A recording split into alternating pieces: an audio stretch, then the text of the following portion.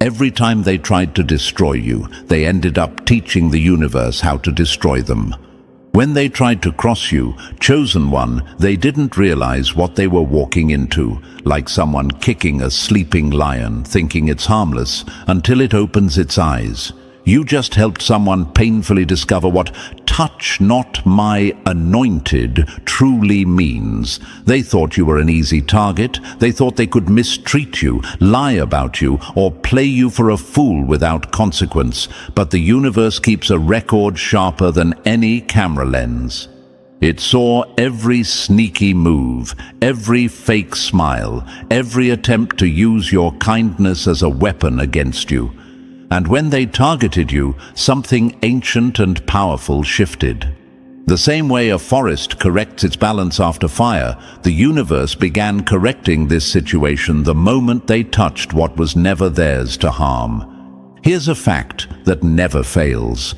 Energy always returns home. Studies in psychology show that guilt and fear eat away at the human mind faster than any poison. What they sent your way, those thoughts, words, and intentions, are now hunting them in their sleep. Their nervous systems are collapsing under invisible weight. They see shadows that aren't there, coincidences that feel like curses. The universe doesn't use violence, it uses reflection. What they did to you, they're now seeing in themselves, multiplied by 10. And thank you, chosen one, for standing tall through it all. Don't forget to pay this message back by simply pressing the like and subscribe button to help spread this light to more souls. It's our shared mission to awaken others, to remind them that goodness still carries power. You are part of a force that's rewriting balance on this planet, and your presence here proves it. Now let's come back to what's really happening here. When you walked into their life, you were like a mirror they didn't want to look into. Your energy exposed the rot they were hiding beneath the surface. They could fool anyone else, but not you. You didn't even have to speak. Your vibration told the truth before your words did. That's what "touch not my anointed" really means. Not a religious warning, but a universal principle. Don't disturb what carries pure energy, because the reaction won't be human, it'll be cosmic. They're learning this the hard way now. You didn't fight back, you didn't curse them, you simply withdrew your energy. And that silence, that distance, became their judgment day. The same hands that tried to block your blessings are now shaking, unable to hold anything steady. Their plans are failing, their relationships are crumbling, and their peace is gone. It's not revenge, it's correction. The universe doesn't punish, it rebalances. It gives everyone a taste of their own medicine until they understand the flavor of pain they once served. For some of them, the lessons have already begun in quiet ways, little inconveniences stacking up. Money slipping through their fingers, strange coincidences that follow them wherever they go. For others, the pain hits deeper. Sleepless nights, endless anxiety, that creeping sense of being watched by their own conscience. They thought karma would take years to find them, but the universe doesn't wait when someone crosses a line drawn around a chosen one. You became the turning point in their timeline, the moment everything flipped. And here's the truth that will always protect you. The universe defends those who move with pure intention. You didn't seek revenge. You let energy do its job. You stayed calm, and that calm became your weapon. While they were plotting against you, they were unknowingly digging a pit that now fits them perfectly. They thought they could touch your peace without consequence, but peace has its own army: silence, patience, and timing. Those three always win in the end. Chosen one, this is your confirmation. You didn't lose when they tried to break you. You became the proof that universal justice is real. What's unfolding right now isn't random, it's response. And though it may look like chaos from the outside, it's actually precision. Every event, every shift, every emotional storm they're facing is the universe echoing back your pain in perfect symmetry. They didn't believe energy had memory. Now they're living in its replay. So when you feel that strange calm lately, when you sense that something heavy has been lifted off your spirit, trust it. That's balance being restored. The universe has taken over your battles, and those who thought they were above consequence are now learning what it truly means to touch what was never meant to be harmed. This is not vengeance, it's the law of return. You didn't have to curse them, threaten them, or expose them. The universe did it for you, publicly and painfully, so they'd never forget the day they tried to cross someone protected by truth itself. You just helped them discover it, painfully, deeply, and permanently. And chosen one, thank you for being here right now, because what's coming next is the part most people will never get to hear. You've just witnessed how the universe defends what's pure, but we're about to go even deeper into how it all unfolds, step by step. So take a breath, stay close, and don't move too fast. Because if you've ever been betrayed, disrespected, or mocked for being too kind, what's coming will feel like a mirror held to your past. Drop the number 777 in the comments if you're ready to see how your silent strength became someone else's worst mistake. And if you can, bless the energy behind this message with a simple super thanks. Because every bit of your support keeps this truth reaching more souls who need to hear it. Remember, you're not just watching, you're part of a universal correction in motion. Now, let's dive in, chosen one. Stay till the end, because by the time we're done, you'll see exactly why touching you was the beginning of their own undoing. Number 1. When karma breaks their mind, not their body. Mess with the wrong soul, and your own mind becomes the punishment. That's exactly what's happening now, chosen one.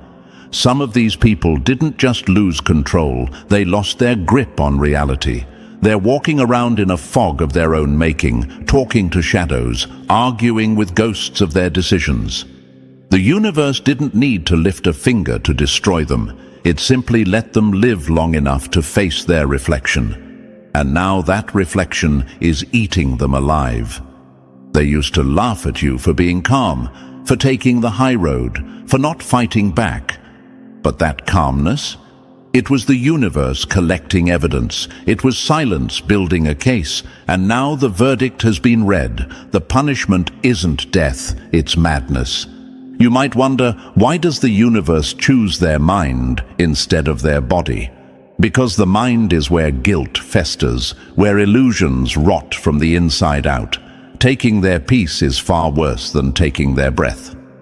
When you touch someone with pure energy, the imbalance doesn't just break your luck, it rewires your reality. They're stuck in loops of paranoia, convinced everyone can see their secrets. Sleep feels unsafe.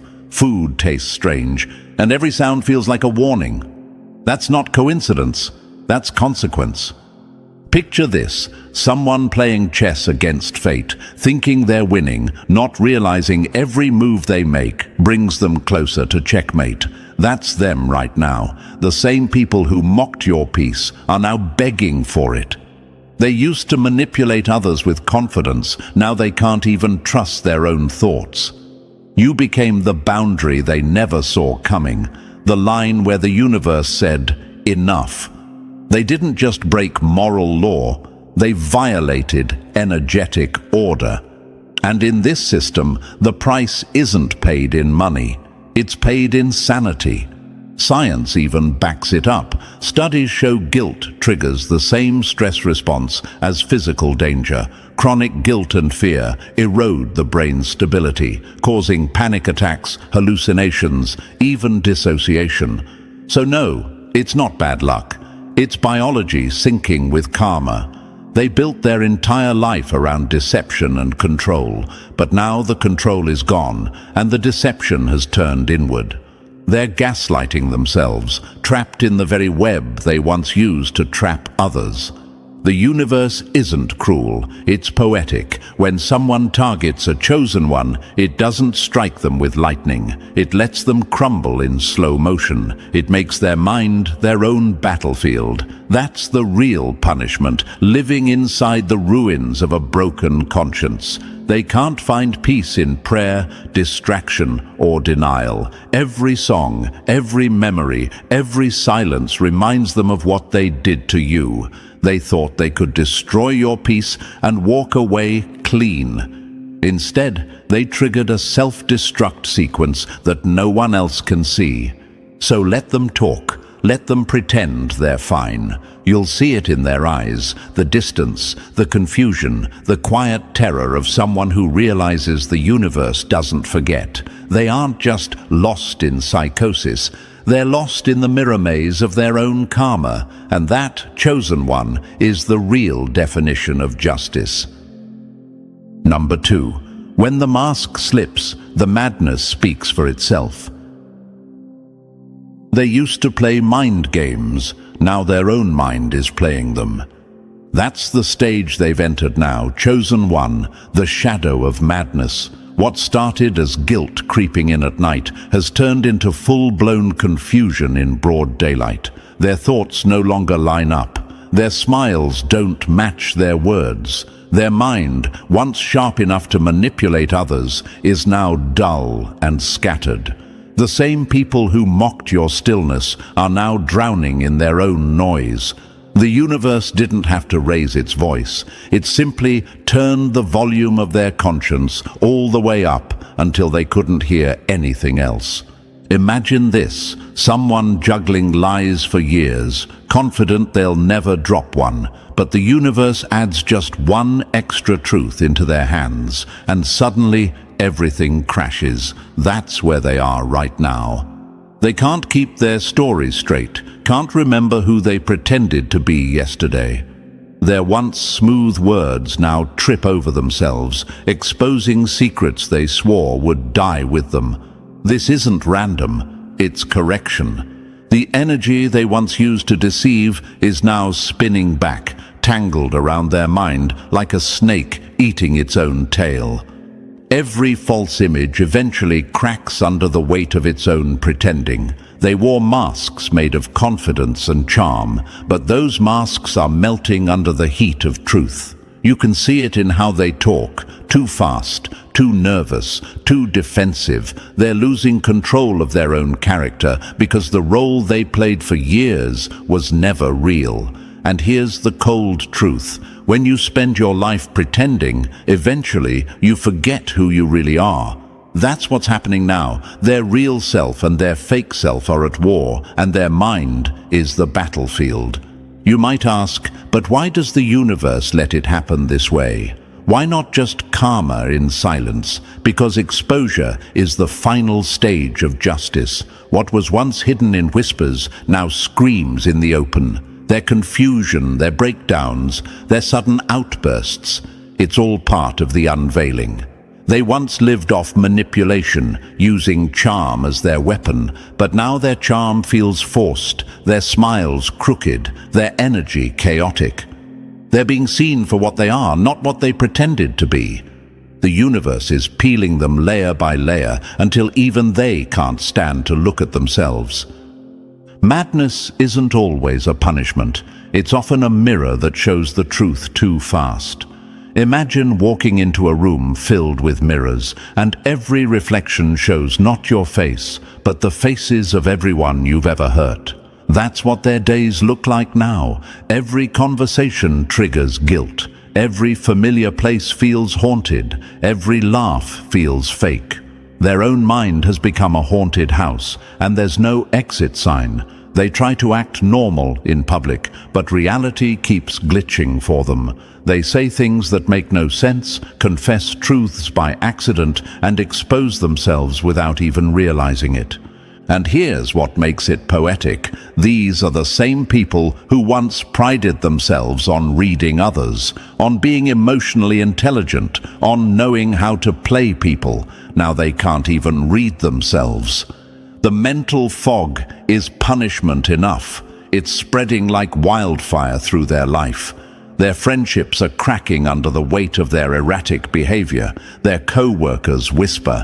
Their family avoids them. The isolation they forced on you is now their own reality. They wanted control, but they got collapse. Energy never disappears. It simply changes who it belongs to. The mental energy they once stole from you through manipulation is now crashing down on them. It's like their mind borrowed too much from the universe and now the bill has arrived. Imagine someone trying to walk across a frozen lake while laughing at you for struggling behind them, only to realize too late that the ice under their feet was thinner. One wrong move, and they're the ones sinking. Some of them are even showing signs that go beyond confusion. Dark energies they once hid behind their charm are finally surfacing. Their true nature is leaking out through their words, their eyes, their actions. People who used to believe their lies are starting to feel uneasy around them. The fake good person image is disintegrating, replaced by the energy of chaos. They used to blame others for everything. Now, everyone around them can see the common denominator has always been them. You might notice this too. The universe always exposes darkness in public. When harm is done in secret, revelation is done in daylight. It's not coincidence that their breakdowns happen in front of others. It's not random that people are starting to distance themselves. The same mouth that once spoke lies is now tripping on truth. The same eyes that once manipulated emotion are now glazed with confusion. They've lost the mask, and without it, they can't perform. The show is over. Sanity leaves quietly, but madness announces its arrival. Imagine standing on a stage where the spotlight suddenly burns too bright. That's them, the light of truth exposing every shadow they once used to hide. They're saying strange things, acting impulsively, doing whatever they can to outrun the storm. But the storm is inside them. The very energy they mocked, the peace you held onto, the restraint you practiced, is now the energy they crave but can't touch.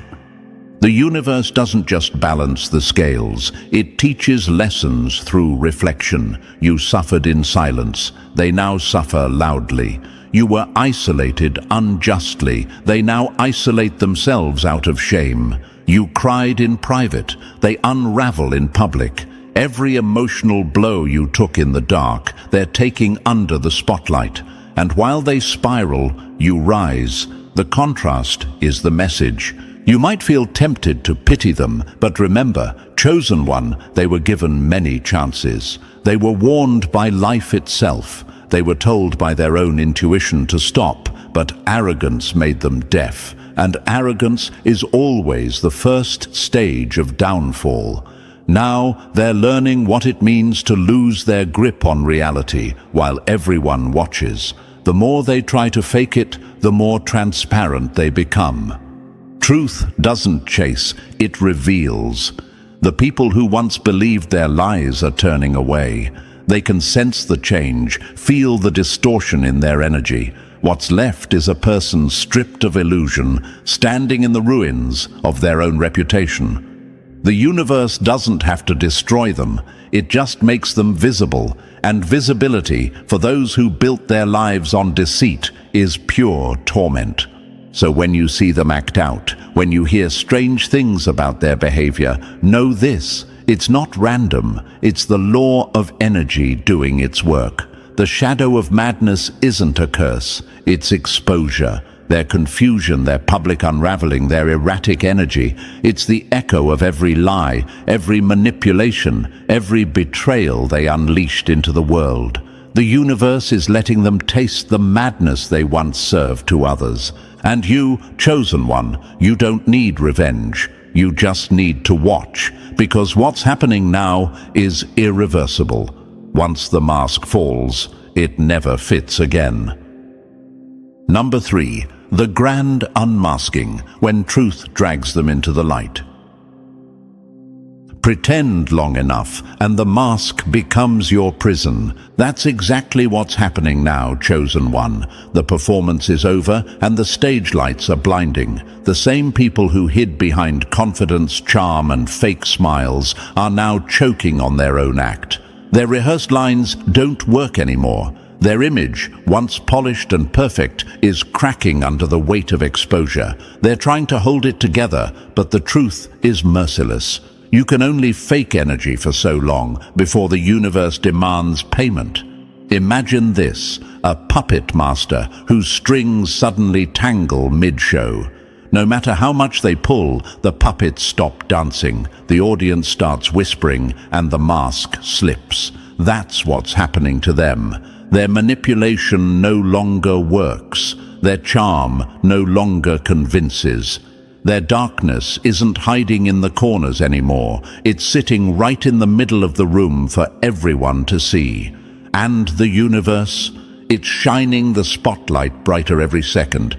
You might ask, why now? Why so public? Because private deceit requires public correction. The same crowd they fooled will now witness their downfall. The universe always balances humiliation with justice. They built their reputation on your silence, but now their own words are turning against them. Slip by slip, story by story, they're unraveling in front of the very people they wanted to impress. The energy they used to control others now controls them. That's not poetic, it's physics. What you project returns. What you manipulate consumes you. You've probably seen it already. Their tone changing, their eyes losing focus, their confidence turning into panic. The puppet strings are cutting into their own hands now.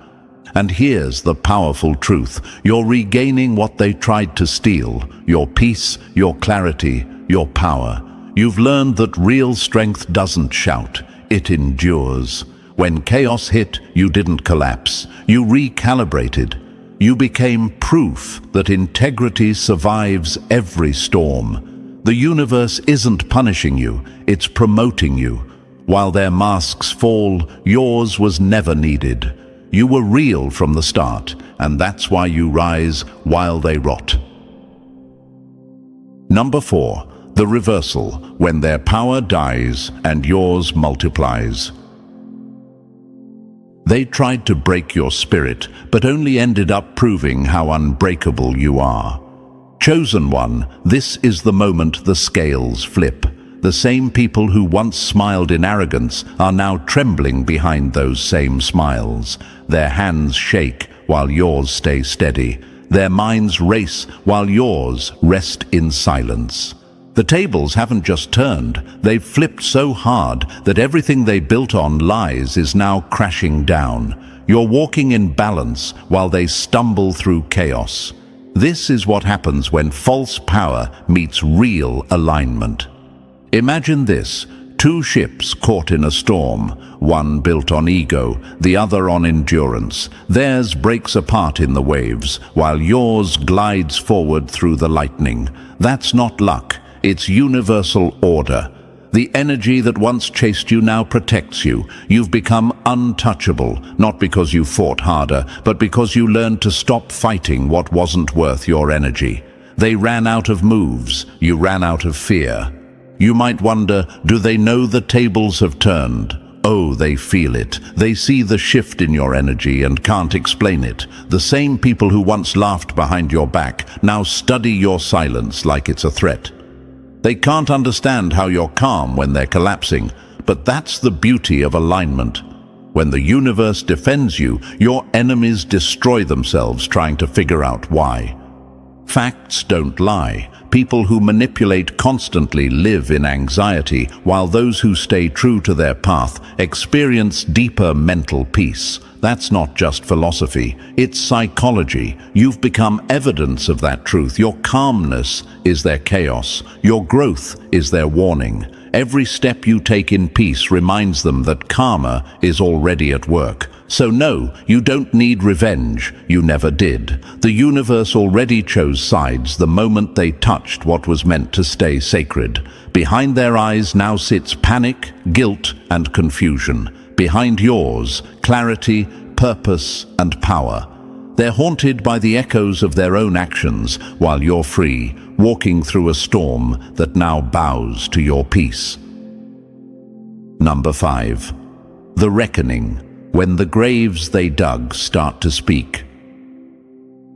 Bury your wrongs if you dare, but the universe has a way of turning silence into testimony. Chosen one, Judgment Day isn't a myth, it's momentum. It's the moment when everything hidden starts clawing its way to the surface. The energy they buried under charm, manipulation, and lies is resurfacing like bones in the desert after a storm. They thought their secrets were safe, but truth has a memory sharper than any blade. Every buried act, every quiet betrayal, every whispered lie is crawling back into the light.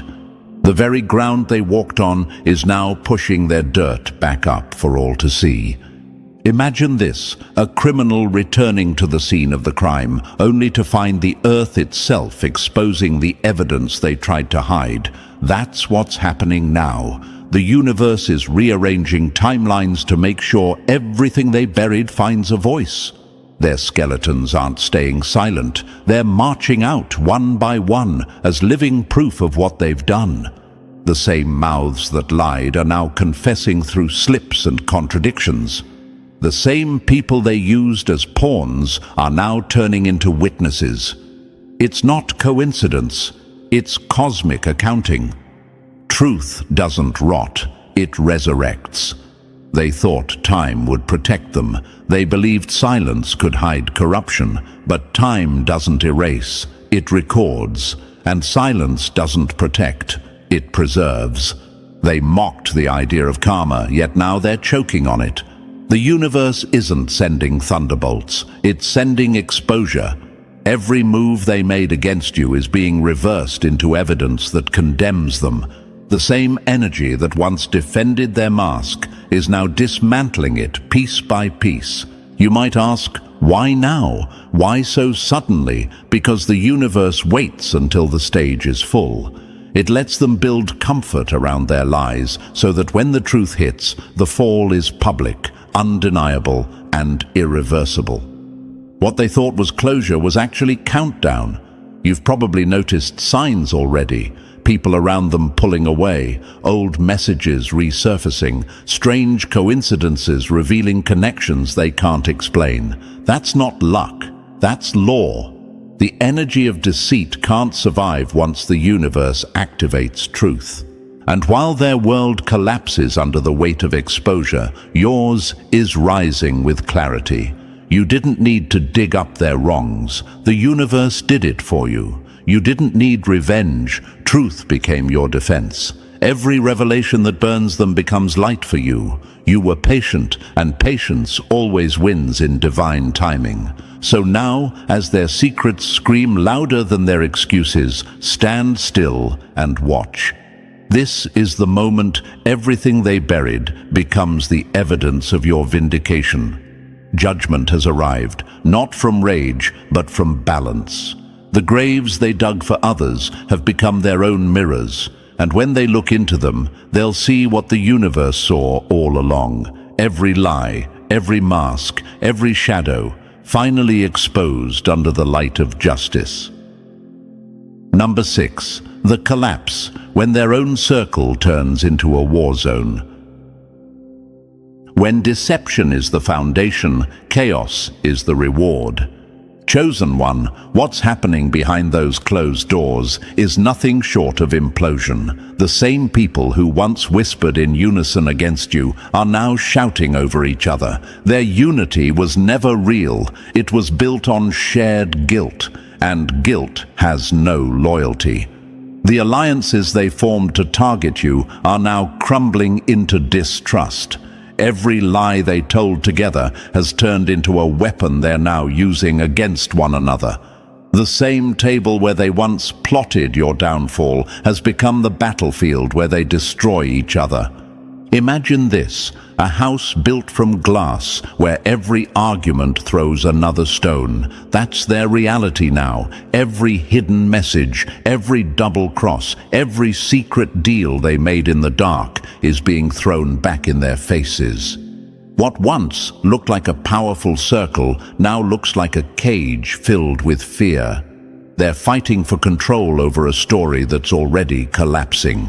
No matter how they try to fix it, the cracks only grow. That's how the universe works. It doesn't need to strike from the outside when corruption is busy eating itself from within. Lies age fast. Truth doesn't. Their lies are decomposing at a speed they can't manage. Panic is spreading through their group like smoke in a sealed room. They can't breathe around each other anymore. You'd think they'd unite under pressure, but deceit breeds paranoia, not partnership.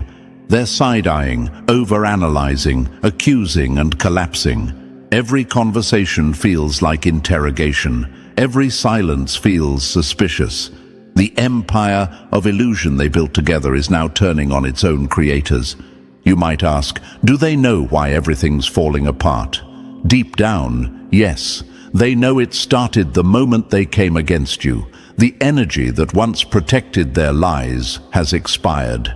The same calm you held, the patience that confused them, is now haunting them as guilt. They can't sleep without replaying their own words. They can't plan without fearing exposure. The universe made sure their punishment fits their crime, mental warfare for those who waged it. While they tear each other apart, you're untouched, elevated, and free. You don't even have to say a word. The chaos behind the scenes speaks for you now. Number 7. The mind unravels when the real prison is their own head. They thought breaking you would bring them peace, but now their own mind has become the battlefield. Chosen one, the universe didn't need to destroy their life. It simply handed them over to their thoughts. That's where the punishment hits hardest. No one can escape their own mind. You can run from consequences, you can hide from people, but you can't silence a guilty conscience that's wide awake. The real torment isn't external, it's internal. Their thoughts don't obey them anymore. Their emotions are swinging like broken pendulums.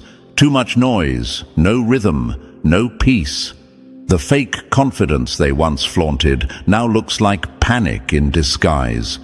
Imagine this, a person walking through a carnival of mirrors, and every reflection distorts their face a little more until they can't tell which version is real. That's what they're living through. Every lie they told reshapes their reality until truth feels foreign. They can't tell what's real, who's loyal, or where safety is. Their mind has become a maze with no exit signs, only echoes of what they did to others. Guilt doesn't sleep, it waits for silence. They used to laugh easily, post confidently, walk with inflated pride. Now every smile is forced, every laugh cracks mid-sentence. Their nerves betray them. The anxiety they once mocked in others now rules their mornings. The peace they faked online can't survive offline. They're jumping at shadows, overthinking every text, replaying every word. The universe has flipped their script. What they used to project onto you, they now experience in tenfold. You might ask, why does it look like their life still functions? Because collapse doesn't always start outside. It starts inside. Their mind is the earthquake, and their life will soon mirror its cracks.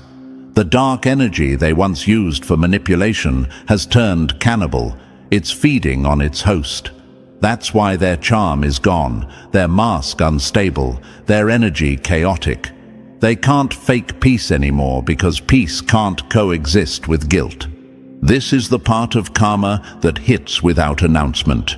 No thunder, no lightning, just the slow unraveling of a mind that once believed it could play the universe. Number 8. The high ground belongs to you when silence becomes your crown. They mocked your warnings until your silence became the proof. Chosen one, you're standing on the high ground now, not because you fought harder, but because you didn't need to fight at all. You saw this fall coming long before they did. You read the energy shift before it even took shape. That wasn't ego, it was intuition sharpened by truth. You tried to warn them, not to scare them, but to spare them. You knew how the universe works. Every action has a signature, and energy always returns to the name that sent it. They ignored you, laughed it off, and now they're learning that you weren't predicting, you were foreseeing. Imagine this, a storm building miles away while everyone else is laughing under clear skies. You quietly step inside, shut the door, and watch as the thunder rolls in. That's what's happening now. You didn't run, you just prepared. And now, as their chaos crashes down, you're still standing, untouched, elevated. The high ground isn't just safety, it's perspective. You're watching from a place of calm as everything they sent your way circles back to its origin. Peace isn't weakness. It's proof you've mastered energy. You could have sought revenge. You could have exposed them first. But instead, you let the universe handle what your anger never could. And look at the result. They're unraveling while you're ascending. The same people who thought they had the upper hand are now looking up, confused, realizing you were never beneath them. You were simply being positioned higher. You might wonder, what's next for me after all this? Restoration. Every piece they tried to take from you, your reputation, your confidence, your joy, is being handed back, multiplied. The universe never forgets what's stolen under false pretenses. Expect alignment disguised as opportunity. Expect resources to flow where resistance once stood. Expect the energy you invested in patience to return as peace and power. The high ground is yours because you earned it through restraint. You stayed still when chaos begged you to react. You rose when envy wanted you to sink. And now, chosen one, you stand exactly where they can't reach. Above the noise, crowned in calm, watching the storm clear beneath your feet.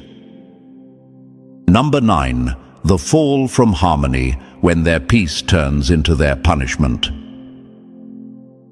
They called it peace, but it was only silence before the collapse. Chosen one, what they're living now, is the aftermath of pretending too long. Their version of harmony was nothing more than control disguised as calm. They wore serenity like a costume, hoping no one would notice the chaos underneath. But peace that isn't earned never lasts. It fractures the moment truth walks in. And truth has arrived, unapologetically, pulling every thread of their illusion apart. What once looked stable from the outside is shaking violently behind closed doors. The calm they bragged about has rotted into calamity. Imagine this, a serene lake hiding a whirlpool beneath its surface.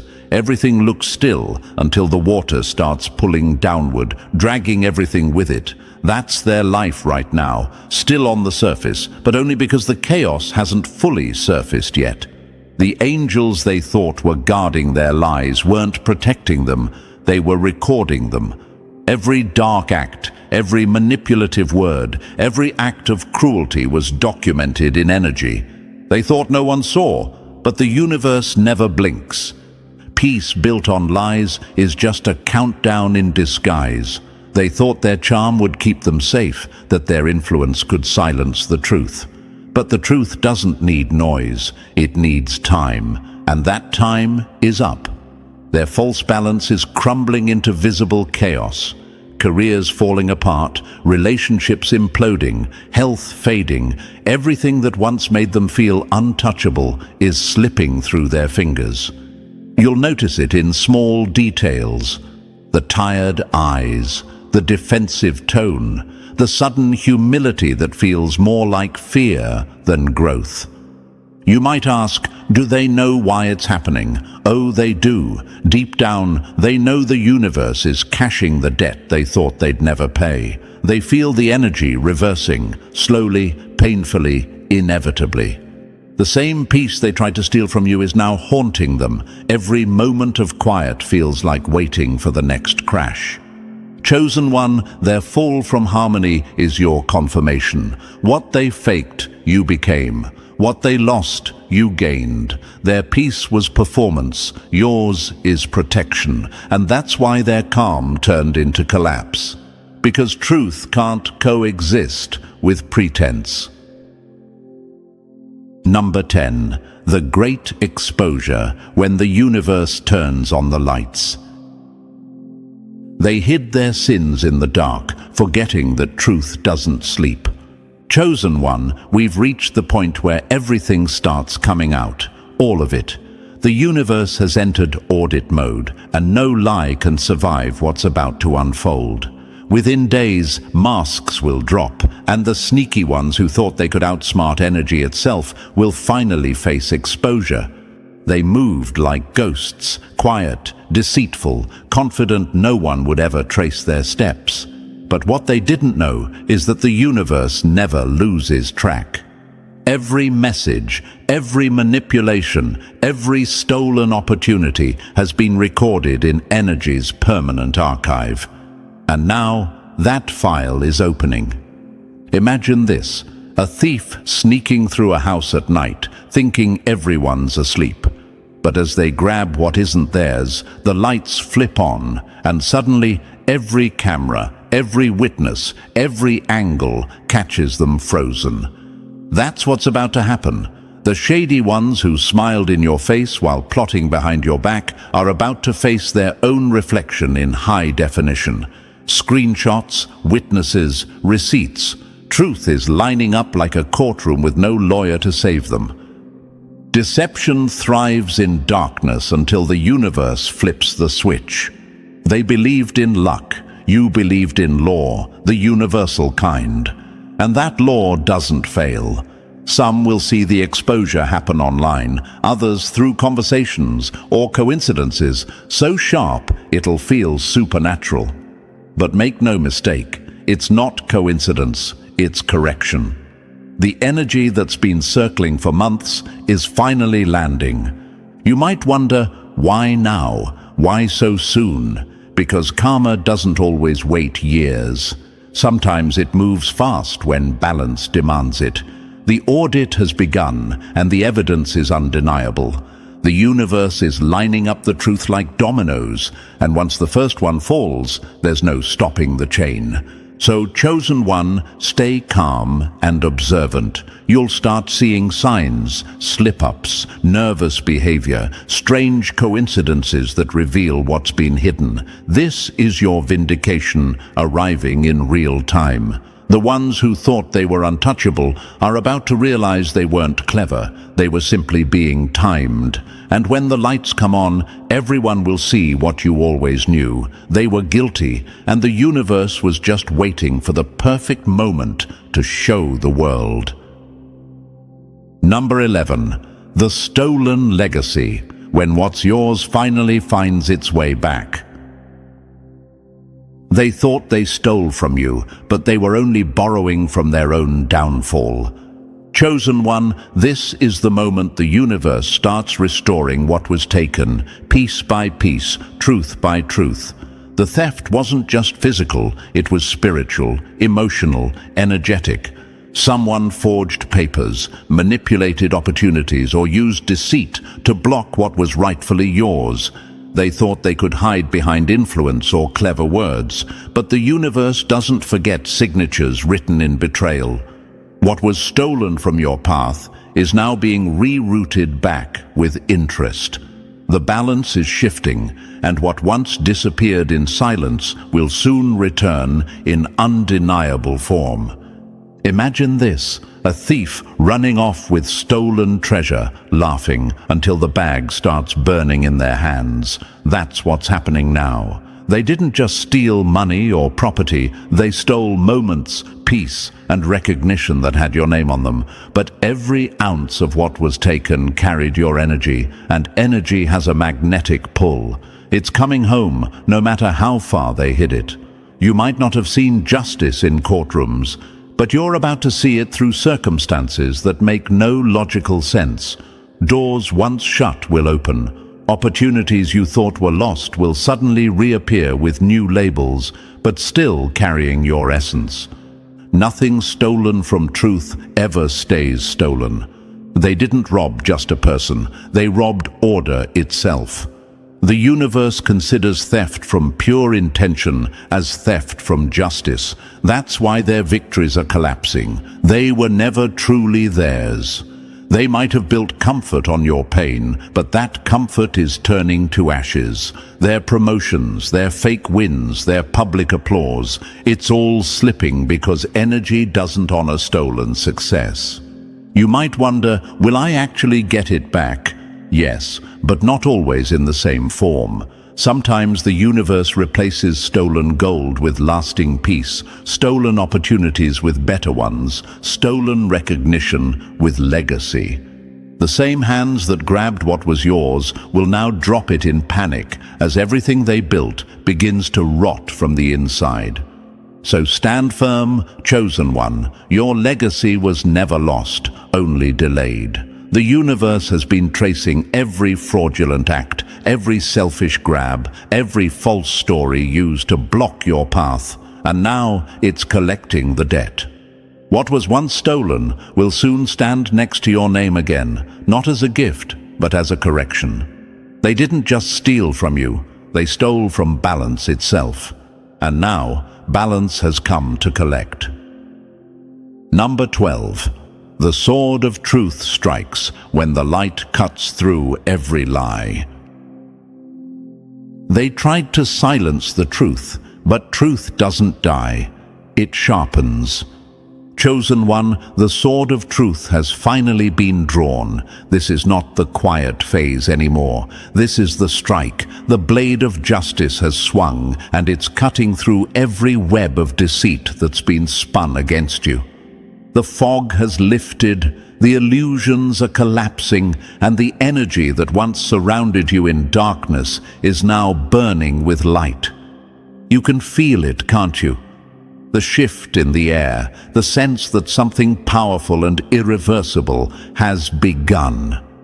The universe is no longer watching silently, it's acting. Imagine this. A blade forged in silence, tempered by your pain and polished by your patience. Every time you stayed calm, every moment you refused to fight dirty, that sword was being sharpened in the background.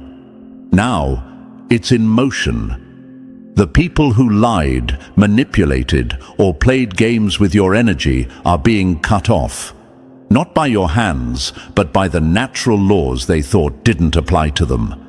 They can't talk their way out of this one. Words can't save them anymore. Their reputations, their masks, their alliances, one by one, they're being sliced open by the very truth they mocked. Truth doesn't need defenders, it needs timing. And that time has arrived. Everything hidden is surfacing. Every false story is unraveling. The universe is balancing the scales in plain sight. Those who once laughed at your pain are now choking on the karma they swore didn't exist. The same tongue that mocked you now stutters. The same eyes that rolled with arrogance now avoid mirrors. The sword of truth spares no one, not because it's cruel, but because justice cannot coexist with lies. You might ask, why now? Why does it feel so intense? Because this isn't just exposure, it's restoration. You didn't suffer for nothing. The universe never wastes pain, it converts it into precision. What's being restored to you isn't just physical, it's emotional, mental and spiritual balance. You're not just getting back what was taken, you're getting it back multiplied. What you lost in betrayal will return as wisdom. What you lost in time will return as acceleration. What you lost in relationships will return as alignment. This is the moment the energy that worked against you starts working for you, and the shift is unstoppable. Those who touched what was sacred are now bleeding from invisible wounds. It's poetic justice at its highest level. You can't harm what's aligned with the universe without cutting your own fate open. They thought they were clever, untouchable, safe in their deceit. But deceit always turns on its creator. You'll start seeing it. Strange misfortunes, breakdowns, panic that can't be explained. Their lives are falling apart piece by piece, not through coincidence, but through consequence. Meanwhile, you're walking lighter, freer, stronger. The weight they placed on your shoulders has been lifted and handed back to them. That's the beauty of balance. It never misses its mark. You cried, you struggled, you endured, and now the same energy that once tried to bury you is becoming your elevation. Your name is clearing, your path is opening, and your power is returning. You're not just surviving anymore, you're glowing. You've become living proof that no lie, no betrayal, and no false narrative can stand forever against the sword of truth. Imagine this final scene. You standing on the same ground they tried to bury you under, watching as light breaks through the clouds. Everything that was hidden is revealed. Everything that was stolen is returned. Everything that was unfair is corrected. The universe doesn't need applause for this. It's simply restoring balance. You don't even have to fight. You just have to stand. Because standing in truth is the highest form of victory. So cry if you need to. Those won't be tears of pain anymore. They'll be tears of release, of relief, of rebirth. You made it through storms designed to destroy you, and now you're being crowned by clarity. The light is exposing everything that once confused you. The fog is gone, the noise is gone, and peace finally feels real again. And here's the closure the universe wants you to know. They didn't just mess with you, they interfered with universal order. And when you violate that, there's only one outcome: self-destruction. So let them face it. Don't look back. Your job now is to rise, rebuild, and receive. The universe is finalizing the lesson once and for all. Touch, not the protected. Harm, not the pure. Those who ignored that truth are now witnessing their own undoing in real time. The sword of truth has struck, chosen one, and it struck in your favor. The balance is restored. The light is yours. The lesson is sealed. And from this day forward, the world will know. No one crosses a pure soul and walks away unchanged. And chosen one, if this message resonated with your spirit, let the universe know you received it. Press that like button if you haven't already. It helps this truth reach more souls who need to hear it. And if you're still not part of this growing family, make sure to hit subscribe and join the movement. Together, we're spreading awareness, strength, and light across the world. Your presence here isn't by accident, it's alignment. So stay tuned, stay powerful, and remember, when truth strikes, no lie can stand. They didn't just silence you, they built their comfort on your confusion. That's how deep it goes, chosen one. Since childhood, you weren't just misunderstood, you were targeted. Every glance that dismissed your pain, every laugh that mocked your questions, every time they told you to stop overthinking. It wasn't random. It was part of a pattern, a hidden playbook your own family followed to keep a truth buried. You were the threat before you even knew why. Like a bright flame in a dark room, your light made their secrets visible, and they couldn't afford that. Think of it like this. When a mirror is too honest, people try to break it. You were that mirror, reflecting things they wanted to keep hidden. As a child, you felt the tension you couldn't explain. The forced smiles, the uneasy silence when you walked into the room, the way adults exchanged quick glances over your questions. You thought you were the problem, but no, you were the one thing they feared most. A awareness. And awareness is dangerous in families built on illusion. Studies in psychology have shown that in families with generational dysfunction, the most emotionally intelligent member often becomes the scapegoat, the one who unconsciously threatens to expose the truth. And that's who you were, long before you even understood what truth meant. And thank you, chosen one. Before we continue, I just want to say this. If these words hit something deep inside you, it's not by accident. Don't forget to pay this message back by simply pressing the like and subscribe button to help spread this light to others who've been living in silence just like you.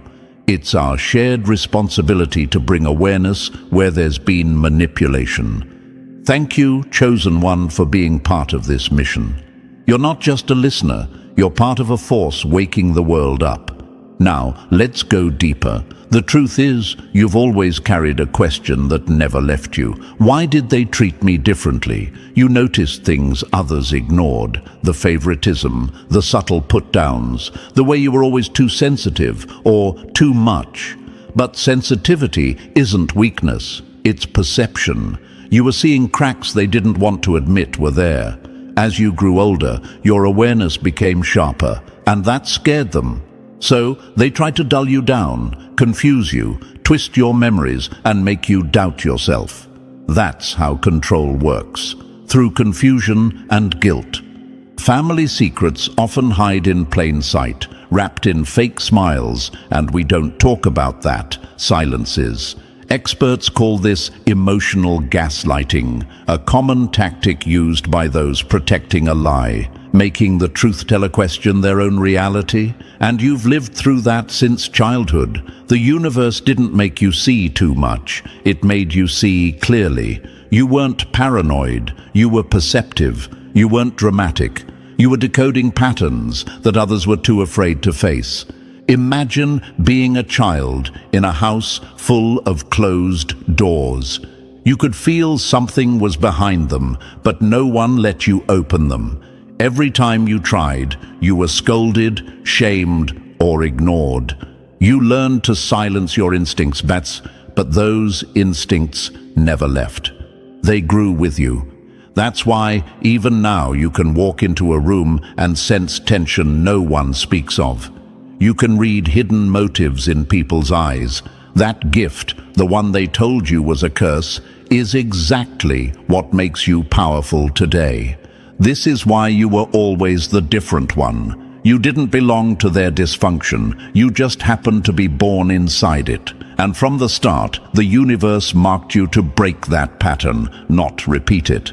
They felt that energy, even when you were too young to define it. So they tried to shut it down before it could bloom. They talked about you, not to you. They made you question yourself instead of questioning their behavior. They played the victim when you started to see through their act. But every manipulation, every lie, every emotional wound was secretly molding you into someone unbreakable. You were never the weak link. You were the awakening, and that's exactly why they targeted you. Because in families built on silence, the one who asks why becomes the threat. But here's the twist. What they feared most wasn't you finding out their secret. It was what would happen after you did. Because once you see the truth, you can't unsee it. You stop playing your assigned role. You stop apologizing for existing. You stop believing that their behavior was your fault. That's when their control starts to crumble. So, chosen one, understand this. You were never cursed. You were chosen for clarity. You didn't inherit their darkness. You were sent to expose it. That's why life kept pulling you back to reflection, healing, and solitude. Because the universe needed you to grow strong enough to face what others ran from. And now, here you are, ready to uncover what was hidden, not to destroy your peace, but to rebuild your truth on solid ground. This isn't about revenge or blame, it's about release. The universe doesn't reveal secrets to hurt you, it does it to free you. What's been hidden since your childhood isn't meant to shame you. It's meant to show you how extraordinary your inner strength truly is. You survived being misunderstood by the very people who were supposed to protect you, and yet you never let that darkness change your core. That's the ultimate victory. The secret they've kept from you may still unfold in pieces, through memories, revelations, or simple moments of clarity. But one thing is certain: the version of you who once felt powerless has now become the version who holds the power. And as that truth rises, every lie they built around you begins to collapse. That's the moment they'll fear, when the one they underestimated finally understands everything. You've been a target since you were a child, not because you were weak, but because you were aware. And awareness, chosen one, is the weapon that ends the cycle. And hey, chosen one, thank you for still being here. That already tells me something about you. You've always sensed that the story you were told growing up wasn't the full truth. And tonight, we're finally peeling that mask off. What's coming next will connect dots you didn't even know were related. So stay close. You'll regret it if you click away before the pieces start fitting together. Drop a comment below with the number 777 if you're ready to uncover what's been hidden from you since childhood. And if this message hits home, bless the team behind it with a small token of gratitude. It could be a cent or 1,000. Every bit of support keeps this light alive and helps more chosen ones find the truth they were never supposed to know. You've made it this far, so don't stop now. The next part will expose why you were targeted and what your family tried to keep buried all along. Take a breath, because we're about to dive in step by step. And believe me, if you are truly a chosen one, you'll feel that magnetic pull to stay until the end. Let's begin. Number 1. They called it love, but it was a setup. The worst kind of betrayal isn't from an enemy, it's from the hands that once tucked you in. That's where it all began, chosen one. The knife didn't come from strangers. It came from the table you grew up eating at. You were taught that family means safety, that blood never betrays. But somewhere between those bedtime promises and the silent treatment, something darker was brewing. They didn't protect you, they protected the lie. They didn't keep secrets to spare your feelings. They did it to save themselves. Every time you questioned the odd looks, the missing truths, or the stories that didn't quite add up, they gaslighted you into silence. You weren't crazy. You were close. You were close to uncovering what they had built their comfort on, your confusion. Let's be real, betrayal from outsiders hurts, but betrayal from blood destroys something deeper. It makes you doubt your instincts, your worth, your memory. You grow up thinking you're overreacting, when in truth, you were under-informed. They rewrote your reality piece by piece until you couldn't tell if your pain was valid or your imagination playing tricks. That's psychological warfare, not parenting. They didn't lie for you, chosen one. They lied about you. Every guilt trip, every sudden outburst of affection after hurting you, it was all part of keeping you emotionally hostage. Because if you can't trust your own perception, you can't rebel against the system that's abusing you. You might ask yourself now, why would they do that? Why would people who claim to love you betray you so deeply? The truth is, some families survive not on love, but on control. And control demands obedience, not honesty. You were never meant to obey. You were meant to awaken.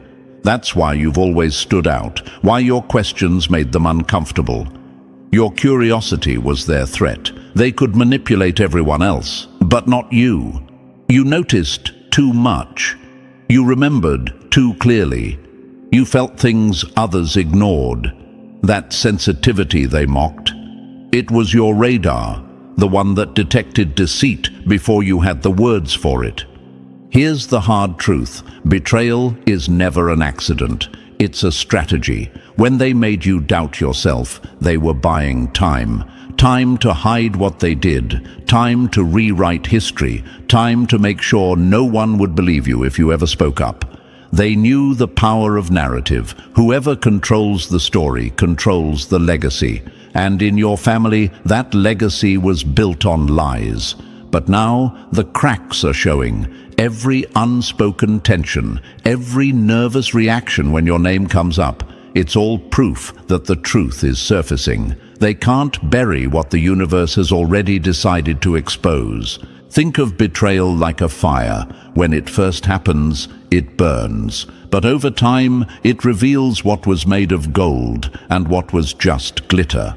The people who were real stayed steady in your pain. The ones who weren't vanished when your truth threatened their image. You've lost people, yes, but what you really lost were illusions. You didn't lose family, you lost your handlers. You didn't lose love, you lost manipulation disguised as affection. That's not a curse, chosen one. That's a cleansing.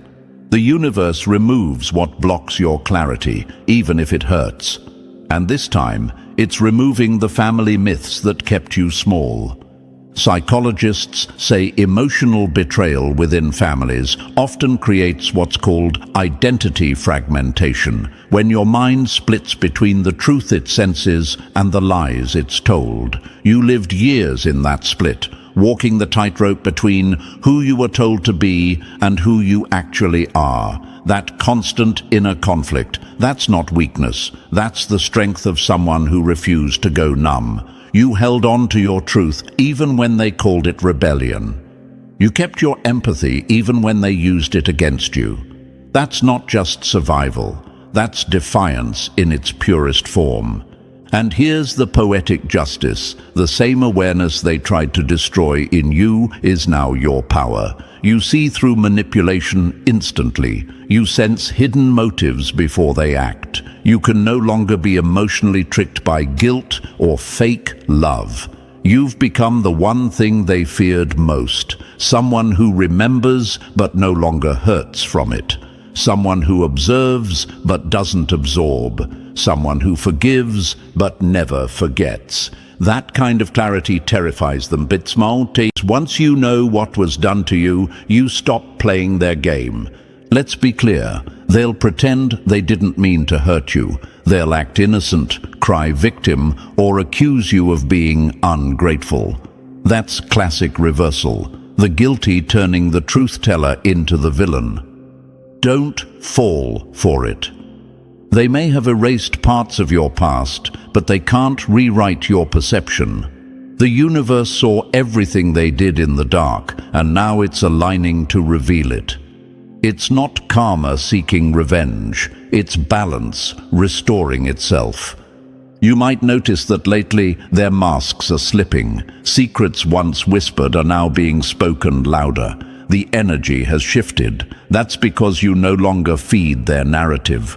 Your silence used to protect their image, but your awareness now exposes their guilt without you saying a word. They feel it, the unease in your presence, the way truth lingers in your eyes. They know you see through them, and that's enough to unravel years of deception. Remember this, you were betrayed because you mattered. You were targeted because your honesty was a threat to their survival. They couldn't control your mind, so they tried to destroy your confidence. But here you are, stronger, sharper, unshakable. The universe doesn't waste pain, chosen one. It transforms it into intuition. Every moment you were manipulated became training. Every tear became insight. You were sculpted in silence for this awakening. So don't hate the betrayal, use it. Let it remind you that your loyalty deserves discernment. Let it fuel your rise. Let it teach you that sometimes bloodlines aren't about DNA, but about energy, and your energy no longer matches theirs. You've outgrown the lie they built around you. You are the living proof that the truth survives, even when surrounded by deceit. And while they still hide behind false smiles, your freedom will haunt them. Because nothing tortures a liar more than the one who no longer needs their story to exist. That's the real revenge. Peace. And peace, chosen one, is what they can never fake. Number 2. They carried sin, you carried the scars. They buried their guilt in your silence and called it peace. That's how it's always been, chosen one. They hurt you, then acted like nothing happened. They broke something in you, then demanded you smile like it never shattered. Their world kept spinning while yours stopped. And that's the part that stings, not just the betrayal, but the injustice of watching them live untouched while you carried invisible bruises that no one saw. The universe has a strange sense of timing, though, because what they thought they escaped is now circling back, not as punishment, but as balance. You don't have to chase revenge. The weight of their actions is already chasing them. Imagine this. A person throws a rock into a lake and walks away, thinking the ripples will disappear. But energy doesn't vanish. It travels. The ripples reach the edge, echo back, and return to the point of origin. That's karma in motion. They might have fooled others, but the universe never forgets an energy exchange. Every manipulation, every lie, every guilt trip, those were debts. And while you were busy healing, they were accumulating interest on their own destruction. They'll start to notice it soon. Relationships falling apart, restlessness they can't explain, that quiet paranoia that keeps them awake at night. It's not magic, it's math. You can't build peace on another person's pain without paying the price later. But let's talk about what you're probably asking yourself. Why did they get away with it for so long? Why didn't the universe protect me then? Because, chosen one, sometimes the universe lets the snake move freely so you can see its pattern before you cut it off. You had to learn discernment, not just defense. You had to see what manipulation looks like up close, so you'd never fall for it again. Pain is the cruelest teacher, but the most effective one. You were never unprotected. You were being prepared. People don't destroy you because they hate you. They destroy you because your truth exposes their lies. They attacked your character because they couldn't compete with your integrity. They twisted stories because facts didn't favor them. They used guilt because logic failed them. But here's the secret they never understood. They could break your heart, but they could never own your mind. That's why you're still standing, and that's why they can't find peace. Imagine a thief who steals gold, but never stops looking over his shoulder. That's them. They took from you your innocence, your confidence, maybe even your sense of safety, but they'll never enjoy what they took. Because what they stole wasn't material, it was moral. And moral theft comes with an emotional bill that never stops charging. That's why they need validation, attention, chaos. They're trying to drown out the guilt that whispers the truth they buried. You don't even need to confront them anymore. Their own reflection does it every morning. The weight of their actions isn't just emotional, it's energetic. When you harm someone with pure intentions, you borrow against the universe itself. Every lie they told about you was like writing a check they couldn't cash. Every time they downplayed your pain, they created a future moment where their own would be dismissed. That's the loop of cause and effect. It's not you seeking revenge, it's nature restoring order. What you do to the truth doesn't destroy it, it only delays its arrival. And their delay is over. Now, I know part of you might still wonder, should I confront them? Should I make them see what they did? The answer, chosen one, is no. You don't need to stand in the fire to prove it's hot. Let the universe handle what you've already outgrown. The moment you understand the weight of their actions, you no longer need to carry it. Their accountability isn't your responsibility anymore. Your peace is. Protect it like sacred ground. Don't let them back in just because they look remorseful. Some people don't return to apologize. They return to refill on your energy. Imagine this. You're a healed version of yourself, glowing, calm, grounded. They show up again, all smiles and soft words, pretending the past never happened. But look closer. Their eyes still calculate. Their tone still manipulates. That's not love. That's recycling old control under new packaging. Protect your energy. Guard your truth. Because every time you let them near, they test if the old tricks still work. And when they don't, they panic. That panic is the sound of their mask cracking. Don't feel guilty for walking away. Feel proud for recognizing the trap before stepping into it. When you heal, you don't just free yourself, you expose every person who profited from your pain. That's why your peace bothers them. They thrived when you were broken because it made them look stable. They stood taller when you were crawling. But now that you've risen, their image collapses. That's what they fear most. Not your anger, but your clarity. Because once you see what they did without hatred, you hold the kind of power they can't manipulate anymore. You've probably noticed that they try subtle ways to keep control.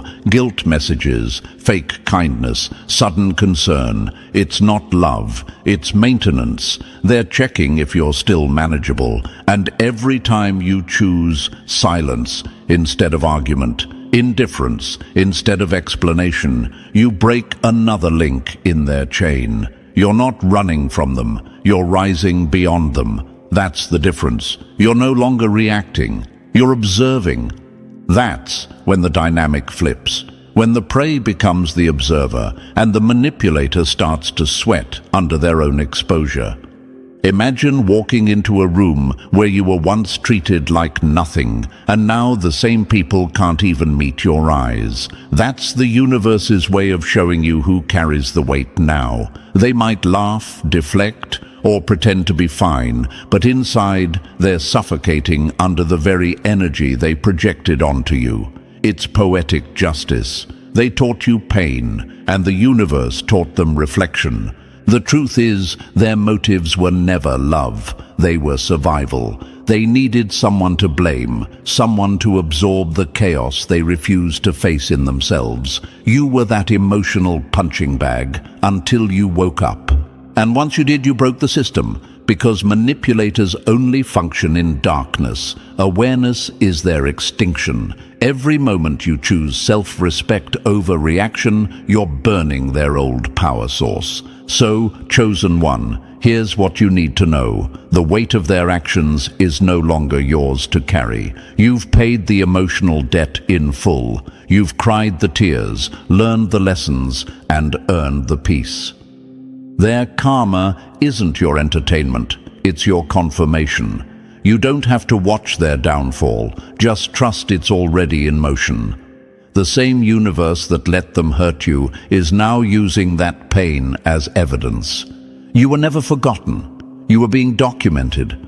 Protect your truth like it's gold. Protect your peace like it's oxygen, because now you hold the power they once used against you. And when the day comes that they try to rewrite history again, don't argue, just smile.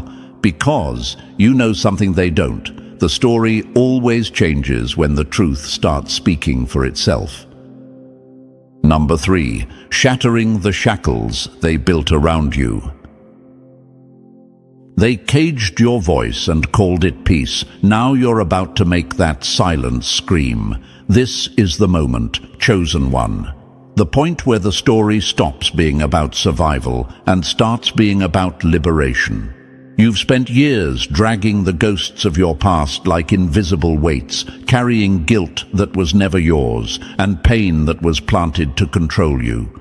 But now, the lock they placed on your spirit is rusting, and the key has always been in your hands. The universe didn't want you to suffer. It wanted you to see, and now that you've seen the truth, nothing can chain you back to what broke you. Imagine this: a bird raised in a cage believes flying is dangerous. It flaps only enough to survive, never enough to soar. That's how they conditioned you, to think freedom was reckless and obedience was love. They convinced you that questioning them made you ungrateful, that independence meant betrayal. But here's the truth. Those weren't lessons. They were leashes, and now you're cutting every single one. You're not breaking down, you're breaking out. The universe doesn't remove people from your life as punishment. It does it as protection. You might ask, why now? Why didn't I see this earlier? Because the truth waits for strength. You had to build the emotional muscle to face what once terrified you. The version of you that exists today isn't fragile. It's forged. Every heartbreak, every betrayal, every night you cried alone built the armor you're now wearing. You're no longer that child begging for understanding. You're the adult who no longer needs their approval to breathe. Freedom doesn't start when the chains break. It starts when you stop apologizing for the sound they make. And that's what this moment is, the sound of your rebirth. You're stepping into your authentic self, raw, unapologetic, aware. The lies that once shaped you now crumble beneath your truth. The manipulations that once confused you now expose their own patterns. What once hurt you now serves as evidence of your growth. This revelation isn't punishment, it's graduation. The universe isn't testing you, it's trusting you. It's saying you're ready, ready to live without guilt, ready to speak without fear, ready to walk without looking back. You've been a prisoner of silence for too long, chosen one, and now your freedom will be the loudest thing they ever hear. Number 4, the bloodline trap they built around you. Family isn't always your foundation. Sometimes it's the web designed to keep you from flying. Chosen one, this is where the truth starts to sting. You didn't just grow up in a family. You grew up in a system, a silent web of expectations, guilt, and manipulation. The threads were spun long before you were even born, each one carrying secrets, lies, and generational wounds that weren't yours to inherit. You were taught to respect everyone but yourself, to stay loyal even when loyalty meant losing your peace. That's not family, that's control wrapped in tradition. Imagine this. A spider doesn't warn the fly, it's spinning the web. It lures it in with stillness, with safety. Your family may have done the same, promising unity while weaving a structure designed to hold you in place. Every time you tried to break free, they tugged harder on the emotional strings. Guilt trips, backhanded compliments, and that classic phrase, "After everything we've done for you." That wasn't love, it was leverage. They weren't trying to guide you, they were trying to contain you. You might be wondering now, why would family do that? Because truth threatens tradition. You became the question in a home built on denial. You saw too much, said too much, remembered too much. Your awareness was dangerous in a house that survived on silence. Families like that don't nurture truth. They breed obedience. The moment you started seeing through their performance, you became the outsider in your own bloodline. And yet here's what they never understood. Outsiders are the ones who break the curse. It runs in the family doesn't mean it has to run through you. You're the disruption, the one who looked at the pattern and said, no more. The gossip, the secrets, the emotional games, they don't belong to you anymore. Protect your peace like it's sacred currency. Guard your energy as if it were oxygen, because when you start to detach, they'll try harder to pull you back. They'll test your empathy, your patience, your guilt. But remember this, love without respect is just manipulation in disguise.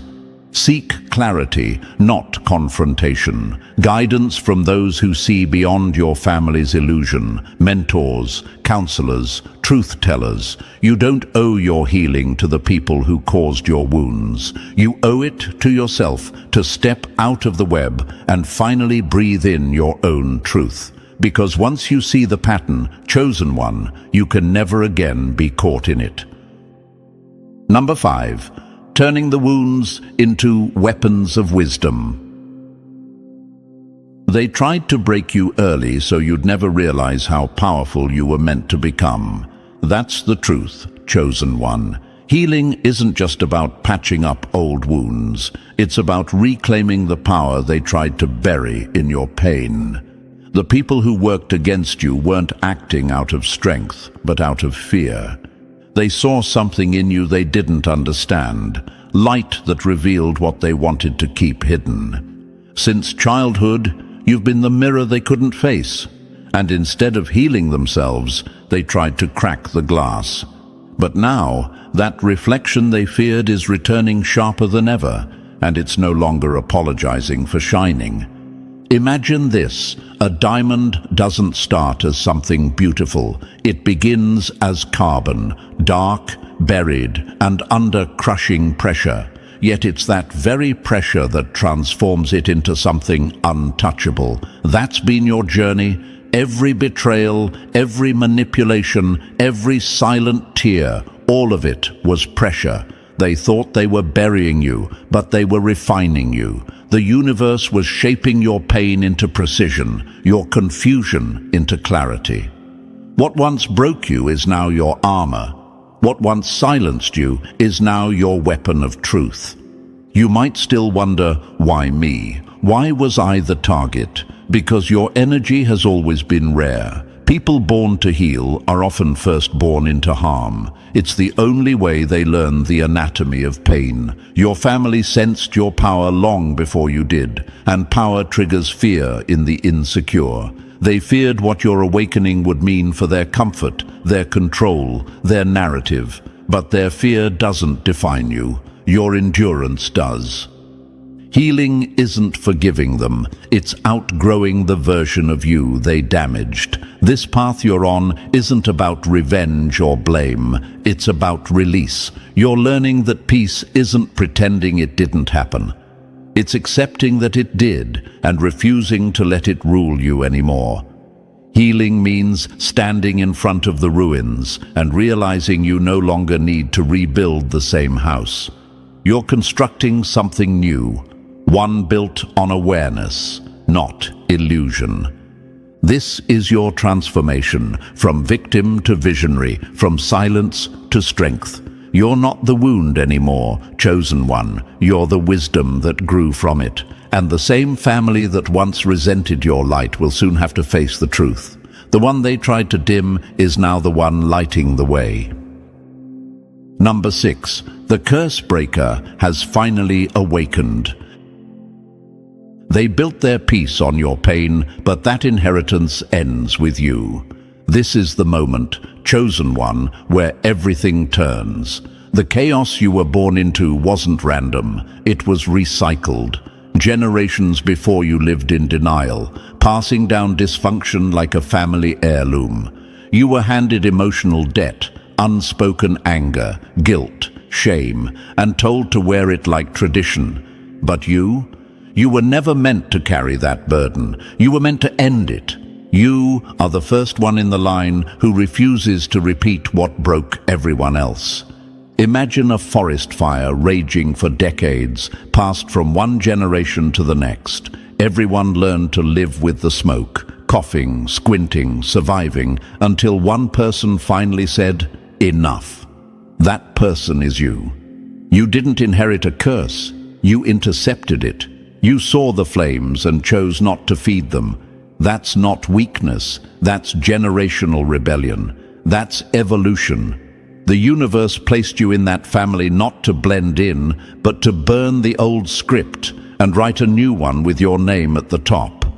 You might ask yourself, why me? Why was I chosen to break what I didn't build? Because your awareness is the weapon they never had. You feel deeper, question louder, and see clearer.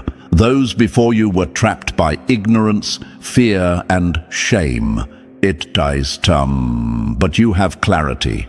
And clarity breaks cycles faster than confrontation ever could. You're not fighting them, you're freeing yourself from the energy that shaped them. That's what true healing looks like, transforming pain into pattern-breaking wisdom.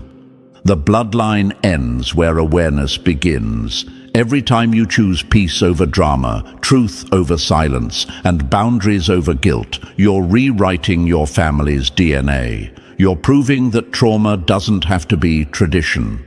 The same darkness that once swallowed your childhood now fuels your strength. You're becoming the proof that endings can be beautiful when they're intentional.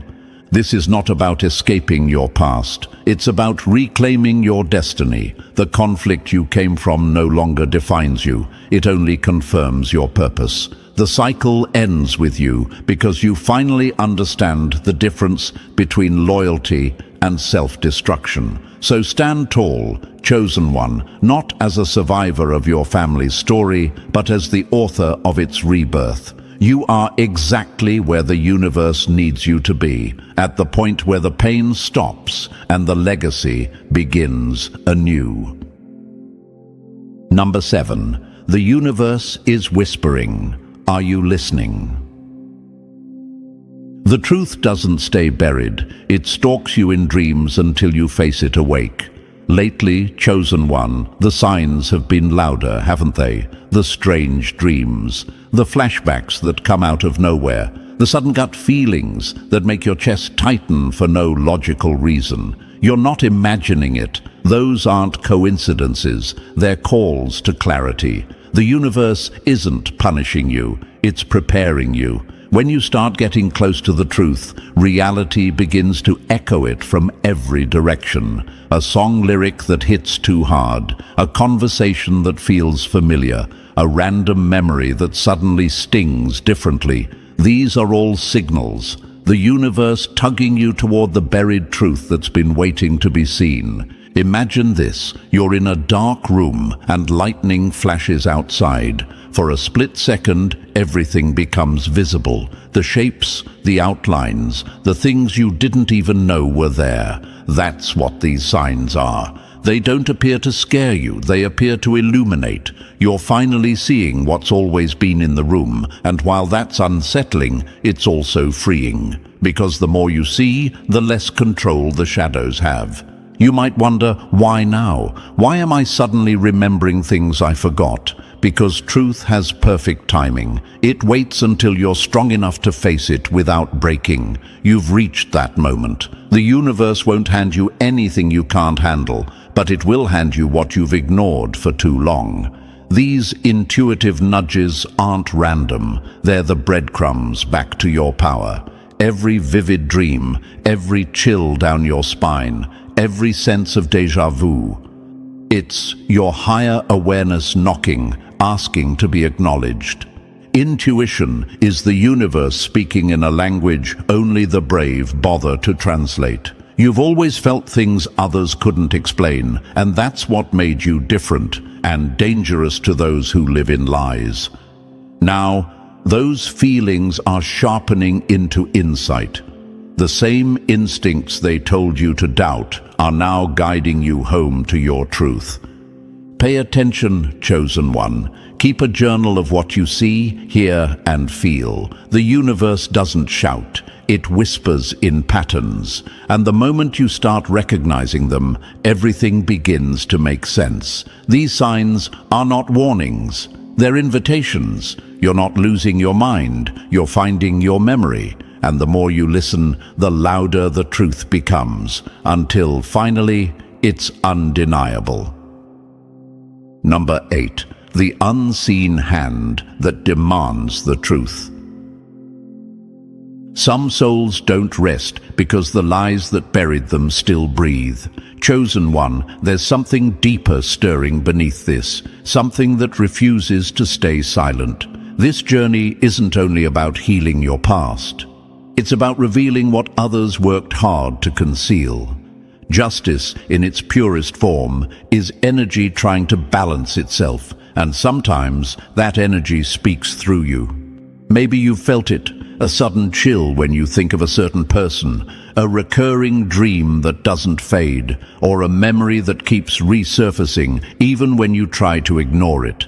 That's not coincidence, that's connection. Someone who never got their truth told may be whispering through your intuition, urging you to finish what they couldn't.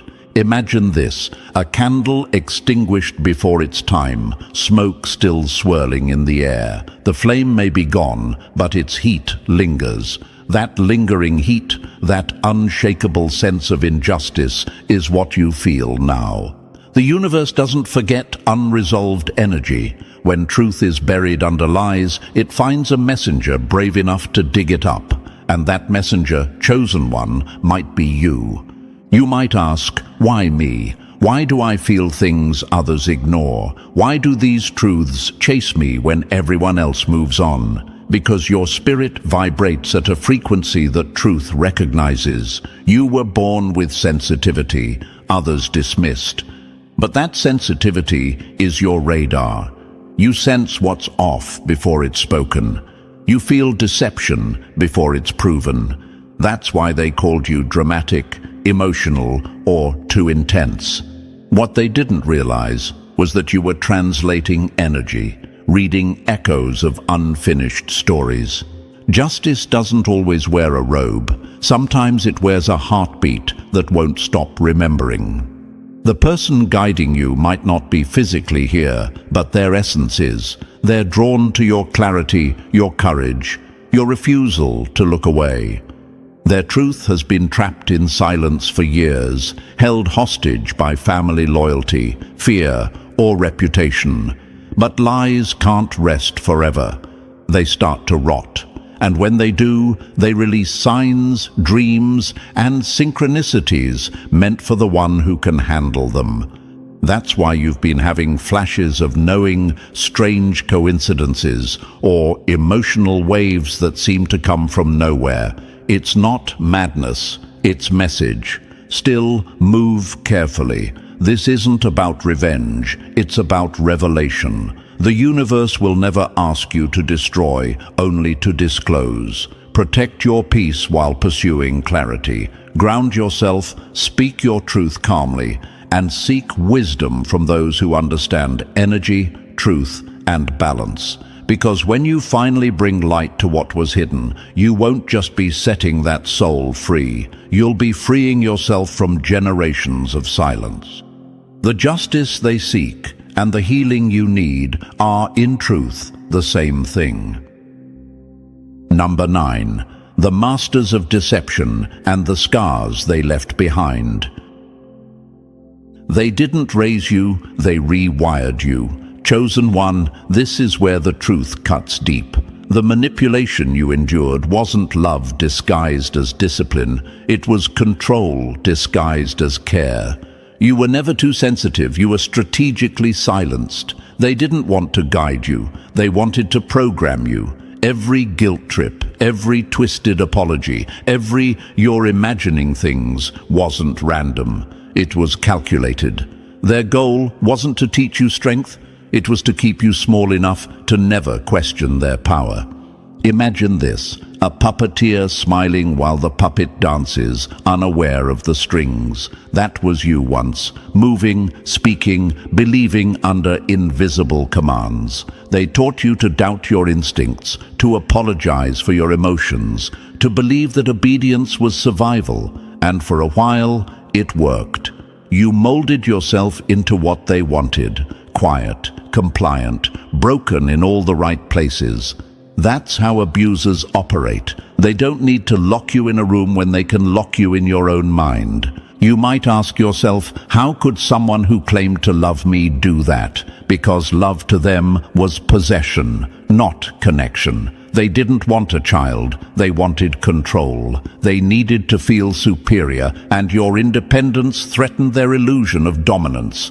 That's why they used manipulation. It's the coward's weapon. Some abusers even go further, using substances or psychological games to distort your memory, to make you doubt your own reality. That's not parenting, that's conditioning, and it leaves scars that don't bleed but never fully fade. Emotional abuse doesn't break your bones, it breaks your reflection. For years, you've looked at yourself through the lens they gave you, believing you were unworthy, unstable, or unlovable. But now you see the trick. The reflection was tampered with. They needed you to see yourself as less so they could feel like more. They poisoned the mirror, not the person. But the antidote is awareness, and that's what you hold now. Imagine walking through a hall of distorted mirrors, everyone showing you as too much, too little, too wrong. Then, at the end, you find one mirror untouched. You finally see yourself clearly, strong, intuitive, whole. That's where you are now, chosen one. You've reached the undistorted truth. You're not the broken product of your abuser's creation. You're the survivor of their illusion. The manipulation they used may have twisted your memories and fractured your confidence, but it never destroyed your essence.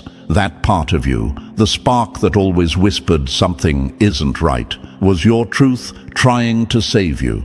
That voice is louder now because you've outgrown their programming. So hear this clearly. What they did was deliberate. It was wrong, and it no longer defines you. The scars on your psyche aren't signs of weakness. They're the map of where you rebuilt yourself. They took your innocence, but not your insight. They trained you to doubt yourself, but in doing so, they accidentally taught you to detect deceit. That's your superpower now. You're no longer their puppet. You're the puppeteer of your own destiny. Number 10. The hands that fed you were the same hands that wounded you. The cruelest betrayal is the one that wears your last name. Chosen one, this is the kind of truth that makes the air heavy. Because it's one thing to be hurt by strangers, but to be betrayed by the very people who are supposed to love you. That shatters something fundamental. The ones who were meant to nurture you didn't just fail you. They used your innocence as currency. They fed on your trust, your obedience, your hope. Some of them didn't just hurt you accidentally. They benefited from your suffering. They drained your spirit to keep their own illusions alive. That's not family. That's emotional cannibalism. Imagine this. A child offers their heart to someone they trust, and that person takes it not to protect it, but to control it. That's what they did. They weaponized your love against you. The bedtime hugs that came after the harsh words, the fake apologies followed by the same behavior, the tears they shed only when someone else was watching, all of it was part of the act. They learned to hurt you softly so you'd stay loyal to your abuser. You might ask, how could someone like a mother, a grandmother, or anyone so close do this? Because power, chosen one, is a drug. Some people can't live without it, even at the expense of their own blood. They built their sense of worth by diminishing yours. They didn't see you as a child, they saw you as supply. Emotional, psychological, maybe even financial. And because society worships the title of family, you were conditioned to protect them, even when they destroyed you. But love doesn't require silence, and blood doesn't excuse betrayal. They didn't protect you because your pain protected their image. That's the truth. Some of them smiled in public and performed motherhood like a stage play, while in private they planted wounds so deep they shaped your entire perception of love. You spent years wondering what you did wrong, but you were never the problem. You were the proof. Proof that their love was conditional, that their care was calculated, that their empathy was staged. And deep down, they always knew you'd see through it one day. That's why they tried to crush your confidence early, to make sure you'd never trust your own perception enough to expose them. Imagine a queen destroying her own heir because she's terrified of being replaced. That's what generational jealousy looks like. Some mothers compete with their daughters, some grandmothers envy the purity of youth they no longer have. They project their pain instead of healing it. And the cruelest part? They do it while calling it for your own good. But no amount of guilt can hide the truth forever. The universe has a way of peeling back facades when the time is right, and that time is now. Recognizing this betrayal doesn't make you heartless, it makes you free. You're not dishonoring them by seeing the truth. You're honoring yourself by no longer pretending. The moment you admit what really happened, the spell breaks. Their control relied on your denial, not their dominance. Once you see clearly, they lose their power.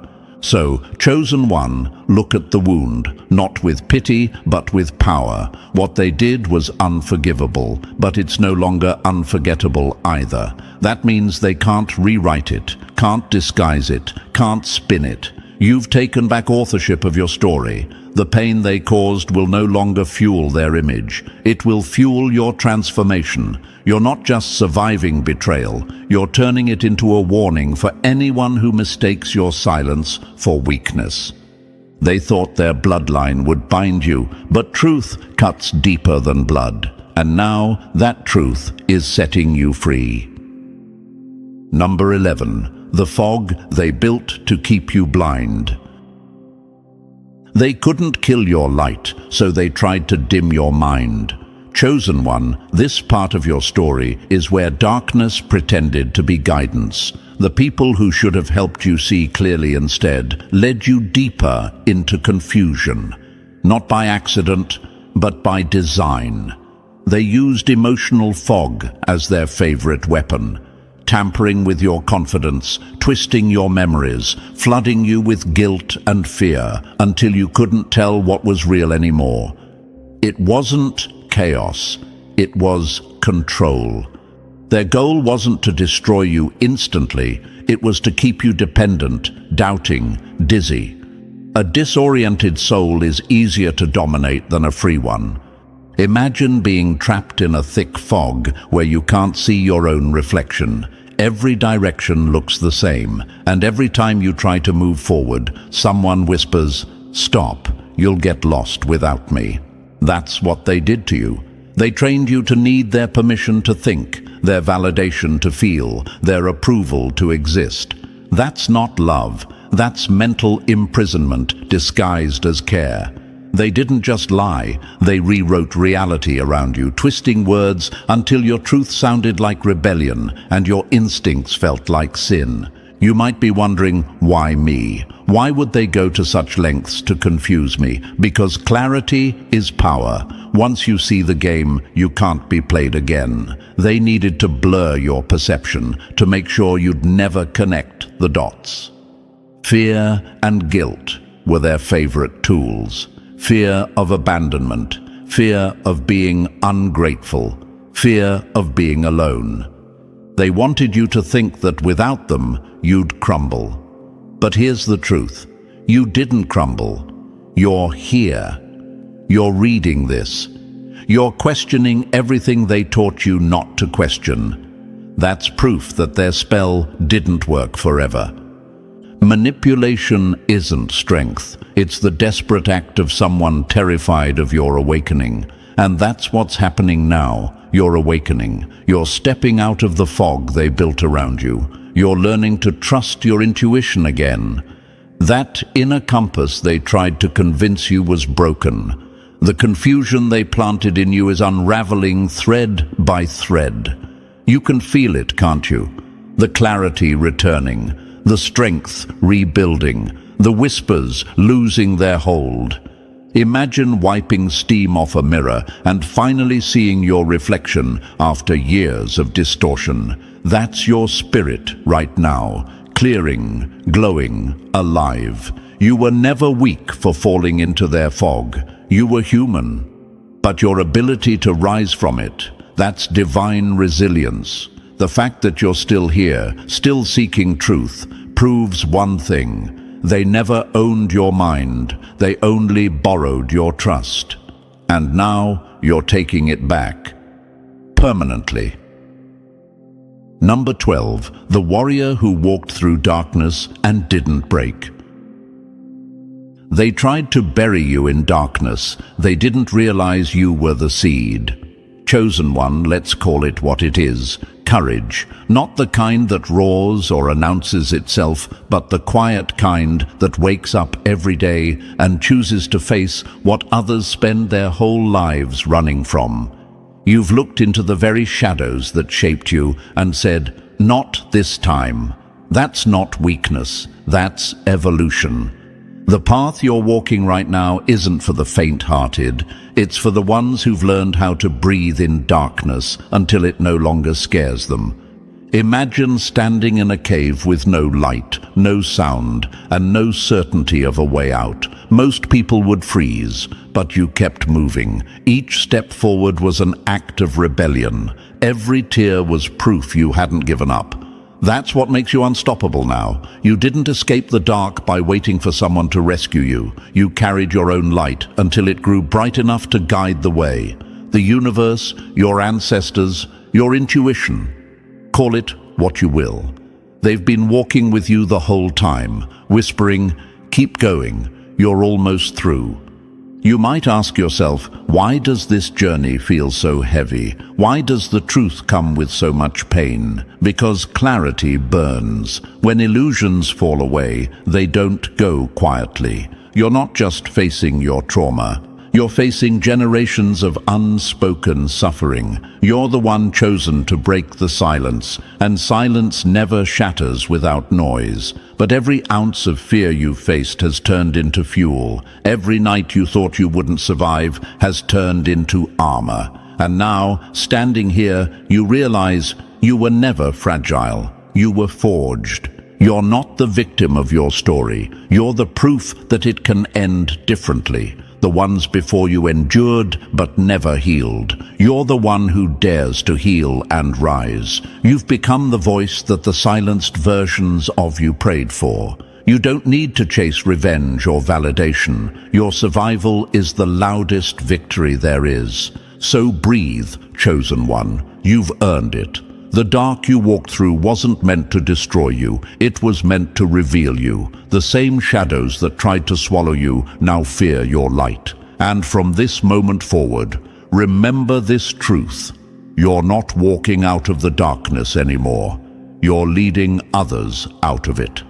And listen, chosen one, you've walked through shadows, uncovered lies, and reclaimed your power. This is your rebirth, chosen one, a chapter where truth replaces fear and your strength becomes the story. You're no longer surviving your past, you're rewriting it. Every realization, every boundary, every act of self-respect is a victory. This is not an ending. It's your freedom taking its first breath. And before you go, press the like button if you haven't already. And if you're not yet part of our family, make sure to hit subscribe. Let's keep spreading the truth, one awakened soul at a time. The same people who tried to destroy your name are now choking on the silence you left behind. That's what happens when evil fails. When people lie on you, cheat you, steal from you, hurt you, and you still rise, that's not weakness, that's power.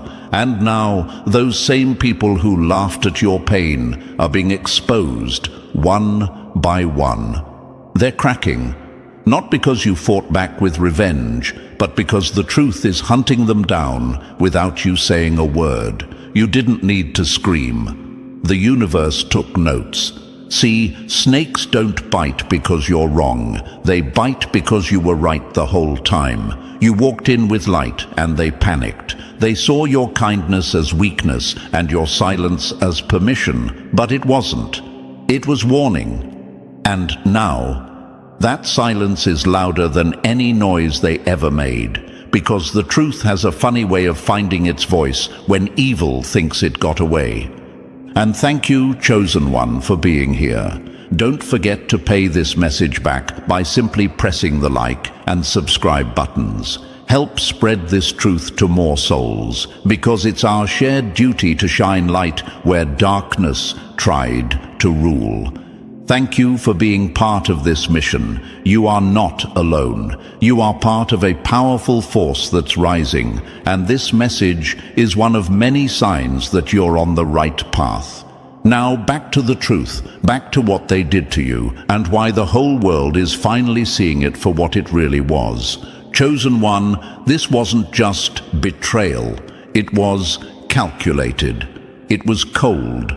What they did wasn't a mistake. It was evil. The kind of evil that wears a friendly face in public but drips poison behind closed doors. The kind that smiles while stabbing. The kind that tries to make you question if you're the problem, when all along it was them. They didn't just want to hurt you. They wanted to erase you, turn others against you, twist your light into something ugly so no one would ever believe you again. That's not just drama. That's psychological warfare. You weren't paranoid. You were surrounded by people who were secretly hoping you'd break. People who smiled while feeding lies to others about you.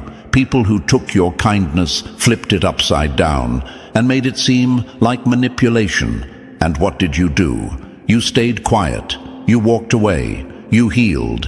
And now that silence is burning them alive. Let's be real. They never expected you to survive the storm they created. They thought they could bury you and dance on the dirt. But they forgot that you were a seed. You weren't dying, you were growing. And now every root, every scar, every silent night you spent wondering, why me, is turning into undeniable proof that they lost. Here's a fact most people ignore. Truly evil people don't just attack your reputation. They go for your relationships. They go for your peace. They try to isolate you, so their lies are the only story being told. And for a while they succeed. People start pulling back. Friends stop checking in. Whispers replace truth. And you wonder if maybe, just maybe, you were wrong. That's how evil works. Not with fists, but with confusion. But now, the mask is slipping. People are seeing through it. The ones who turned their backs are coming back confused. I didn't know, they say. I thought you changed. But no, you didn't change. You were being attacked and they couldn't see it. But now they see the difference between you and them, between real and fake, between chosen and coward. And that's what's making the enemy lose sleep.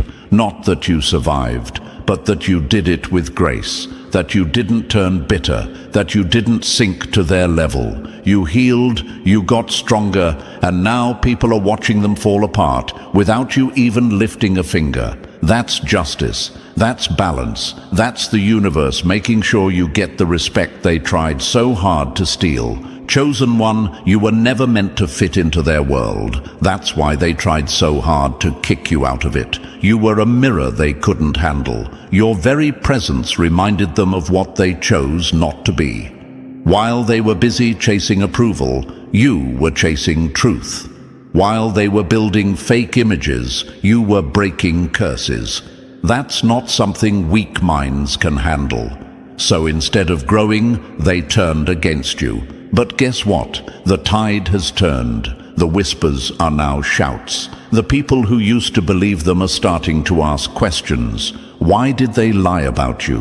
Why were they so obsessed? Why did they keep trying to bring your name up if you were really irrelevant? Because truth doesn't die. It just waits for the right moment. And this is your moment.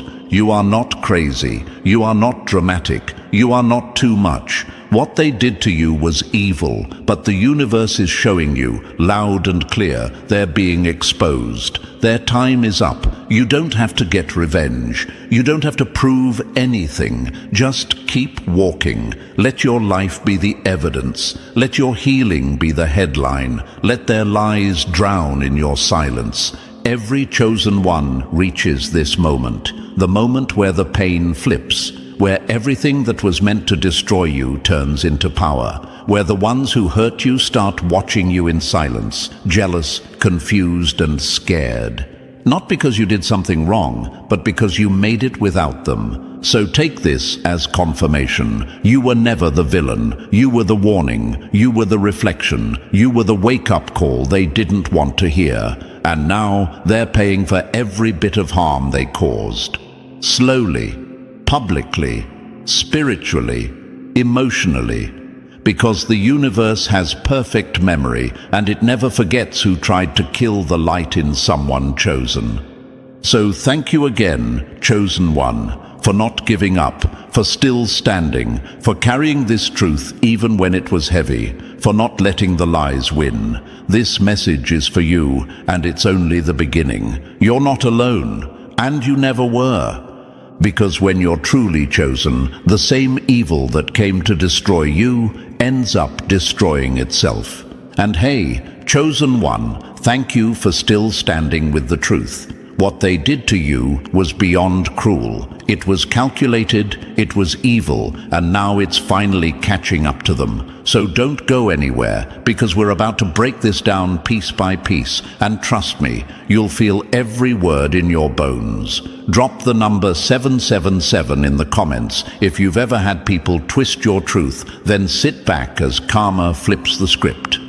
And if you feel called, bless the team behind this message with a super thanks, whether it's a cent or a blessing of energy. It fuels this mission to awaken more souls like you.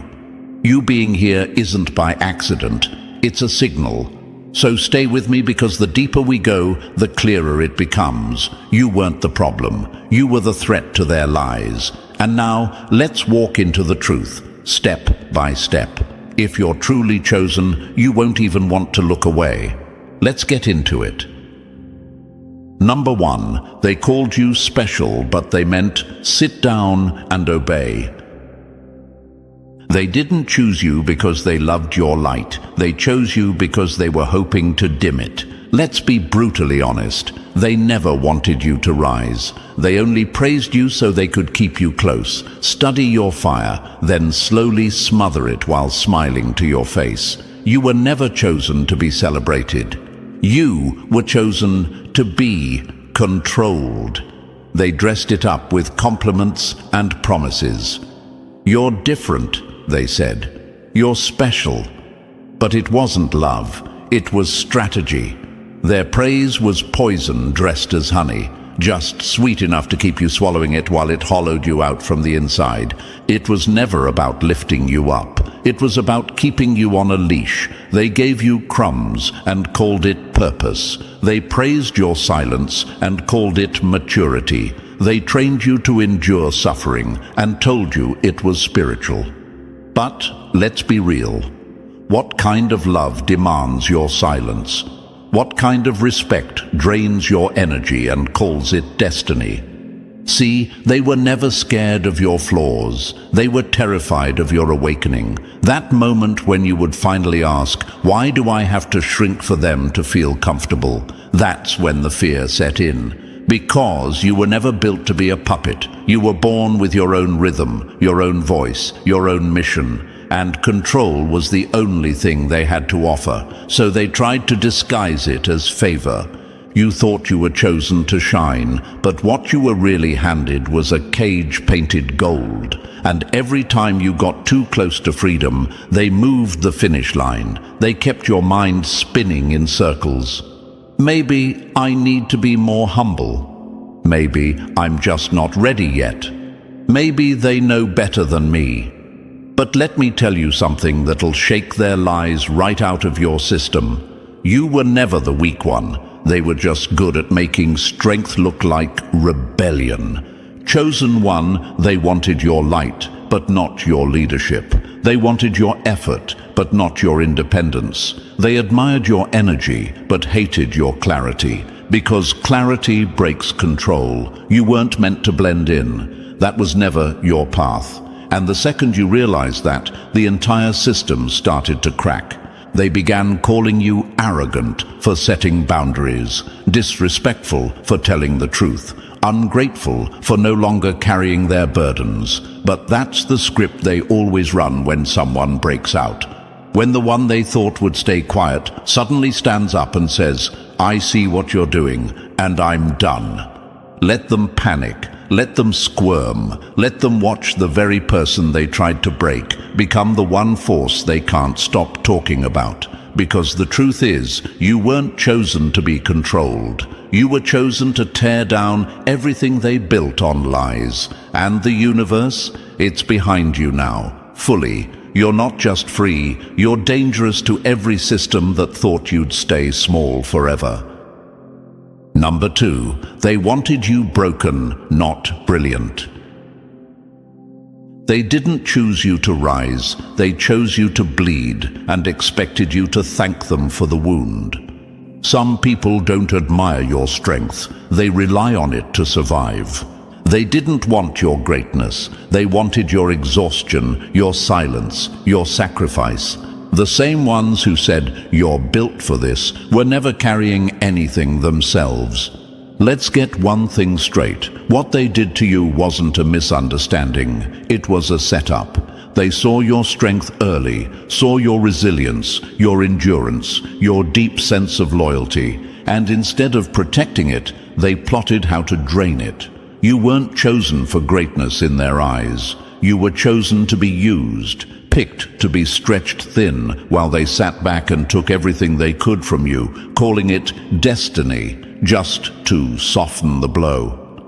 Imagine this. You're standing in the middle of a battlefield, unaware there was even a war. You showed up with open hands, ready to help, ready to build, ready to love. And while you were offering peace, they were sharpening their knives behind your back. They didn't want your light to shine. They wanted it to burn just bright enough to keep their world warm, but not enough to light your own way. They spoke in riddles to keep you confused.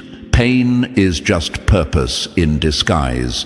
Your struggles are building your character, and maybe you believed it, because when you're chosen, you try to see meaning in the madness. You tell yourself, maybe this is making me stronger. You think, if I just keep going, if I don't complain, the reward will come. But here's the cold truth. There was no reward coming from them. You were the reward. Your pain was the offering. Your exhaustion was the altar. Ever notice how they only praised you when you were quiet, when you were strong enough to take the hit without flinching, when you pushed through, smiled through, forgave without question?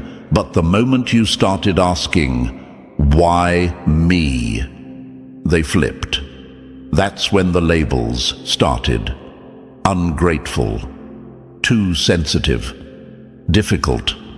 Not because you changed, but because you started to wake up. Imagine a tree that's been standing in a drought, still offering shade, still holding fruit. That was you, and they kept taking from it, day after day, expecting it to stay rooted, expecting it to keep giving. But no one was watering it. No one cared if the roots were dry. That's not respect. That's exploitation. They didn't want your voice. They wanted your silence. They didn't want your truth. They wanted your obedience. They didn't want your dreams. They wanted your labor. They wanted the pieces of you that served them. And they hoped you'd never notice the parts they were slowly breaking.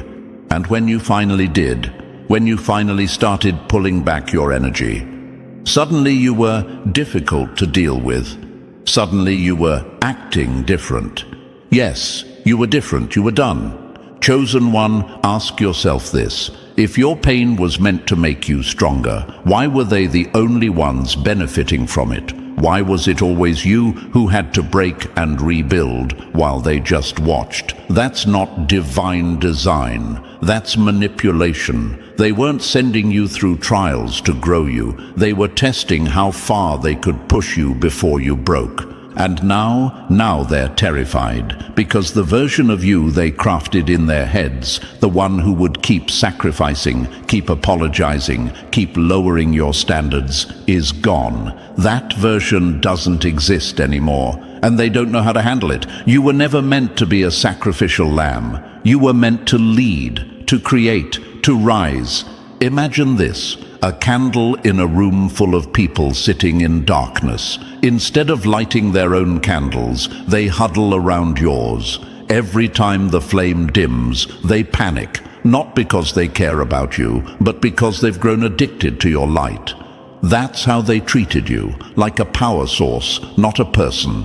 And the moment you backed away, the cold set in. And now, they're freezing in the same silence they once praised. You were picked not because you were weak, but because you were strong enough to endure what would have broken them. But that doesn't mean you were supposed to carry it forever. That doesn't mean you were born to suffer for the sake of others' comfort. And they know that now. That's why they're spiraling. That's why they're suddenly remembering your worth. Because without your light, their world is falling apart. Ever wonder why they only showed up when you were useful? Why your phone stayed silent when you needed help, but exploded with requests the moment you were back on your feet? Because they saw you as a resource, not a person. And chosen one, you are not a resource. You are not a sacrifice. You are not some emotional sponge for others to wring out and discard. You are sacred, you are powerful, and you are no longer available for their empty praise and full plates. And here's the part they fear most. Now that you know the truth, you won't return to the role they wrote for you. Now that you've seen the trap, you won't walk into it again pretending it's a test. Now that you've stopped confusing struggle with purpose, you're walking away from the fire they threw you into and building your own. Let them watch. Let them sit in the silence. Let them wonder how you made it without them, because the one thing they never planned for was your awakening. They wanted a servant. They got a warrior. They wanted a puppet. They got a storm. And storms don't ask permission. So the next time someone says you were chosen, look deeper. Ask, chosen for what? Greatness doesn't come with shackles. Purpose doesn't feel like punishment. And calling doesn't come with constant betrayal. You were chosen, yes, but not to die for their comfort. You were chosen to outgrow them, outshine them, and outlive the narrative they forced on you. They bet everything on your silence. They bet that you'd never leave, that you'd stay soft, stay small, stay trapped in that never-ending loop of guilt, sacrifice, and false hope. But they lost, because now you see it for what it is, and you're never going back. Number 3, they hijacked your mind before you even knew it was a war. They didn't need to chain your hands when they already owned your thoughts. This wasn't just manipulation, it was mental warfare dressed in politeness, fake concern, and backhanded advice. They didn't scream at you, they whispered. They didn't shove you down. They made you kneel by convincing you it was safer than standing. The most brutal weapon they used wasn't their hands, it was doubt. A quiet, corrosive voice that started sounding like your own. Imagine this, you're in a maze, but someone else is holding the map, and every time you get close to the exit, they redraw the walls. That's what they did to your mind. They twisted your confidence into confusion, turned your boldness into second-guessing. You started asking, am I doing this right? Am I the problem? And they smiled, knowing the trap was working. They never had to break you. They just had to make you break yourself. They made self-doubt feel like humility. They called your instincts too emotional. They wrapped control in the language of logic. Be realistic. Don't get ahead of yourself. You're not ready. But none of it was true. You were always ready. You were just surrounded by people who needed you unsure so they could stay in charge. Here's the raw truth. They fed you a slow drip of disempowerment until you stopped trusting your gut.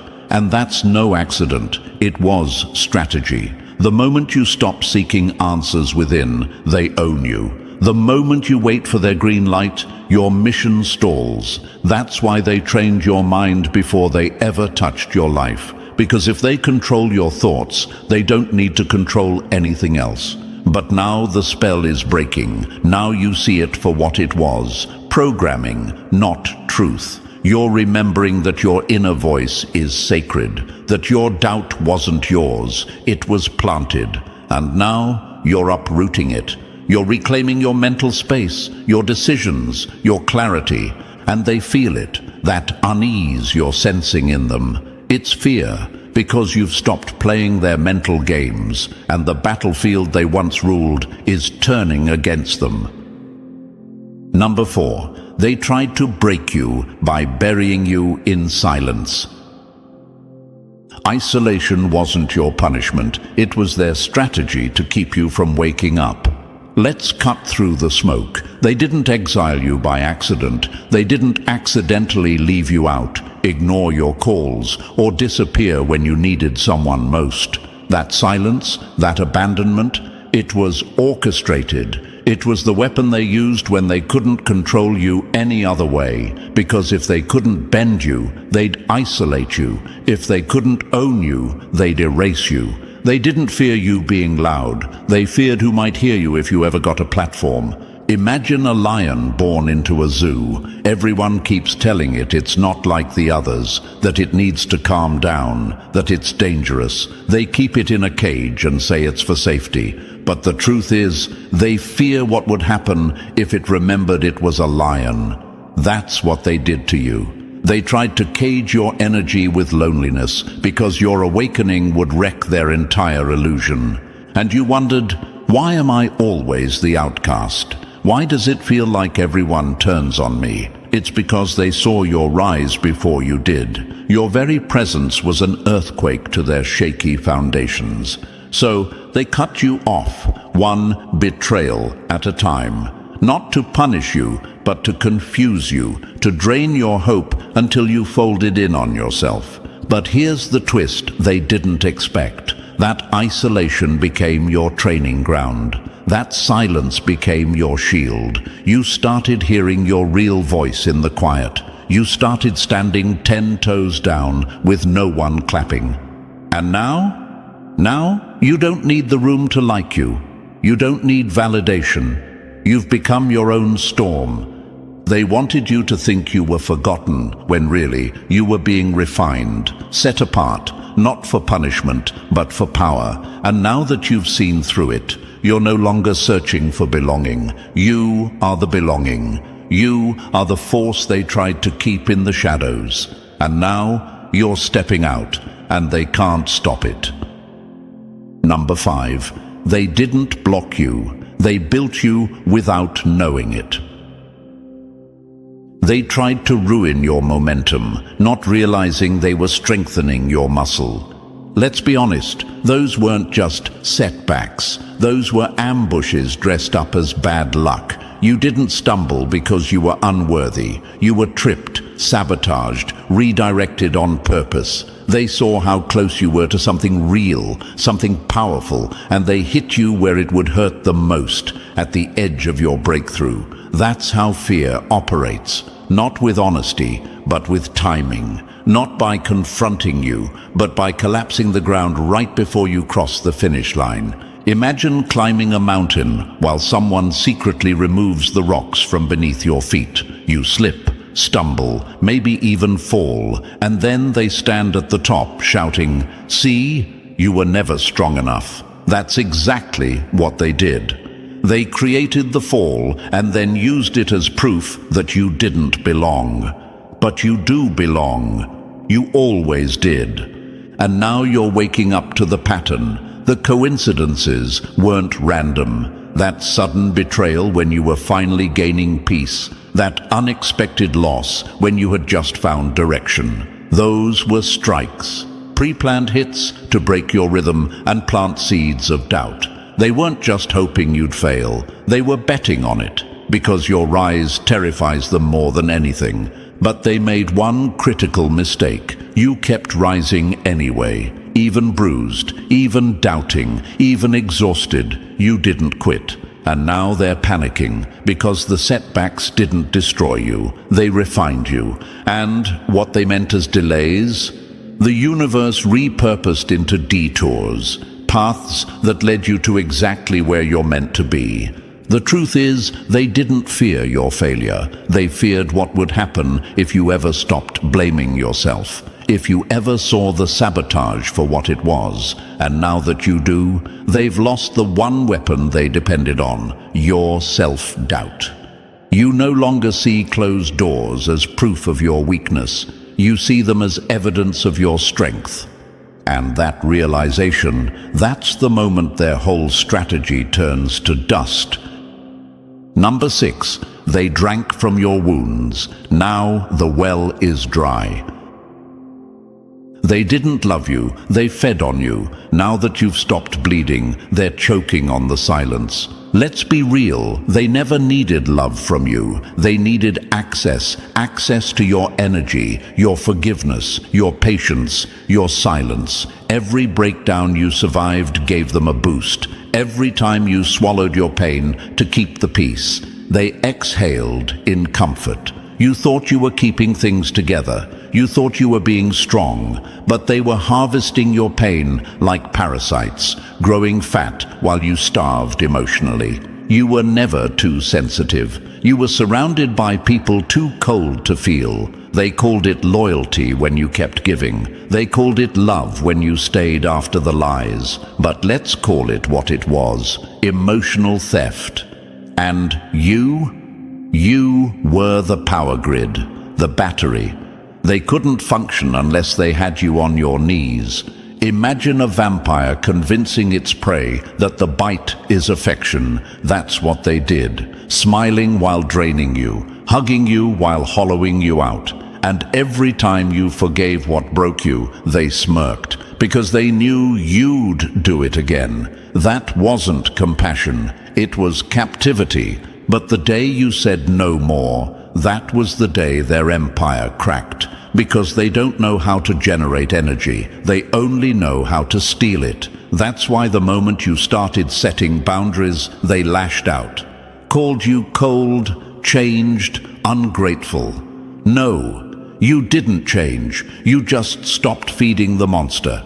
Now they're starving, and it's not your job to feed them again. Let them sit in that silence. Let them feel the emptiness they crafted with every lie and manipulation. That hollow space they're panicking in. That's what you used to feel every night while they slept just fine. Let them taste it. Because what terrifies them now isn't just losing access to you. It's realizing they never had power in the first place. You were the entire supply. And now that you've cut the cord, they're learning the hard truth. You were the light, and they were never more than a shadow trying to survive off your shine.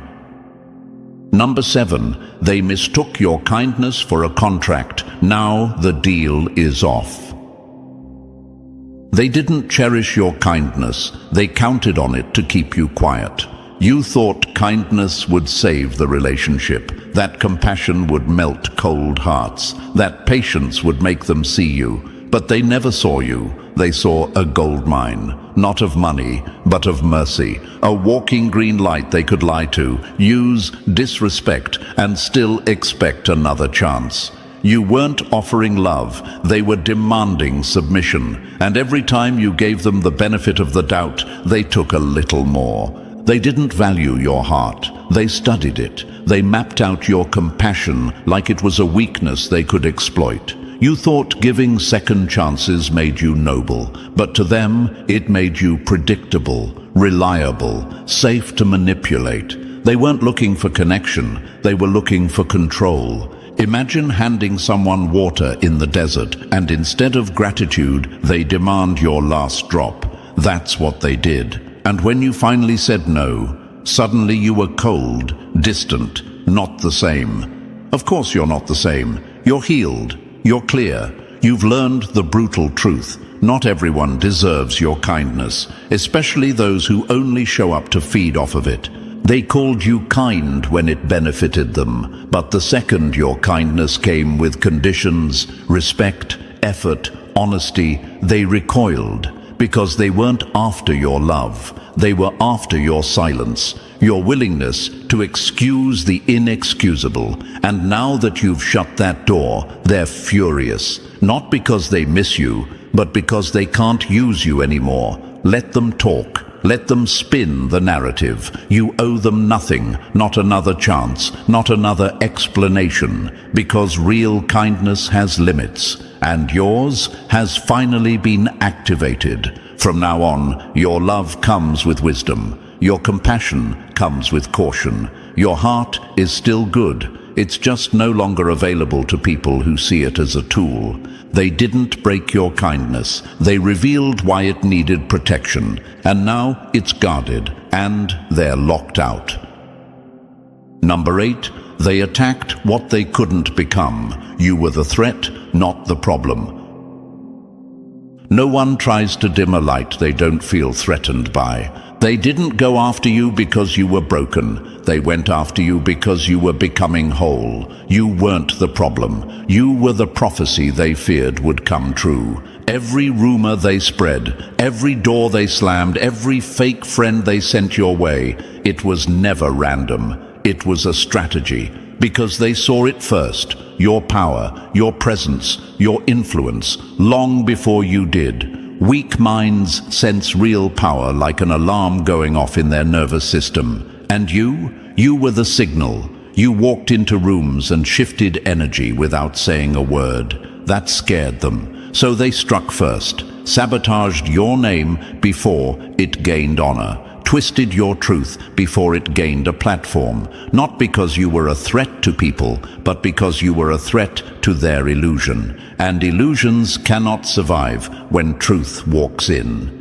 Imagine a wildfire they tried to stomp out with lies, only to find you were the match, not the flame. They couldn't stop you, so they tried to contain you, couldn't outshine you, so they tried to blur your light. But you didn't fold, you rose. And with every betrayal, you sharpened. With every attack, you evolved. They called you too much because you couldn't be boxed. Difficult because you wouldn't be controlled. Fake because you didn't play the character they wrote for you. But that was never about your flaws. It was about their fear.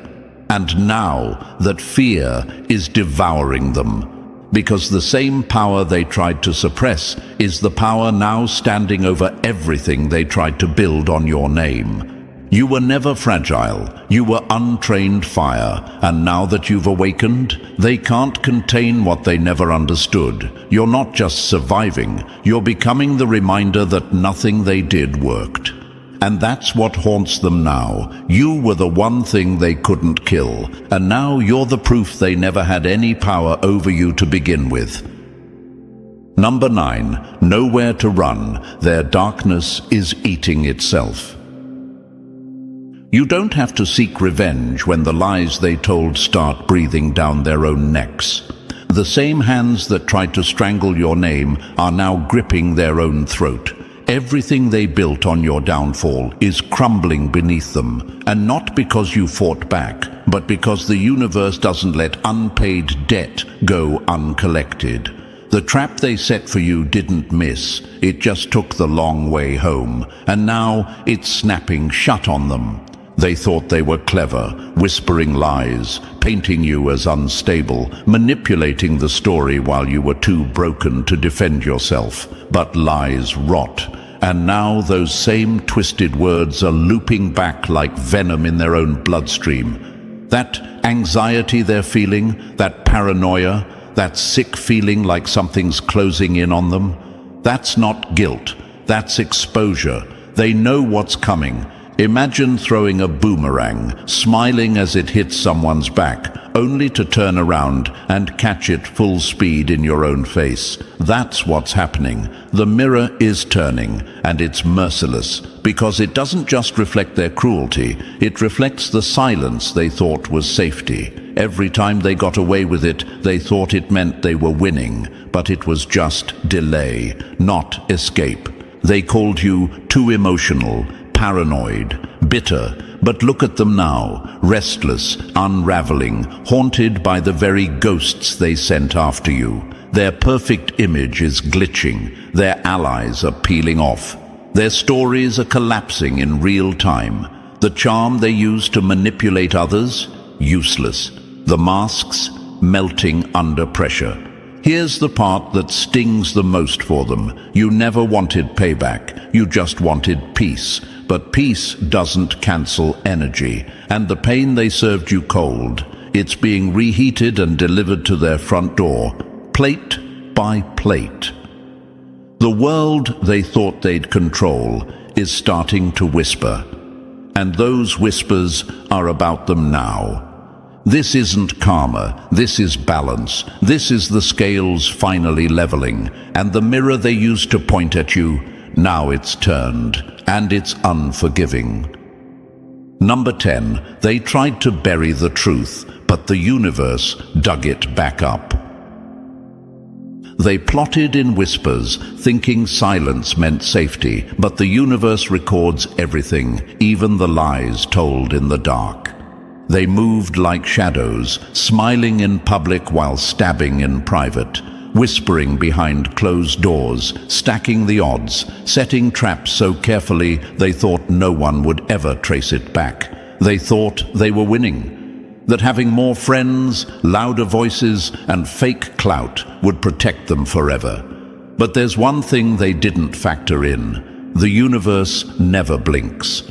Every smirk they flashed when you were suffering, every fake conversation designed to turn people against you, every calculated rumor, it was seen, not by you, not by your circle, but by something far bigger. And now, one by one, the receipts are surfacing, quietly, precisely, like cracks in a dam that can't be patched anymore.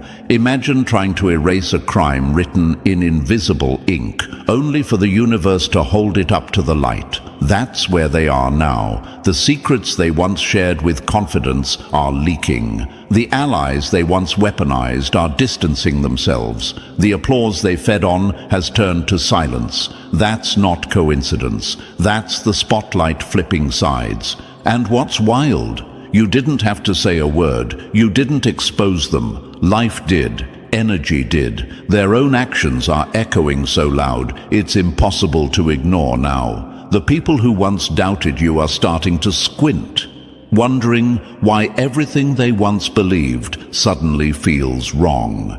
They thought exposure meant airing your flaws, but the real exposure is watching their own story unravel, their own masks melt, and the same tricks they used to ruin your name. They're being recycled back onto them.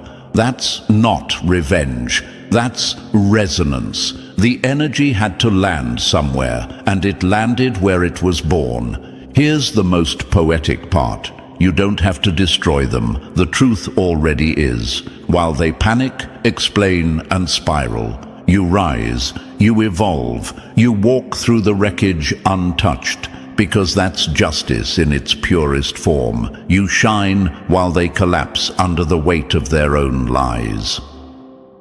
Number 11. Their circle is shrinking. The world is finally catching on.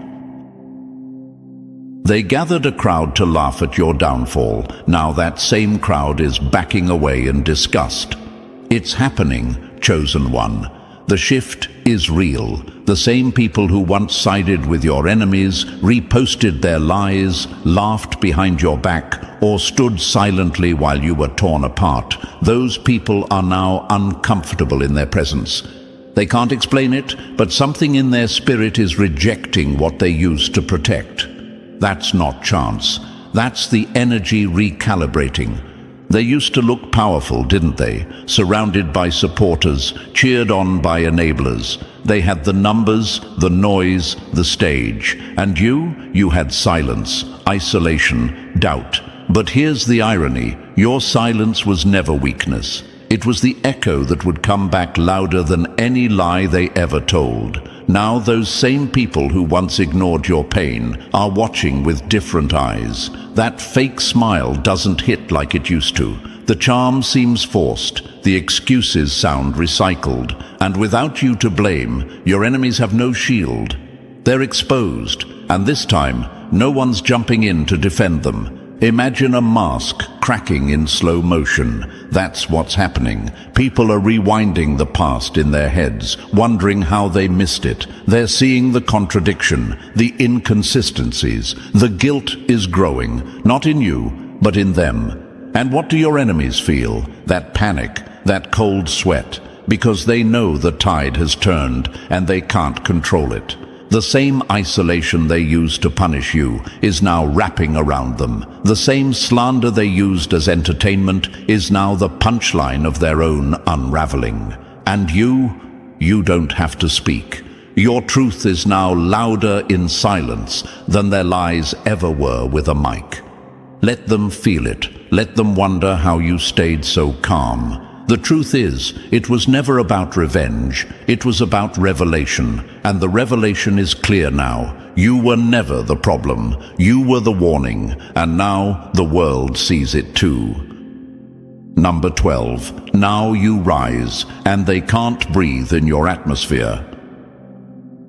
You didn't get louder, you got clearer, and now your silence echoes louder than their entire performance. This is the part they never thought would come. Your rise, your detachment, your peace. Not the kind you begged for in the past, but the kind you built in solitude, brick by brick, after surviving what should have broken you. They don't know how to handle this version of you. You're no longer rattled, no longer reaching. You stopped reacting, and now they're suffocating in the silence where your energy used to flow freely. They don't have keys to your mind anymore, and that loss of access, it's killing them slowly, because manipulation only works on those still seeking approval, and you've stopped caring about their praise. You're not trying to fix what you didn't break. You're not asking for validation from people who couldn't recognize gold if it was handed to them. That's what's spinning their heads. You're out of reach now, not because you vanished, but because you evolved. Your glow isn't loud, it's lethal. That quiet confidence, that peace that doesn't need to prove anything, it haunts them. Every room you enter shifts. Every time your name gets mentioned, it tightens something in their chest. Not because you're doing too much, but because you're doing it without them. Imagine this, they tried to bury you like a problem, but problems go away. You didn't. You grew like a seed they forgot they planted. And now the bloom is blinding. You're not just surviving, you're flourishing in a way they can't explain. And they hate it, because everything they said you'd never be, you've already become, without their help, without their applause. Let them whisper. Let them chase their reputation like a dog chasing its tail. You've stepped into a higher reality, one where peace, purpose, and power walk with you daily. You're not looking back. You're not checking if they've changed. You've changed. And that was the plot twist they never saw coming. The tables didn't just turn, they flipped. And now you're seated at one they'll never be invited to. Number 13. Now watch what happens when the universe steps in. They tried to bury your future. Now they have to watch it bloom without them. Everything they did in the dark was seen. Every lie you swallowed in silence. Every night you held back tears so no one would see your pain. None of it was wasted. The universe took note of all of it. And now it's your season, not just of winning, but of restoration. You didn't beg for revenge. You didn't throw dirt back. You healed. You stood tall in the ruins. And because of that, you've earned what's about to unfold. This next phase isn't just success, it's a statement. The same people who laughed when you lost will watch you gain more than they ever imagined. You'll be chosen for things they swore you'd never qualify for. You'll be welcomed into spaces they once mocked you for dreaming about. And the most poetic part? They'll have front row seats with no access to you, no way back in, no control. Imagine trying to stop the tide with bare hands. That's what it'll feel like for them. Your elevation isn't for show, it's a cosmic correction. What they stole from your spirit is being returned in ways they can't explain. And they'll pretend not to notice, but the universe will make sure they feel it.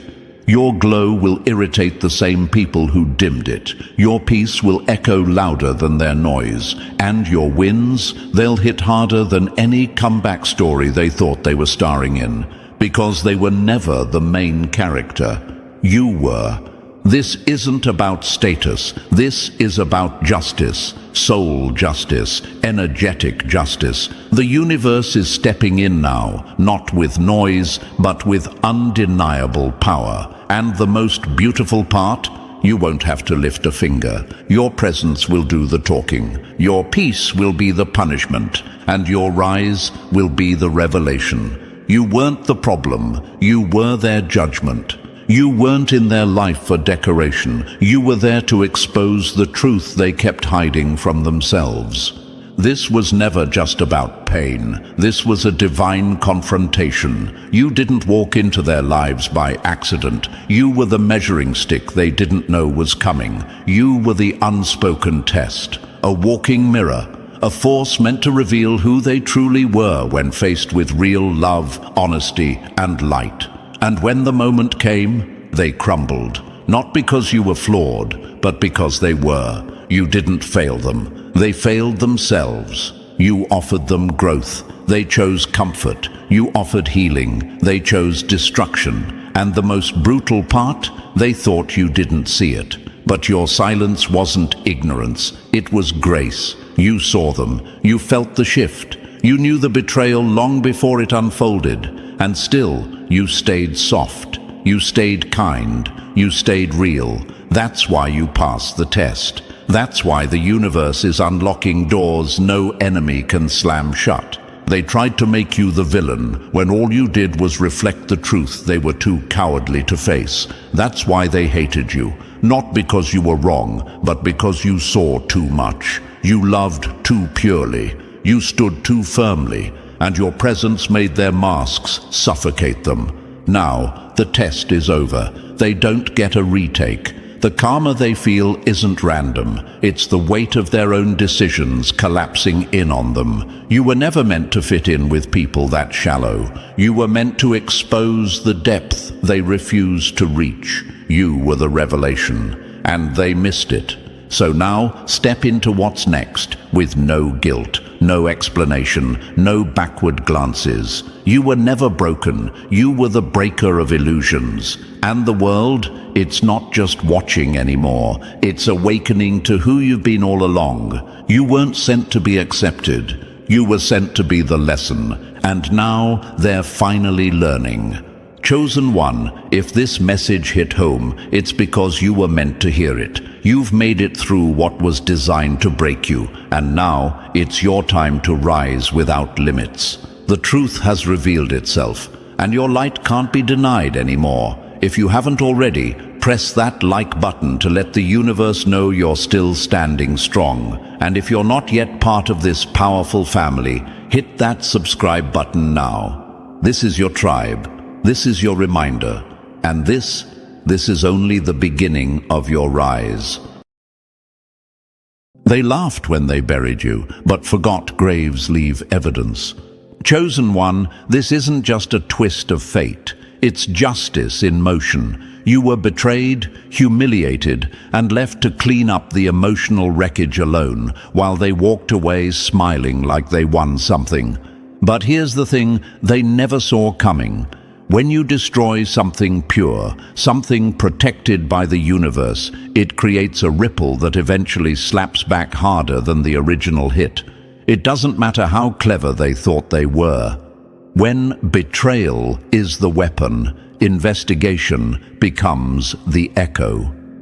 Imagine setting fire to someone's life, then trying to pretend you're just enjoying the warmth. That's exactly what your ex did. They sabotaged your peace, turned people against you, and acted like they were the victim. But the universe doesn't just let that slide. You see, fire might burn fast, but smoke always lingers. And guess what?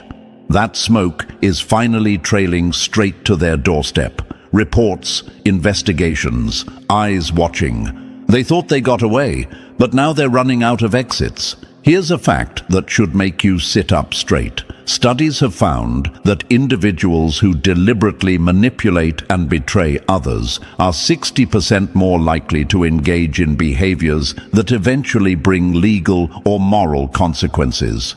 Why? Because when someone lies that easily, they don't stop. They just get messier. And when someone betrays with no conscience, they don't learn, they escalate. That's when the universe steps in with a correction, and correction is rarely soft. And thank you, chosen one. Don't forget to pay this message back by simply pressing the like and subscribe to help spread this truth to more souls. It's our shared responsibility to keep the light alive in a world full of shadows. Your energy, your strength, and your story are all part of something bigger. This is more than a message. It's a movement. Thank you for being part of this force. Now back to what matters, because the truth is catching up fast. This wasn't just a bad breakup or a toxic relationship. This was a calculated takedown. Your ex didn't leave you with respect. They tried to destroy your name on their way out. They didn't just betray you in private. They turned it into a show. They aligned with people who fed off gossip and bitterness. They made you a storyline in their sad little drama, hoping your fall would make their image rise. But you stood still, stayed silent, and let the universe take notes. And now, those notes are evidence. You see, when people try to bury you, what they're really doing is digging their own grave. All the lies they told, the fake stories they spread, and the manipulations they used, they leave fingerprints. They leave traces in text messages, in conversations, in things they once boasted about. And the universe has a funny way of collecting all those scattered pieces and presenting them at the exact right moment. Here's another brutal truth. Over 70% of manipulative individuals repeat the same patterns in new connections. And guess what that means? They never stopped their behavior after you. They simply shifted their game to new victims. And when enough people report smoke, someone finally looks for the fire. That's why the energy around them feels heavy right now, why their name is starting to raise eyebrows, why certain doors are beginning to close without explanation. It's not paranoia, it's consequence. They betrayed someone with a clean heart, and that comes with a price. You didn't curse them, you didn't retaliate, you just moved forward. But balance always returns. That's the law of the universe. And what hurts them even more, you didn't crumble. They left you thinking you'd be broken, desperate, chasing after them, trying to fix what they smashed. But you did the one thing they never expected. You healed, quietly, powerfully. They checked your page expecting to see a mess, but saw progress instead. They asked around hoping to hear you failed, but heard whispers of your glow-up. That's why their guilt is louder now, because nothing haunts a betrayer like watching the person they try to destroy stand taller than ever.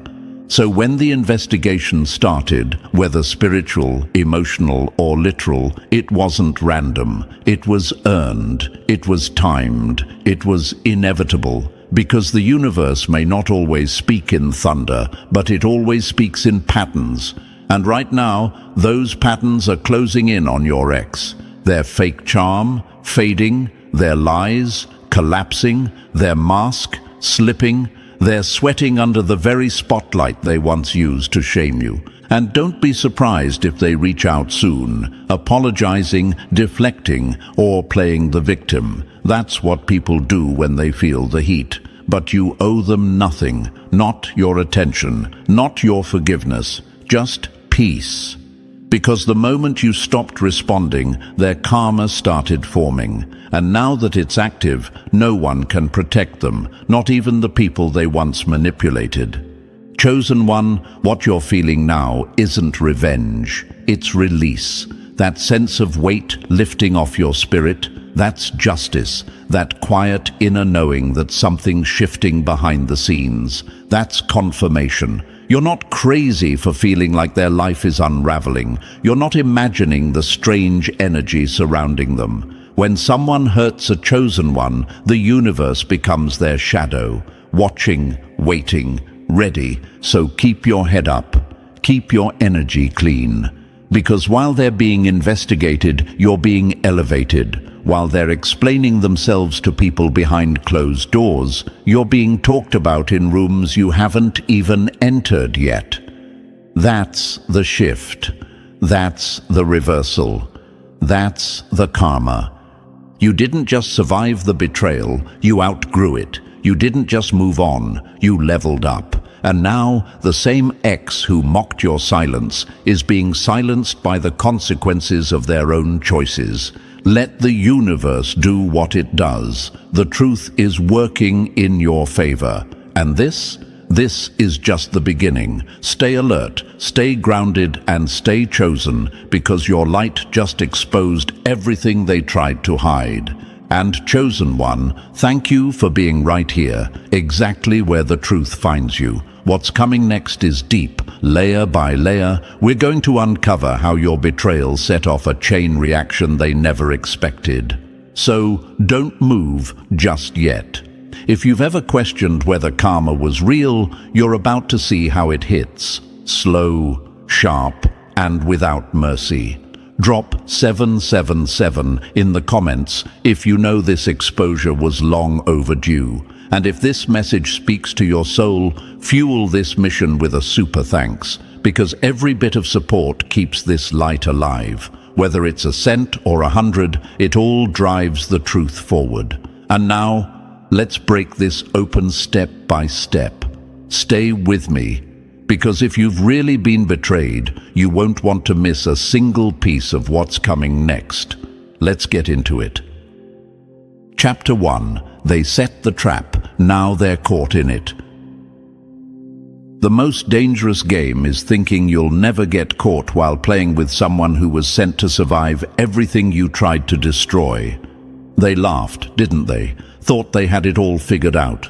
Played you like a toy, tossed your love aside like trash, and walked away thinking they'd never face a consequence. But, oh, chosen one, look what's happening now. The same ex who tried to rewrite your story with lies is now being read by people who don't miss details. Professionals, eyes that see beyond the surface, voices that don't fall for charm. These aren't your emotional enemies. These are investigators, quiet, cold, and calculated, and they're picking apart your ex's trail piece by piece. You see, the way they once studied your emotions to manipulate you, that same scrutiny is now being turned back on them, only this time, it's not for love, it's for exposure. This isn't just karma whispering. This is justice kicking the door down. Every dark little secret they thought would stay buried. It's surfacing. Every text they deleted, every shady deal they made behind closed doors, every person they used and discarded, now it's on record. That mask they wore so well, it's cracking under the heat of the truth. Let's be clear, they thought they were untouchable, thought they could play the role of the puppet master, pulling strings while you suffered. But what happens when the puppeteer becomes the puppet? When their strings are now in the hands of forces bigger than them, forces trained to watch, track, and destroy deception from the inside out. That's what's happening, and they're panicking. You might ask, why now? Why is the universe exposing them now after all the damage they did? Because timing is a weapon. The universe waits until your ex is comfortable, settled, thinking they're in the clear. And then, boom! The lights come on, the walls start closing in, and their past starts screaming through the cracks they tried to seal. They thought they could light a fire and walk away untouched, but fire doesn't negotiate. Fire consumes, and now they're coughing on the smoke of their own betrayal. There's a certain irony here that stings deeper than any revenge. They burned your trust, set fire to your name, played mind games with your peace. But now, they're not even the main character anymore. They're a case file, a folder, a problem to be solved by people who don't care about their sob stories. Your name? It's not even in the dirt anymore. It's clean. But theirs? It's under a magnifying glass. And it's burning. That's the brutal beauty of universal balance. While they were celebrating your breakdown, they were unknowingly setting the stage for their own. And now, chosen one, your only job is to keep watching, because this show has just begun. Chapter 2. Their lies just became evidence. Now they're choking on the truth. You can outrun a rumor, but you can't outrun a record. Truth doesn't knock twice. It kicks the door in when it's ready. They called it drama. Now it's called documented. The mouth that lied the most is now the one staying shut in interviews. Chosen one, let's be brutally clear. You were never crazy. You were never dramatic. You weren't delusional, and you weren't bitter. You were right. They just weren't ready for the kind of truth that leaves no room to hide. You tried to speak out, to warn others, to explain the pain, but every time you opened your mouth, they laughed, called you emotional, said you were making things up. But now the same truth they tried to bury is coming back, not as a story, but as proof. Imagine being mocked for crying while someone destroys your reputation, and then watching that same person try to explain themselves when confronted by people holding evidence. Imagine being told, let it go, stop talking about it, move on, while they continued their campaign of lies in silence. And now those lies are being dissected line by people who don't care about their charm. It's not personal anymore, it's procedural. And that's what scares them the most. This is where karma becomes paperwork. They played the game thinking it would stay emotional, thinking it would stay in the shadows, thinking that if they gaslit you hard enough, you'd question your own reality. But here's the thing, you didn't just survive. You documented, you remembered, you trusted your gut. And while you were healing, the truth was growing teeth behind the scenes, because lies might spread fast, but facts stick. You ever wonder why they went so hard to discredit you? Why they worked overtime trying to paint you as unstable? Because the truth you carried was a threat to the mask they wore. And deep down, they knew if even a sliver of what you said reached the right ears, it would be game over. So they smeared your name to keep theirs clean.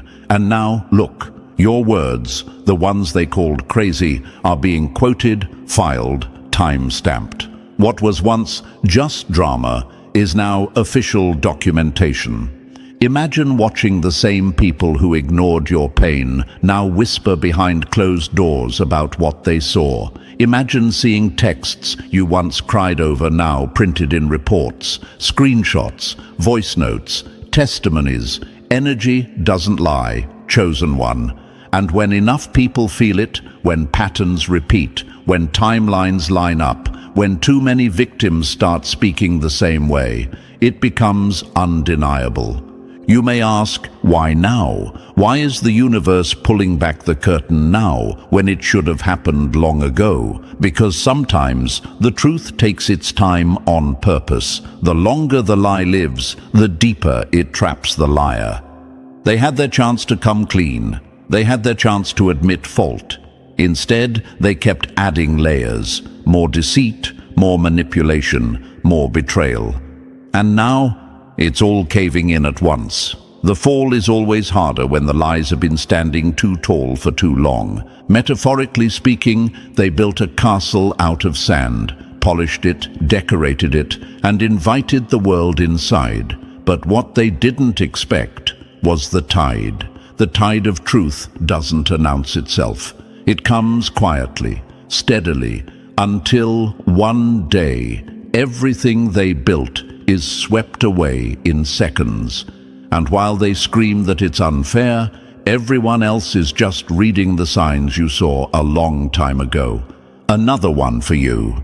Imagine someone planting fake flowers in their yard just to look good. Plastic, shiny, perfect from a distance, but once the sun hits them long enough, the colors fade, the plastic cracks, and people realize they never had anything real to offer. That's your ex, a walking illusion that finally got exposed by the light of your truth. And yes, you may be wondering, will they ever admit what they did? No, probably not. People like this rarely confess. But here's what matters. They no longer need to. The investigation is louder than their denial. They can deny, deflect, play victim, but it doesn't matter.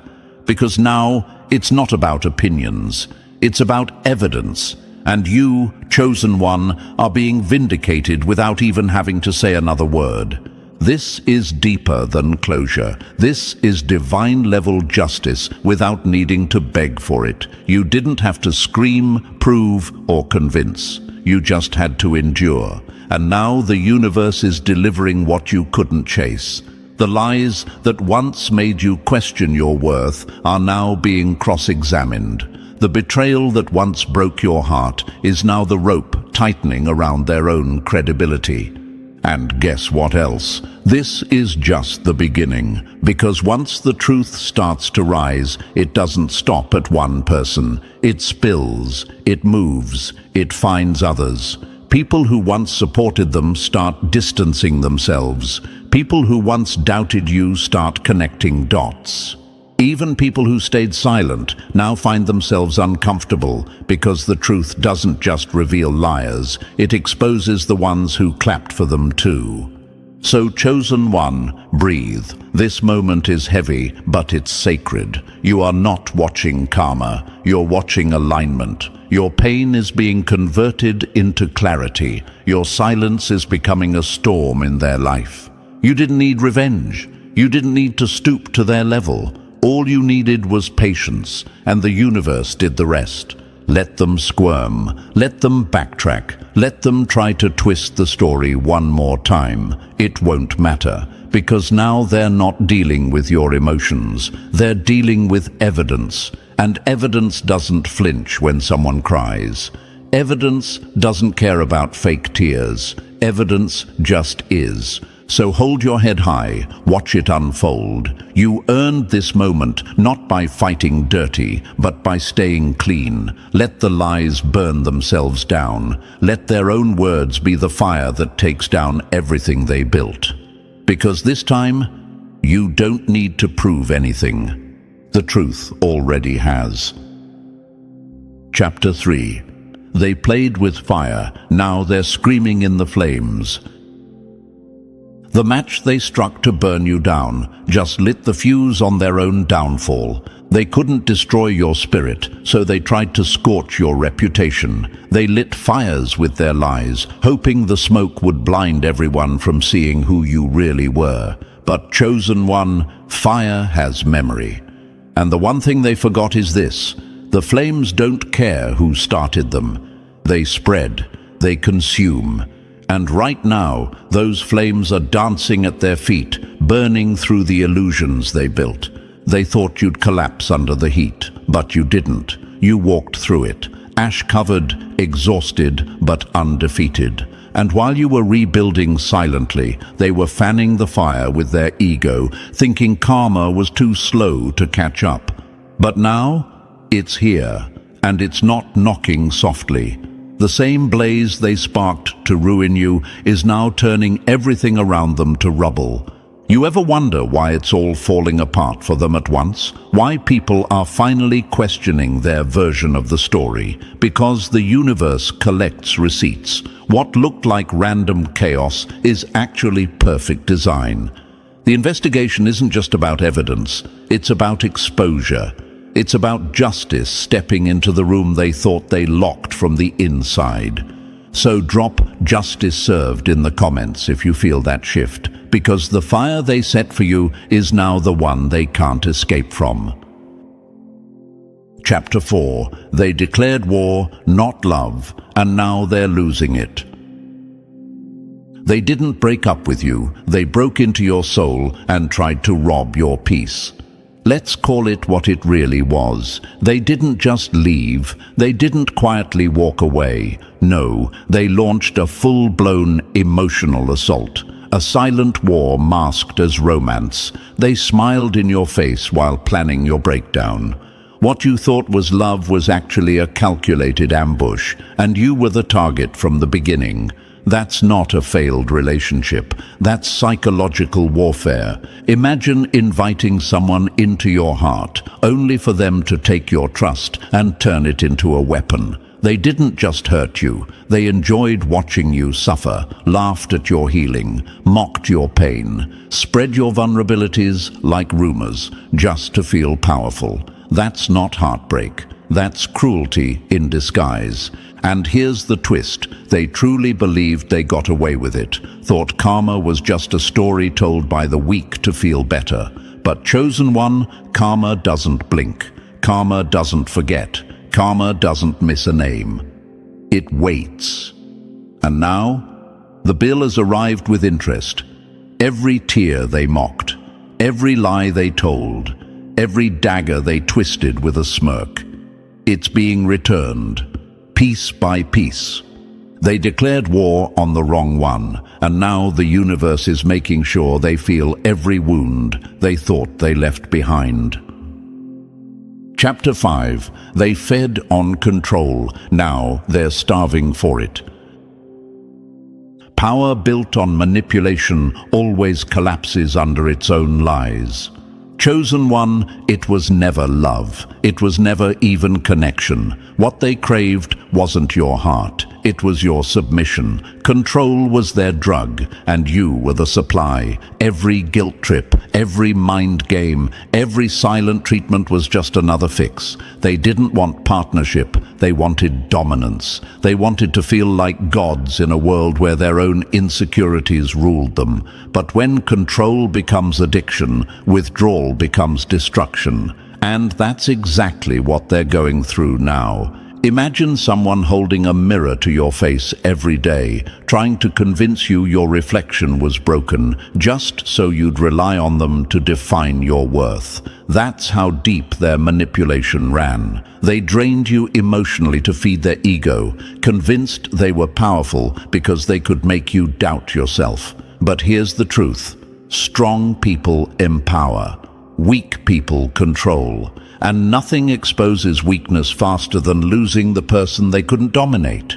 You may wonder, why did they want control so badly? Because chaos is all they've ever known. They can't handle genuine love. It terrifies them. So they replace it with control, because control feels safer than vulnerability. But control built on lies always burns out, and now that same fire is exposing every part of them they tried to hide. They thought they had you trapped, but the moment you broke free, the entire illusion collapsed. And now, the flame they once used to blind you is shining directly on their own darkness, and it's blinding them. Chapter 6. They tried to escape the fallout, but karma has their address. You can delete the messages, but you can't delete the energy that sent them. They thought they walked away untouched, chosen one, thought they could leave you bleeding and move on like nothing happened. But consequences don't need your permission. They show up uninvited, right on time. They wanted to see you broken, but now they're the ones living in fragments. The laughter that once mocked you, it's gone, replaced with sleepless nights, anxious scrolling, and that quiet, gnawing fear that someone's finally onto them. That's not coincidence, that's consequence. Imagine someone throwing stones in a glass house, laughing while it shatters, and then acting surprised when the shards start cutting their own feet. That's your ex right now. Every rumor they started, every jab they took, every lie they told, it's circling back, name by name, word by word. They thought they were untouchable, but the investigation has made their world feel like a maze with no exit. They can't eat, they can't sleep, and no matter how far they run, they keep hearing the echo of their own actions chasing them down. You might ask, do they finally regret it? Yes, but not out of guilt, out of exposure. They don't fear karma because it's mystical, they fear it because it's accurate. The universe doesn't miss details, it tracks everything. And now, every dark move they made is returning like a boomerang with precision. They started a war thinking they'd walk away victorious, but the war never ended. It just flipped sides. Now they're fighting the very storm they created, and losing. badly. Chapter 7. They called you too much. Now they can't handle the fallout. They said you were too sensitive, but it turns out you were too accurate. Chosen one, you were never too much. You were never too emotional, too intense, or too dramatic. You were right.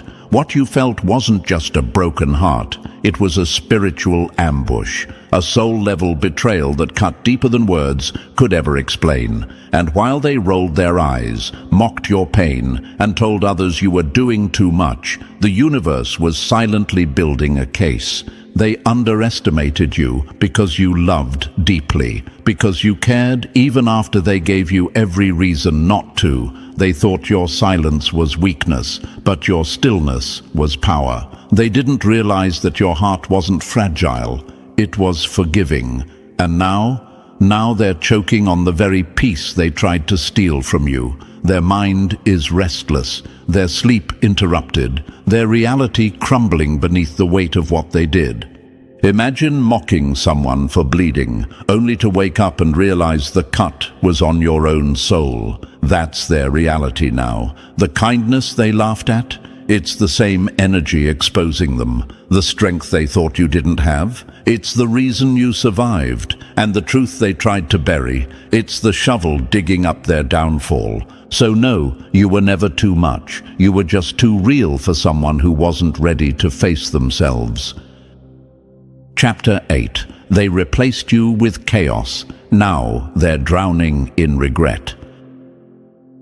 They didn't lose you. They lost the only peace their chaos ever tolerated. They thought leaving you meant winning, that walking away would grant them freedom, a fresh start, a new supply of attention. But freedom without inner peace is just a new version of hell, and that's exactly where they're living now. On the surface, it looks like they've moved on, but inside, they're unraveling. Chosen one, they didn't just lose a person, they lost their grounding. Your energy was the calm in their storm, the anchor in their spiral. And now that it's gone, every night feels longer, every silence feels louder. They stare at the ceiling wondering why nothing feels real anymore. That restless feeling? It's your absence. Imagine someone sprinting toward what they think is paradise, only to discover it's just another empty room with mirrors reflecting the damage they caused. Every new face reminds them of you. Every forced laugh reminds them of what they ruined. They try to fill the space you once occupied, but all they find are shallow connections and temporary highs that crash hard. They thought they replaced you, but they only replaced peace with chaos. And now, no matter how far they run, they can't escape one truth. You were the only thing real in a world they built on lies. Chapter 9. They traded a diamond for dust. Now regret is all they breathe. You weren't just the blessing, they were the one too blind to recognize it.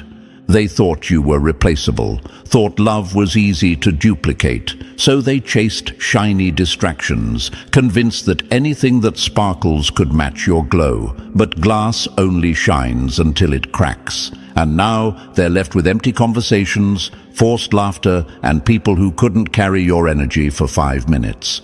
Chosen one, you weren't just a lover, you were their calm in the storm. You were grounding energy in their chaotic world, their peace, their mirror, their anchor, and now they're drifting. Regret has become their new reality, and no matter who's around them, the silence screams your name. Every fake smile feels like a lie they can't keep up anymore. Every room feels colder without your presence. Imagine giving up water in a desert, thinking you'll find an oasis. That's what they did. They mistook real value for momentary thrill, but when the rush wore off, they were left with nothing but echoes of what they lost. And those echoes are loud. Regret doesn't whisper, it haunts. They didn't just lose a partner, they lost stability. And now they're realizing too late. You were the real thing, and they'll never touch that kind of rare again. Chapter 10. They broke the shield. Now they're getting hit from all sides. You weren't their weakness, you were their protection, and now they're feeling what you used to block. Chosen one, they never realized what you were really doing for them. You weren't just loving them, you were covering them. Your energy was a shield, a force that silently kept chaos, misfortune, and emotional storms away. But they confused your peace for passivity. They mocked your calm. They laughed at the very thing that was saving them from themselves. And when they threw you away, they threw away their only layer of protection. Now look at them. Things aren't flowing like before. The luck they bragged about is gone. Opportunities slipping. Friendships crumbling. Why? Because when you disrespect sacred energy, the universe responds. What they're facing now isn't just bad luck. It's justice in motion. The blessings they enjoyed while with you weren't theirs alone. They were borrowed light from your presence. And once they dishonored that presence, the light went out. Imagine breaking an umbrella in a thunderstorm and then wondering why you're drenched. That's their life now. Every setback, every closed door, every sleepless night. It's not random. It's a correction. Because the universe doesn't reward betrayal, especially not when someone throws away the very soul that was protecting them the whole time. Now they're out in the open, and the storm is just getting started. Chapter 11. They went silent, but guilt screams louder than words. They ghosted you to feel in control. Now they're haunted by everything they tried to silence. Chosen one, they thought silence was power. That disappearing without closure gave them the upper hand. But silence is not peace, it's guilt wearing a mask. You don't ghost someone you didn't wrong. You ghost them because deep down, you know they saw the real you, and that terrifies you. That's what happened here. They thought cutting off contact would erase the truth. But energy doesn't work that way. You can block calls, but not karma. You can delete messages, but not memory. And now, that guilt they tried to avoid is eating away at them day by day. It shows in their eyes, the sudden way they look over their shoulder. It's in their insomnia, their overthinking, their fake laughter at parties. They're not free. They're trapped in a prison built from the silence they once celebrated. Imagine thinking you've buried the truth, only to feel it crawling under your skin every night. That's what guilt does. It doesn't need words to haunt you. It lives in moments of stillness. It speaks through panic attacks and nervous smiles. They didn't escape anything. They're carrying everything they tried to leave behind, on their back, in their chest, and behind every fake smile they flash. They silenced you, but now it's their own silence that's destroying them. Chapter 12. They disrespected the gift. Now they're paying the full price. They thought you'd always be there, until your absence started screaming louder than your loyalty ever did. Chosen one, they didn't just cross lines, they erased them. Every time you forgave, they saw it as permission. Every ounce of your loyalty, patience, and love was mistaken for weakness. They played games with someone who was sent to protect them, elevate them, cover them. And now, they're learning that disrespect has a cost, and this time it's non-refundable. They thought you'd always be there, waiting, hoping, hurting. But when you finally went quiet, that silence wasn't surrender, it was power. That was the moment everything shifted, because when your energy left, so did their blessings. What used to flow now feels blocked. What once came easy now feels cursed. Every step they take feels heavier. That's not a coincidence. That's what happens when you break the spirit that was keeping your world together. Imagine unplugging the light source in a dark room, then blaming the room for being dark. That's exactly what they did. They shattered the energy that once protected them, and now they're stumbling in the dark, confused, frustrated, and surrounded by the weight of their own decisions. You weren't weak, you were rare, you were sacred, and when they disrespected that, they activated a punishment no apology can undo. Now they're living with the price, and it's only going up. Chapter 13. They chose a knockoff, now they're craving the real thing. You can replace a person, but you can't replicate their soul.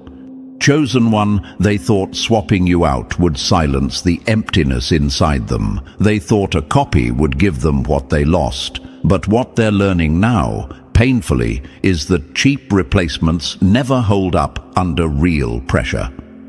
They traded your depth for surface-level attention. They gave up truth for a fantasy. And now, that fantasy is fading fast.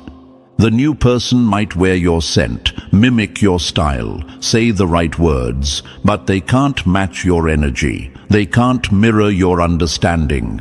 They can't see into their soul the way you did, because you weren't just a partner. You were an experience, a connection they'll never feel again. Imagine trying to replace a rare painting with a printed poster. It might look good from far away, but up close you see the difference. You feel the difference, and they feel it every single day. Every forced laugh, every cold silence, every moment they try to convince themselves they made the right choice. That emptiness they're drowning in now, that's the echo of the real thing they let go of.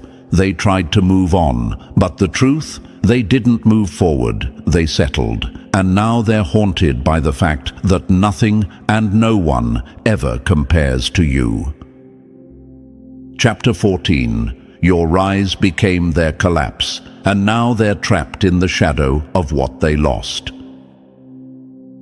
They tried to bury you, not knowing you were a seed. Now your growth blocks their sunlight.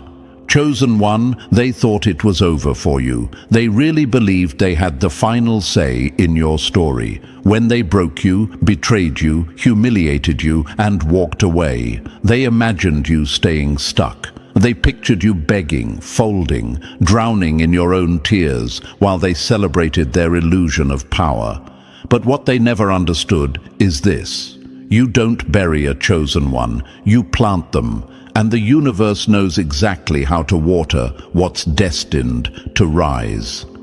Every tear they caused became your roots. Every night you couldn't sleep became your soil. Every betrayal, fertilizer. And while they laughed, you grew, quietly, steadily, and far beyond what they ever thought possible.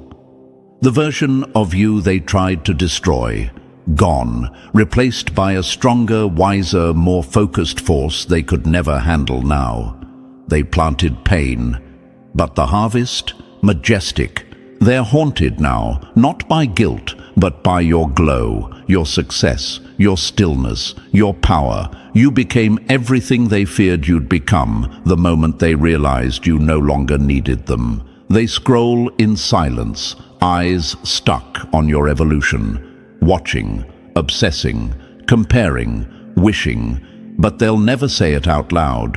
Why? Because pride won't let them admit that their attempt to destroy you built something unstoppable. Imagine trying to burn down a forest, only to watch it grow back twice as thick, roots deeper, branches wider, untouchable. That's you now. And here's the part that cuts them deepest. They're no longer even a threat. They're a spectator in a story they thought they controlled. Every room they enter feels smaller. Every face they meet reminds them of what they mishandled. You became the standard, and they can't live up to what they lost. You ever wonder why they're so quiet now? Why they avoid your name? Because your rise exposes them. Your elevation turns the spotlight back on their downfall, and there's no lie they can spin to cover it. You've become living proof of the one thing they never believed in: consequences. Not by revenge, not by force, but by excellence. The kind of glow that silence creates, the kind of power that pain forges. You didn't have to fight back. You just had to become. And now their downfall plays out in slow motion. The relationships they chased fall flat. The people they tried to impress have disappeared. Their peace is gone. Their reputation shaky. Nothing they reach for lasts. Because when you betray someone who was sent to uplift you, the universe shuts the door you didn't even know was keeping you alive. They lost access to you, chosen one, and that loss, permanent. They'll never again touch the version of you that prayed for them, forgave them, stayed loyal despite the damage. That version is extinct. They buried you thinking it would end there, but all they did was trigger your rebirth. A newer, sharper, more grounded version of you that doesn't bend anymore, doesn't explain, doesn't ask, doesn't wait. Their emptiness is now their prison. They're surrounded by people, but no one sees them like you did. They get praised, but it means nothing, because none of it feels real. They laugh, but it doesn't reach their eyes.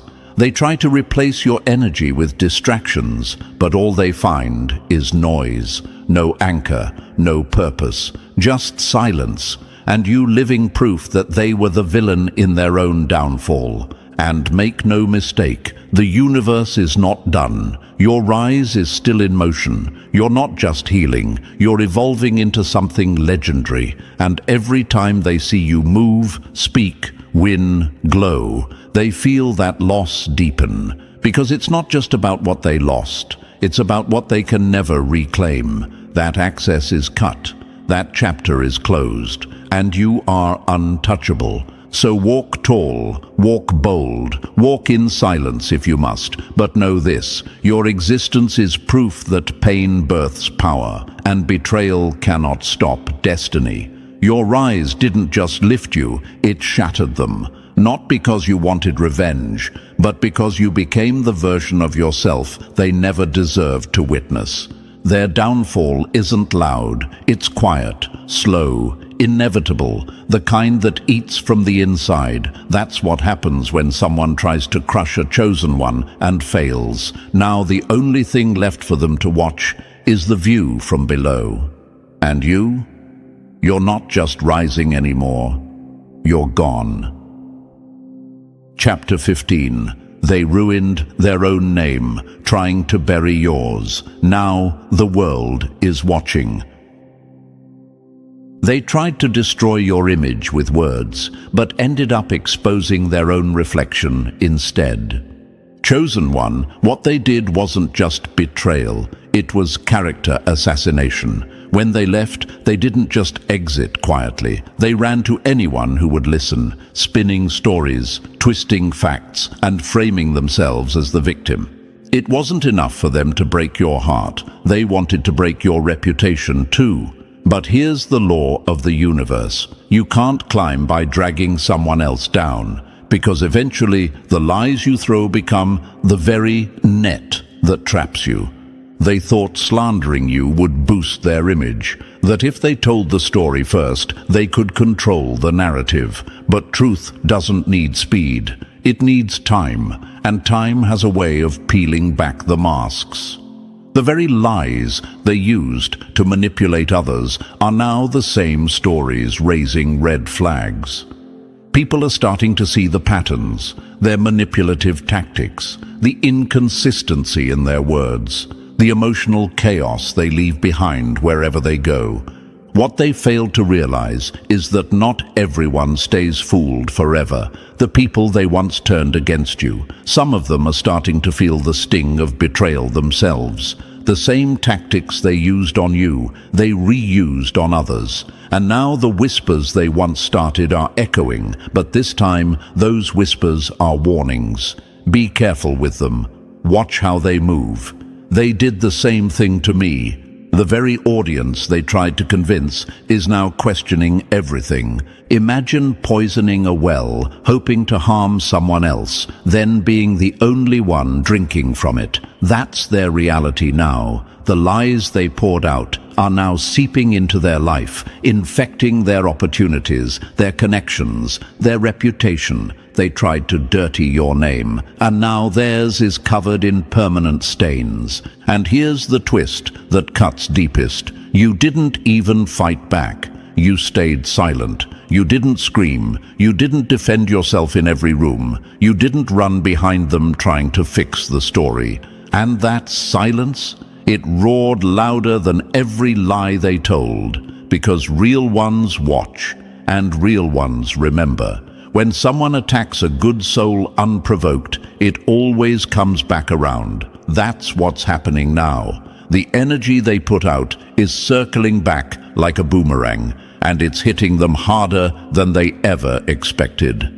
They burned bridges with gasoline and a smile, thinking they'd never need to look back. But now those very bridges lead to people they need. People who used to believe them, now question them. Doors they once had access to, closing.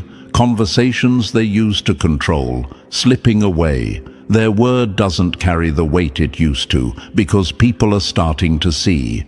And the irony, they created their own downfall trying to orchestrate yours. They spent so much time fabricating stories about you, they forgot to maintain their own image. And lies, no matter how pretty, can't survive the heat of truth. Their image is unraveling, one thread at a time. And every attempt they make to fix it only exposes more cracks. You might ask, but why did they go so far to destroy me? Because your existence exposed their lack. Your strength made them feel small. Your truth was a mirror they couldn't face. So instead of growing, they tried to shatter the reflection. That's not strength, chosen one. That's cowardice. That's what weak people do when they fear accountability. Let's be clear, their entire identity was built on illusion, on charm, manipulation, and control. And you broke the cycle. You walked away. You didn't play the game. That's why they turned on you, because they couldn't control the story once you stopped responding. And now that you've grown, healed, and risen, their version of events doesn't match your glow. That contradiction is what's destroying their credibility. Imagine telling the world someone was broken, only to watch that same person thrive, glow, and walk in peace. That's your revenge, not spite, not retaliation, just truth in motion. And now they're sitting in the corner of rooms they once dominated, trying to rebuild a version of themselves that never really existed. And they can feel it, every glance, every pause in conversation, every subtle shift in tone. People don't trust them like they used to. People are watching, listening differently. The lies aren't landing the same. The manipulation is more obvious, and it's driving them mad. They wanted you isolated. Now they're the ones being distanced from. Their web is unraveling, and they're tangled in it. Meanwhile, you've become untouchable. Your silence was your strategy. Your peace was your proof. And your rise? That's the loudest rebuttal of all. You didn't need to clear your name. Your energy did it for you. That's the power of being aligned with truth. It always wins in the end. So, chosen one, let this be your confirmation. What they tried to destroy became the platform for your elevation, and the lies they spread now serve as evidence of their own broken character. You never had to clap back, because the universe never needed your help to expose someone who was always destined to self-destruct. And they're not just regretting the loss, they're regretting who they became trying to ruin you. Because in the process of trying to make the world question you, they made the world see them. Your name stands clean. Theirs is now a cautionary tale, and the only spotlight left is the one exposing everything they hoped would stay hidden. They didn't just lose your love, they lost their reputation, they lost their power, they lost the game they created, and that is the most poetic justice of all. Chosen one, if this message confirmed what your spirit already knew, let it be the final reminder. You were never the villain. They just couldn't handle your light. Their lies exposed them. Your silence elevated you. That's real power. If you haven't already, press the like button to show the universe you're standing in your truth. And if you're still not part of this growing family of awakened souls, hit that subscribe button now. Because your voice, your energy, and your presence matter here. This is your home. This is your confirmation. And your rise, it's just getting started. Never dig for dirt on someone the universe protects, because you'll end up buried in your own jealousy. That's the reality they're choking on right now, chosen one. They thought sending an investigator after you would expose your flaws, but instead it exposed their obsession. It's like they hired a hitman for your reputation, only to realize he came back writing your fan letter. The same mouths that tried to ruin you are now being forced to admit there was nothing to ruin. The same people who whispered lies behind your back are now watching their words turn into your resume. And here's a cold fact for you. According to multiple behavioral studies, over 70% of workplace and social gossip isn't based on truth.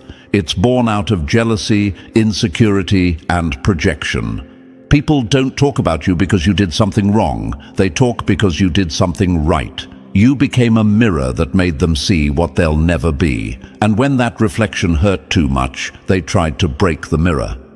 But mirrors don't bleed. They just keep reflecting.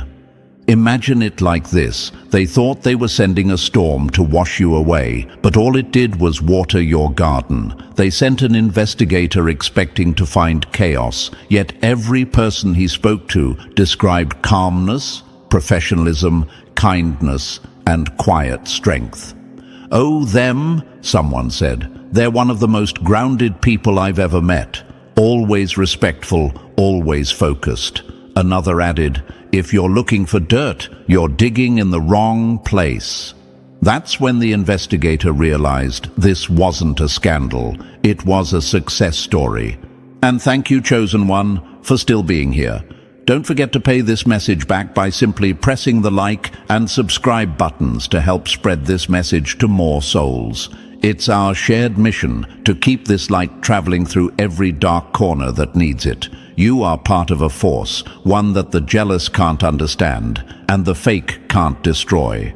Now, let's come back to what really happened. They were mad because every rumor they planted grew into proof of your goodness. Every whisper they started turned into word-of-mouth praise. The investigator came ready to collect secrets, but ended up collecting compliments. They thought people would say you were fake, difficult, or two-faced. But instead, your co-workers, your old classmates, even the ones who were neutral, said the same thing. That one? Nah. They've always been solid. Imagine the humiliation on your enemies' faces when their investigation became free PR for your character.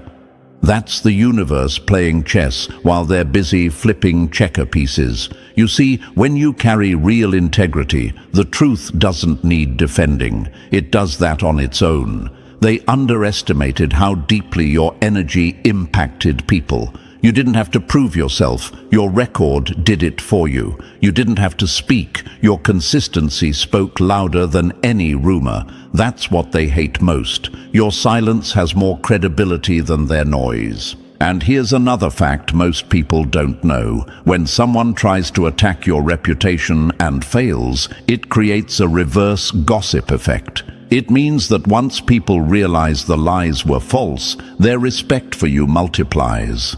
They start watching you closely, not to find flaws, but to learn how you handled it so calmly. You became a quiet mystery in a loud world, and that's magnetic. So yes, chosen one, the investigator asked around. They interviewed friends, co-workers, and even old connections, hoping to find a crack in your story. But all they found was something that terrified your enemies: consistency. You were the same person everywhere. Polite, private, honest. No scandals, no chaos, just peace. And that peace is your power. Because in a world addicted to drama, peace looks suspicious, and that's why they wanted to test it. But what happens when they test peace? It stays unbothered. It smiles. It keeps working. It keeps shining. They tried to find skeletons in your closet, but found trophies instead. They looked for proof of darkness, but discovered your discipline. They wanted to label you as too good to be true, only to realize you're just true. This entire setup was supposed to break you. Instead, it exposed them. It showed who was genuinely in your corner and who was secretly waiting for you to fall. Some of them even pretended to help, feeding information behind the scenes. But the universe doesn't let betrayal go unnoticed. It records everything. That's why suddenly people are treating you differently now. They know you know. They feel the tension. They sense the silence. You don't need revenge. Your energy already handled it. They thought the investigation would bury you, but all it did was confirm your rise. What was meant to humiliate you became your highlight reel. What was meant to end your story became the start of your legend. Because when you're the chosen one, even your trials are testimonials, and every attempt to expose you only reveals how clean you really are. So remember this, chosen one, you don't have to fight lies when the truth already has witnesses. The people who matter have seen who you really are. The rest, they're just background noise in a movie that's already starring you. And the ones who sent that investigator, they're realizing too late. You can't investigate purity and come out looking innocent. And hey, chosen one, thank you for being here and giving your energy to this message. What you're about to hear will confirm exactly why people can't stop talking about you, even behind closed doors. They thought their whispers would break you, but they only made your name echo louder. So stay with me till the very end, because we're about to break this story down step by step, and every second will reveal something they never wanted you to know. Drop a comment below with the number 444 if you're ready to watch their gossip turn into your glory. And if you can, bless the team behind this message with a small token of gratitude, because every bit of support fuels this mission to keep the truth alive. Whether it's a cent or a shout out, it matters. Now take a deep breath, chosen one, because what's coming next will make you realize the investigation wasn't against you. It was proof you were always the one they couldn't ignore. Let's dive in. Number 1. They dug for dirt, but unearthed diamonds instead. Be careful who you dig into. The hole you make might become your own grave. That's exactly what happened when they came for you, chosen one. They thought they could expose you, humiliate you, drag your name through the mud. But the universe doesn't let false hands touch what's clean. They were praying for dirt and ended up choking on the dust of their own failure. You didn't just pass their test, you made the test itself look foolish. They thought your life was a performance, but it turned out to be proof. See, jealousy always disguises itself as curiosity. That's the trick they use to feel innocent about their hate. "Oh, I'm just asking questions," they'll say, "just trying to understand." But no, they weren't trying to understand you. They were trying to undermine you. They wanted to see you stumble, to find even a small stain they could stretch into a scandal. But your life, your track record, your energy, it all stood like a wall they couldn't climb. You didn't live fake. You didn't switch faces depending on who was watching. You were the same when no one was looking, and that's what exposed them. Because in a world of masks, your authenticity became a mirror. Let's be honest, chosen one, the investigator wasn't the real threat. The real threat was the intention behind it. They wanted confirmation of their own narrative, that you were secretly messy, secretly fake, secretly undeserving of your peace. But when that investigator walked into the rooms where your name lived, What did he find? People saying, "Oh yeah, they're solid. Always been that way." He found old co-workers remembering your professionalism, old friends recalling your loyalty, and even quiet observers admitting you were different. Not perfect, but real. And that's what made your enemies furious. They were praying for a scandal and ended up writing your reference letter. Integrity is what you do when no one's clapping, they say, and you've been doing it your whole life. You didn't change for attention. You stayed consistent through chaos. When others played games, you played it straight. And now, that's why their lies won't stick. Because truth doesn't defend itself. It reveals itself. They tried to plant weeds in your garden, but you were already rooted too deep. You see, people like that don't hate you because you're wrong. They hate you because your existence proves they are.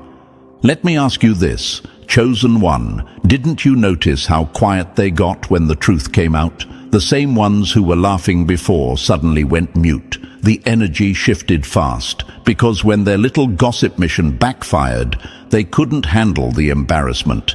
Imagine their faces when they realized every person they expected to badmouth you actually praised you. That investigator probably looked at them like, "You sure you gave me the right name?" That's the kind of humiliation that burns slow. And that's why they're mad now. Not because you did anything wrong, but because your reputation didn't cooperate with their fantasy. Think about it like this. They wanted to bury you alive, but you were made of stone. They kept digging and digging, expecting decay, but instead they struck something that shined. You became living evidence that not everyone's pretending, that not everyone's hiding skeletons. That's rare, and it scares people who built their image on illusion. You're living proof that you can win without cheating, rise without gossip, shine without stepping on others. And that alone destroys the foundation of their jealousy. Here's a psychological fact they don't want to admit. People obsessed with finding flaws in others usually do it to distract from their own. It's projection, plain and simple. The moment someone starts investigating you unprovoked, it's not about you. It's about their need to justify why they're not where you are. They can't stand the idea that your calm came from discipline, not deception. So they dig, hoping to find an excuse that makes them feel better about staying mediocre. But instead, all they find is that your peace is genuine, and that drives them insane. You ever wonder why they wanted the investigator to talk to your co-workers, your friends, your old contacts? Because deep down, they were hoping someone, anyone, would validate their hate. But hate doesn't multiply when the soil is clean. Every person that investigator met gave the same story, different details, same message. That's the power of living honestly. You don't have to manage lies when you've got nothing to hide. Your truth travels quietly, but it reaches every ear that needs to hear it. And now, the irony. They accidentally made you look better. Their plot became your promotion. They gave you free publicity without realizing it. People who didn't even know you before now do, and they respect you, because real recognizes real. And when the investigators' report came back clean, they couldn't stand it. You were supposed to be exposed, but instead, you were exalted. So here's what's funny, chosen one. They thought they were pulling your skeletons out, but they were just digging up the seeds you planted long ago. Seeds of honesty, work ethic, patience, and class. Those seeds grew into trees so strong that even their shovels broke against the roots. You've become the walking definition of "you can't fake clean energy." And that terrifies them because they can't manufacture what you naturally are. Let's answer the question that's probably lingering in your mind. Why would they go to such lengths to destroy me if I've done nothing wrong? The answer is simple, because you did nothing wrong. You're living proof that peace is possible without manipulation, that success can be quiet, that kindness can win, and to people addicted to chaos, that's unforgivable. You're not their problem, you're their proof of failure. Every good word said about you is a reminder that their lies didn't work. So they can stay mad. Let them. Their investigation became your vindication. The investigator came to find dirt, but walked away impressed. And everyone who participated in that witch hunt is now pretending it never happened.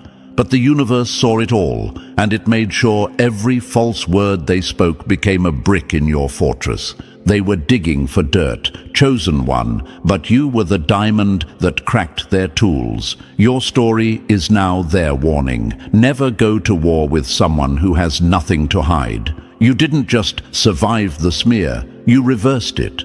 And now your very name carries the power they wanted to erase. They thought they were exposing you, but all they did was expose their own insecurity. And that's the most painful truth of all, because when envy meets integrity, envy always loses. Number 2. The streets turned into your stage, and their secrets became background noise. They tried to whisper your downfall, but the streets shouted your name louder. That's the kind of poetic justice that burns your enemies from the inside out.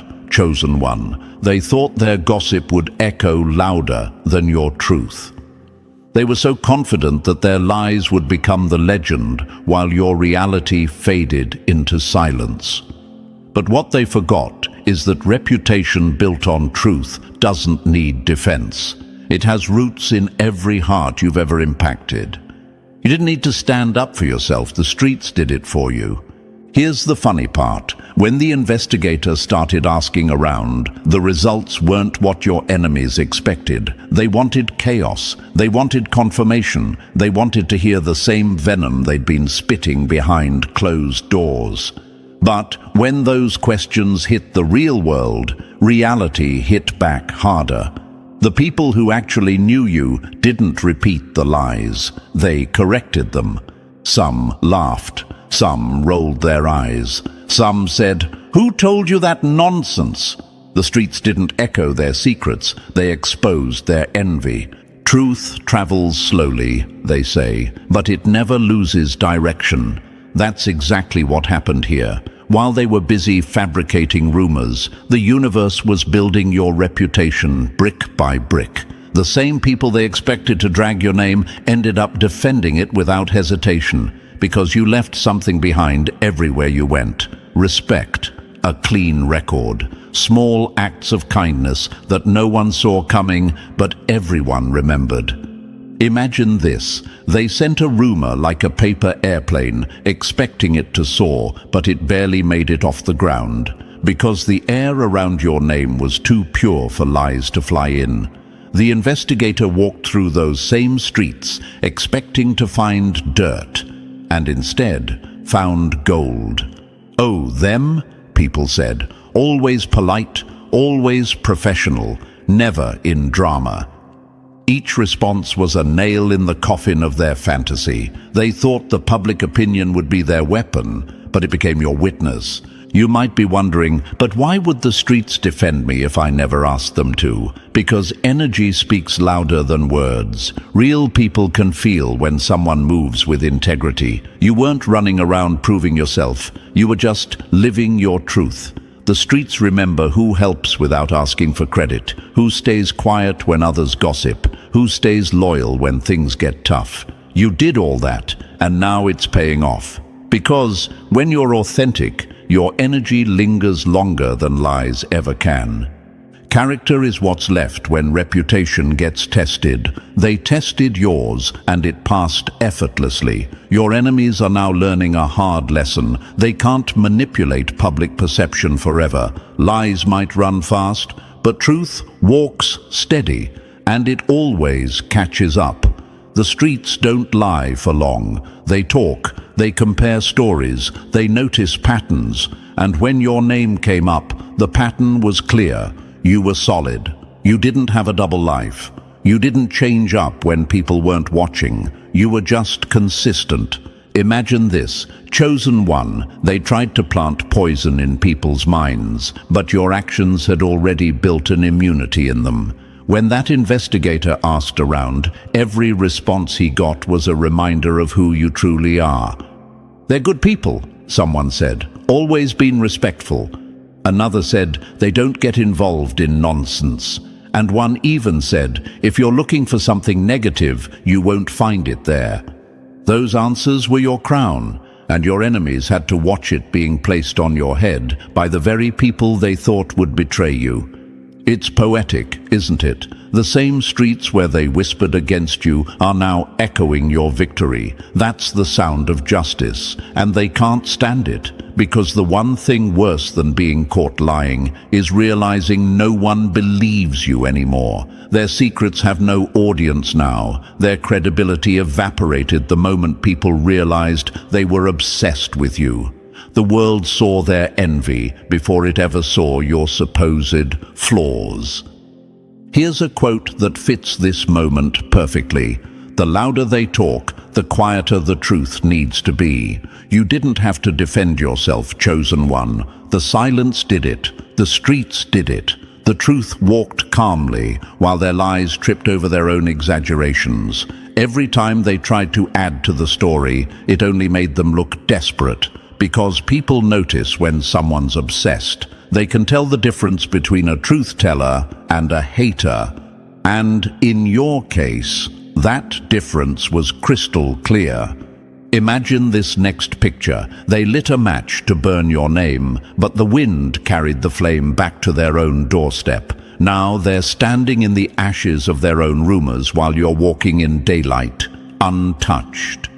That's how the universe balances the scales. It doesn't need your permission to defend you. You might ask, why didn't anyone believe their lies? Because you've built a reputation that can't be shaken by gossip. That's the real secret. They underestimated the quiet power of your consistency. People have watched you show up day after day without drama. They've seen you handle pressure without snapping. They've noticed how you treat others, how you keep your word, how you stay grounded when everyone else loses their temper. That's why when your enemies tried to twist your name, it didn't fit. It's hard to convince people that the calm one was the problem when everyone's already seen the chaos coming from somewhere else. The streets remember what the fakes forget. That's another truth they're learning the hard way. They thought your reputation was up for debate, but real people, people who've seen you live, work, and move, already made up their minds long ago. They know your character because they've witnessed it. They saw how you handled setbacks with grace. They saw how you stayed kind in moments when it would have been easy to be bitter. That's the kind of evidence no rumor can destroy. Now the ones who started this whole mess are sitting there wondering how their own plan backfired so completely. They're embarrassed, bitter, and scared, because once lies lose their power, they expose the liar. The same mouths that used to gossip about you are now being avoided, side-eyed, and called out. The universe turned their audience into your supporters. Imagine this final image, you walking through the same streets they tried to turn against you, head high, peace in your chest, while whispers of admiration trail behind you. You became the story they couldn't control. You turned their investigation into inspiration. You didn't need revenge. The truth already handled it. So, chosen one, understand this. Your life spoke louder than their secrets ever could. You don't have to argue with rumors when your history already contradicts them. You've earned your peace, and now it's loud enough for everyone to hear. The streets didn't just speak for you, they shouted. They told the world who you really are, and now the liars are left with nothing but their own silence. Because when integrity walks the same streets as gossip, integrity always wins. Number 3, they called for an investigation but accidentally summoned a mirror. They didn't lose the battle against you, they lost the war against themselves. That's the truth they can't face. chosen one. They wanted to drag you through the mud, to see you exposed and humiliated. But when the spotlight came on, the only shadows it revealed belonged to them. The investigator didn't find the fraud they imagined. Instead, every interview, every observation, every quiet testimony reflected one undeniable fact. You live clean. You live real. You live without double faces. And that burned them more than any insult ever could. Imagine this: someone plans to rob your house, but forgets you've got mirrors on every wall. The moment they step in, they see themselves instead of treasure. That's what this whole thing became. They launched an investigation, thinking it would uncover flaws, but it just reflected their insecurities back at them. Every good word about you was a punch to their ego. Consistent, professional, humble, words they've never earned in their own life. So when people described you like that, it wasn't flattery. It was exposure. It showed how small they've stayed while you quietly grew. Jealousy isn't about wanting what you have. It's about hating that you have it effortlessly. That's the sickness that's eating them alive. They can't understand how someone can be calm under fire, respectful under pressure, and grounded while surrounded by chaos. They mistook your discipline for disguise. They believed there had to be some secret scandal hidden beneath your peace. But peace isn't weakness, it's power refined. And when the investigation confirmed that truth, it shattered their illusion. Because suddenly they weren't looking at your mistakes, they were forced to face their own. Let's be real, this was never about truth. It was about ego. They wanted to feel right about hating you. They needed validation for the stories they'd built in their heads. So they hid behind the idea of justice, pretending to seek truth while secretly hoping for destruction. But the universe doesn't cooperate with false intentions. What they meant for your exposure became their reflection. You became the mirror that doesn't lie, and that's why they're angry. Think about it, chosen one. Why else would they still talk about the report if it supposedly cleared you? Because the report wasn't the issue, you were. Your existence challenges their excuses. Your composure highlights their instability. Your truth erases their fiction. Every time someone praises your name, they feel like the walls are closing in. They wanted everyone to see a monster, but instead, the world saw a masterpiece. Truth doesn't defend, it reveals. And that's what this whole ordeal did. It revealed how you've handled pressure with grace, how you've navigated betrayal without revenge, how you've stayed centered while they spiraled. It showed the contrast between a person living in alignment and one trapped in resentment. The light that was supposed to expose you ended up burning through their disguise. That's why their rage feels personal now. It's not about what was said, it's about what was seen. Imagine standing under a spotlight thinking it's going to expose someone else, only to realize it's aimed at you. That's exactly what they're feeling now, raw discomfort, because truth has a way of turning the camera around. They set the stage, they called the shots, but they forgot who the real star was. You didn't need to perform, your authenticity did the work. So now they sit there, seething, pretending they don't care, pretending the results don't bother them, but it does. Every clean word about you is a reminder that they wasted energy trying to destroy someone who's already unshakable. Every compliment about your consistency is a mirror held up to their chaos. They can't escape it because truth doesn't fade when it's inconvenient. It echoes. They thought the investigation would close your chapter. Instead, it opened their own. They can't unsee what's been revealed. They can't unhear what people really think of you. And the worst part? They can't unfeel the sting of realizing that their lies only amplified your light. That's why they're still angry. Not because of the report, but because when they looked for your flaws, they found their reflection staring back. Number 4. They tried to write your downfall, but the universe rewrote the script. They didn't lose control of you, they lost control of the lie. That's what really eats them alive, chosen one. From the beginning, this was never about truth. It was about narrative. They didn't have to fight you openly. They just had to make people believe a version of you that didn't exist. And for a while, it worked. They crafted their little storyline in the shadows, spreading it piece by piece, like poison disguised as truth.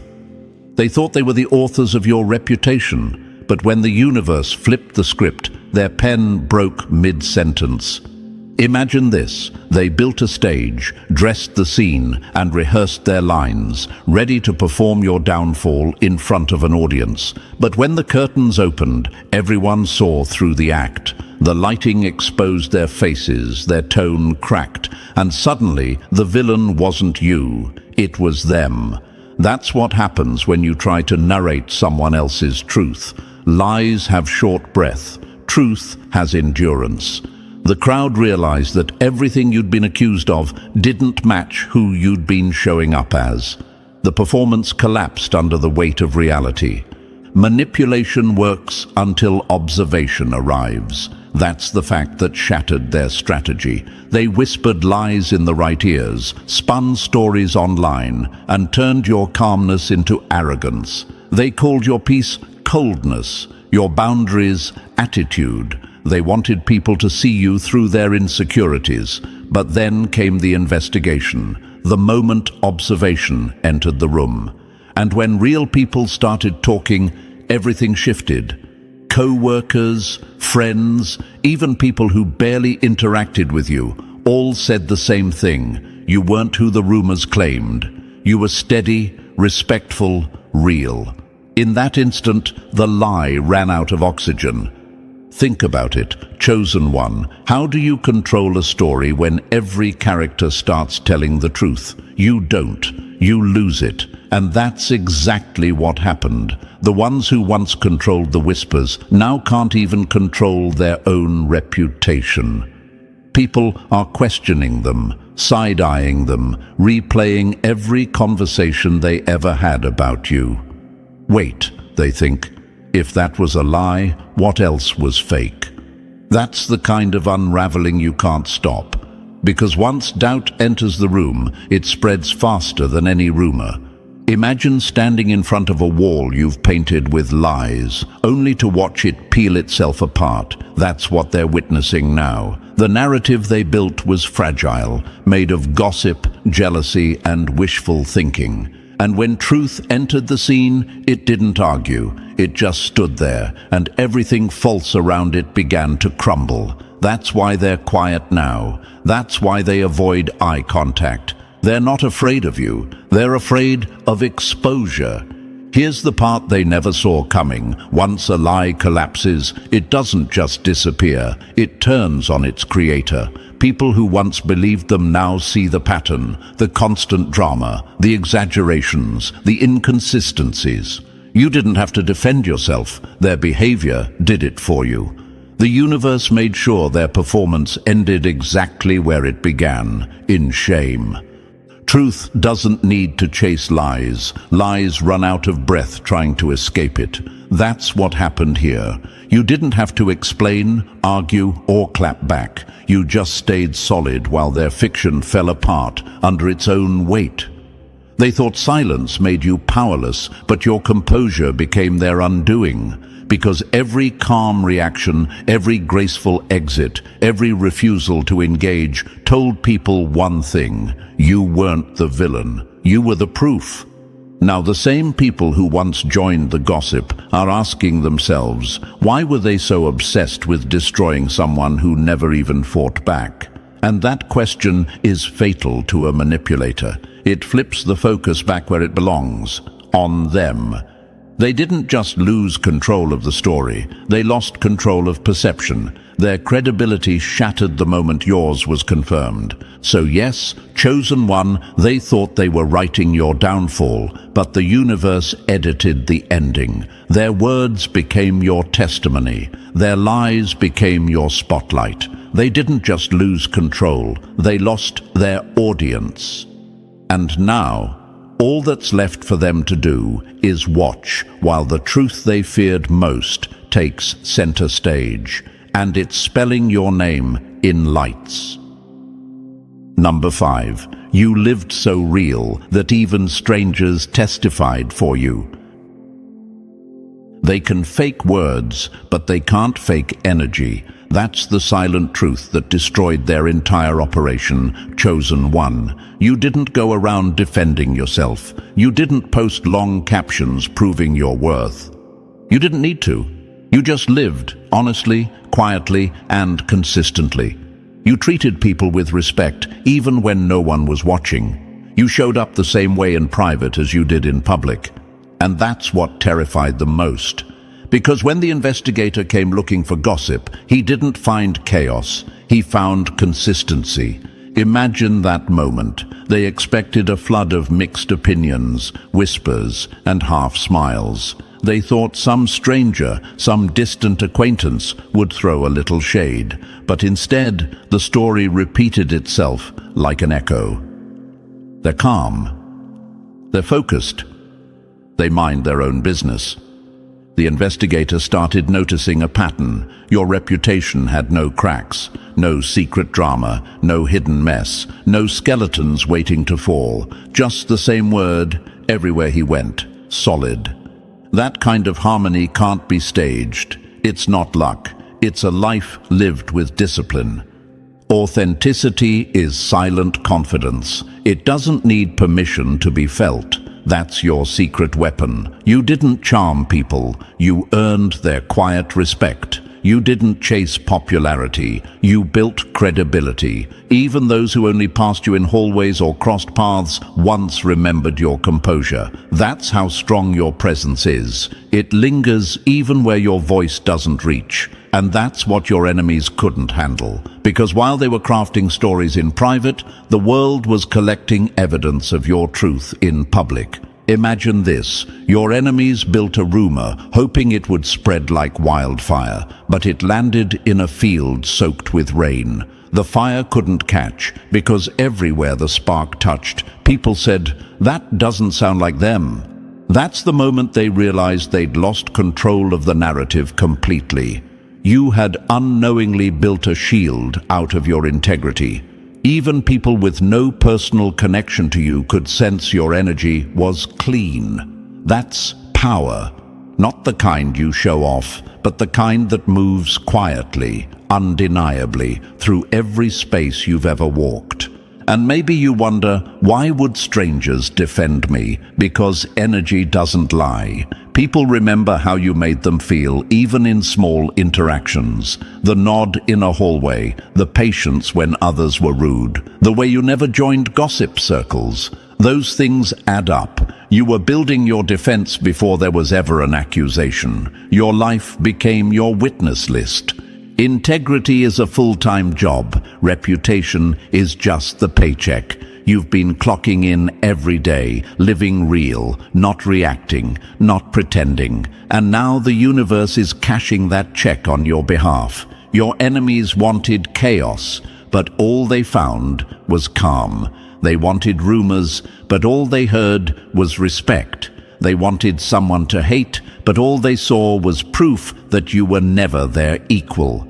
So now, even strangers vouch for you without realizing it. That's how pure your alignment is. It speaks through everyone you've ever encountered. While they tried to write fiction, you were writing facts with your actions. You didn't have to build an image. You became one. That's the difference between their kind of influence and yours. Theirs depends on talking. Yours depends on truth. And here's the part that breaks them completely. How can you destroy someone whose life defends itself? You can't. Because when your energy speaks louder than your words, every lie collapses under its own noise. You've been living so authentically that even those who never knew your story ended up protecting it. And that, chosen one, is what true power looks like. Number 6. They laughed at your solitude until it became your shield.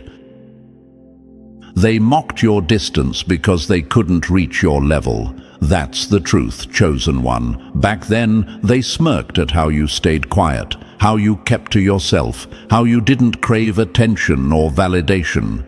They labeled you cold, standoffish, maybe even arrogant. But what they didn't see was that your solitude wasn't loneliness, it was strategy. You weren't hiding, you were protecting peace. And that peace is exactly what saved you when the storm came. Imagine it. While they were forming fake alliances, you were forming self-respect. They gathered in circles built on gossip, their smiles sharper than knives, mistaking popularity for power. You stayed out of it. You knew that attention attracts chaos. You kept your name clean by keeping your presence rare. They laughed at your silence because it made them uncomfortable. But now, the same silence they mocked is echoing louder than all their excuses. The investigation proved what you already knew. You were never part of their mess, and that's why you're untouchable. Sometimes isolation isn't punishment, it's protection. That's the lesson they're choking on now. They spent their energy trying to belong, trying to be seen, trying to be heard. You spent yours mastering self-control. They thought solitude made you soft, but it made you sharp. You saw what they couldn't, the danger of blending in with the wrong crowd. You understood early that not every smile hides goodwill, and not every connection deserves closeness. So, you stayed selective, and now the universe is proving you right.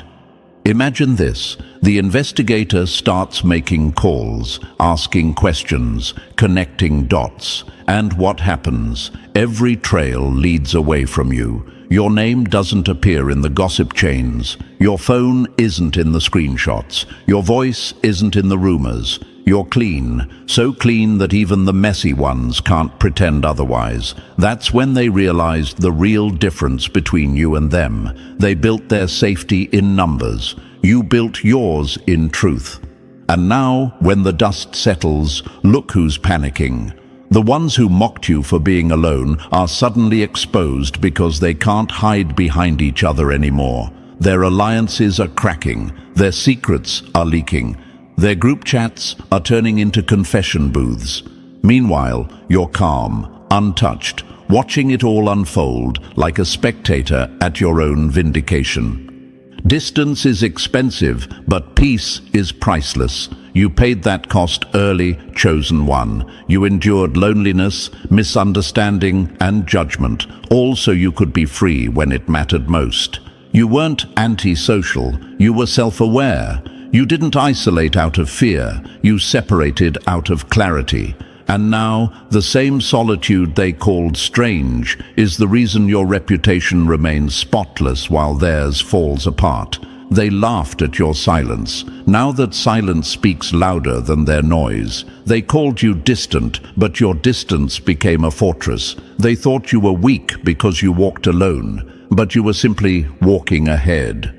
And the higher you rose, the more they realized solitude was never your weakness. It was your shield, your weapon, and your proof that the loudest power is often the quietest presence in the room. Number 7. The good gossip became your armor and their downfall. They tried to shoot lies at you, but your truth was bulletproof. That's exactly what happened, chosen one. While they were busy loading their words like weapons, your actions had already built the armor. Every time you showed respect in private, every time you chose silence over pettiness, every time you walked away from chaos instead of fueling it, you were layering protection without even realizing it. You didn't have to beg anyone to believe in you. The way you lived became your evidence. Imagine this. While your enemies whispered in circles, trying to twist your name, someone else was quietly saying, "No, that's not who they are." Maybe it was a co-worker who saw how you handled stress with calm. Maybe it was a friend who noticed how you never repeated gossip.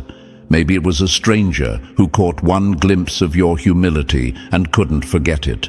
That's how real you've been. Your presence alone left witnesses everywhere you went.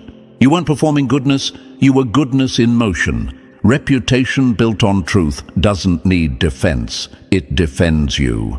That's what played out in this entire spiritual battle, because make no mistake, this wasn't just about words. This was about energy, light versus shadow, authenticity versus deception. They wanted to assassinate your character. They wanted to strip away your credibility, to make people doubt your intentions. But your quiet consistency stood taller than all their noise. The universe had already filed the evidence before the case even started. Imagine them trying to orchestrate a takedown while your name was busy earning loyalty behind closed doors. Every person who'd ever seen you move with integrity became an invisible guard. When the investigator came around, those guards spoke up, not because they were loyal to you, but because truth naturally defends itself. People said things like, "Always respectful, never cause trouble, calm and kind." That's when your enemies realized the real problem. The good gossip had outgrown their lies. Energy introduces you before your name does. That's a fact. Even people who didn't know your story could feel your authenticity. And when the lies started flying, that same energy worked like a shield. They tried to drag you into a war of words, but your silence made them look desperate. They tried to expose you, but there was nothing to expose. You had already built a reputation of peace while they were building a strategy of chaos. Here's what burns them the most. Their lies didn't just fail, they backfired. Every attempt to damage your name only highlighted your grace. Every accusation turned into an example of your restraint. And that's how spiritual warfare works. It tests who you are when no one's watching.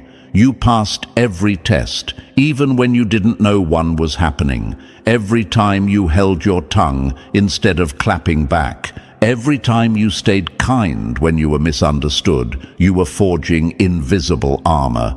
Imagine being so solid that your enemies end up promoting your truth by trying to destroy it. That's what happened here. They didn't just lose, they exposed their own darkness trying to dim your light. The good gossip became a mirror reflecting everything they weren't. You didn't need revenge, you just needed to keep walking right, and the universe handled the rest. Now everyone sees it clearly. They came for your name, but your life had already testified. They came to destroy your image, but the public memory of your calmness made that impossible. And now, no matter what they say, no one buys it. Because your energy, your track record, your way of existing, it's all been too consistent to question. So yes, chosen one, this was more than gossip, it was spiritual warfare. And you didn't just survive it, you mastered it. Your peace became your sword, your authenticity became your shield. They tried to bring you down with words, but the truth rose up like armor around your soul. You were covered before they even started aiming, and now every rumor they fired has ricocheted right back at them. Number 8. Your calm life was the scandal they couldn't manufacture.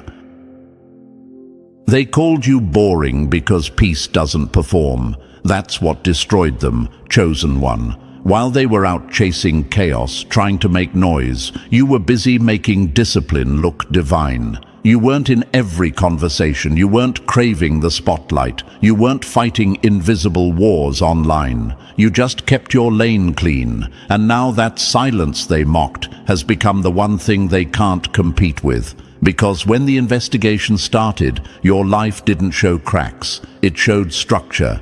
Imagine this. They were digging through your past like detectives on caffeine, expecting to find a trail of recklessness.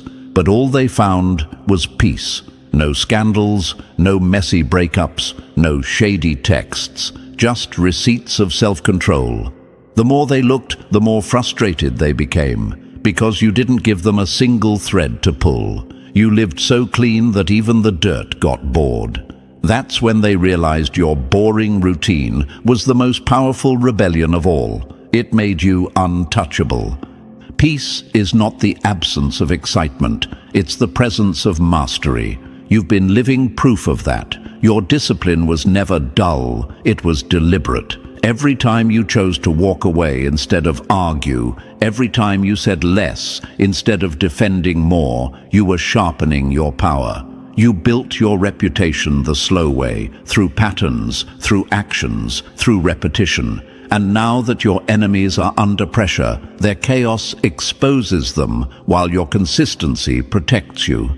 Imagine them trying to paint you as fake or shady, while the investigator's notes read like a checklist of excellence. Respectful, punctual, calm, focused. That's not coincidence. That's proof of intention. They couldn't twist your peace into scandal because peace leaves no fingerprints.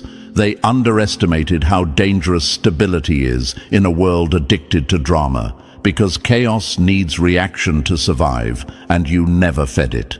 You didn't give them emotion to twist or weakness to exploit. You starved their power by staying still. They hate that your life doesn't require cleanup. They hate that you don't wake up to consequences. They hate that while they were performing for validation, you were quietly building a legacy of control. You weren't running from drama. You were just never in it to begin with. That kind of composure terrifies unstable people because it proves they can't touch you. And here's the truth, they don't fear your boring life because it's dull. They fear it because it's proof. Proof that not everyone has to lie, scheme, or manipulate to stay relevant. Proof that peace wins. Proof that self-discipline creates its own protection. They called you boring because calling you powerful would have hurt too much. But now, the evidence speaks louder than envy ever could. So yes, chosen one, your stillness was never weakness, it was strategy. You mastered the art of living without chaos, and that, more than anything else, made you unbreakable. They wanted a scandal, they wanted a slip-up, they wanted something, anything to destroy you with, but your boring life gave them nothing. And when an enemy has nothing left to attack, all that's left for them to do is watch. Number 9. They wanted the lie exposed, but the truth blinded them instead. They sent the truth to destroy you, but the truth came back worshipping your name. That's the moment everything flipped. Chosen one. They didn't call for an investigation out of curiosity. They did it out of envy. They wanted someone official to stamp their lies with credibility. They wanted the universe to confirm what they'd been whispering, that you were fake, that your peace was an act, that your composure was manipulation. But instead of finding darkness, the investigation uncovered light so pure it burned through every rumor they'd built.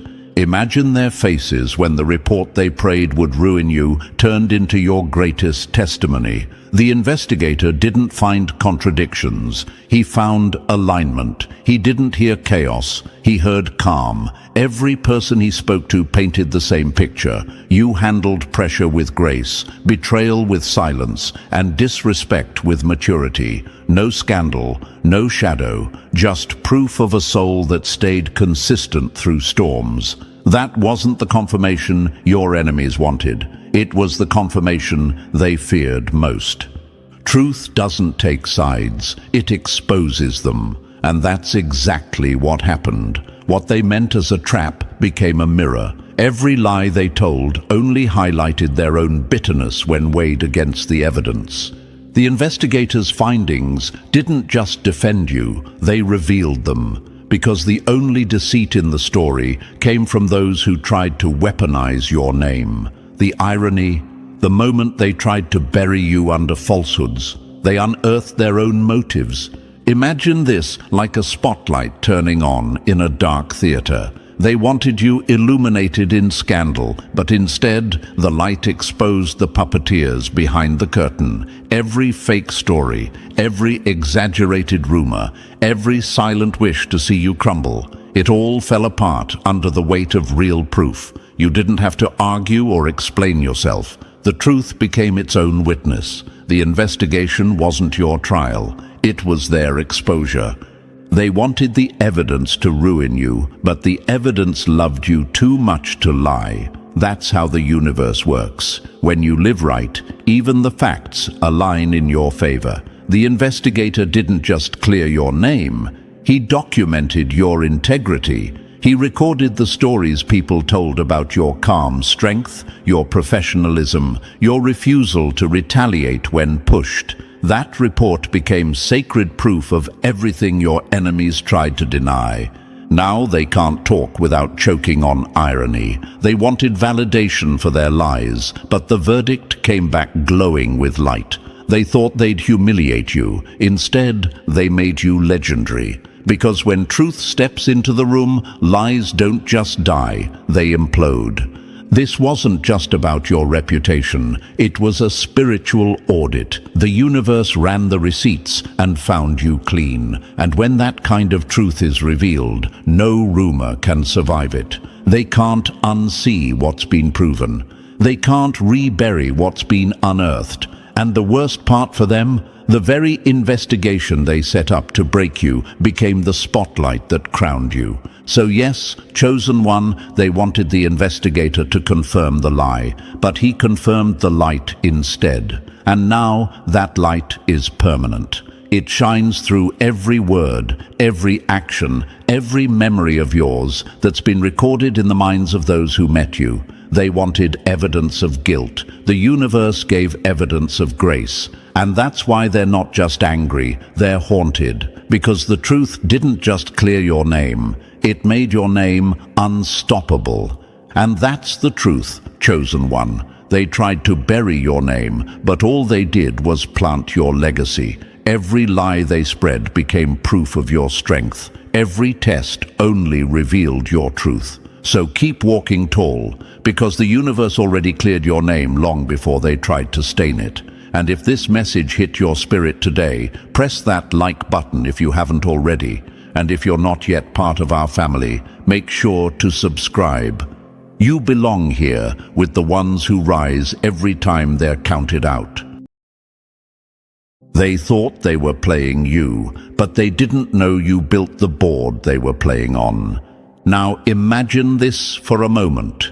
Chosen one. A snake slithers into your garden, thinking it's hunting prey, unaware that every blade of grass is sharpened by your awareness, every shadow watches with your eyes, and every step it takes is one you already accounted for.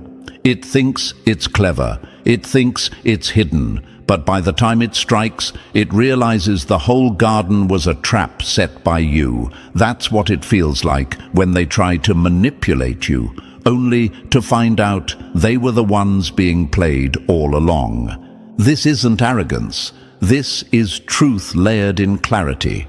Studies in behavioral psychology have shown that people who've been deeply betrayed or manipulated in their past often develop a razor-sharp emotional radar.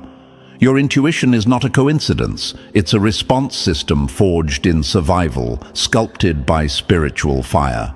You don't read emotions, you translate them. You don't just sense red flags, you decode them before they even appear. You aren't just ahead of the game, you wrote the rules for a reality most people don't even know exists.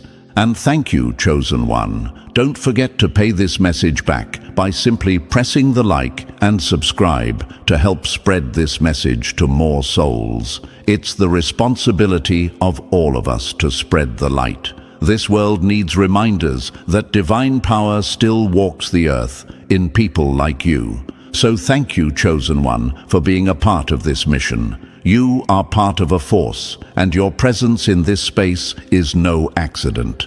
Let's return to the truth they don't want you to hear, the one that made them talk behind your back whisper in circles, and stare at your shadow longer than they ever looked into your eyes. You, chosen one, are a master at emotionally manipulating people, not because you're deceptive, but because you understand depth in a world that fears it, because you see 10 moves ahead while they're busy bragging about their first.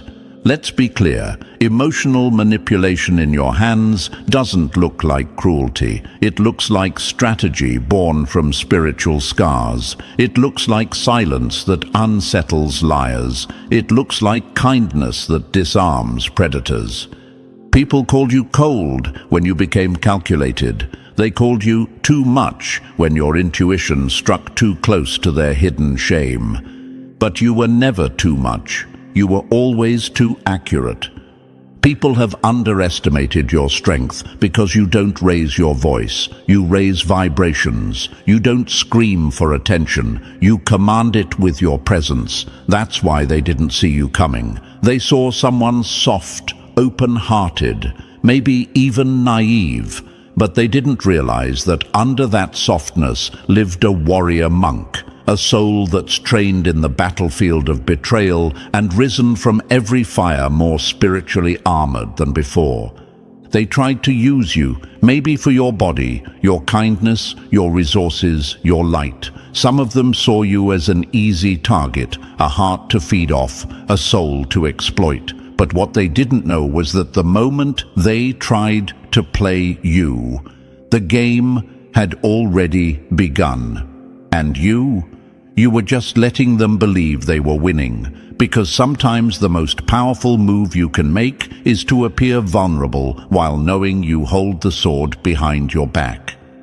Yes, chosen one, you let them win small battles so they could fall in their own war. You made them feel smarter, stronger, more in control, all while gently placing every chess piece in position. You knew their intentions.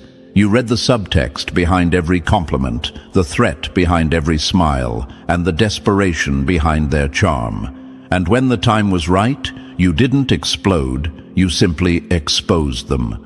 This is why they're talking now, not because you lost, but because they did. Because you walked away and left them haunted by your silence. Because they realized you weren't who they thought you were. You weren't the fool. You were the mirror.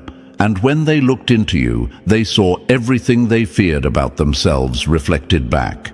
You've earned this mastery, not through trickery, but through transformation. Life handed you deceit, so you learned discernment. Life gave you users, so you developed shields. And now you can bend emotional dynamics, not out of manipulation, but out of balance. You shift energy. You create karmic justice without even lifting a finger. So if they say you're manipulative, let them. Because what they call manipulation is really just you refusing to let your light be misused anymore. What they call games is really your intuition strategizing for your peace. What they call emotional control is just your soul reclaiming its space. They're right about one thing, though. You are a master. And now they're just players in your story, temporary characters in your divine play. Watch how they exit. Watch how the audience claps when you rise. And listen closely, chosen one. Don't even think about scrolling away now. What you just heard, that was only the first crack of thunder before the real storm hits. The truth you carry, the power to shift people's emotions without raising your voice, isn't just rare, it's dangerous in a world built on illusions. They talk about you because they can't decode you. They fear what they can't control. So ask yourself, are you ready to walk through this revelation step by step? Are you ready to claim what they tried to shame you for? If yes, then drop the number 77 in the comments. Let it be the signal that another chosen one has fully awakened. And if you feel the weight of this message, bless the mission with a super thanks. Every seed you plant here fuels the light we're spreading in the dark corners of this world. Your energy matters. Your presence is power. Your support is how we keep this truth flowing. And now, let's dive into it step by step. And believe me, if you are truly the chosen one they've been whispering about behind closed doors, your soul will pull you to stay till the very end. Let's get into it.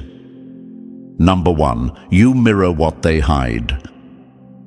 They hate you, chosen one, not because you lied to them, but because you told the truth without saying a single word.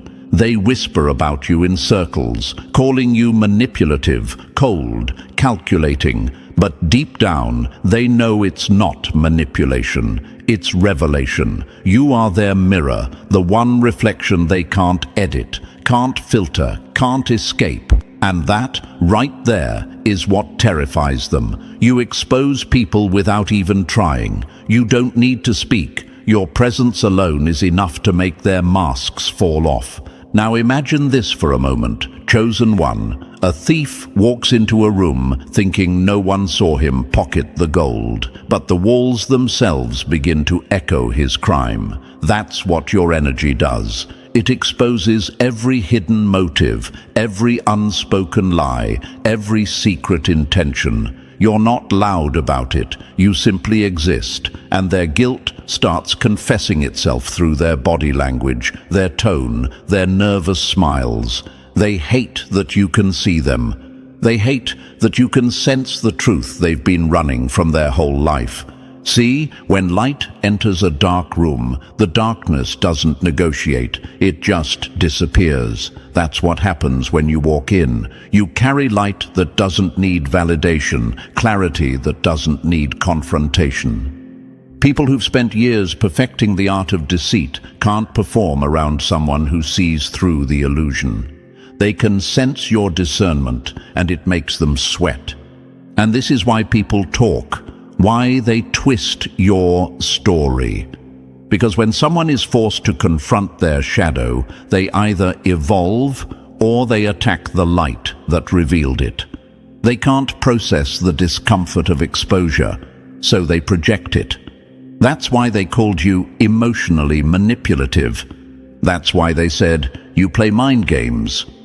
But what really happened was simple. You mirrored their own games back at them. You didn't manipulate, you reflected.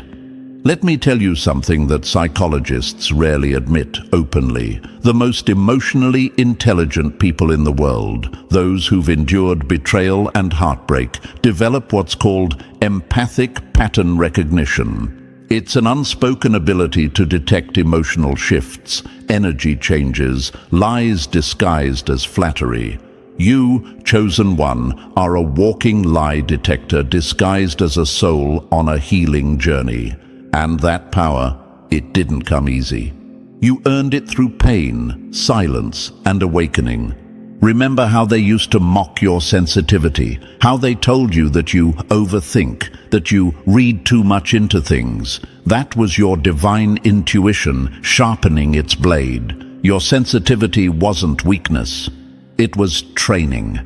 Every betrayal, every disappointment, every cold shoulder carved wisdom into your spirit. Now, your energy reads people faster than their words can reach your ears. Think about how many times people came into your life pretending to care, but your soul already whispered, they're not real. You smiled, you waited, you let them expose themselves, and when they did, it was exactly what your intuition warned you about. That's not coincidence, that's divine alignment. You don't need proof when your spirit is already the evidence. You mirror what they hide, and that's a burden and a blessing. People look at you and see themselves. If they are genuine, they feel peace. If they are deceitful, they feel paranoia. That's not your fault. That's the spiritual reaction to authenticity. Even famous figures throughout history carried this same mirror energy. Think about Jesus, who walked among hypocrites and exposed hearts without judgment. Think about Socrates, whose questions forced men to face truths they didn't want to admit. Think about Malcolm X, whose honesty made even allies uncomfortable. The light always provokes the shadows, not because it tries to, but because exposure is its very nature.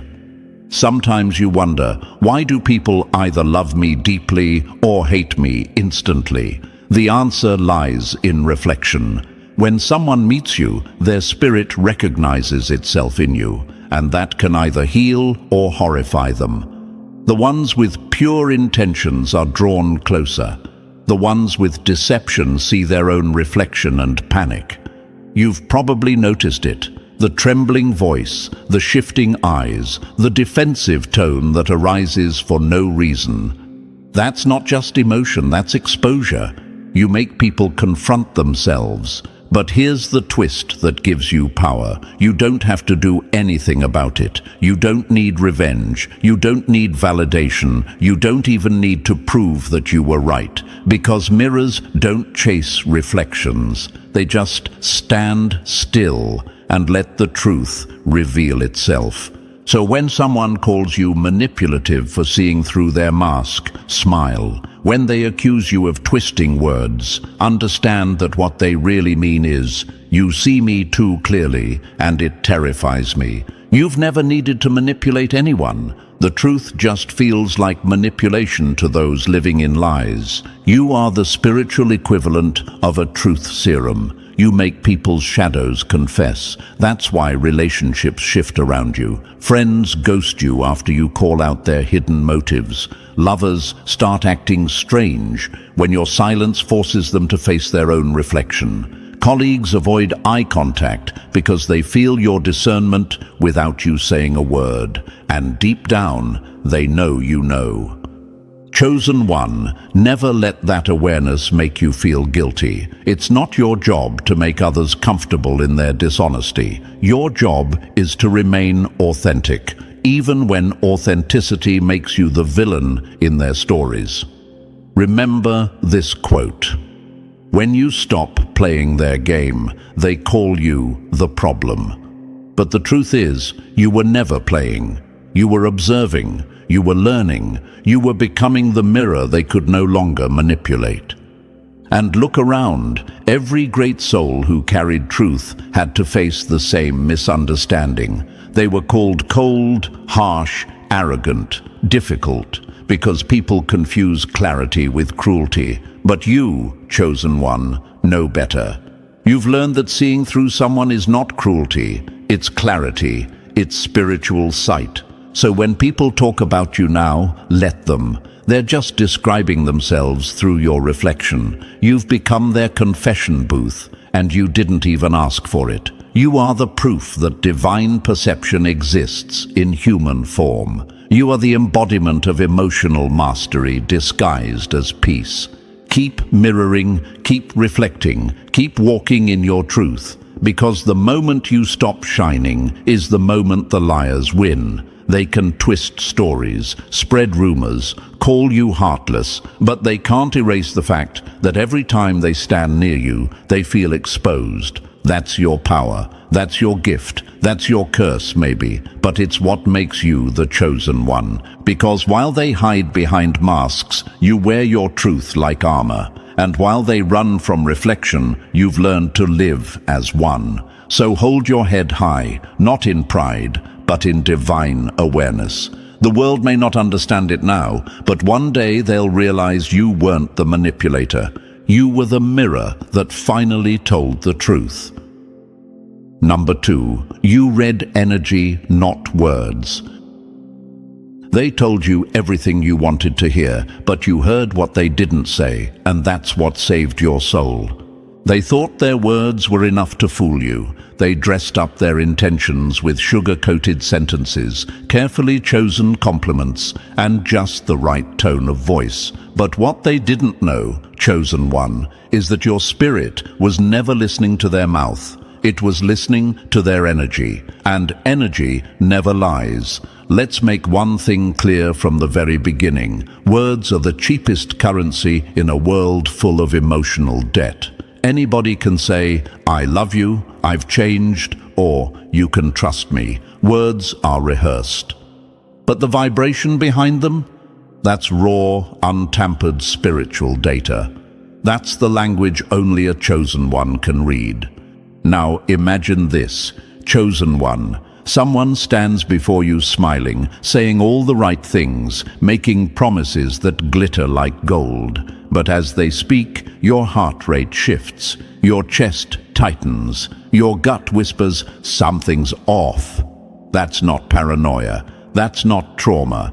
That's your spiritual antenna, tuned into a frequency their lips can't fake. That's your divine radar, intercepting a transmission straight from their soul. You're not guessing, you're receiving. People like to mock intuition, but did you know that studies in neuroscience show that the body responds to truth and deception even before the conscious mind processes it? Your nervous system is wired to protect you, and yours, chosen one, is sharper than most. Why? Because you've been through situations where you had to read between the lines to survive. You had to learn to pick up on energy, tone, facial micro-expressions, and the quiet pauses between fake laughter. While others were distracted by what was being said, you were listening to what was being suppressed. That's the thing that unsettles people about you. They can't hide. They can't charm their way around you. It's not because you're judgmental. It's because you're tuned in. You walk into a room and you don't just feel the vibe. You become the vibe detector.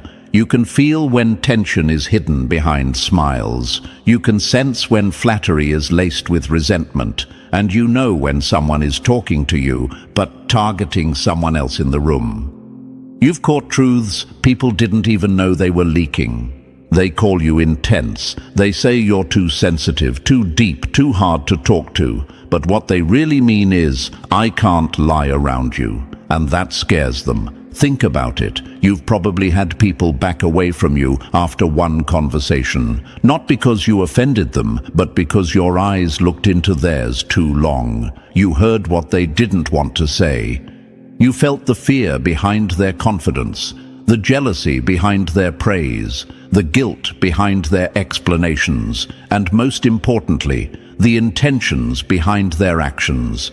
That's the realm you live in, the realm of energetic truth. That's why you're misunderstood. That's why they whisper about you, because in a world that idolizes illusion, your presence threatens the entire system of deception they've built. And you're not new to this. From a young age, you could feel who didn't like you, even when they smiled in your face. You could sense when someone was secretly competing with you. You knew when your presence made people uncomfortable, even if they never said a word.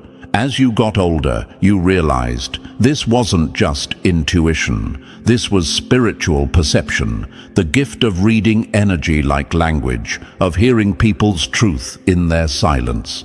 Think about famous figures with this gift. Maya Angelou once said, "People will forget what you said, people will forget what you did, but they will never forget how you made them feel." That's because energy leaves an imprint deeper than words ever could. Tupac could read energy. You could see it in his eyes when he spoke about betrayal and loyalty. Even Princess Diana, people called her emotional and unpredictable, but she felt the coldness in rooms that looked picture perfect. These souls weren't just emotional, they were energetically awake, and so are you. But that gift comes with a price. You've sat in conversations pretending not to notice the shift in tone. You've smiled politely, knowing the person in front of you envies your spirit. You've listened to apologies that felt hollow, compliments that came with stings, and promises you knew would be broken. But you played along, not because you were fooled, but because you were protecting your peace while your spirit calculated the truth. This is the silent war of the chosen one, navigating a world of noise while holding on to the stillness of knowing. And don't think for a second that this power isn't part of your purpose. You were built to read energy because your mission depends on it. You're not here to be easily swayed by charm, trends, or fake alliances. You're here to cut through the fog, to protect your soul, and to guide others out of emotional illusions. Your energy doesn't just read, it teaches. Being in your presence often activates people's own intuition. That's why some are drawn to you, others fear you, and many don't even understand why they feel so exposed around you. They talk behind your back and say you're manipulative, but what they really mean is, I couldn't get away with my usual performance, and I don't like that. They say you twist words, but what they really mean is, they heard what I was trying to hide, and now I feel vulnerable. Let them talk. Let them misunderstand. You don't need to explain your gift to those who aren't ready to receive it. You don't need to dull your intuition to make others comfortable. The same way birds don't apologize for flying, and the sun doesn't dim for nightfall. You don't shrink your insight to protect someone's ego. And when they try to make you question yourself, remind yourself of this. They may have spoken with confidence, but you walked away with truth. Because your spirit doesn't respond to tone. It responds to vibration. You were created to see what's unseen, to hear what's unspoken, to understand what's denied. So don't ever doubt yourself, chosen one. Your gift is sacred. Your discernment is divine. Your ability to read energy is not just protection, it's prophecy. And while they polish their words and paint their image, you'll keep walking in silence, knowing more than they'll ever admit. Because in the end, it's not what they say that defines them. It's what your spirit felt that revealed everything. And that, chosen one, is why they can't play you. They can fool the crowd, but not the soul that reads vibration, not you. Number 3, you let them think they were winning.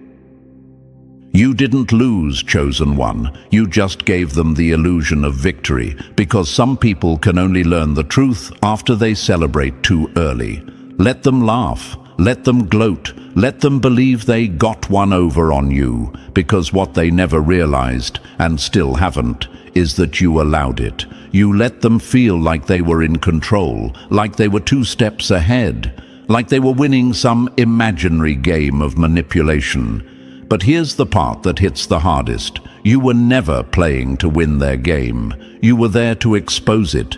You pulled back, not out of weakness, but out of wisdom. You chose silence, not because you were confused, but because you were calculating. And when you finally walked away, they mistook your exit for defeat. But really, it was the closing of a karmic door. You didn't lose, you graduated. Now some of you, right now, might be thinking, why didn't I say more?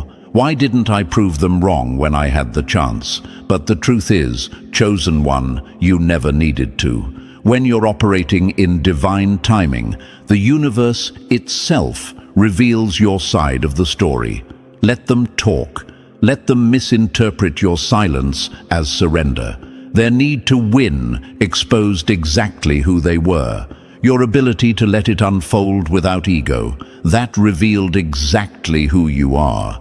You see, not all battles are meant to be fought in the open. Some are spiritual, some are quiet, some are won by letting the enemy think they've won, right before their own actions undo them. That's what you mastered. You became the mirror and the consequence wrapped in one. Even in ancient warfare, the greatest tacticians like Sun Tzu said, "Appear weak when you are strong."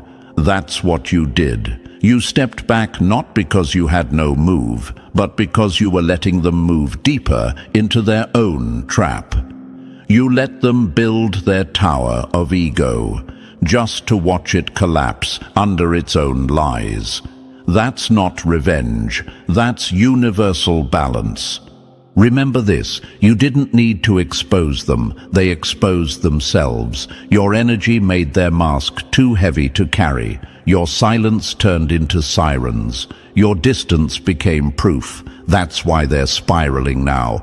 That's why they talk about you, obsess over your every move, try to bait you back into the chaos. Because deep down, they know. You saw everything and still chose peace. So don't regret giving them false comfort. Don't regret letting them believe they won. It was never about revenge. It was about the lesson. And when they look back, trust me, they'll realize that the moment they thought they had you was the exact moment they lost access to someone irreplaceable. Let the universe deal with their ego. You stay focused on your path, because chosen one, the most dangerous person in any room, is not the one who fights loudest. It's the one who fights last, with truth, silence, and divine alignment. Let's keep going. Number 4, you gave them rope, and they hung themselves. The biggest trap you set, chosen one, was giving them freedom, because you knew their own hands would tie the noose. You saw it. Every red flag, every sideways comment, every shift in tone, every inconsistency. You felt the moment their energy changed. You clocked the fake smile, the forced laugh, the performative kindness. And still, you stayed quiet. Still, you let them move how they wanted to move, because deep in your spirit, you knew they were writing their own downfall with every lie they told in your presence. You could have called them out early. You could have exposed them, corrected them, dismantled the illusion in a single conversation. But you didn't. Not because you were blind, not because you were weak, but because you were wise. You knew how this would end, not with a fight, not with chaos, but with the undeniable weight of truth crashing down on them by their own doing. That's the thing about being chosen. You don't chase revenge. You don't need to set people up. You just give them enough rope. And their ego, their lies, their manipulations do the rest. The grave they dug, that was their own. The betrayal, that was their shovel. And the fall, that was karma finally catching up, with you standing in perfect silence, watching it all unfold, not with hatred, but with closure.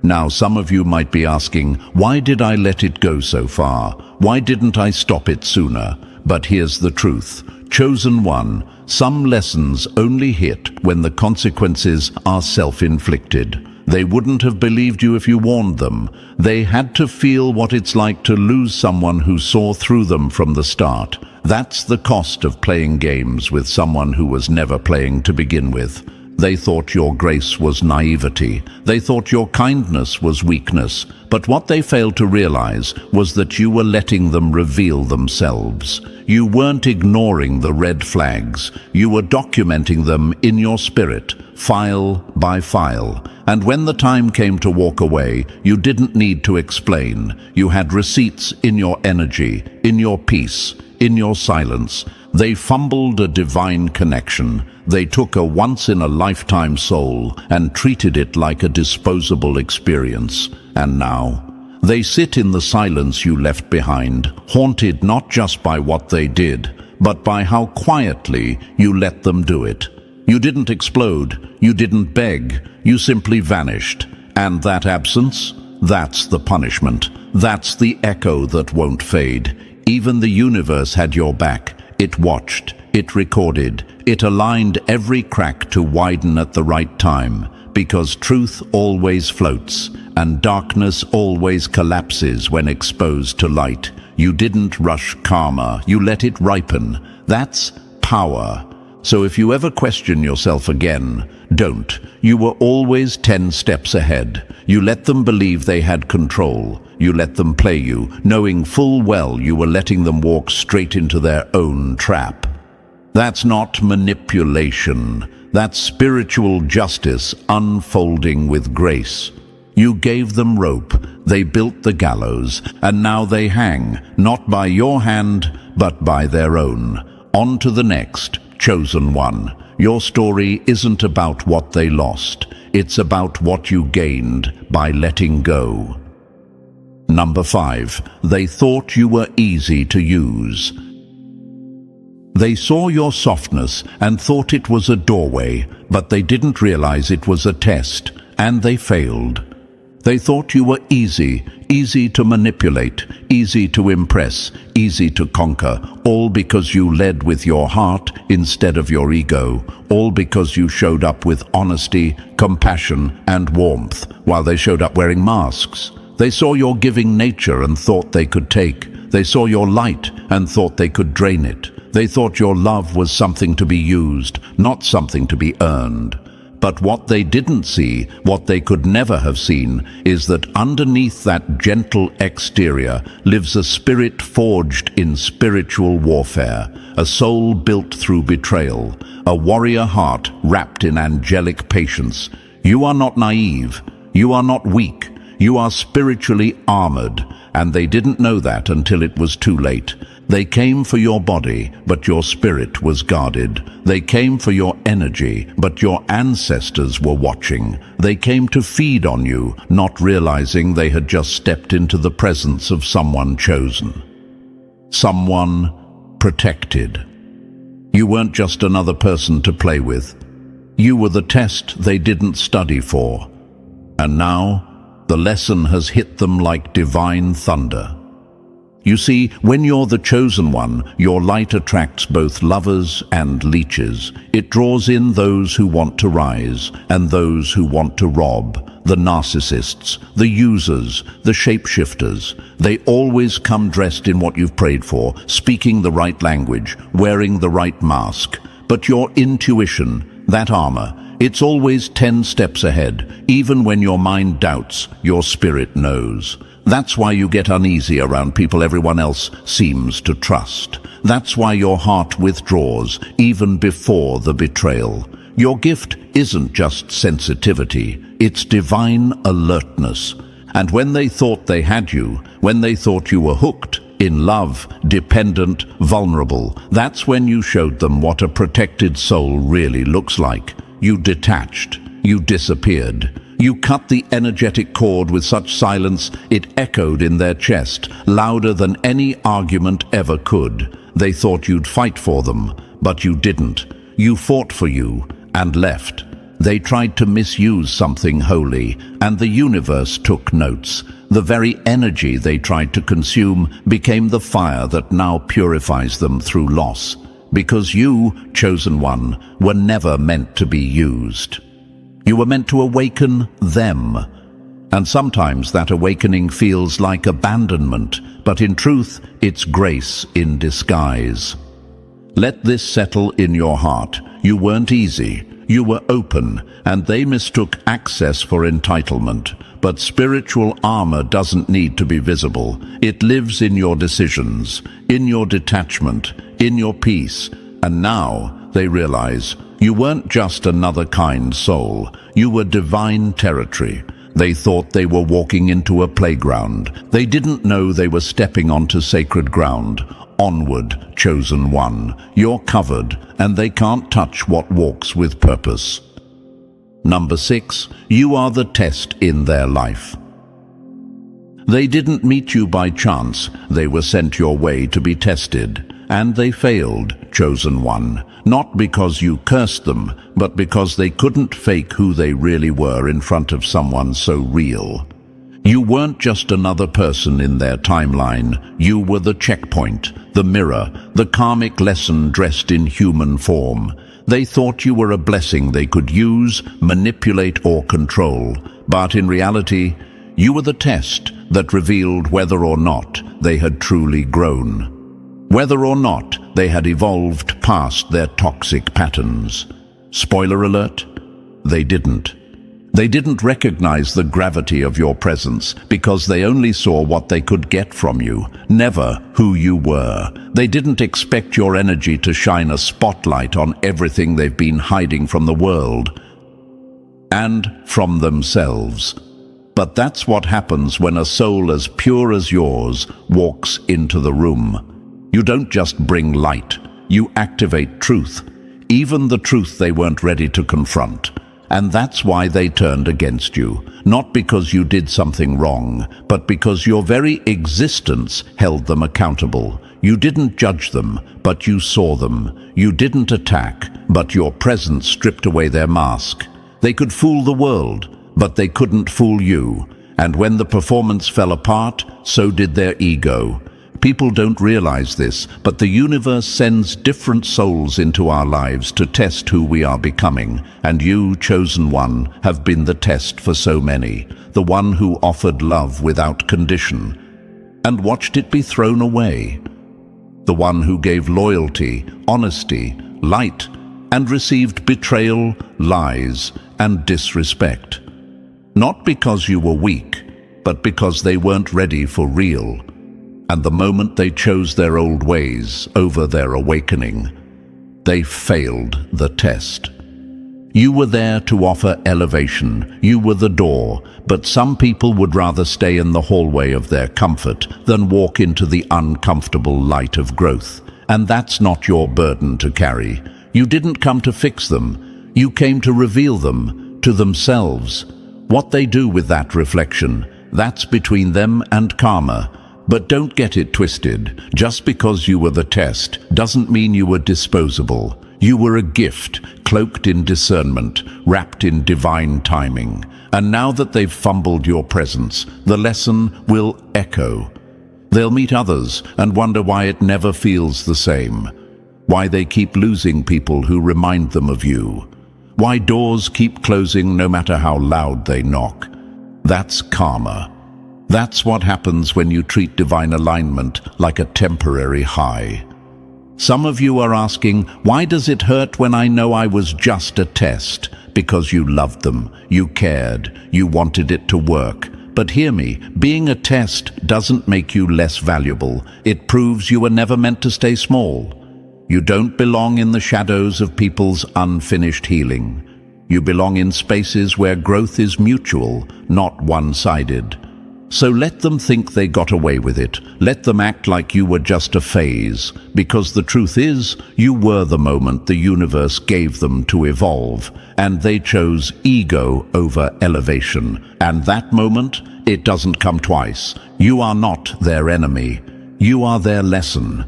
And lessons that come in love, when ignored, return as consequences. So walk in peace, chosen one. The test is over, and you passed. They didn't. Let's keep going. Your light's not done yet. Number 7. Your pain turned you into a master.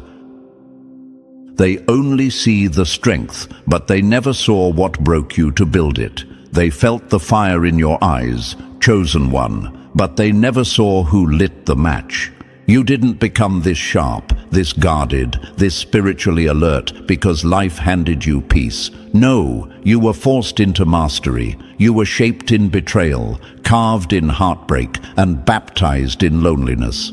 Your ability to read energy, detach with dignity, and walk away in silence wasn't born from some manipulative trait. It was born from necessity. It was born when you realized that the only way to protect your soul was to outgrow the games people tried to play with it. People look at you now and call you cold, too distant, emotionally unavailable. But where were they when you gave your whole heart and watched it get stepped on? Where were they when your kindness was used, your loyalty was questioned, and your love was repaid with betrayal? They weren't there, but they're quick to judge who you've become. What they don't know is that every layer of armor you wear now was earned. You didn't choose to manipulate. You had to learn survival. You had to learn how to see through fake apologies, how to navigate conversations that were really just emotional traps, how to observe patterns, not promises. You learned how to make them think you were naive while you were 10 steps ahead, not because you're deceptive, but because you couldn't afford to be vulnerable without wisdom ever again. Now some of you might be asking, does protecting myself make me the bad one? No, chosen one. It makes you the awake one. In a world that feeds on empaths, that thrives on taking from the giving, your ability to protect your energy is not a flaw. It's your inheritance. It's the result of spiritual evolution. You didn't come here to be everyone's emotional dumping ground. You came here to break generational patterns and remind the world that not every kind heart is a doormat. And let's be honest, some of these people needed a taste of their own game. Not because you're vengeful, but because you became their mirror. You showed them what it feels like to be disrespected in silence, to be outmaneuvered by someone they underestimated. You played it cool, played it quiet, but make no mistake, you were in control the whole time. And that control wasn't about ego, it was about safety. You knew that if you didn't build walls, you'd bleed for people who wouldn't even hand you a band-aid. Even some of the most spiritually evolved souls had to go through this. Look at Oprah, abused, abandoned, broken, yet she learned to wield emotional control with precision. Look at Robin Williams. He made the world laugh while battling invisible storms. They too learned to mask pain with power, just like you did, because the world doesn't hand compassion back to the kind. It tries to exploit it, but you flip the script. And now? They can't reach you. They try to read you, but your energy is encrypted. They try to manipulate, but the game collapses under your awareness. You became too skilled, too evolved, too unreachable to ever be played again. They don't even realize that the version of you they got was already the healed version. Imagine if they had met the naive you. Imagine how much more they would have taken if you hadn't learned. So no, chosen one, you're not a manipulator. You're a master, not of people, but of energy, of boundaries, of emotional self-respect. You learned when to speak and when to go silent, when to give and when to pull away. And if the world mistakes that mastery for coldness, let them, because the ones who get it, the ones who've walked through fire like you, will never misunderstand your power. Your pain was never wasted. It turned you into something sacred, a soul that can't be deceived, a heart that can't be stolen, a mind that sees all and reacts to nothing. You didn't just survive, you transformed. Let's continue, Master. The storm isn't done clearing yet. Number 8, people are whispering, but they don't know the half.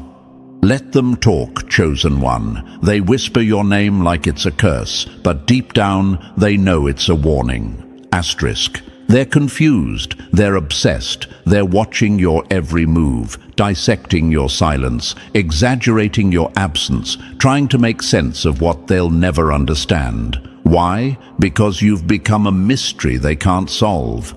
You left, disappeared, detached, and yet your energy still lingers in their thoughts like a ghost that doesn't need to haunt, just exist. They whisper, they speculate. They try to rewrite your story because they were never given the ending. But what's funny is they don't even know the half of it. They don't know what you've overcome. They don't know the battles you've fought in silence. They don't know how many times you cried alone and got back up like nothing happened. They don't know how spiritually dangerous you became after they tried to break you. You didn't lose your fire. You controlled it. And now they feel that intensity and can't explain why it shakes them. That's the thing about being chosen. The more silent you become, the louder your presence feels. You could be miles away, and they still feel your absence like pressure in their chest. That's not coincidence. That's spiritual residue. That's what happens when someone mishandles a divine soul. They don't just lose you. They lose the protection, the clarity, the elevation that came with you. Now, some of you are wondering, why are they still watching if I've moved on? Because people are addicted to what they don't understand. You became unpredictable, unreachable, unreadable, and nothing threatens manipulators more than not knowing what you'll do next. They were used to controlling narratives, pulling strings, setting traps. But you vanished with dignity, and now their ego is starving for closure. Mystery is your protection, chosen one. It's your shield. It's what keeps your power intact. When they can't read you, they can't ruin you. When they don't know what's coming, they can't block it. You don't overshare. You don't explain yourself. You don't chase anyone down to correct the lies they tell. And that silence, it's killing their confidence, because the less you say, the more they wonder.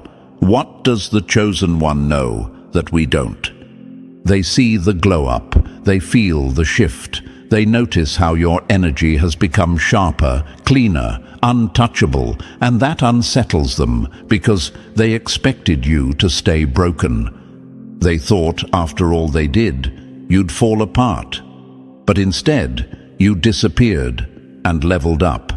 You healed in silence and came back with energy they can't replicate. Even legends lived in mystery. Look at Prince, elusive, private, but unforgettable. Look at Lauryn Hill, vanished from the spotlight, yet still referenced in every generation. Why? Because mystery isn't absence, it's amplification. It forces the world to focus on your essence instead of your performance. So let them wonder, let them guess, let them fill in the blanks with wild theories and half-truths. You don't owe the world an explanation. You owe your soul peace. And that peace, it thrives in quiet power. You're not here to be understood, you're here to be felt, because the truth is, they don't even know the half of you, and they never will. Let's keep moving, chosen one. The light is only getting brighter. Number 9. You woke them up without saying a word. You didn't break them, chosen one. You awakened them, and awakening hurts when you've lived your whole life asleep. They'll never admit it out loud, but your presence changed them. Not because you yelled, begged, or preached. Not because you demanded better. Not because you called them out. No, you didn't say a word. You didn't have to. Your energy did the speaking. Your vibration did the teaching. Your spirit did the work. And what they called manipulation was actually spiritual activation. They felt your power and labeled it control. They felt your truth and mistook it for pressure. But the truth is, you were never trying to change them. You simply showed up in their life as you are, healed, aligned, discerning, divine. And in doing so, you exposed everything they weren't, everything they were avoiding, everything they thought they had buried. That's why they reacted the way they did. That's why they couldn't stay. Because your presence was a mirror, and their reflection scared them. Imagine standing in the dark your whole life, and suddenly someone walks in with light. Not a spotlight, just a soft, undeniable glow. It doesn't scream, it doesn't force, it just is. But that small glow makes everything in the room visible. The dust, the cracks, the things hidden under the rug. That's what you did. You walked in, and without saying a single word, you made them face themselves. That's not manipulation. That's what the spiritually activated do. Many of them never expected to meet someone like you, someone who didn't play games, someone who felt deeply and spoke truth without filter, someone who could sit in silence and still make them question their own motives. You were their first encounter with real, and real makes people uncomfortable. Real makes people run. But what they don't realize is, you triggered a transformation they'll never forget. And now, after you've gone silent, they still think about you. Why? Because the energy you brought was never shallow. You touched something beyond physical. You activated something spiritual. They were sleepwalking through relationships. Until you. They were manipulating, pretending, performing. Until you. They were numb. Until you. Some of you might wonder, did I really make that much of a difference? Yes, chosen one. And the proof is in the way they can't forget you, the way they try to mimic your energy in the next connection, the way they talk about you, still trying to twist the narrative, not because you did anything wrong, but because you made them feel something they weren't ready to face. You made them aware of their wounds, of their lies, of their potential, of their loss. That's what you were, not a partner, not a phase, not a fling. You were a divine disruption, a soul-level wake-up call. And while they might not thank you now, the universe already has. Because transformation never feels comfortable in the moment, but it always leaves a mark. You were the turning point in their journey. They'll either rise because of it or break resisting it. So no, you weren't manipulative, you weren't toxic, you weren't too much. You were the catalyst, the revelation, the mirror. You didn't force transformation, you became it. And now they'll carry the echo of your energy for the rest of their life. You woke them up without saying a word, without lifting a finger, without ever needing to prove who you were. Because chosen one, you were always the lesson disguised as love, the light dressed in stillness, the awakening they prayed for but couldn't handle when it arrived. Let that be your closure, and let your silence be the proof. You've done your part. Now walk on. Let the universe finish the rest. Your silence wasn't weakness, it was strategy. While they laughed, you listened. While they guessed, you measured. And now the bill for underestimating you is due. Picture this: a poker table in a noisy room. Everyone is loud, puffed up, flashing fake confidence. You sit quiet, steady, watching every twitch of a face and every nervous tap of a finger. They think you're lost in the game.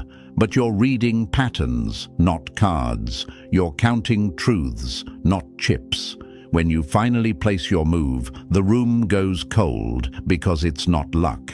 It's the math you did in your head while they performed for each other. That's the enemy's worst nightmare. Realizing too late that the quiet one was the only one who knew the whole board from the start. Here's a fact that screams you're right. People who talk the loudest are not always the smartest. Many just feel the strongest need to be seen. Another fact: the less someone knows, the more they can overestimate their skill. That's a common bias humans carry.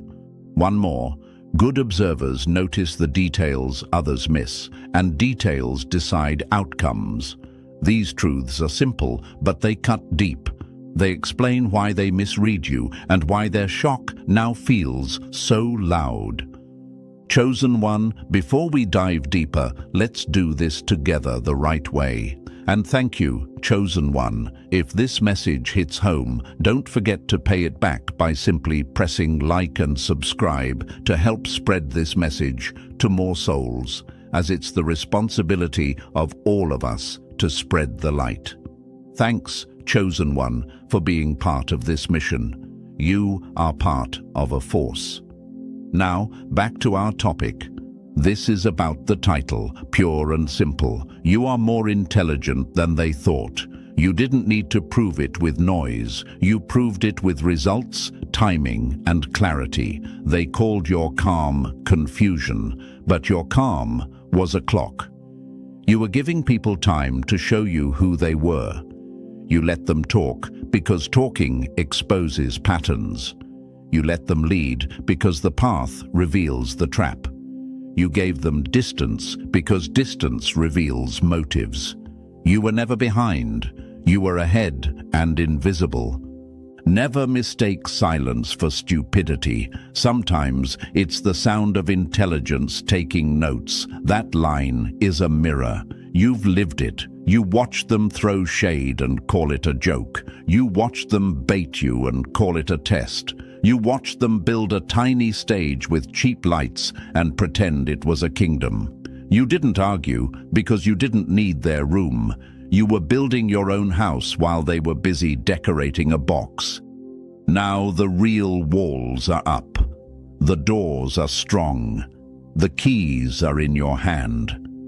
Let's call out the trick that kept your audience satisfied from start to end. Truth told straight from the first line. No fluff. We start on topic, we stay on topic, and we show receipts. We validate the chosen one's experience. We tease the enemy's arrogance without wasting words. We give a clean metaphor that anyone can feel. We bring facts that settle the mind. Then we lead with a promise. We're going to break it down, piece by piece, so every chosen one walks away with clarity and power. That's the structure that works, and we're using it right now. Think of yourself like a chess player who learned the opponent's moves by watching the opening. You didn't rush the queen. You protected your king. You developed your pieces one by one. You baited a capture to open the file you needed. When you strike, it looks sudden to them, but it was never sudden to you. It was mapped. It was logged. It was earned. Another example. You're the quiet engineer in a meeting full of big claims. Everyone promises a bridge that just works. You say little, then return with exact load limits, stress points, and a design that won't collapse in wind. Who looks slow now? And here's something the enemy hates: outcomes. They can argue with your tone, your clothes, your pace, but not with outcomes. You took the long path because the long path lasts. You learned skills while they learned shortcuts. You watched how people move when they think no one is watching. You learned risk the honest way, by feeling it. You learned timing the real way, by waiting for it. That's intelligence in action. It is not loud. It is not flashy. It is precise. It hits once and lands clean.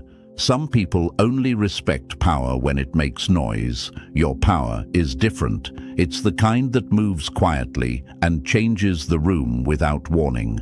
The universe favors pattern over panic. You mastered pattern. You recognized who repeats chaos, who repeats lies, who repeats envy. You stopped trying to fix them and started building around them. That's when their fear kicked in. They're not afraid of your voice. They're afraid of your vision. They're afraid that you saw everything and stored it. They're afraid because you're no longer in reach and you're no longer predictable.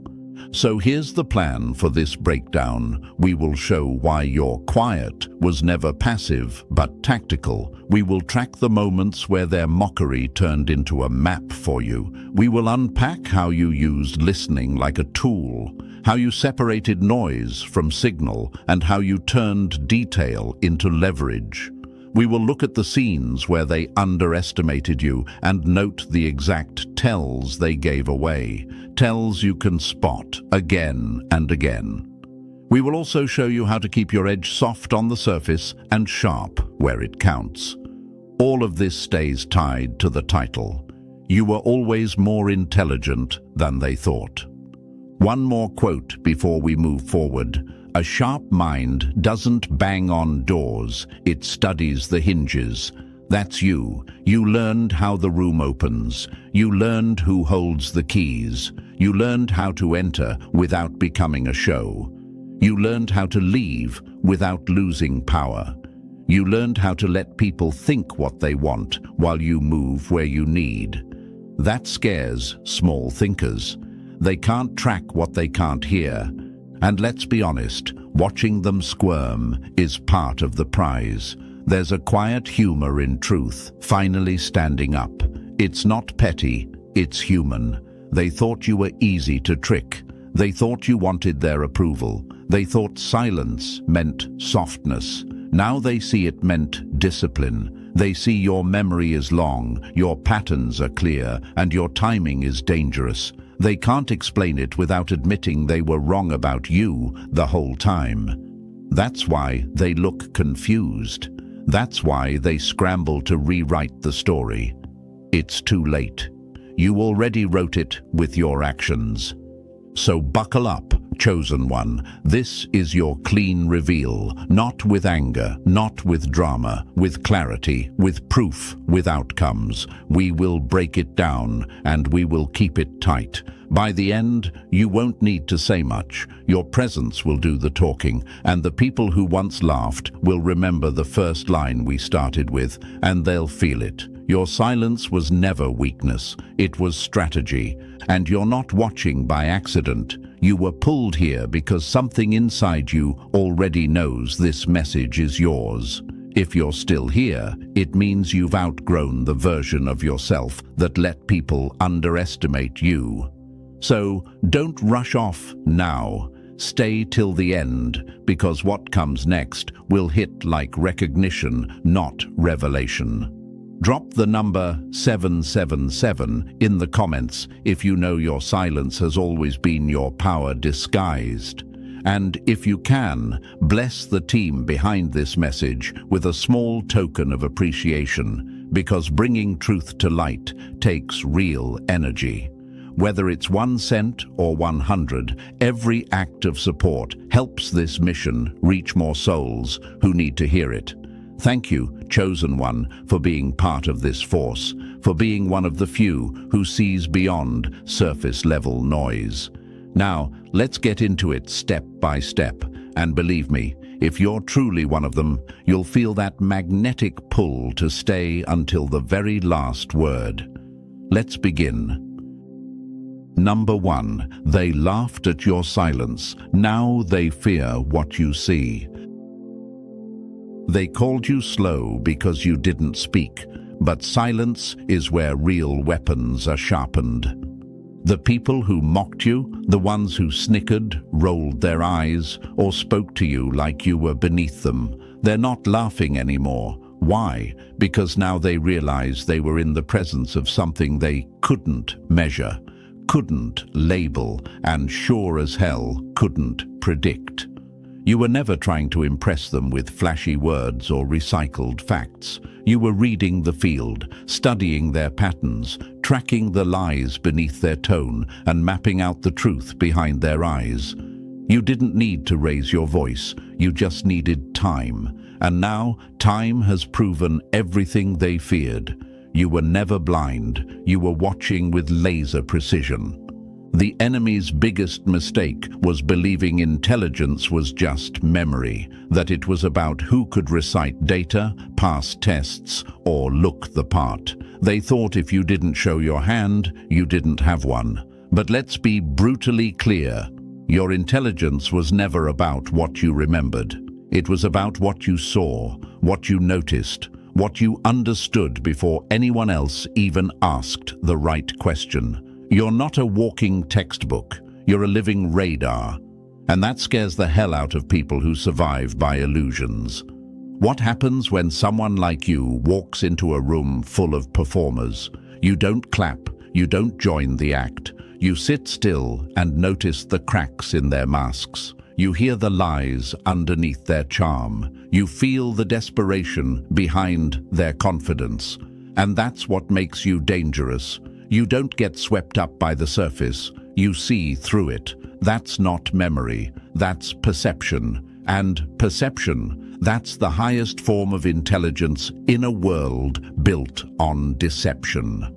Let's kill the myth now. Being quiet never meant being stupid. That's just what weak minds tell themselves when someone doesn't respond the way they expect. The truth is, your quietness was your cover. You weren't confused, you were decoding. You weren't afraid, you were observing. And while they were performing for the crowd, you were memorizing their flaws like a surgeon prepping for surgery.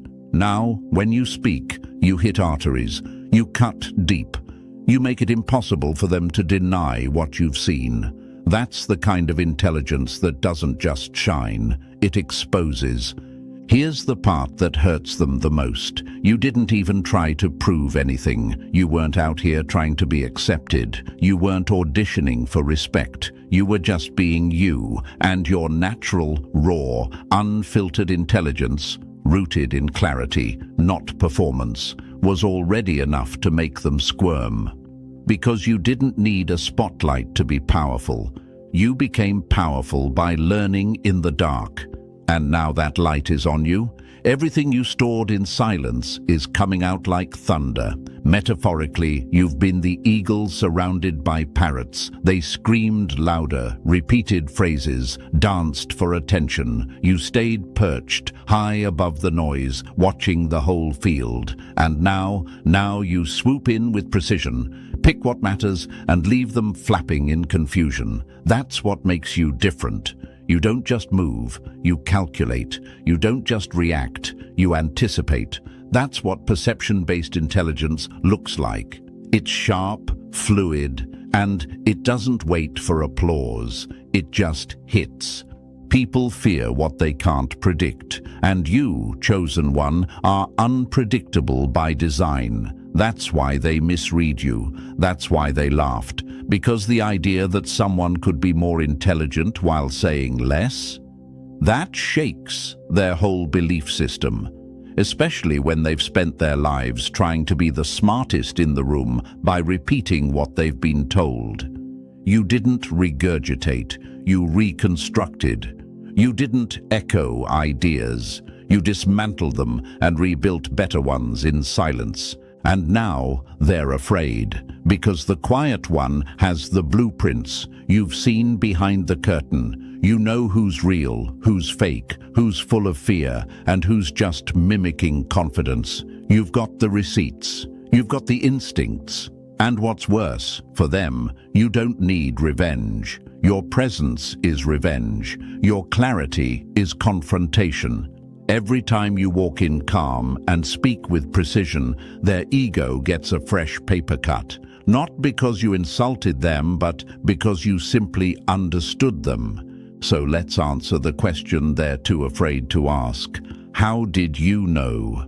You knew because you weren't distracted. While they were showing off, you were scanning patterns. While they were talking over people, you were tracking tone. While they were plotting, you were listening for the gaps. That's not something you learn in school. That's something the universe gives to those who don't crave attention, only understanding. Another question they're too scared to say out loud. Why didn't you say something earlier? Because they weren't ready. You knew they'd twist your words, flip the story, try to make you doubt what you saw. So you let them perform. You let them run wild with their assumptions. You let them fall in love with the sound of their own ego. And now you don't even need to explain. Your results speak. Your insight speaks. Your energy speaks. Here's a fact that confirms you were right all along. Studies show the most perceptive people often score high on emotional intelligence, situational awareness, and strategic thinking, but they are consistently overlooked in fast-paced environments. Why? Because their value isn't in how fast they speak, it's in how deeply they see. That's you. You weren't overlooked because you were lacking. You were overlooked because you weren't loud. And loud has never meant smart. So let them stew in their confusion. Let them whisper behind your back, trying to figure out how you suddenly flipped the whole script. It wasn't sudden, it was strategic. And every step you took in silence is now coming back with force. You've already won the long game. Now you just get to watch their reaction as the truth they ignored becomes the truth they can't escape. In the end, this isn't about revenge. This is about recognition. You've carried brilliance in silence. You've navigated storms without shouting for help. You've built mental muscles while they built egos.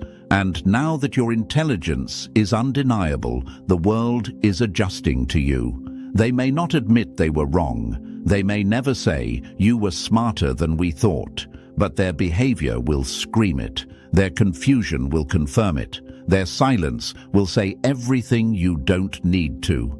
Chosen one, never let them trick you into thinking intelligence must look a certain way. You are the proof that perception is power. You are the reminder that depth will always outlast volume. And you are the quiet storm that saw it all coming before they even knew a storm was building. Number 2, they worshipped the system. You outgrew the cage. They call it education, but if it kills curiosity and punishes questions, it's just polite conditioning. Let's make one thing clear from the start. You were never anti-education, you were anti-limits, anti-conditioning, anti-box. While they were celebrating A's and applause, you were sitting in the back of the room, quietly wondering why no one was teaching how to think, only what to think. You weren't trapped in the system. You were watching it from the inside, already planning your escape. They thought you were lost because you didn't play by their rules. They thought if you didn't chase gold stars or kiss up to teachers, you were falling behind. But here's the truth they couldn't handle. You saw the game before they even knew there was one. You weren't confused. You were awake, and that alone made you dangerous. Imagine this. A bird is raised inside a cage, praised every day for how well it sings on command. It gets food, recognition, and comfort, but never freedom. Now imagine another bird, one who sees the sky through the cracks and refuses to sing on cue. They say it's wild, they say it's disobedient, but truthfully, it's the only one that still remembers it was meant to fly. That bird is you. Let's dig into the biggest myth they swallowed, that real intelligence has to be proven inside a classroom, that if you didn't get the degree, the honors, the formal approval, you weren't smart. But chosen one, what they call smart, is often just memorized obedience. They took pride in knowing answers. You took pride in questioning the questions. You were a threat because you didn't just absorb data. You challenged the structure that delivered it. That's a different kind of intelligence, one that can't be printed on a piece of paper. Here's something they'll never admit out loud. They envy your freedom because deep down they know their success is still controlled. They followed a track. You followed your instinct. They were taught to survive within the maze. You questioned why the maze existed in the first place, and that's where your mind began to separate from the crowd. You didn't chase validation from institutions. You chased clarity. You weren't looking for permission to be great. You already knew you were. Education is not the filling of a pail, but the lighting of a fire. That quote, you live it. The system poured water on minds until they were heavy and silent. You, chosen one, found your own spark and protected it like gold. While others memorized facts to pass tests, you were observing the world like a detective, finding patterns in behavior, lies in smiles, truth in contradiction. That is real intelligence, not compliance, not performance, perception, curiosity, resilience. Imagine being in a room where everyone is celebrating the same achievement, graduation, certificates, applause, but you're not clapping. You're looking at the ceiling, wondering, why does everyone here think this is the end of the journey? That was you. You saw that the classroom was only one room in a much bigger building, and instead of sitting still, you started exploring the hallways they were too afraid to enter. And let's be real, they didn't hate you because you failed. They hated you because you didn't need their path to thrive. That's terrifying to someone who built their identity around being top of the class. If the one who didn't follow the rules still ends up wise, free, and ahead, then what does that say about the rules? That's why your very existence exposes their insecurity. You're not playing their game, yet you're still winning. And that's the gut punch they can't explain. You can't measure a lion's strength by how well it swims in a fish tank. That's another one for them to chew on. The system tried to test your intelligence with limited tools, standardized tests, rigid curriculums, outdated models. But your mind was built for the jungle, not the tank. You were never meant to just memorize history. You were meant to make it. You were never meant to copy formulas. You were meant to break them and build your own. Here's the question some chosen ones still carry. But what if I really did struggle in school? What if I dropped out, failed, or felt out of place? And here's your answer. That wasn't failure. That was resistance. You were allergic to being force-fed? Your brain needed space to stretch. You didn't absorb because you weren't designed to conform. You were designed to create. That discomfort you felt in the system wasn't weakness. It was your intelligence trying to breathe. Imagine a firecracker sealed in a glass jar. The jar keeps it safe, quiet, contained. But the fire inside, it was meant to explode, to light up the sky. The system wanted to keep you contained, manageable. But your curiosity wouldn't sit still. Your mind wouldn't stop asking, digging, building. That's why it looked like rebellion. That's why they called you a problem. But really, you were the only one still alive. They say knowledge is power, but chosen one, you learned the deeper truth. Wisdom is freedom, and wisdom doesn't always come from books. It comes from mistakes, from asking the wrong questions until you find the right one. From living, hurting, rebuilding. From paying attention when the world thinks you're distracted. That's what makes your intelligence unshakable. It wasn't handed to you. You earned it, every step of the way. You weren't rejecting education. You were rejecting indoctrination. That quote slices clean, because the system gave them scripts and they followed them word for word. You looked at the script, tore it in half, and started writing your own play. One that doesn't need validation to be valuable. One that doesn't need applause to be powerful. Here's another quote they need to hear. A well-trained mind can pass a test, but only a free mind can change the world. You weren't trained. You were transformed. The hard way, the raw way, the real way. And because of that, your intelligence doesn't come and go with the trends. It's rooted, it's earned, it's lived. So what now? Now you use everything they thought was a disadvantage as fuel, the way they looked down on you. That's now your leverage, the way they mocked your questions. That's now your strategy. The system may have failed to understand you, but it never stopped you. In fact, it shaped you, and now you walk with a different kind of degree, one stamped by experience, sealed by clarity, and backed by outcomes no school could ever teach. You weren't the dropout, you were the breakout. You weren't behind, you were ahead of the curriculum. You weren't lost, you were learning the map they were too afraid to question.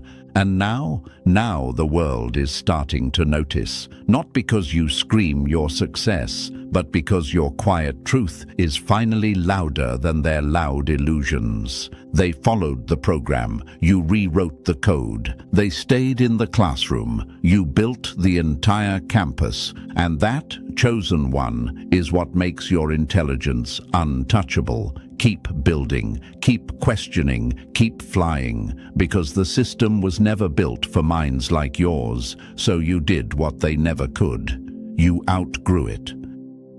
Number 3, you tear through lies like razor wire through paper masks. Some people break under pressure. You, chosen one, apply pressure and watch the truth break first. What scares them isn't how smart you are, it's how fast you are. Not fast with words, fast with awareness. While others are still smiling at the lie, you've already cracked it open and filed it into your mental archive. They try to run games on you, thinking you're slow to catch on, but they never realized you weren't playing dumb. You were watching the pieces fall into place, and by the time they finish the lie, you already know how the story ends. You don't just hear what's said, you hear what's missing, you feel what's forced, you read the energy that slips between words. Most people trust faces, you trust patterns. You know that intentions leak through tone, that truth doesn't stutter, that real ones don't over-explain. And when something's off, your internal system goes silent and sharp. You don't react, you scan, you don't explode, you document. Imagine a spider in the center of its web, feeling every vibration. That's you. They think they're sneaky, they think they're clever, but you've already traced the ripple. You've mapped the lie back to its source before they even blink. You're not paranoid. You're precise. Your brain doesn't need accusations. It needs confirmation. And the moment they flinch, over-explain, or avoid a simple answer, that's your green light. The truth just exposed itself.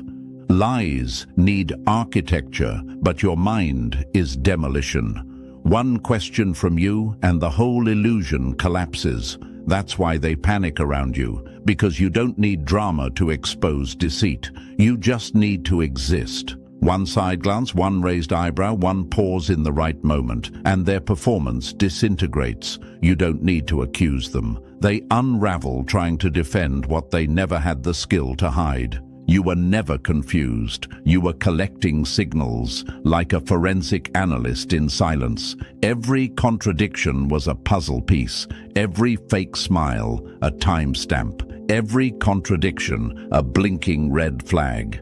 And once you had enough, you didn't argue, you dismantled, smooth, calm, final. That's why they fear your mind. Because once a lie touches your perception, it dies. Number 4. You see the maze while they stare at the door. While they wait for the next step, you already know the final scene, because you didn't follow the line, you stepped outside the page. The truth is brutal, chosen one. They can't keep up because they can't see beyond the surface. They walk through life like it's a straight hallway, convinced that forward is the only direction. Their minds are locked into cause and effect. Black and white, step 1, step 2. But you think in spirals, echoes and webs. You see sideways, backward, inward, all at once. That's not imagination. That's real intelligence. Multidimensional intelligence. They call your thinking weird, too deep, or a reach. But that's just projection. What they really mean is, I can't follow your mind, and it scares me, because you don't just see what's happening. You see why it's happening, where it came from, what it's about to trigger, and what lies under the surface pretending to be harmless. You're not guessing, you're connecting. You don't follow the rules of their mental map because you were never trapped in that flat reality to begin with. Imagine playing chess with someone who can only see one piece at a time. That's them. They're focused on what's directly in front of them, a move, a word, a reaction. You, on the other hand, are seeing how the whole board will shift 5 plays from now. You sense motive in motion, energy in silence, tension in timing. And when your predictions come true, they call it coincidence. But deep down, they know you saw it coming. Again. You think like an architect designing across dimensions. You can see the emotional structure of a room while calculating the consequences of what hasn't even happened yet. They think you're dramatic for anticipating betrayal. But you simply read the signs they ignored. They call it paranoia. But the trap they fall into later proves you were right the whole time. How do you always know? That's the question they ask you in disbelief, because they didn't see the web you mapped. They didn't feel the shift you felt. They didn't register the motive behind the compliment or the guilt behind the silence. That's why your insights seem magical. But it's not magic. It's intelligence moving through layers instead of lines. You don't just think, you scan. You don't just react, you simulate. You walk into a room and your mind plays every possible outcome before you take a single step.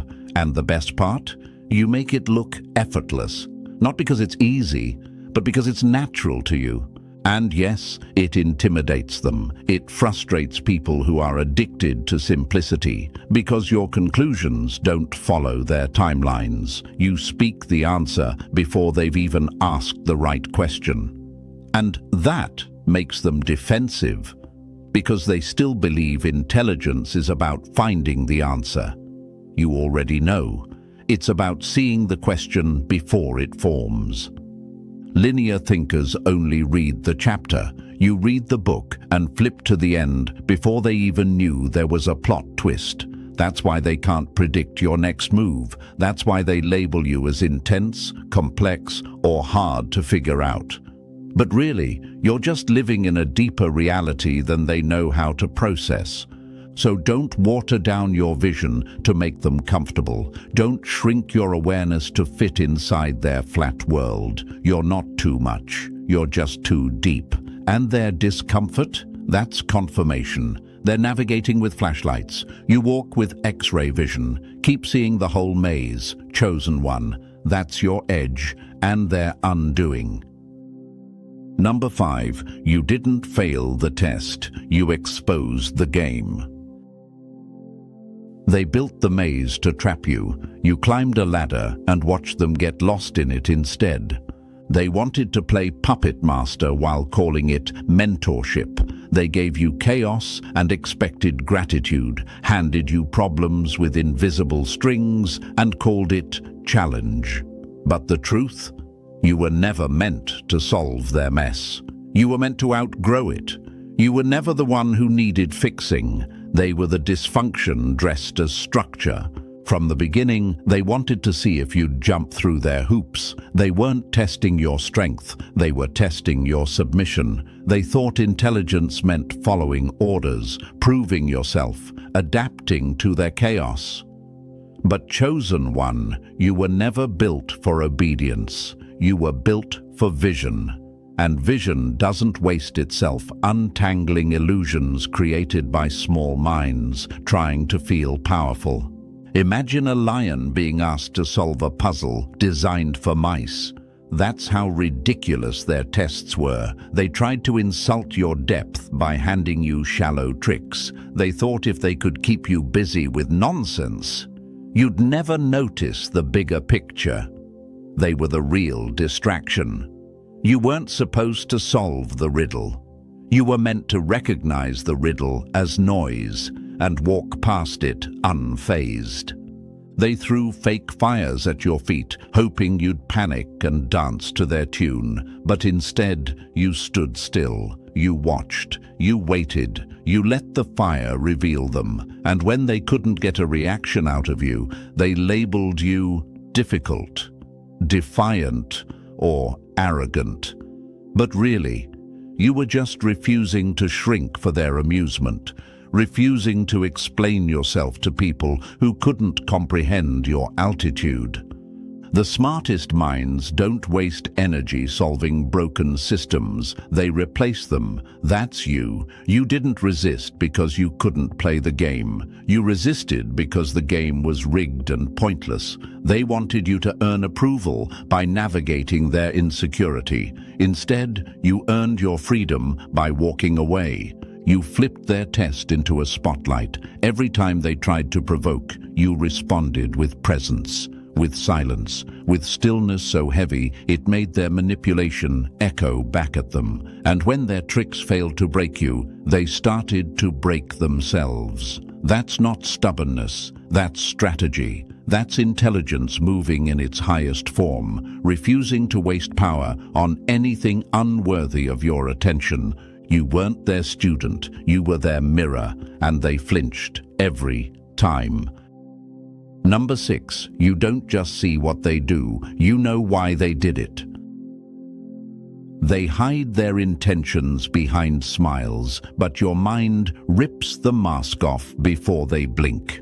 This is where they lose control, chosen one. Not when they act, but when you understand why they acted.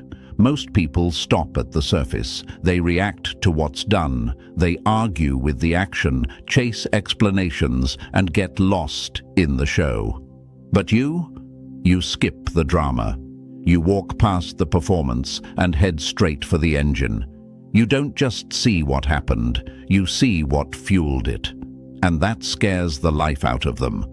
Because once you understand motive, the illusion crumbles. They want you to focus on the surface, on the apology, the excuse, the carefully crafted tone, but you see the delay in their words, the flicker in their eyes, the inconsistency in their timing, and what's worse, for them, is that you don't even need to say anything. Your silence is often louder than confrontation, because the moment you see their why, you stop playing along. And when the game doesn't work on you, it falls apart for everyone else too. Imagine playing poker with someone who sees your cards and your face. That's you. They're bluffing, posturing, spinning half-truths, and meanwhile, you're 3 layers deeper, tracking their fear, their guilt, their pattern. It's not paranoia, it's pattern recognition, and it doesn't come from books. It comes from being betrayed, lied to, used, and underestimated. You didn't study this. You survived it. They hate that your intelligence isn't loud. It doesn't scream for attention. It just watches, quietly dismantling their performance in real time. And by the time they realize you're not fooled, it's too late. You've already mapped the motive. You know who sent the message. You know what triggered the shift. You see the power play buried beneath the compliment. You see the fear inside the fake smile. And when you walk away without reacting, it leaves them exposed. Facts can be twisted, words can be rehearsed, but motive always leaks. You see through the leaks, and that's why you're untouchable. You don't need receipts when your intuition already wrote the report. You don't guess. You know. And knowing is what shifts the power every time. Number 7. Your silence was a loaded weapon. They pulled the trigger on themselves.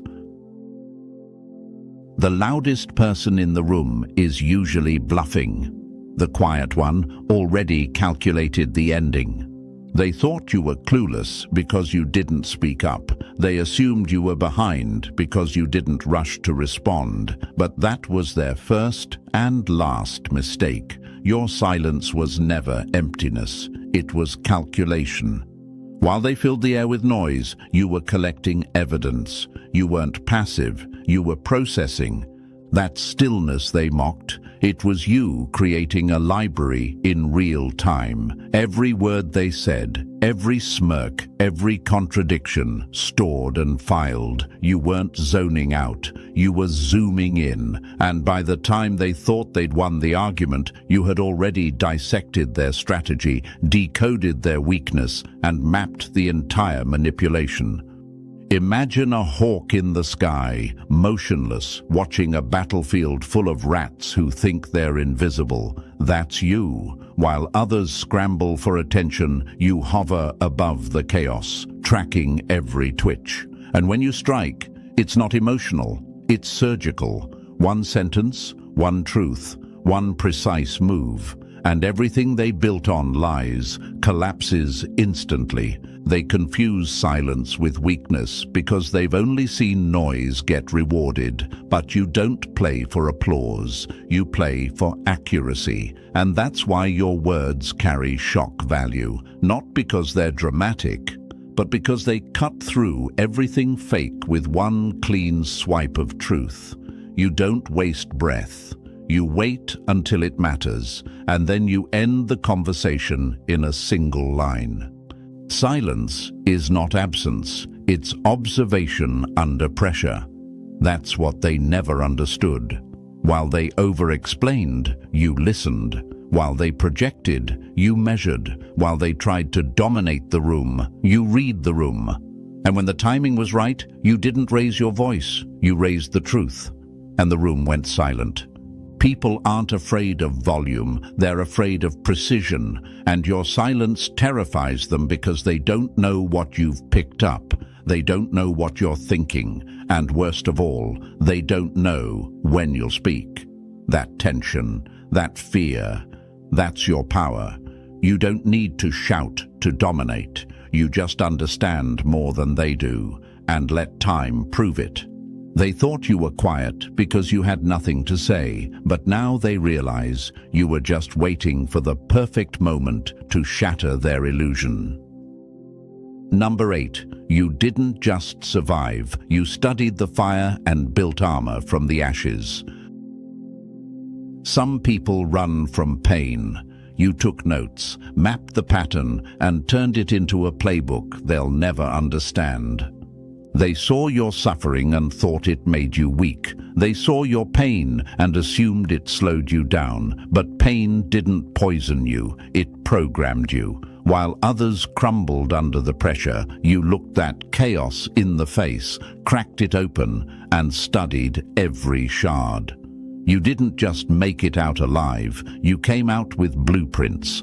Every betrayal taught you timing, every setback taught you silence, every heartbreak taught you motive. You didn't escape the storm, you recorded the storm's rhythm, and now you know how to move through it without being touched. That's not intuition, that's hard-earned intelligence. That's wisdom earned through pain you never deserved, but mastered anyway. Imagine a soldier who trained not in the academy, but in live combat. Every wound, every loss, every ambush turned into strategy. That's you. They read about pressure. You lived it. They learned from second-hand theory. You learned from surviving what should have broken you. And now your mind operates with the calm of someone who's already seen every type of betrayal and made peace with it.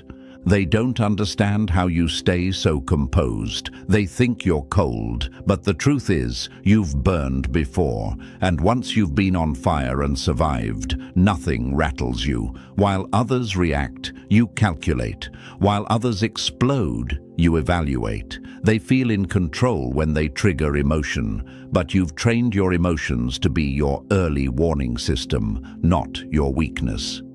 Pain either becomes your prison or your compass. You chose the compass, and now you move with strategy others can't replicate because they've never felt what you felt. They mistake your calm for detachment, but your calm is built from brutal clarity. You earned the right to not flinch. You earned the right to think 2 steps ahead. You didn't just grow stronger, you grew smarter. You turned trauma into training. You turned heartbreak into radar. You turned survival into superpower. And now your presence shakes people, not because you're loud, but because your very silence carries the weight of lessons they'll never learn unless they live what you lived. That's not just intelligence, chosen one. That's evolved intelligence. That's your edge. Number 9. You don't hunt for truth. It finds you because you're built to hold it. They dig for answers in panic. You sit still, and the truth walks right up to you. Most people run through life in a mental sprint, chasing knowledge like it's hiding from them. But you, chosen one, are different. You don't chase understanding. You attract it. You don't frantically search for answers. You notice them, appearing in plain sight, like puzzle pieces drifting toward a mind that's already solved the picture.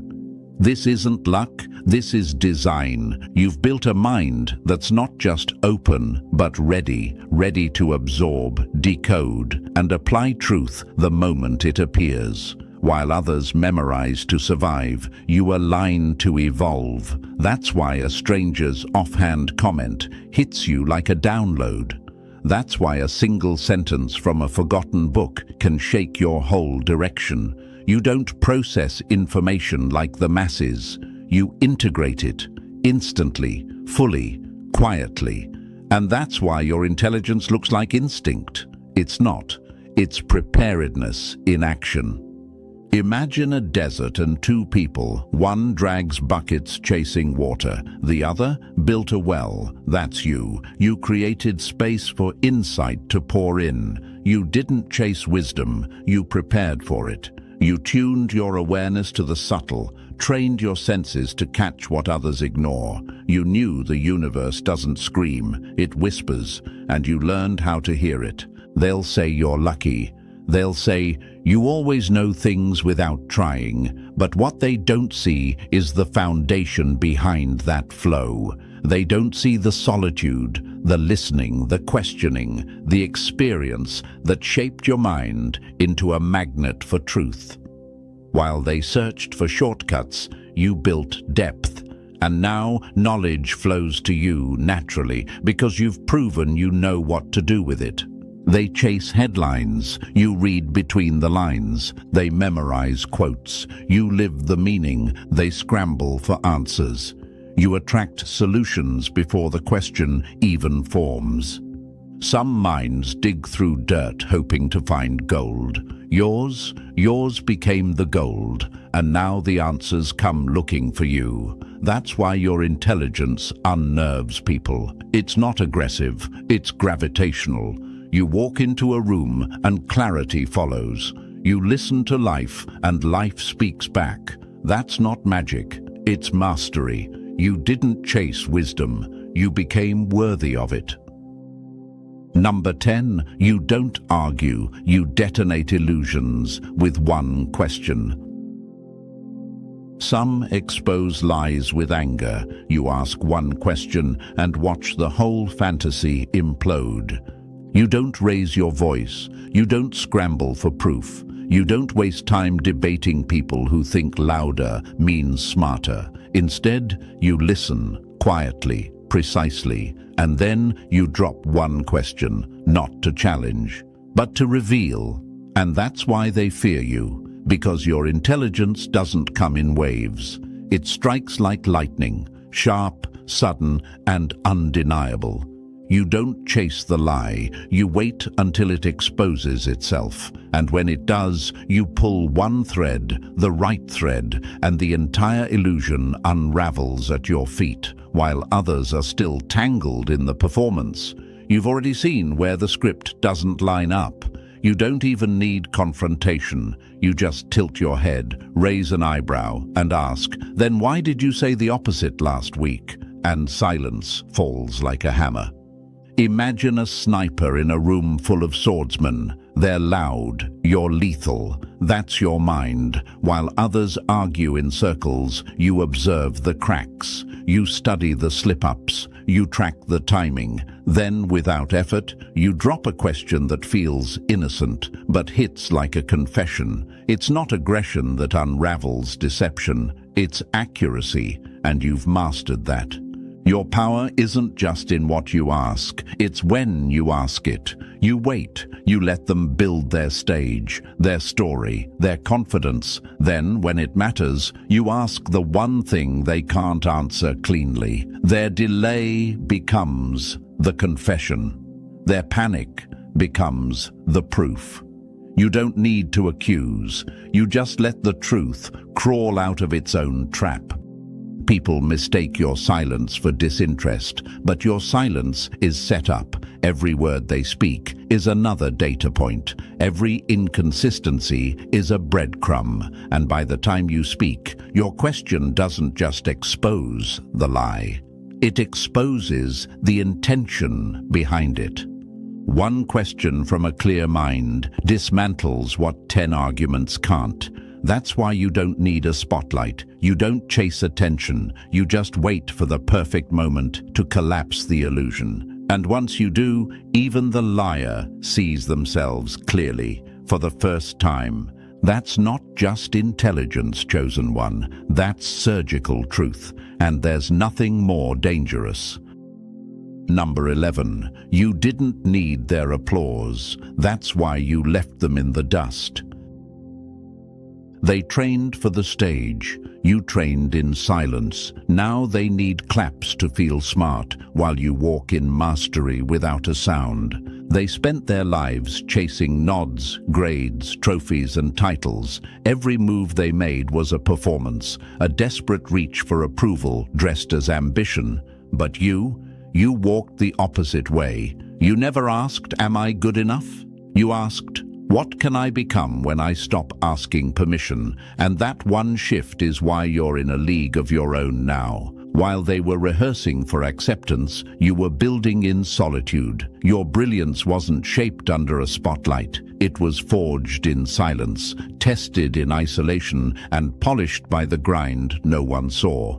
You didn't post every win. You didn't beg for feedback. You didn't soften your thoughts to fit the room. You freed your mind by not making it dependent on applause. Imagine a tree growing in a forest with no one watching. Its roots go deeper, its foundation stronger, precisely because no one's measuring it. That's you. They grew outward, chasing attention. You grew inward, chasing truth. And that's why now when you speak, people freeze, not because you're loud, but because you don't need their reaction to be right. Their intelligence is borrowed, mirrored from mentors, rewarded by systems, repeated for validation. Yours is owned because it was built without noise, without the fear of being misunderstood. You didn't need someone to clap for you to know you were sharp. You knew it in how you moved, how you solved, how you saw things no one else did. True freedom is when your confidence isn't fed by applause, but grounded in clarity. You didn't just avoid their traps, you never played their game, and that's why you surpassed them before they even realized you were in the race. You weren't trying to impress, you were trying to understand. They wanted to be praised, you wanted to know more. And that's the difference between those who peak in front of others and those who rise when no one's looking. Now the irony is sharp. The ones who once laughed or ignored you are now looking your way, hoping for your approval, trying to match your pace, seeking validation from the one who never needed it. That's poetic. That's power. That's the result of intelligence that never begged to be seen, only prepared to be undeniable. Number 12, your mind isn't just sharp, it's a mirror they can't escape. They weren't afraid of your brilliance, they were afraid it would expose how little they actually knew.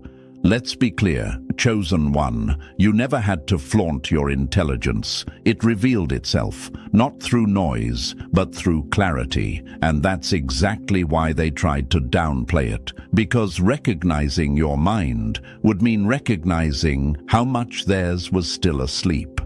It's easier to call someone too deep than admit you've been living in the shallow end. You didn't sneak up on them, they just refused to look. Because to truly see you would require one brutal step, confronting their own ignorance.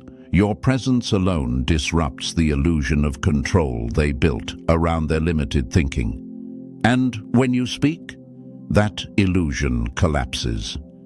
Imagine someone proudly drawing maps of a town, only for you to walk in and reveal the entire globe. That's what your intelligence does. It doesn't just add to the conversation, it redefines the landscape. You don't argue, you expose, you don't need volume, you deliver impact. And when your insights land, the room shifts.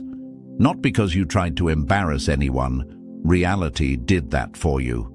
Your intelligence isn't aggressive, it's disarming because it doesn't attack, it reflects. And what people see in that reflection is the gap between what they thought they knew and what they're now forced to realize. It stings, it rattles pride, it shakes egos built on repetition and status. Because here you are, without seeking validation, speaking with more precision than their entire education ever gave them. That's the threat. Your clarity reveals their confusion. Your questions dismantle their answers. Your understanding exposes their shortcuts. You don't need credentials to be undeniable. You just need truth. And that's what your mind carries like a blade, clean, sharp, unavoidable. They didn't reject you because you were wrong. They rejected you because you were right too soon. You saw the pattern before it played out. You warned them before the consequences. And when everything unfolded exactly how you said it would, they had two choices, grow or retreat. Most chose retreat, because growth would require humility, and facing you meant facing their own limits. Some people fear snakes, others fear the truth, because both can strike fast and leave a lasting mark. You, chosen one, became the truth they couldn't outtalk. You became the moment they realized they weren't prepared for someone who didn't speak from ego, but from unfiltered understanding. You're not just intelligent, you're transformational. Your mind doesn't just add to the room, it elevates it or clears it out. Either way, nothing stays the same once you're heard. That's the mark of a revolutionary intelligence. It doesn't blend in, it rebuilds the atmosphere. If this message struck a nerve, it's because deep down, you always knew you were built different. You don't think like them, move like them, or see the world like they do, and that's your greatest power. So if you haven't already, press that like button to keep this energy flowing. And if you're still not part of our family, what are you waiting for? Hit that subscribe button and join a space where your intelligence isn't just respected, it's recognized. Stay sharp, chosen one. The world is just starting to catch on, but you've always been 10 steps ahead. They knew exactly what they had, and they still dropped it. That's not just a mistake, that's humiliation. Because here's the truth, the chosen ones weren't hidden, they weren't pretending, they weren't begging for recognition. You were right there in front of them, shining in plain sight, and they still convinced themselves you were ordinary. That's the crime. They fumbled you not because you were invisible, but because they were blind. And blindness like that always ends in regret. Look at how they move now. The silence, the awkward stares, the fake smiles covering up what's really happening behind closed doors. They whisper about you in private because saying your name out loud reminds them of how badly they messed up. They didn't just drop the ball, they lost the whole game, and the air around them feels heavy with shame every time your name comes up. They can't even celebrate their fake wins because the ghost of their mistake, fumbling you, hangs over them like a shadow. Chosen ones, this is the aftermath. The storm is over, but the ground is still wet with their failures. You walk steady, calm, untouchable, while they hide, embarrassed, replaying the moment they let you slip through their hands. They thought life would go on the same without you, but it didn't. They thought you were replaceable, but the replacements keep breaking down like cheap knockoffs. Every attempt they make at recreating you only reminds them that you cannot be duplicated. That silence they live in now, it's not peace, it's punishment. And chosen ones, while we're here, let me pause for a second to thank you for standing strong, for showing up, and for being part of this mission. If this message is hitting home already, do me a favor. Press that like button and subscribe right now. It's not just support, it's a way of sending this truth louder into the world. Together, we amplify the voice they tried so hard to silence. Back to it, because here's where it gets even uglier for them. Research shows most people don't realize the worth of rare things until after they're gone. Psychologists call it the endowment effect. Once you lose something valuable, the mind exaggerates what it had. Now think about that in real life. They walk past your old pictures, stumble across your name, hear your laugh echo in their memory, and suddenly it hits them like a truck. I really lost that. The embarrassment burns deeper each time because they know it wasn't stolen from them. They threw it away themselves. You don't lose a diamond while playing in the dirt. You fumble it when you forget its worth. And chosen ones, that's exactly what they did. The universe doesn't give out blessings recklessly. You were in their life as an opportunity, a light, a mirror that could have made them better. But instead of protecting it, they mishandled it. And the truth?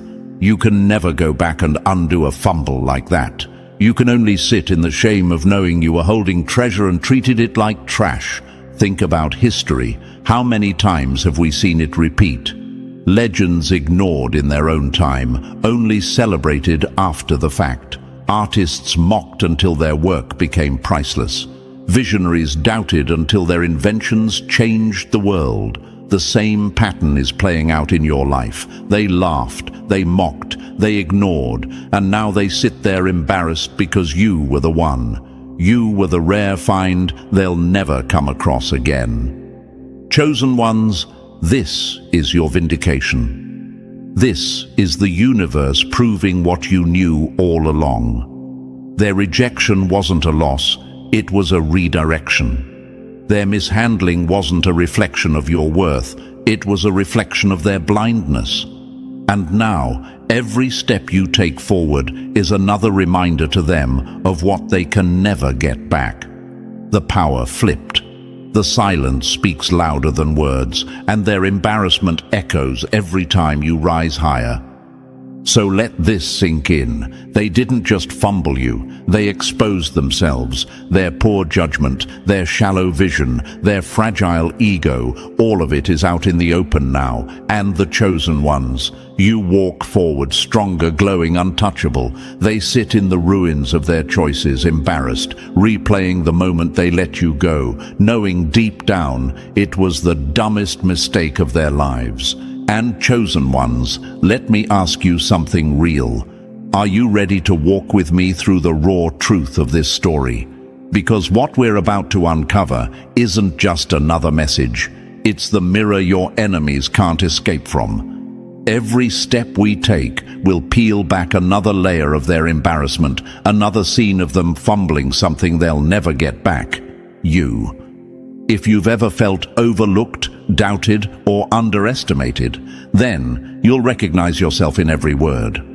Drop the number 777 in the comments if you know deep down that they fumbled the rarest one in the room. And while you're here, hit that like button and subscribe, because the more we grow, the louder this truth spreads, and the harder it hits those who tried to bury it.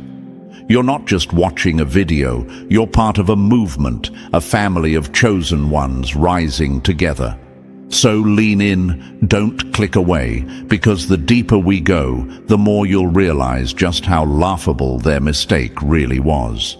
They thought they won when they let you go, but now, the universe is proving it's the most embarrassing loss they'll ever face. Let's get into it. Number 1, they confused your stillness with surrender, and now they're paying the price. Never mistake a quiet warrior for a weak one. Silence isn't surrender, it's the calm before the strike. The first and perhaps most humiliating mistake they made was this: they looked at your calm and thought it was weakness. To them, your steady silence, your refusal to react to every provocation, your ability to let certain things pass without exploding, it all looked like submission. They told themselves you were harmless, that you had no fight in you. But chosen ones, isn't it funny how those who scream the loudest always underestimate the ones who move in silence? They thought your calm meant you didn't notice.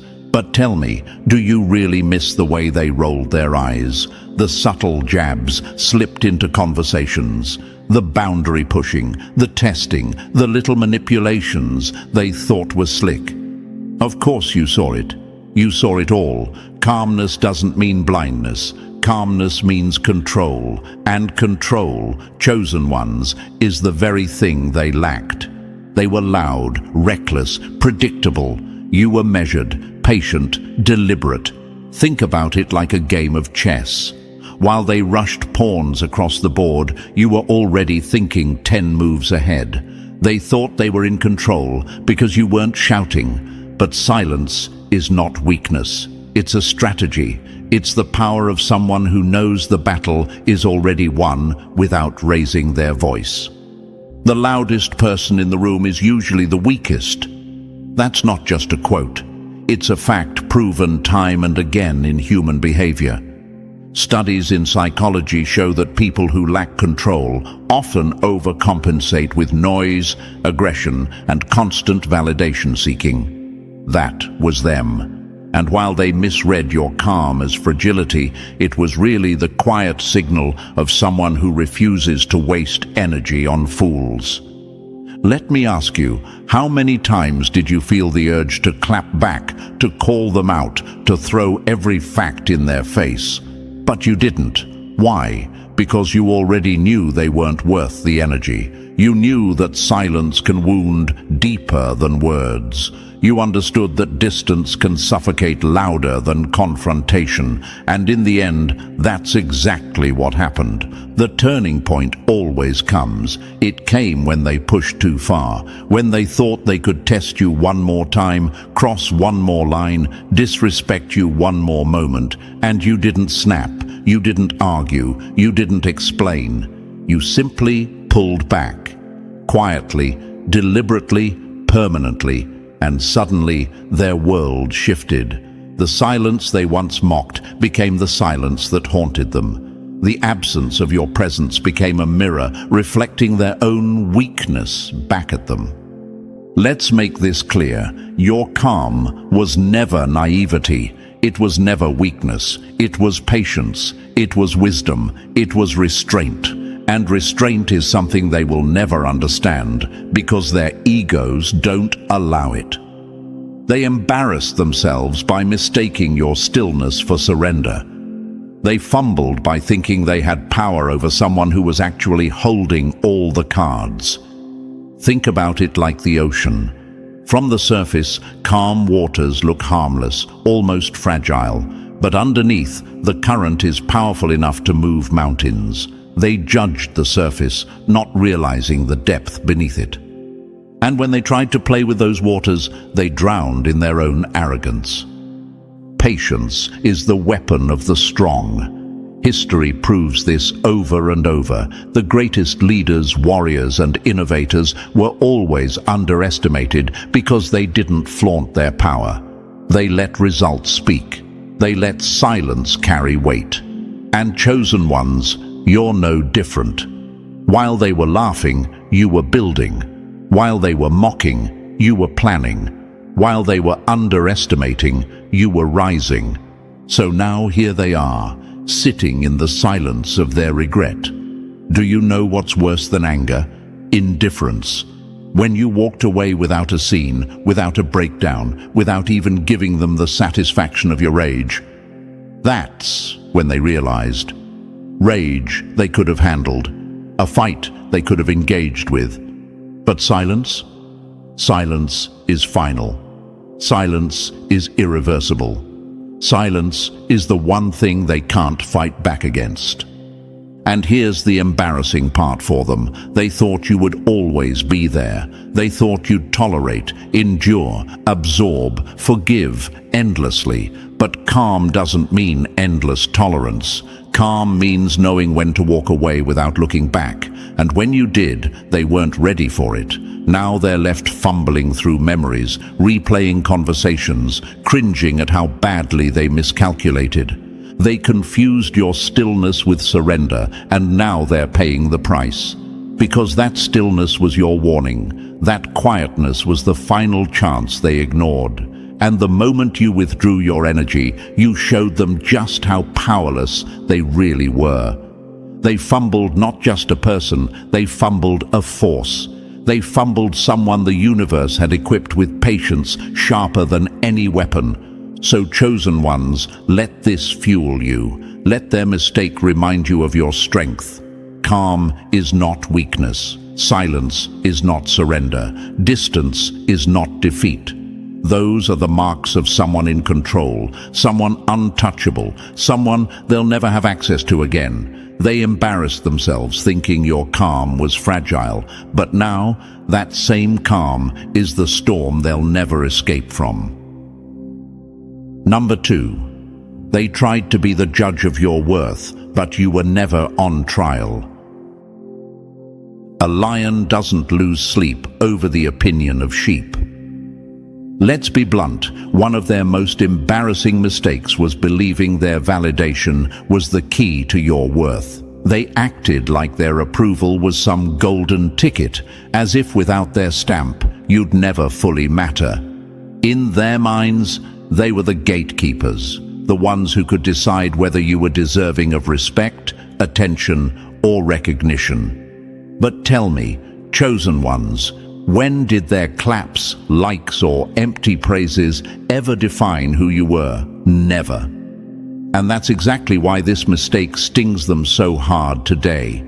They thought you craved their attention the way others did. They thought withholding compliments, offering backhanded support, or giving you crumbs of acknowledgement would keep you in their orbit. But you weren't dancing for scraps. You weren't begging for their nod. While they were busy playing the role of judge and jury, you had already walked out of the courtroom. You knew you didn't need their verdict because you were never on trial to begin with. Validation from the wrong people is like counterfeit money. It looks valuable until you try to spend it. And that's what they were offering. Counterfeit validation, fake praise, shallow approval. They wanted to make you believe their opinion was currency, but you saw it for what it was. Monopoly money with no real value. Your worth wasn't tied to their fragile ego, and that's what they never expected. Imagine this, a king sitting on a throne made of paper, believing his crown makes him powerful. That's how they carried themselves. They thought by withholding praise or dangling recognition like bait, they could control you.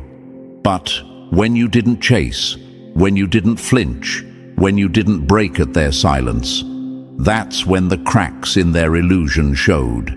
Because power over someone only works when that person believes you have it. And you didn't. Now let me ask you this. How embarrassing must it feel to realize the person you thought depended on your validation never needed it in the first place? To realize you had no control, no influence, no leverage. That's the reality they're living in now.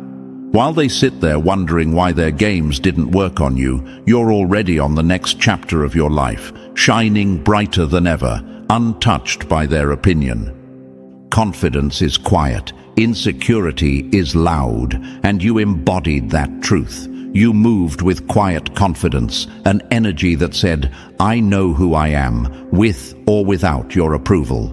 And that confused them, because in their world, people beg, people bend, people shrink themselves for a pat on the head. But not you. You walked with the weight of someone who knew their worth came from within, not from outside applause. Think of it like this. Imagine a diamond sitting in the dirt. It doesn't stop being a diamond because someone fails to recognize it. It doesn't lose value just because a fool calls it a rock. That's you. Their inability to see your brilliance didn't mean it wasn't there. It just meant they lacked the eyes to recognize it. And now, that ignorance has cost them dearly. They fumbled you because they misjudged the source of your self-assurance. They believed they could manipulate you into proving yourself to them. They thought withholding love, support, or encouragement would weaken you. But instead, it only revealed how unimportant their validation really was. You weren't trying to win their approval. You were busy winning at life. If you live for their approval, you'll die from their rejection. That's a truth they'll never admit, because deep down, they're the ones trapped in that cycle. They thrive on others validating them, so they assumed you were the same. But when you didn't break, when you didn't beg, when you didn't cling, you exposed the hollowness of their power. You showed them you were self-made, and they were just background noise. Now think of this image, a stage with spotlights. They thought they were the ones deciding whether you deserved to stand in the light. But in reality, you owned the stage. They were just sitting in the audience, powerless, clapping or booing, thinking it changed the performance. It didn't. The show went on with or without them, and now they're left outside the theater, embarrassed, wishing they had played their role better. And here's the gut-punching truth. They wanted to be the ones who discovered you. They wanted to take credit for your shine, to say, I made them, I built them, I saw their worth first. But they can't, because your glow was never theirs to dim or claim. You didn't need their cosign then, and you sure as hell don't need it now. Imagine a painter who ignores a masterpiece on the canvas because they can't see past their own limited taste. Years later, the world celebrates that masterpiece, and suddenly the painter looks like a fool for missing it. That's them. They thought their opinion set the standard. Instead, their blindness only exposed their lack of vision. So, chosen ones, let this sit deep. They didn't just fumble your presence, they fumbled the chance to say they supported you when it mattered. They fumbled the right to claim they saw your greatness before the world did. And now, every accomplishment you reach, every milestone you hit, every new level you climb, it cuts them with embarrassment, because they're forced to admit they never validated you when it counted. And what's worse, their validation means even less now than it ever did. You've outgrown them, outpaced them, outshined them. Their claps, their praise, their sudden "I always knew" comments, all of it is hollow. Because you know the truth, they never believed until it was too late. The world's applause is temporary. Self-belief is eternal, and you carry that eternal fire. They couldn't break it, they couldn't control it, and they sure as hell can't claim it. That's why their embarrassment runs so deep. They thought they mattered more than they did. But in the story of your life, they were never the main character. At best, they were a footnote, and not even a flattering one. They tried to be the judge of your worth, but you were never on trial, and now they're the ones sitting in judgment, condemned by their own mistake, haunted by the truth that their validation never held the weight they imagined. That's the embarrassment they'll carry forever. Number 3. They gambled you were replaceable. Now they're losing every hand. You can replace a chair, a car, even a house, but you can't replace a soul that rewrote the atmosphere when it walked into the room. Their biggest humiliation? Believing you were replaceable. They thought you were just another face in the crowd, someone easy to swap out, a presence they could carelessly mishandle and later upgrade when it suited them. But chosen ones, let's pause and ask the obvious. How do you replace a force of nature? How do you duplicate energy that doesn't exist anywhere else? The answer is simple. You don't. And that's the gut punch they're living with now. At the time, they told themselves you were convenient, not essential. They thought if you walked away, life would keep rolling without disruption. But notice what happened after you left. The foundation cracked. The balance tilted. The peace evaporated. Because what you brought wasn't surface level. It was structural. You weren't filling a role. You were holding the roof up. Now that you're gone, the leaks are showing, the walls are bending, and every new replacement they try to plug into your spot collapses under pressure. A diamond doesn't lose value when someone confuses it for glass. The mistake belongs to the fool who couldn't tell the difference. That's the embarrassing truth they're choking on. They treated you like you were common, and now they're left fumbling with counterfeits. Imagine them scrolling through new faces, new conversations, new bodies, hoping for even a shadow of what you carried, and all they get is disappointment. Every imitation falls flat. Every next best thing feels cheap. And maybe they're asking themselves now, why doesn't it feel the same? Why does everything taste bland without you? The answer is brutal, because you were the flavor, the seasoning, the life in their lifeless world. You can't duplicate originality. You can't mass-produce authenticity. So let's be clear, they didn't just fumble a person, they fumbled a one-of-one. They embarrassed themselves thinking they could toss aside the rarest jewel and find another in the dirt. Now they sit with the shame of knowing they didn't lose something replaceable. They lost the irreplaceable, and that regret, it doesn't fade, it festers. Number 4. They misread your aura. Now they're lost in the dark. Some people don't notice the sun until it sets, and by then they're stumbling in the cold night they created for themselves. They had front row seats to your aura and still failed to recognize its worth. That's not just ignorance, that's embarrassment in its rawest form, because your energy wasn't something learned, manufactured or rehearsed. It radiated naturally, a magnetic pull that shifted atmospheres without you even trying. And yet, instead of cherishing it, they treated it like background noise. Let's make it plain. Your aura was never just charisma. Charisma can be faked, charm can be performed. But your presence, it was deeper. It was the rare current people feel when you walk into a room and the energy instantly changes. They thought it was surface-level attraction, but chosen ones, hasn't it always been more than that? It was the way people felt seen without you speaking. The way they felt calmer, clearer, more alive simply being near you. That wasn't luck, that was your gift.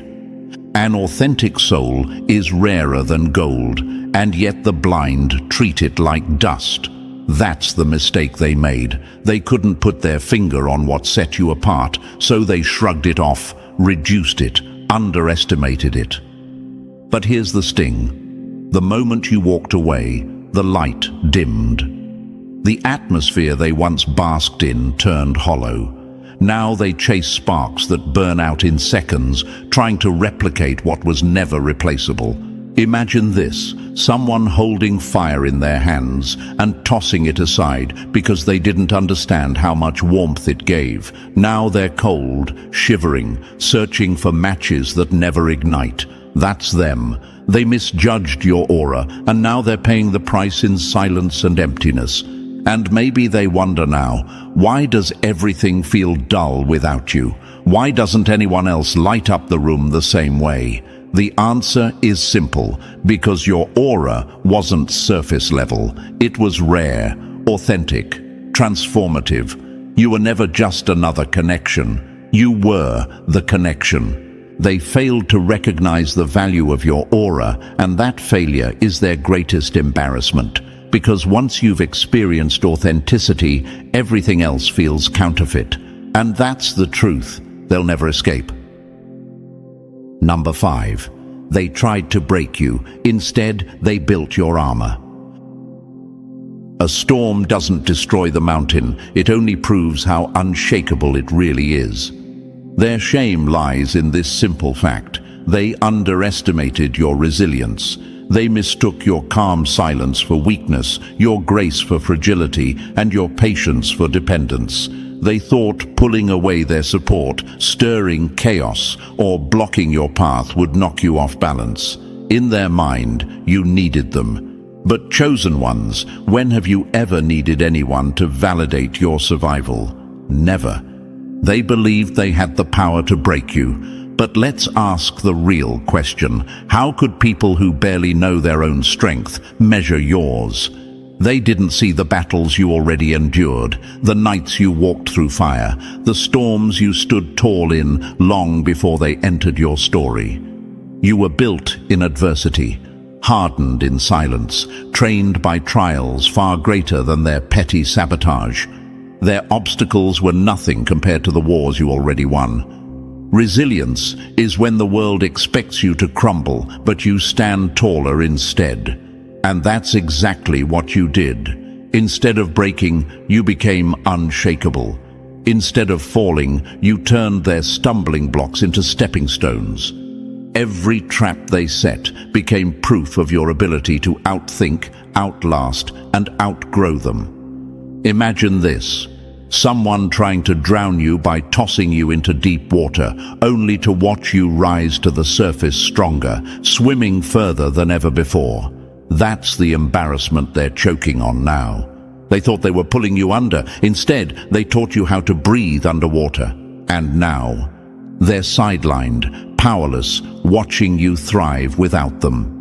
The realization burns. They were never the cornerstone they believed themselves to be. They were just a passing chapter, one you outgrew the moment they revealed their true intentions. The weight of their miscalculation crushes them every time they see you rise higher, because it proves they never had the power they imagined. What doesn't kill you exposes who underestimated you. Their attempts to weaken you only magnified your strength. Their sabotage only wrote their own humiliation. They thought they could break you. Instead, they built your armor. And now you soar beyond their reach, proof that resilience will always embarrass those who bet against it. Number 6. They abused your mercy. Now they're crushed by the consequences. Never confuse forgiveness with forgetfulness. A kind heart is not a blind one. Their embarrassment runs deepest here. They took your forgiveness for foolishness. Instead of seeing your mercy as a rare act of strength, they twisted it into a weakness they thought they could exploit. When you extended grace, they read it as permission. When you chose peace over vengeance, they saw it as naivety. But chosen ones, let's make this clear. Forgiveness isn't weakness. Forgiveness is control. They thought you didn't see, but wasn't it the opposite? You saw it all, the lies, the manipulation, the quiet disrespect. You just chose not to drown yourself in bitterness. That was your wisdom. That was your discipline. But to their shallow minds, your grace was a free pass to keep testing boundaries. And like a gambler who doesn't know when to quit, they pushed too far. Mercy is not endless. It is a gift, and gifts can be withdrawn. That's the lesson they never saw coming. They believed you'd keep forgiving endlessly, that you'd never close the door. But forgiveness, chosen ones, is never about excusing bad behavior. It's about freeing yourself from the poison. And when they confused your release with weakness, they fumbled the greatest gift they'll ever receive: your patience.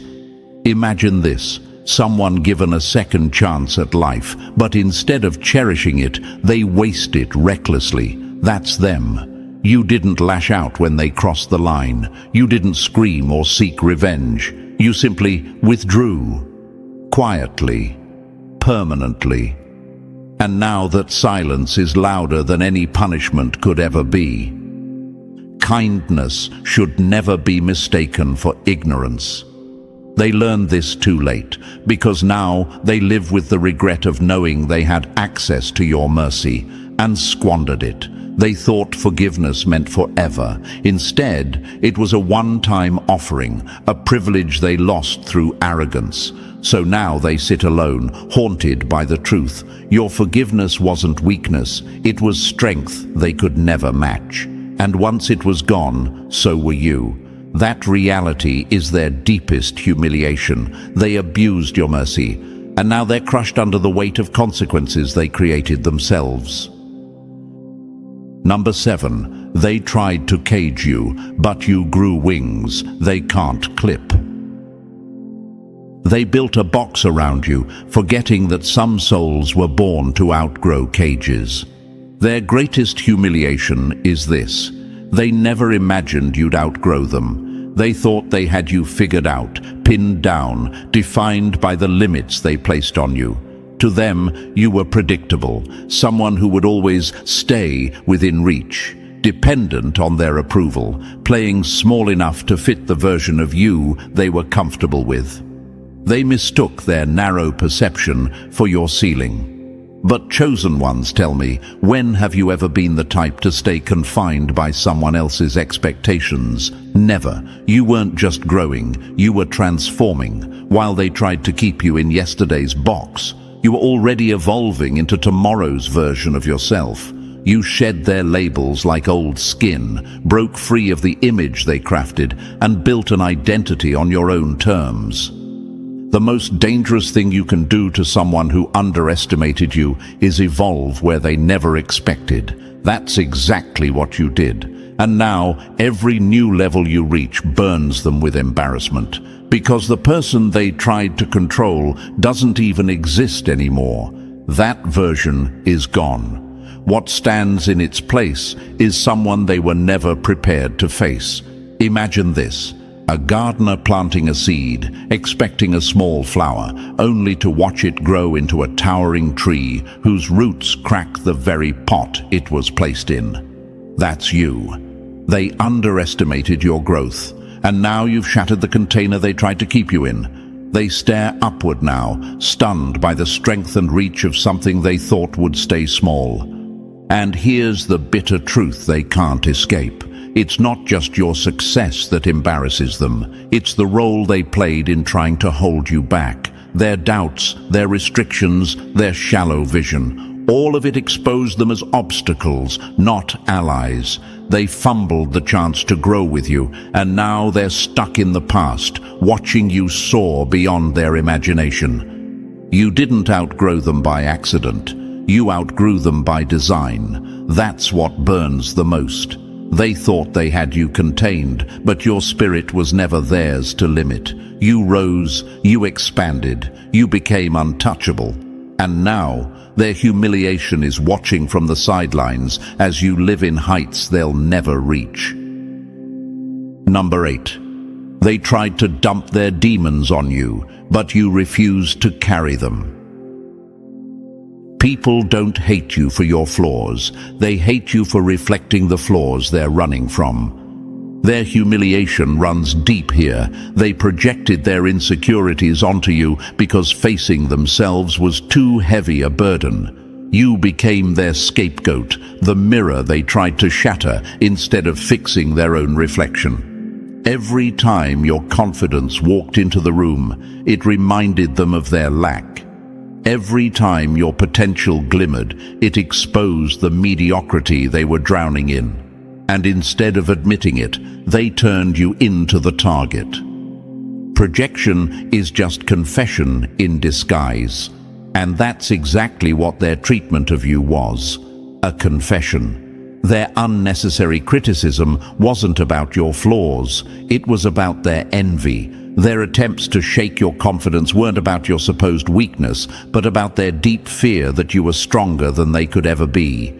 They blamed you for things that had nothing to do with you, because it was easier than admitting the battle was always internal. Imagine this, someone carrying a bag of rocks but refusing to hold it themselves, so they throw it at you, hoping you'll pick it up.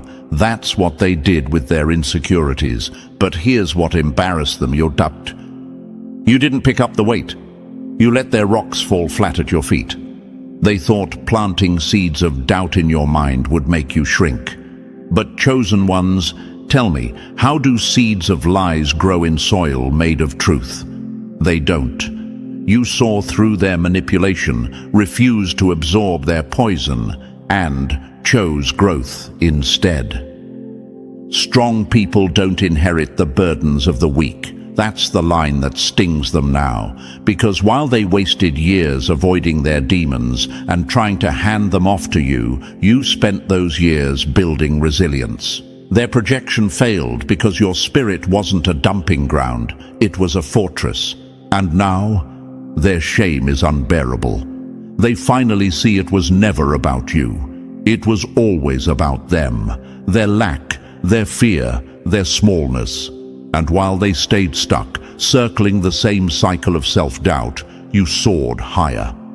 Their projection didn't break you, it exposed them. And now they live with the embarrassment of knowing you thrived while they choked on their own insecurities.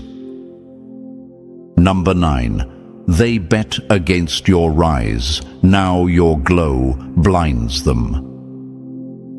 The same people who doubted your roots are choking on your branches. Their embarrassment is loudest here. They were completely unprepared for your glow-up. They thought they had you figured out, boxed into the early version of yourself, the one still learning, still finding balance, still stumbling. In their arrogance, they believed you'd stay there forever. To them, you were safe to overlook, safe to take for granted. But chosen ones, isn't it poetic justice when the ones who bet against you are the first to be blinded by your shine? What they didn't see was that every setback, every scar, every lesson was fuel. While they laughed, you rebuilt. While they dismissed you, you sharpened yourself in silence. And now, your transformation has made you unrecognizable. not in a small way, but in a way that rattles their memory of who you once were. You've stepped into confidence, self-respect, and power so undeniable that even your presence feels like a rebuke to their shallow vision. Glow-ups aren't accidents, they're revenge written in real time. And yours wasn't skin deep, it wasn't just about how you look, it was mental, emotional, and spiritual. You elevated on every level. Your resilience became radiance. Your scars became stories. Your silence became strategy, and they never saw it coming. Imagine this, someone writing you off as a rough draft, never realizing they were holding the early pages of a masterpiece. Now, the book is finished, bound in gold, celebrated by those who recognize greatness. And they're stuck, embarrassed that they tossed it aside before the story even began. Their humiliation cuts deeper because they realize they only ever valued the in-progress version of you. They underestimated who you were becoming, and now they're forced to watch from the sidelines as the full version of you thrives. You didn't need their validation to evolve. Your growth was your own rebellion. And now the glow-up they didn't believe in is the very thing that keeps them awake at night. Because while they chose to stay small, you rose into something undeniable. They fumbled, and your brilliance is the proof. Number 10. They treated you like a doormat, but now the door is locked. Presence is a privilege, not a guarantee, and once it's gone, the silence is deafening. Their deepest humiliation, believing you'd always be accessible, they treated your time, energy, and care like an endless resource they could tap whenever it suited them. They assumed you'd always be there to answer the call, always ready to listen, to give, to pour into them, as if your presence was permanent, as if your kindness was automatic. To them, you weren't a person, you were a convenience.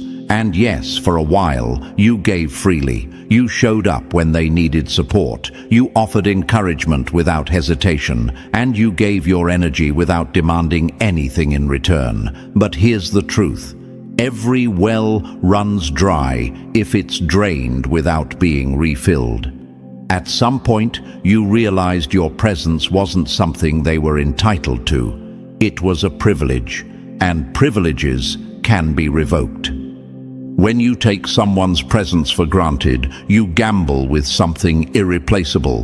That's the gamble they lost. Because the moment you stopped making yourself easily available, the silence hit them like a hammer. Suddenly the door they thought they could walk through any time was locked, and in that void, they felt the weight of everything they took without giving back. Imagine this. Someone who believes the sun will rise for them every day, only to wake up one morning and find nothing but darkness. That's how your absence feels to them now. They relied on your light, but never respected it, and so now one tried Nampua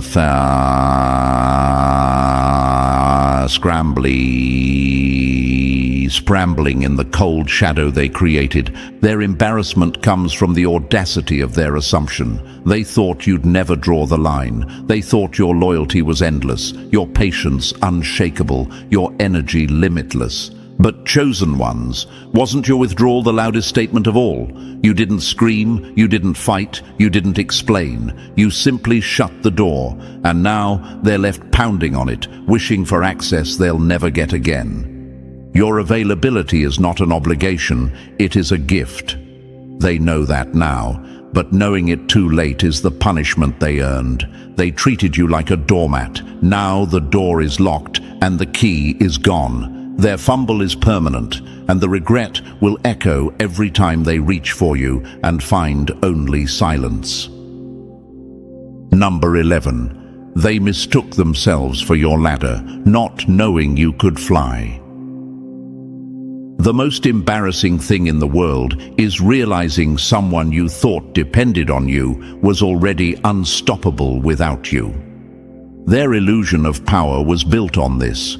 They believed you needed them to succeed. In their minds, their support, their connections, even their shallow approval was the engine behind your growth. They convinced themselves they were the gatekeepers, the ones holding the keys to your progress. Without them, they thought you'd stall. Without their stamp, you'd never climb. But chosen ones, hasn't your life proven the exact opposite? The truth is, you never leaned on them. Your success was never about their crumbs of validation. Every milestone you've reached, every win you've stacked, was built with your own discipline, your own resilience, your own relentless push forward. They weren't the ladder. They weren't the foundation. They were background noise. And now that realization burns them more than anything else. Success is the loudest revenge. And your rise screams volumes, because while they sat smug, thinking you couldn't move without them, you kept building, brick by brick, hour by hour, failure after failure, until it turned into triumph. And the glow they see now, that's not theirs to claim. It was forged entirely in your hands. Imagine this, someone handing you an umbrella in the rain, then bragging as if they built the sun when the clouds clear. That's the arrogance they carried, but your shine has now made them irrelevant. They thought they were indispensable, but you've proven they were nothing more than a passing chapter in a much bigger story. Greatness doesn't borrow its power, it creates it, and that's the embarrassment they choke on. They mistook themselves for the source of your light, when in reality they were just spectators to a glow that was always inevitable. Now they're left watching from the sidelines, humiliated, realizing they were never the key to your success. You never needed their resources, their guidance, or their approval. You only ever needed yourself. And that truth will echo louder than anything they'll ever say. You soared without them, and now they can't stand the view. Number 12. They thought you'd crawl back, but you vanished without a trace. The loudest goodbye is the one spoken in silence. Their deepest humiliation isn't just that you left, it's how you left. For so long, they believed they had you under lock and key. They thought no matter how badly they treated you, you'd stay, second-guess yourself, or beg to hold on to the connection. In their arrogance, they saw you as tethered, bound, dependent. But when the moment came, you proved them wrong in the most brutal way possible. You walked away without hesitation. No begging, no bargaining, no theatrics. Just quiet, effortless detachment that shook them to their core. Nothing bruises the ego more than realizing you were optional all along. That's what eats at them now. They thought they were irreplaceable, but in your eyes, they were disposable. They expected a fight.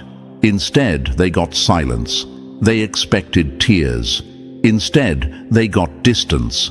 And that effortless exit humiliated them more than any argument could, because it showed them the truth. Your loyalty was never slavery, and your patience was never permission. Imagine this, someone gripping a rope with both hands, convinced you'll never let go, only to watch you release it with a smile and walk away without looking back. That's the picture haunting them. They assumed you'd cling. But you left so easily, it revealed you had already let go long before you physically walked out. Strength isn't staying where you're mistreated, it's walking away like nothing was lost. And that's exactly what you did. You didn't just leave, you exposed them. Their entire sense of power was built on the illusion that you needed them. When you proved otherwise, that illusion shattered. Now they sit in the wreckage of their pride, replaying the moment you slipped away, stunned by how little resistance you gave. Their ego is scarred because the truth is undeniable. They were never the center of your world. They were never as necessary as they thought. You showed them your strength wasn't in clinging, it was in letting go with ease, and that truth will echo in their minds forever, because nothing is more embarrassing than realizing the one you thought would crawl back vanished without a trace. And so, chosen ones, the truth is undeniable. Every mistake they made was their own downfall, every fumble their own embarrassment. They thought they had you figured out, but all they did was underestimate the power the universe placed within you. You rose, you grew, and you walked away without regret, leaving them to choke on the silence of your absence. If this message hit home, show your strength by pressing like, subscribing, dropping 77 in the comments, and sharing this with another chosen one. Let's make sure this truth echoes everywhere. Play me if you want, but I change the rules while you blink.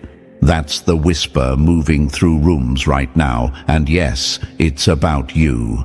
The old smirks are gone, the fake indifference is gone. When your name comes up, the air tightens. People pause mid-sentence. They measure their words because they finally see what they're facing. Not just a clever person, not just quick with answers. You're dangerously intelligent, and that means you're not to be played with.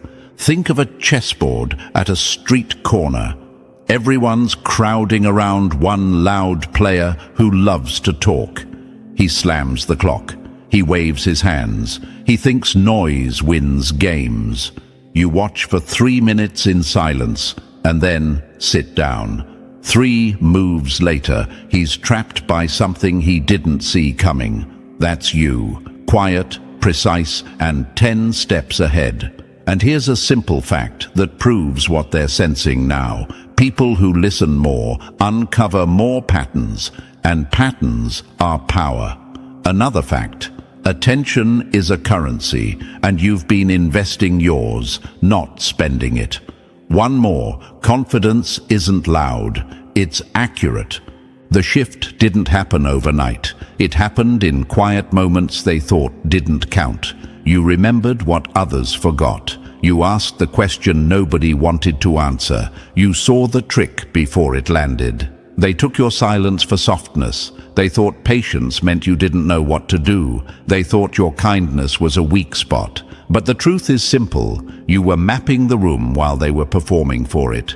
You were learning the angles, tracking the tells, and letting them show you who they are. That's why the whispers now carry weight. That's why they say your name carefully, like it might bite. Listen, chosen one, thank you for being here. Don't forget to pay this message back by simply pressing like and subscribe so it reaches more people. It helps spread the light and it keeps this mission moving. Thank you for being part of this. You're part of a force. Now let's continue. Here's what the room knows about you, but won't say out loud. You make people rethink their next move. That's what dangerously intelligent really means in real life. It's not a certificate on a wall. It's your effect on the space. People lower their voices when you walk in. They edit themselves. They don't brag as much. They don't lie as easily. They sense the edge. Intelligence becomes dangerous when it changes behavior around it. You do that without showing off. You do it by staying grounded, by noticing the tiny things everyone else skips, by letting patterns come to you. This is why the loud ones are nervous. Their tricks need distraction to work. Your presence cuts the noise. Think about that one time you solved a problem everyone called impossible. You didn't rush. You didn't compete to be the loudest in the room. You sat still, laid out the pieces, and removed the knot with one solid pull. People called it luck, but it wasn't luck. It was clarity. It was the strength to wait for the right move instead of wasting energy on the wrong ones. That's why your intelligence is dangerous. It's controlled. It's directed. It strikes only when needed, and when it strikes, it doesn't miss. Enemies hate that precision. They don't know where to poke because there is no obvious button to press. You don't melt under pressure, you get sharper. You don't panic when baited, you get quieter. You don't answer every insult, you save your voice for the truth. And the truth is what burns them. The truth is that their games are small, and your mind does not live in small rooms. You are not pulling from the same shallow bag of tricks. You're pulling from observation, memory, patience, and timing. You're not fighting for attention, you're working with reality. That's why they whisper. That's why they warn each other. That's why they tell new people, be careful with that one. Here's another clean example. Think of a lockpick in a pocket. Most people kick the door, shout, throw blame, and wear themselves out.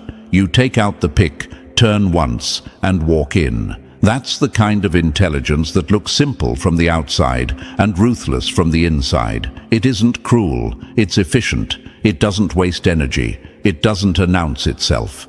This style scares people who built their identity on confusion and noise. They feel seen. They feel predictable. They feel like the show is over, because it is.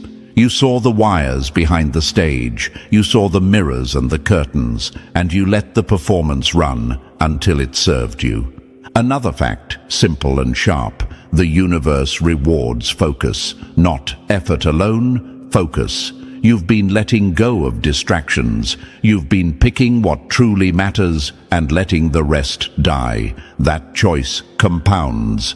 It builds a reputation around you. It creates a field where foolishness can't breathe. That field is what people sense when they speak to you. It's why they measure their words. It's why the careless ones do not last near you. Your intelligence has become a boundary.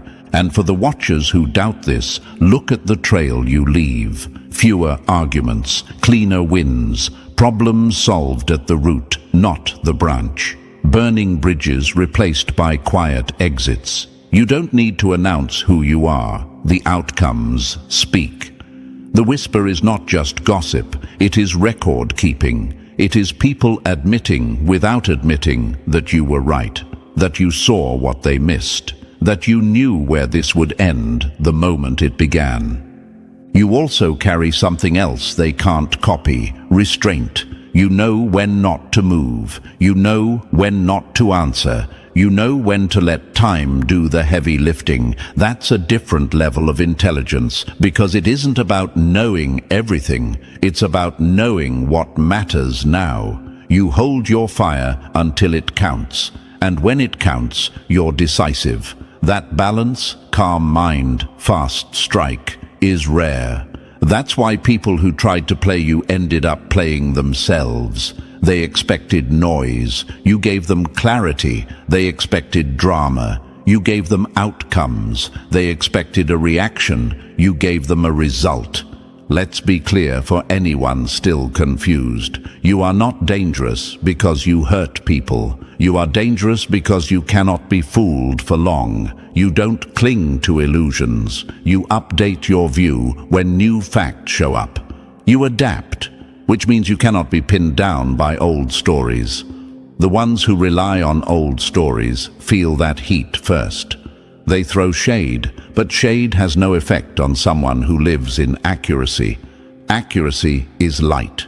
It dissolves rumors, weak arguments, and hollow titles. That's why you feel calm now. The noise is still there, but it doesn't live inside you. You outgrew it. So yes, the whispers have grown teeth, and that's fine. Let them. Let them warn each other. Let them build a myth if they want. The truth beneath the myth is simple. You earned your edge. You built it with attention, with patience, with honest self-checks, with a refusal to waste your energy on petty cycles. You don't need to announce that. You don't need to defend it. People feel it. That's enough. From this point on, keep doing what makes the room adjust to you. Keep your voice steady. Keep your pace slow when everyone else is rushing. Keep your questions clear. Keep your moves clean. Measure twice, act once. Let outcomes do the talking. If someone tries to drag you into a game, smile and step out of the frame. You don't need the stage needs you. That is the quiet truth behind dangerously intelligent. It is not a threat. It is a boundary line, bright and firm. Do not play with what you don't understand. And to our chosen ones listening, take this as your confirmation. You are not imagining the shift, the looks, the pauses, the careful tones. You earned those. Stay aligned with your purpose. Keep the focus sharp. Keep the heart steady. The universe meets a mind like yours halfway every time. The latest whisper has it right. You're dangerously intelligent, and you are not to be played with. And hey, chosen one, thank you for being here. The energy you bring keeps this mission alive. If what you've heard so far already feels like it's peeling back the truth layer by layer, stay with me, because what comes next goes even deeper. Drop a comment below with the number 777 if you're ready to own the power of your intelligence instead of shrinking it to make others comfortable. And if you can, bless the team behind this message with a super thanks, because these words don't just appear out of thin air. They're built from hours of reflection, truth, and dedication to bringing clarity where confusion once ruled. Whether it's a cent or 1,000, every bit of energy you return keeps this light moving forward across the world. Now, take a breath, chosen one. Straighten your back. Let that calm confidence settle in and stay close. Because from here on, we're about to break down exactly why your intelligence has become the most feared force in the room, and why pretending to underestimate you has become their only defense. Let's dive into it, step by step. Believe me, if you truly carry this energy, you'll feel the pull to stay till the end. Let's get started. Number 1. From mockery to caution. The day their whispers turned into warnings. They used to laugh at you because they thought you were small. Now they whisper about you because they've learned you're bigger than their entire game. That's the shift, chosen one. That's the sound of fear wearing a mask of politeness. What used to come out of their mouths as mockery now leaks out as warnings. They're not joking anymore. They're briefing each other. They're passing notes under the table. They're telling newcomers, be careful with that one. They know more than they let on. This isn't paranoia. This is what happens when real intelligence makes itself known. Not with noise, but with proof. They used to call you different, weird, too much. They tried to frame your depth as a defect. But now, listen closely. The tone of their voices has changed. There's unease in it. There's respect in it. There's a kind of forced calm that only predators use when they realize the prey they were circling is another predator. This is what terrifies them. Real intelligence doesn't announce itself. It doesn't shout. It doesn't need applause. It watches. It catalogs. It connects dots that shouldn't even belong together. It waits, and you've been waiting a long time. Here's a question you might be asking yourself right now. Why didn't they see this before? Why did they underestimate me for so long? Because you learned to move like water, to fit into every space without losing your shape. You stayed silent while they showed their entire hand. You smiled while they revealed their weak points. You practiced patience in a world obsessed with speed. They saw stillness and mistook it for weakness. They saw kindness and mistook it for naivety. They saw restraint and mistook it for inability. But every time you chose to stay quiet, you were sharpening your blade. Think of a wolf walking alongside a flock of sheep. The shepherd thinks it's tame because it isn't biting, but the wolf isn't hiding. It's studying every step, every pattern, every opening. That's you. They thought your silence was submission. It was strategy. They thought your distance was disinterest. It was discipline. They thought your patience meant you were out of moves. In truth, you were teaching them how to underestimate you, because an underestimated mind is the freest one in the room. And now the bill is due. And here's another fact they'll never say aloud, but can feel in their bones. You're not just smart, you're unpredictable. They can handle a genius who's predictable, because predictable can be managed. But you're the quiet storm. You're the move they can't map. You don't chase what they chase. You don't crave what they crave. You don't respond to bait. They're used to people who can be bought, bent, flattered, provoked. You've shown them none of those doors exist with you. That's why they're whispering. That's why their stories about you are shifting from gossip to legend. Here's a metaphor for what you're doing. Imagine an orchestra playing on stage. Everyone in the audience hears the music, but only you hear the conductor behind the curtain, guiding a different symphony entirely. They're dancing to one rhythm, you're moving to another. That's why they can't catch you. They think you're playing chess, but you're building the board. They think they're cracking your code, but the moment they think they've solved you, you reveal a deeper layer. They're playing checkers. You're designing the entire game.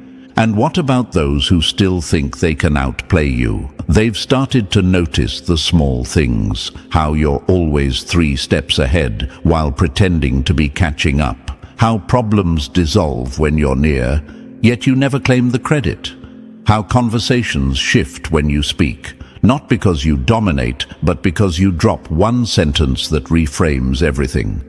You don't argue with fools anymore. You just ask the kind of question that makes them argue with themselves later. That's why they're afraid.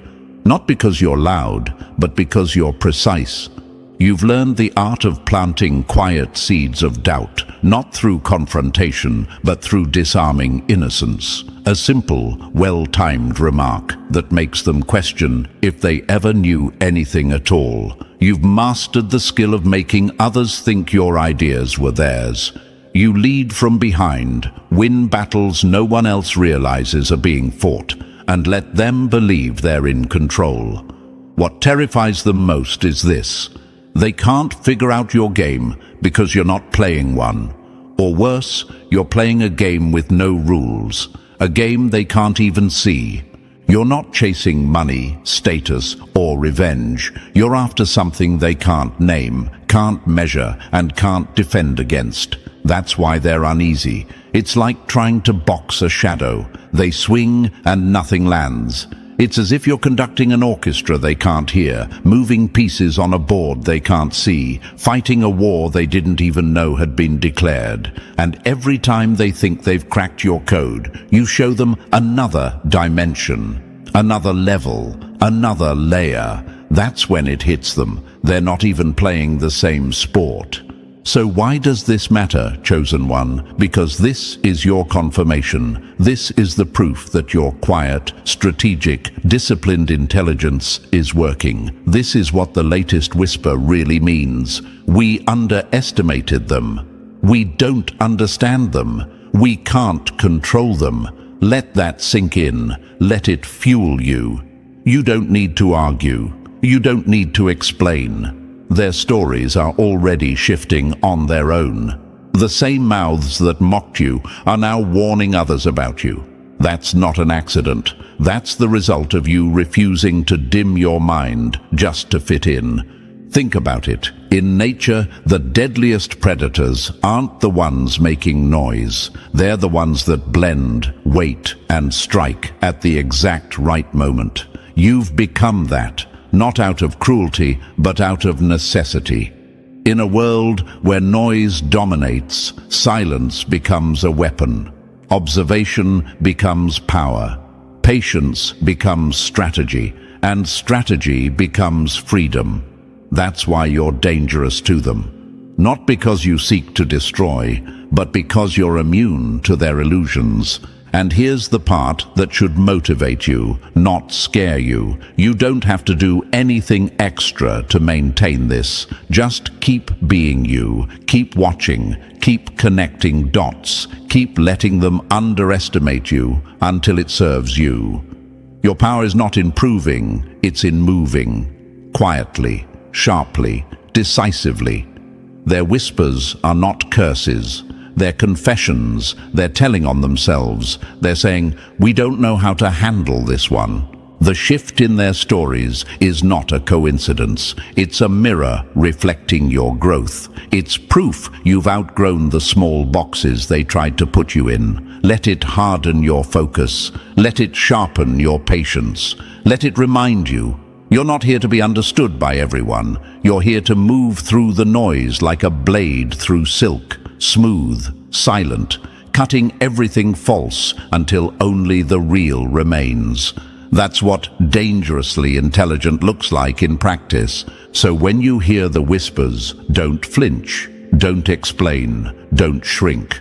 Understand this, the whisper is an announcement. It's the sound of a room preparing itself for your presence. It's the subtle shift before the tide comes in. It's the recognition of a force they can't manipulate. Let that be your fuel. Let that be your proof. The day their stories shifted from jokes to warnings was the day you became untouchable. And from here on, the only move left for you is forward.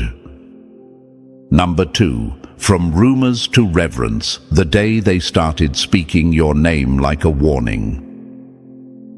They laughed at what they didn't understand. Now they speak carefully, afraid their words might summon you. That's how the energy shifted, chosen one. The gossip that once tried to define you has turned into quiet respect, wrapped in fear.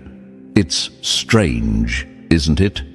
The same mouths that once mocked your every move now carry your name like it's a spell. Spoken low, handled delicately, as if saying too much might draw your attention. Once they called you strange, obsessive, too deep, too intense.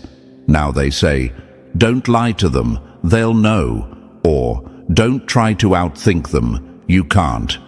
That's evolution. That's when gossip becomes reverence.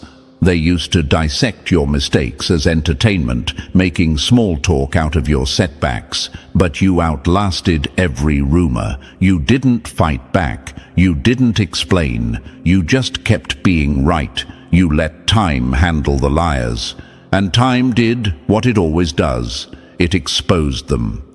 Slowly, the narrative flipped. What they called weird became visionary. What they called cold became calm. What they called obsessed became focused. That's what true intelligence does. It doesn't need to shout. It lets proof echo in silence. And the truth is, you never set out to prove them wrong. You just kept doing what you do best, observing, connecting, and predicting. You see, gossip has a short shelf life, but accuracy has no expiration date. They saw you predict outcomes they swore were impossible. They watched things unfold exactly the way you said they would. They witnessed your words become facts, your analysis become reality. And that's when the fear started to creep in. Because it's one thing to mock someone who's harmless, but it's another to realize the person you mocked sees you more clearly than you see yourself. You've become a mirror they can't look away from. You don't reflect their performance, you reflect their truth. And people aren't afraid of monsters, they're afraid of mirrors. You show them who they really are, not who they pretend to be. That's what your intelligence does. It doesn't just reveal patterns in systems or behavior, it reveals patterns in people. You see the story behind the story, the motive behind the excuse, the fear behind the anger. And when you speak, you cut straight through the fog. That precision, that surgical honesty, is what made them shift from gossip to respect. Let's be clear, they don't admire you because you're nice. They respect you because you're necessary. You've become the person they consult when they need clarity, not because you make them comfortable, but because you make them face the truth. They can sense it. The way your mind slices through excuses. The way you never get lost in emotion when logic is needed. The way you keep calm even when the whole room is losing it. That calm is your weapon. That composure is what unsettles them most. They don't know how to play someone who doesn't panic. And yet, here's the irony. The same people who once dismissed you now depend on you. They seek your approval quietly. They test your reactions in subtle ways. They want to know what you think, even if they pretend they don't care. Every room you walk into feels the shift. Conversations realign themselves around your presence. People start to measure their words. That's power, not domination, but influence, the kind that doesn't need volume because it has gravity. You might ask yourself, why do they respect me now? Why the sudden change? It's not sudden, it's cumulative. Every time you refused to play dumb, every time you stayed calm when others fell apart, every time you let facts speak for you, you were earning this.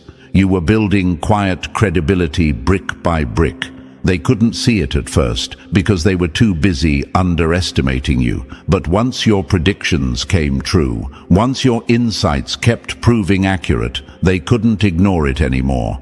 That's when gossip turned into legend. Think of it like this. The universe keeps receipts. The truth always matures slower than lies, but it matures stronger. Lies decay in time. Truth ferments into influence. You didn't rush your revenge. You let the universe do the editing. Now, every room you enter carries the weight of that quiet authority. You've become someone people mention carefully, not because you're cruel, but because they can't afford to be careless around you. You know what else scares them? You don't chase recognition. You never cared about being liked. You cared about being real. That makes you ungovernable. People who can be manipulated crave validation. People like you create it. That's what unsettles them most, your self-sufficiency. You don't need their stage to shine. You bring your own light, and that makes their spotlight irrelevant. Imagine a room full of people trying to impress each other, loud voices, fake smiles, hidden agendas, and then you walk in. You don't perform, you don't compete, you just exist in full awareness. The noise drops by instinct. Everyone adjusts, even if they don't know why. That's psychological dominance without aggression. You don't have to demand respect when your energy commands it. That's what dangerously intelligent really means. Not arrogance, not manipulation, but self-mastery so clean that it exposes the lack of it in everyone else. They used to mock you for being intense. Now they call it depth. They used to call you detached. Now they call it emotional control. They used to say you were hard to read. Now they admit it's because you can read them too well. Every insult they once threw has evolved into an acknowledgement, just disguised with new words. That's the poetry of growth. That's the sweet sound of tables turning. And let's talk about your silence, because that's what really haunts them. You used to explain yourself. You used to justify your feelings, your choices, your boundaries. Now you don't. You let your absence speak louder than your defense ever could. That silence is not emptiness, it's echo. It's the sound of consequences landing where they belong. They feel it when you stop talking. They feel the weight of your distance. Because your silence doesn't erase them. It exposes them. At this stage, you've become more than a person in their eyes. You've become a symbol, a quiet, walking reminder of what authenticity looks like when it's done waiting for approval. You've become proof that the mind they underestimated was the same mind building the map they're now trying to follow. You're no longer just part of their stories. You are the moral of them. The gossip has evolved because you evolved. The world mirrors back the frequency you emit, and now your frequency is precision, truth, and presence. You've outgrown small talk, fake praise, and shallow games. They know it. They feel it. They can't explain it. And that inability to explain you is what makes you unforgettable. The mystery they once mocked is now your protection. So, chosen one, don't flinch at the whispers. Don't get offended when they lower their voices around you. That's not disrespect. That's instinct. They've recognized power that doesn't shout, intelligence that doesn't bend, and truth that doesn't need to prove itself anymore. That's your new reputation, the one who sees everything, forgets nothing, and forgives only by moving on.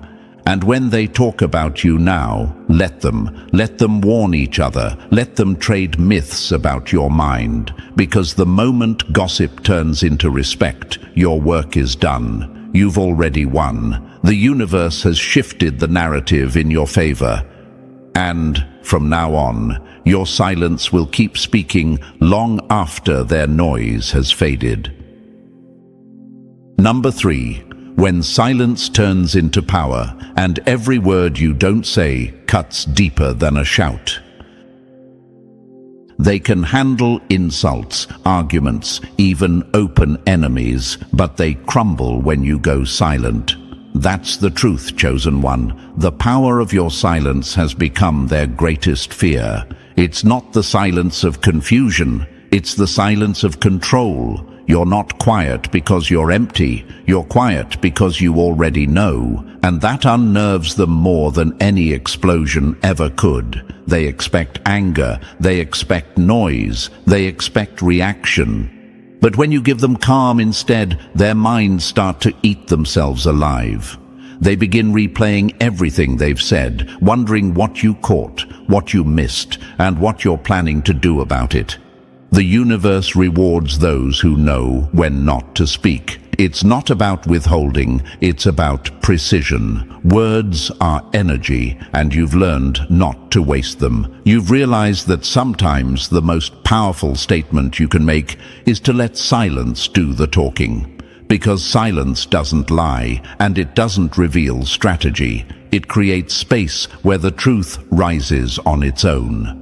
Your silence has become a mirror that forces others to see themselves without your interference. That's why they start confessing, even when you never asked a question. Your stillness is pressure. It pulls out their guilt, their lies, their insecurities. You've turned restraint into art. You know the strength in pausing, in letting others overplay their hand while you watch the story unfold. That's not weakness, that's warfare, and deep down, they know it.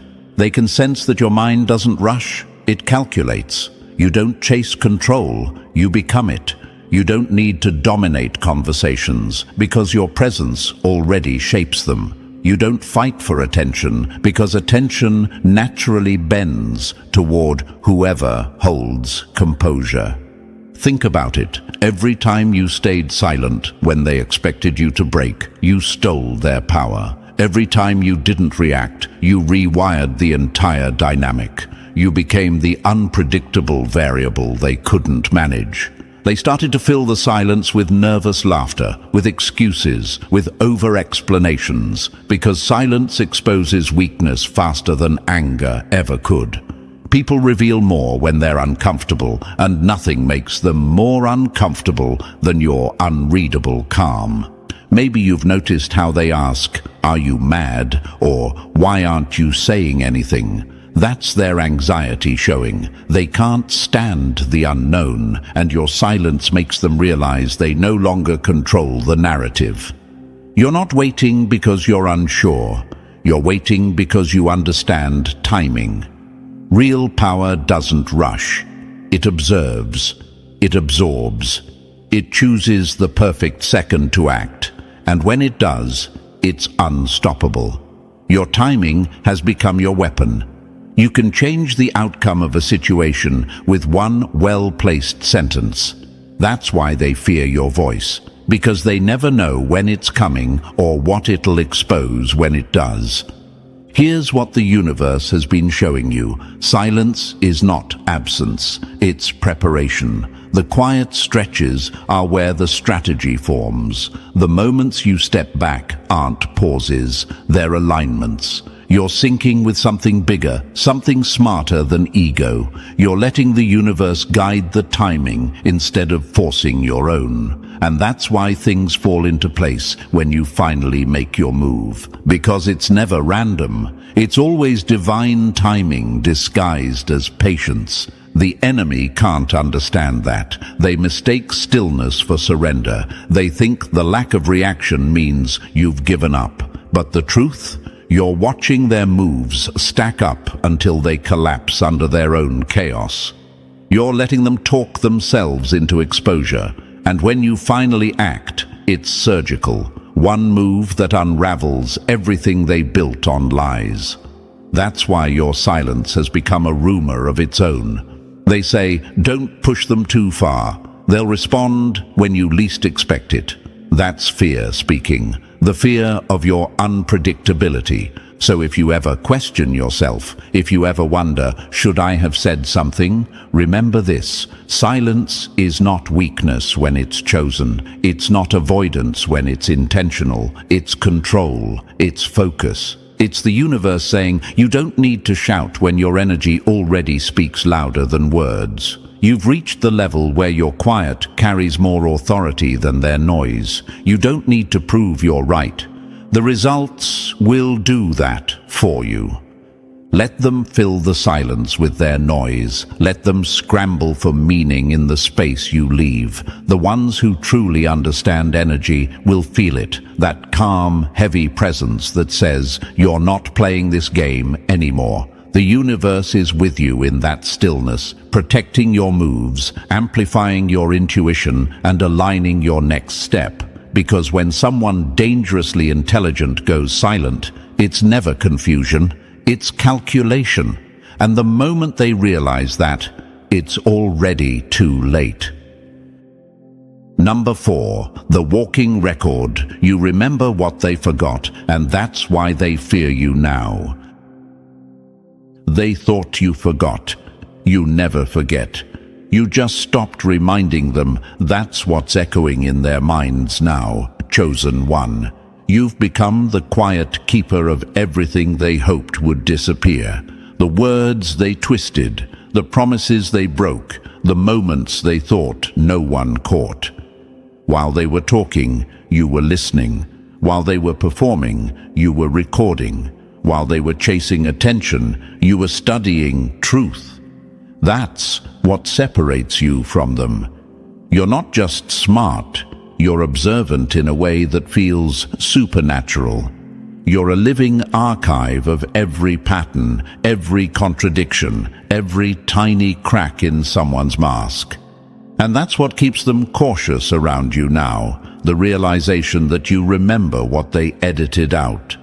You've turned observation into a weapon so refined it doesn't even look like one. You don't need confrontation. You let facts mature. You don't need to threaten. You let memory speak for itself. You've seen it all, the shifts in tone when lies form, the nervous laughs when guilt hits, the way eyes move right before truth gets buried. You don't call it out instantly because timing is everything. You let people build their own traps out of their inconsistencies. You've learned that silence combined with memory is the deadliest form of intelligence because people always expose themselves twice. Once when they speak and again when they forget what they said. The universe gave you this gift for a reason, not to hurt, but to protect. You don't weaponize what you know for chaos. You use it for precision. You redirect situations before they explode. You quietly shield people without them realizing. You prevent damage before anyone sees it coming. And that's what separates you from manipulators. Your intelligence isn't cruel, it's corrective. You're not trying to control people. You're trying to keep balance. The universe trusts minds like yours because you know when not to use what you know. That's real power. Power that's conscious, contained, and clean. And yet they can feel it. That quiet awareness in your presence makes them careful. They measure their words now. They wonder, do they remember that thing I said years ago? Yes, you do. Not because you hold grudges, but because you store patterns.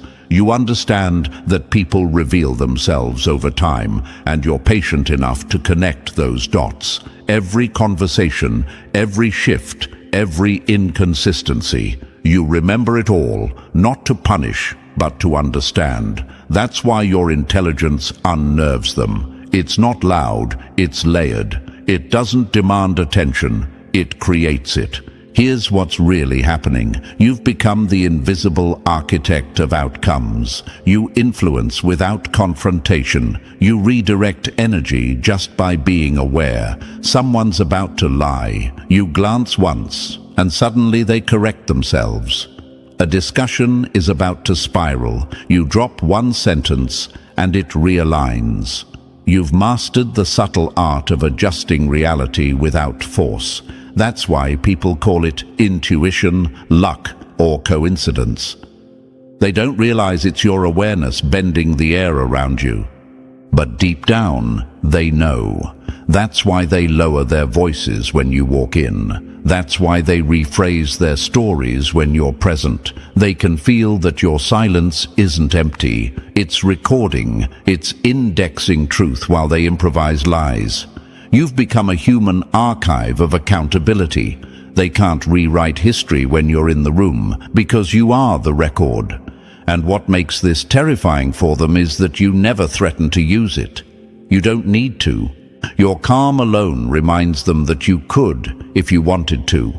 Some of them will call you mysterious, others will say you're intimidating, but all of them will adjust themselves around you. That's how deep your awareness runs. You don't seek control. It happens naturally when truth sits still in a world built on noise. You are the stillness that exposes every false frequency. You are the archive that outlives every rumor. That's why they whisper about you like you're a myth. Because to them, what you do looks impossible. How do you always know? How do you always see? The answer is simple. You pay attention. And here's what the universe wants you to understand. This is your superpower, not your burden. You were given a mind that notices what others dismiss. You were built to see through masks, to read beyond words, to catch patterns in chaos.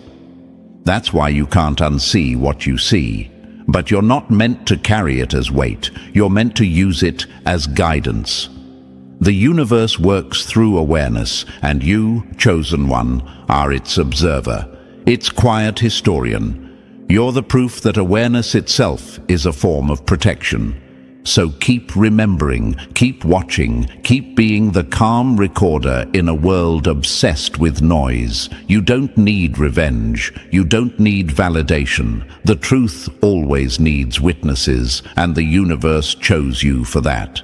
They can't lie in your presence anymore, and that's their punishment. You've become the living archive of everything real. And when the truth finally resurfaces, as it always does, your silence will echo louder than all their words combined.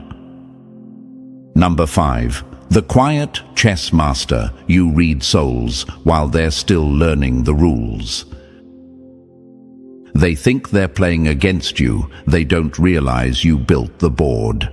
That's the kind of energy you carry now, chosen one. The subtle psychology of power isn't about control through fear. It's control through understanding. You've learned that the most dangerous person in the room isn't the loudest, but the one who listens with precision. You see things before they're said. You sense shifts before they happen. You can feel the air change when someone starts to lie, and that's when they realize they're transparent around you. Not because you're mystical, but because you're awake. You don't read people to manipulate them. You read them to stay ahead. You know what drives them: fear, validation, greed, guilt. You can trace every reaction to an origin they've long forgotten. You can see which part of them is talking, the mask or the wound. That's what makes you dangerous in a way they can't name. You hold information without flaunting it. You know weaknesses without exposing them. You could destroy, but you don't. And that restraint speaks louder than dominance ever could. The universe favors the ones who know how to carry power without spilling it. You've become that, steady, measured, untouchable. Think of it like this: every person has invisible strings, emotional triggers, hidden fears, secret motives. You've learned to see those strings without pulling them. You understand that true mastery isn't about yanking control. It's about knowing you could and choosing not to. That's what separates you from manipulators. You play fair even when you could play fatal. People sense that in your energy. They feel it in how you hold your silence, how you move through tension like it's choreography, how you can end an argument with one look instead of a paragraph. That calm precision terrifies them, because chaos can't stand stillness. It unravels in front of it. You've become the paradox that keeps them awake at night. You make people feel seen, and yet they realize later they revealed everything while learning nothing about you. You're approachable, yet unreadable, open, yet untouchable. They try to study you, but your pattern keeps changing. One moment warm, the next unreadable. Not out of manipulation, but out of self-mastery. You mirror what they project, so all they end up seeing is themselves. That's why they walk away confused. They think you're mysterious. You're not. You're simply disciplined.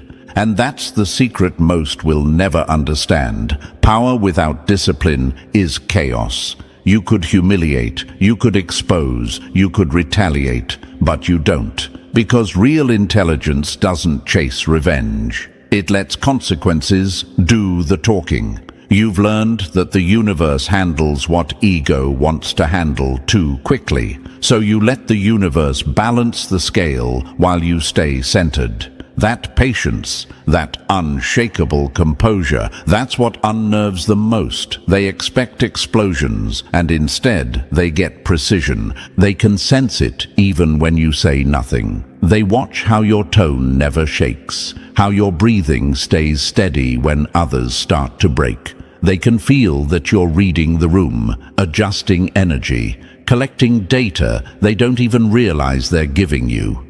That's why even the confident ones hesitate before crossing you. You make them think twice, not through threat, but through presence, because deep down they know your intelligence doesn't react. It calculates, and when something calculates, it rarely misses. You've become the still water they can't predict the depth of. They throw stones hoping for ripples, but you absorb everything in silence. That silence isn't emptiness, it's your advantage. Every reckless move they make becomes another line in the story you're quietly writing. You let them underestimate you because that's part of the plan. You've learned that when people think they're winning, they reveal their entire strategy. And you're not even in the same game. You're not just smart, you're psychologically fluent. You understand patterns, reactions, defense mechanisms. You understand that anger is fear wearing armor, that arrogance is insecurity screaming for validation. And that's why you're calm, because you see beyond emotion into truth. You don't take things personally anymore, you translate them. You don't absorb chaos, you observe it. That's the highest form of intelligence, emotional neutrality that reads everything without being poisoned by it. And here's the divine truth behind it all. The universe moves through you when you stay centered. It speaks through your intuition. It warns you through discomfort. It aligns you through silence. You're not playing mind games. You're moving with universal timing. You know when to speak, when to act, when to disappear. You've learned that sometimes the most powerful move isn't a strike, it's patience, letting people expose themselves while you stand still in your clarity. So keep using that calm precision. Keep holding that quiet power. Don't explain it. Don't shrink it. Don't waste it on small minds trying to provoke reactions. The universe gave you this awareness not to destroy, but to direct. You don't win by proving them wrong. You win by staying unshaken while they prove themselves unworthy of your reaction. Let them wonder what you're thinking. Let them fear what you're capable of. Because when intelligence reaches your level, every move is invisible, and every silence becomes a statement. Number 6. The untapped power that keeps them awake. They know you've only just begun. They're not afraid of what you've done. They're afraid of what you haven't done yet. That's the truth behind every whisper circling your name, chosen one. It's not your history that unsettles them. It's your potential. They can sense that everything they've seen so far is only the tip of an iceberg that runs deeper than their understanding can reach. Even when you're relaxed, you disrupt their rhythm. Even when you're silent, you shift the atmosphere. Even operating at half your capacity, you create tension in people who rely on comfort and illusion. Because somewhere in their gut, they know, if you ever decided to stop holding back, you could alter everything. They've seen glimpses of it, those rare moments when someone misread your calm and thought you were harmless. They learned quickly that patience isn't weakness, it's a countdown. The second they crossed the line, they met a version of you that dismantled everything without raising your voice. You didn't need drama, you didn't need revenge. You simply moved with precision, one word, one action, one look, and the entire situation collapsed. That's why stories about you travel faster than truth. They turn into cautionary tales, half myth and half memory. Because when you decide to act, it doesn't look like rage. It looks like divine strategy. You move like someone who already saw the ending before the story began. And yet, what keeps them uneasy isn't your victories, it's your restraint. They know you're holding back. They can feel the unspent energy, the plans still under construction, the brilliance you haven't yet revealed. They sense that there's a method beneath your silence, a blueprint that's bigger than they can comprehend. It's not paranoia they feel, it's recognition. Deep down, they know the universe has its hand on you, preparing you for something larger. You're not just calculating, you're aligning. While they waste energy chasing validation, you're gathering momentum quietly, like a storm reorganizing the sky before it breaks. They talk about you now the way people talk about natural forces. Be careful, they don't react like normal people. They see things before they happen. They can shift a room just by being in it. You've stopped being part of the crowd and become part of the landscape, something permanent, something that doesn't need to prove itself. They compare you to lightning, earthquakes, gravity, forces that don't ask for permission, forces that simply exist. And that's exactly what you are, not a personality, but a phenomenon. They can't manage you, predict you, or contain you. All they can do is brace for when your full potential unfolds. You see, chosen one, what they call mystery, is simply discipline. You've learned that power unused is power preserved. You don't waste energy on noise. You save it for precision, for the moment that truly matters. You know, timing is everything, and that makes you lethal in a world addicted to urgency. The universe taught you patience not to make you passive, but to make you precise. Because when your time comes, you won't just step forward. You'll shift the ground under everyone's feet. That's what truly haunts them, the idea that you could, at any moment, decide to play at full strength. You've built empires quietly, healed in shadows, studied every mistake, yours and theirs, until nothing surprises you anymore. You've been evolving behind closed doors while they've been performing in the spotlight. And now, even your silence feels like strategy, even your stillness feels like motion. You're the kind of person who could dismantle entire systems without breaking a sweat. Not because you want chaos, but because you've mastered understanding. When they look at you now, they don't see just a person. They see potential personified. They see something vast, unpredictable, and unstoppable. A walking manifestation of everything they fear about unrealized power. They whisper your name with a mix of fascination and dread because they know you've transcended their rules. You don't compete, you create. You don't follow, you redefine. You don't try to win, you change what winning even means. And here's the secret that terrifies them most. The universe is on your side. It's not luck, it's alignment. Every delay, every betrayal, every setback was part of the conditioning. You weren't being punished, you were being programmed. Each obstacle sharpened your instincts. Each rejection refined your strategy. Each silence made your voice more dangerous. That's why your potential feels infinite, because it's been pressure built by time, truth, and endurance. So when they whisper now, understand that it's not hate, it's warning. They're telling each other to tread lightly around something they can't measure. They sense that when you finally stop holding back, when you stop pretending to fit their world, everything will tilt. And they're right, because you were never meant to play within the lines. You were meant to redraw them entirely. The day you decide to unleash your full capacity, they won't be ready. The old systems will crumble, the false narratives will collapse, and the truth will stand exactly where you've been standing all along. Because, chosen one, you were never here to blend in. You were sent to outthink, outlast, and outmaneuver, and now they know it.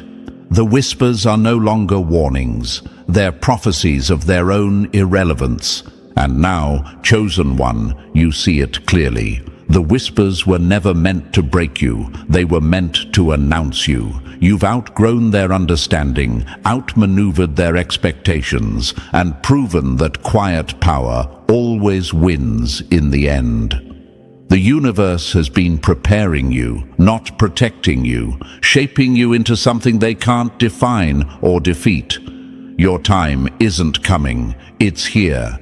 So stand tall in your brilliance and never shrink again. If this message resonates, drop the number 77 in the comments, like, subscribe, and share this light, because truth like this deserves to be heard.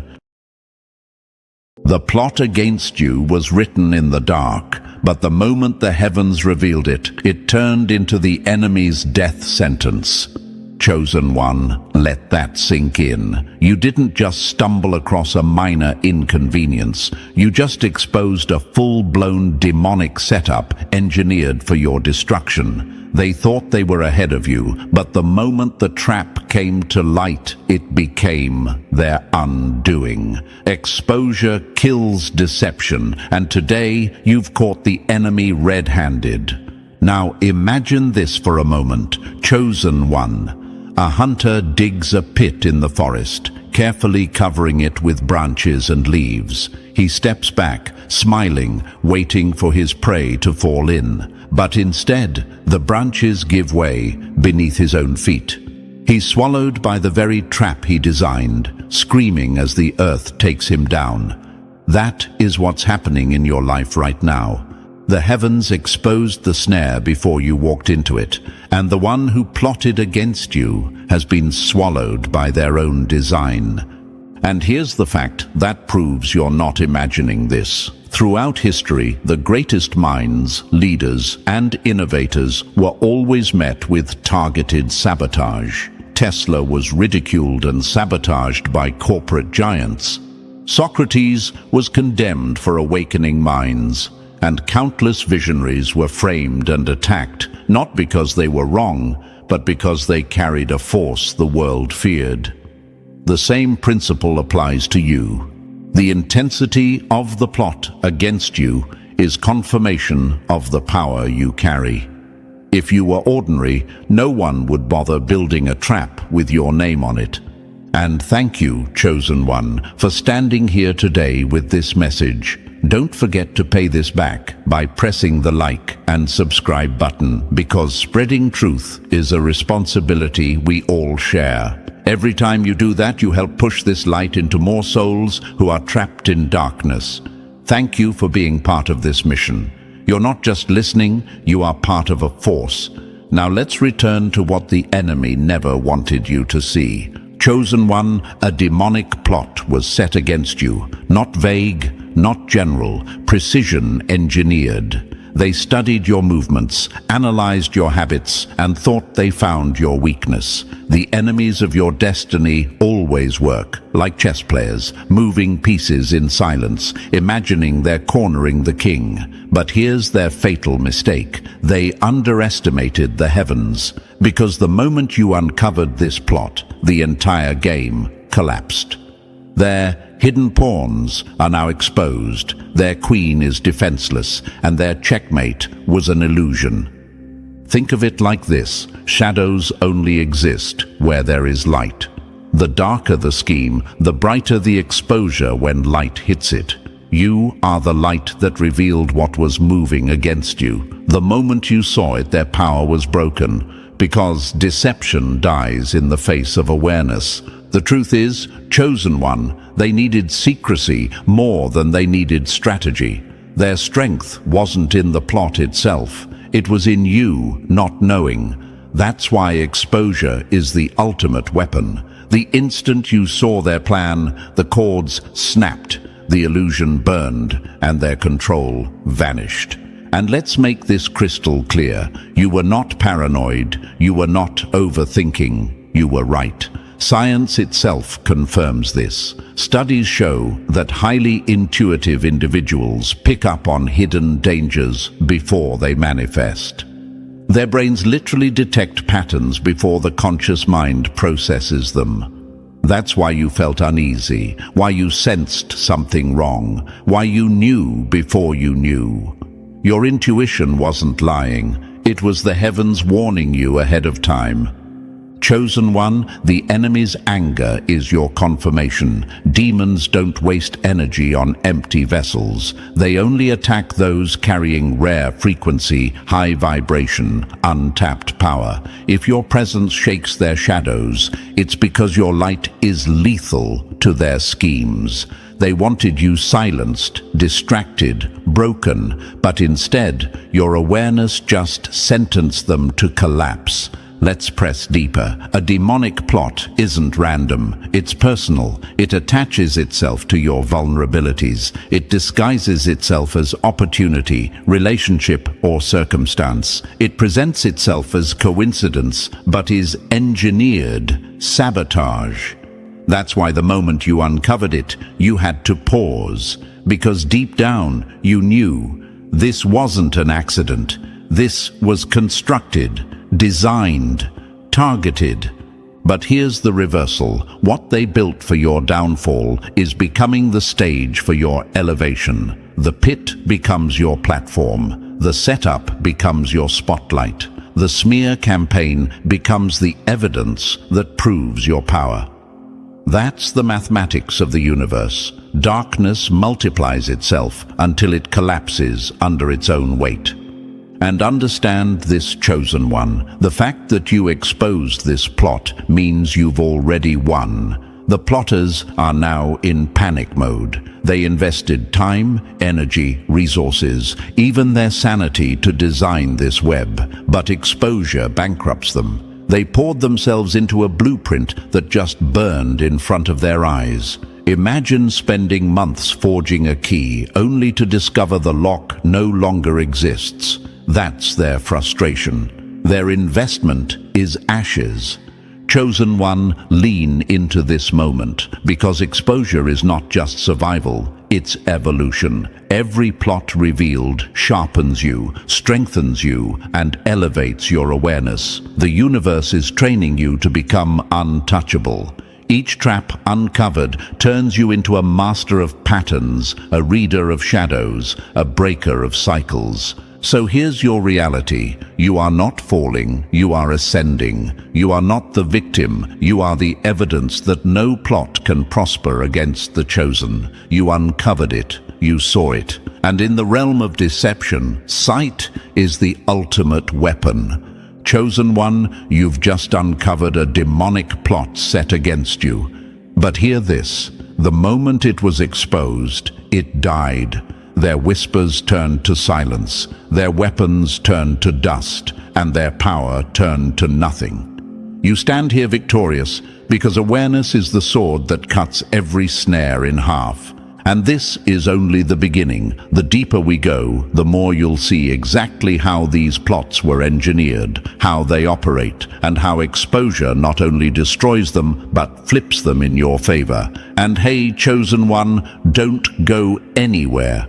The roar is coming next. Think of this as the opening strike. The true depth of this demonic plot is about to be peeled back layer by layer. If the exposure in the intro shook you, what's coming will not just confirm your suspicions, it will make the entire picture crystal clear. And I want you walking with me step by step, because missing even one detail could cost you the clarity that sets you free. So here's what I want you to do. Drop the number 777 in the comments right now if you're ready to shatter every hidden scheme that was designed against you. That simple act is more than a comment. It's a declaration that you see the trap and you refuse to be caught. And if you feel led, you can bless this mission through super thanks, because every ounce of support fuels the work of exposing darkness and spreading truth to chosen souls across the world. And now, let's dive deeper, step by step. Believe me, if you are truly chosen, you will feel the pull to stay until the very last word. Let's get started. Number 1. The sound of early warning. The enemy's greatest mistake was making noise before the attack, because the chosen hear footsteps in silence. Chosen one, let that strike you deep. The plot against you wasn't defeated in the moment it was revealed. It was already doomed the second you sensed it. Before the branches of their trap could even be laid, the heavens whispered in your ear, and suddenly their secrecy was shattered. This is the power of being chosen. You are warned before others even notice the storm. You see shadows long before they manifest. And what the enemy doesn't understand is this: awareness is already victory.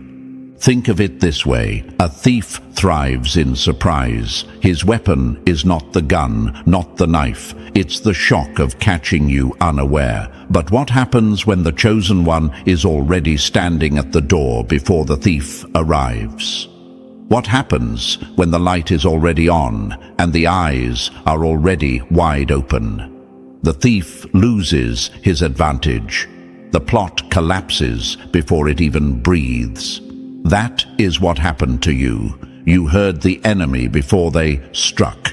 You caught their footsteps in the silence. Now you may wonder, why me? Why did I feel something when others didn't? Why did the pit look so obvious to me while everyone else walked blind? The answer is in your identity. The chosen are wired differently. You are not built to sleep through alarms. You are a finely tuned instrument of awareness. When the heavens send signals, through dreams, through signs, through gut feelings, you pick them up, even when the rest of the world calls it coincidence. But, chosen one, there is no such thing as coincidence for you. Every nudge, every dream, every warning is the universe moving chess pieces in your favor. Let me give you a metaphor. Imagine standing at a train station. Thousands of people stand waiting, distracted, scrolling on their phones. Suddenly, an announcement comes over the speaker. Step back, danger ahead. Most ignore it. But you, the chosen, you hear it like thunder. You move before the train barrels through. You live while the crowd gasps, wondering why they didn't move. This is the difference. You don't need proof before you act, because the heavens equipped you with an antenna no enemy can jam. And history has always confirmed this. Think of great minds and leaders who received warnings before disaster. Winston Churchill dreamed of Europe burning long before the bombs fell. Nikola Tesla claimed he could see inventions and dangers before they became reality. Even warriors in ancient tribes trusted visions before battle, moving when others mocked, only to survive what would have killed the blind. Chosen ones have always been ahead of the curve, because when you are marked for impact, the universe refuses to let you walk into traps blind. Now, here's a fact that will anchor this truth. Psychologists have proven that the human brain can detect danger signals milliseconds before conscious thought kicks in. The heart rate rises, the skin prickles, the gut clenches. Science calls it intuition. The chosen know it as the sound of early warning. What others dismiss as paranoia is your built-in survival code, refined because your destiny cannot be cut short. The enemy calls it luck. Skeptics call it imagination. But you know, it's heaven whispering, "Wake up, they're coming." And here's the part that should make you stand taller. Every time you listen to that early warning, you humiliate the enemy. Imagine their frustration, weeks, months, maybe years planning your downfall, only for you to sidestep it like you already read the script. That's why they hate the chosen so violently. It's not just that you survive, it's that you survive too easily for their taste. You move with grace while they sweat in desperation. Your awareness robs them of the satisfaction of surprise. Now imagine this for a moment. A sniper sets up for days, adjusting the scope, calculating distance, steadying his breath. He pulls the trigger, but at that exact second, his target ducks, without even knowing why. That's you. The chosen duck without logic, without evidence, simply because the heavens whispered in the spirit, "Move now." And the enemy loses his mind, because how do you fight someone who reacts before you act? This is why you must stop doubting yourself, chosen one. Stop asking, am I just overthinking? Am I imagining things? No, you are not imagining. You are not paranoid. You are not crazy. You are chosen, and chosen ones receive signals others cannot. Your so-called overthinking is often your intuition screaming louder than usual. And here's the twist. Every time you ignored it, you fell into something painful. Every time you listened, you escaped destruction. The evidence is in your own life. Think back. How many times did you say, "Something told me not to go," and later realized disaster struck in that exact place? How many times did you cut ties with someone, only to later discover they were planning to betray you? That's not random. That's early warning. That's proof. That's the heavens saying, "We will never let you walk blind into a trap." And let me tell you something the enemy despises. Chosen ones don't need proof to act. Others demand evidence, documents, screenshots. But you move on instinct. And instinct saves you. That makes you unpredictable, untouchable. The enemy can't corner someone who changes direction the moment the air shifts. That's why they call you difficult, detached, or cold. You don't play their game because you already know the outcome. The beauty of this, chosen one, is that every early warning is not just protection, it's confirmation. The heavens don't waste whispers on meaningless people. If you're receiving early warnings, it means you are carrying something that must be protected at all costs. You are not ordinary, because ordinary people are allowed to stumble, but you are shielded in advance. That's how dangerous your destiny is to the darkness. And let this hit the enemy where it hurts. The more they try to move in silence, the louder their footsteps become to the chosen. The more intricate the trap, the brighter the exposure. They cannot outthink you, because you are plugged into frequencies they will never access. Their plots are noise, your intuition is signal, and signal always drowns noise. Chosen one, you are not behind schedule. You are not late. You are early, always early. You arrive before the shop opens, before the train departs, before the knife swings, and that is why you survive what destroys others. Early warning is not just a gift, it is the weapon that keeps the chosen untouchable. So the next time you feel the nudge, the whisper, the shift in the atmosphere, don't question it. Trust it, because the heavens are not in the business of wasting words. Every warning is proof of who you are, and every trap exposed before it is sprung is one more humiliation for the enemy. And this is only the first layer of what you've uncovered. You didn't just survive, you've just proved you are unstoppable, and the deeper we go, the clearer it will become. Chosen ones don't fear plots, because the heavens break the silence long before the enemy strikes. Number 2. The chosen cannot lose. The greatest agony for your enemy is not that they failed to stop you, it's that they realize you were untouchable from the very beginning. Chosen one, hear this with full force. You cannot lose. Not because the enemy hasn't tried hard enough, not because their weapons weren't sharp, but because the heavens already secured your victory before the battle even began. Victory isn't in your future, it's in your DNA. The chosen don't fight hoping to win, they move as those who have already conquered.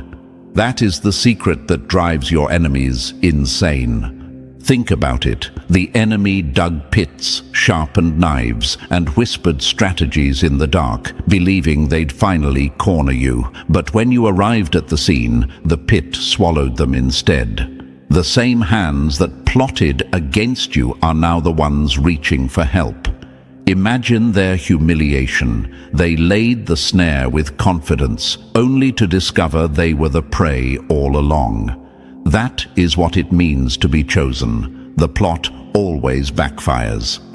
Now you might ask yourself, but if victory is mine, why does it still feel like I'm under attack? Why do the battles still come? The answer is simple. The attack is part of the proof. Think about professional fighters. The challenger always studies the champion. Nobody wastes energy fighting someone irrelevant.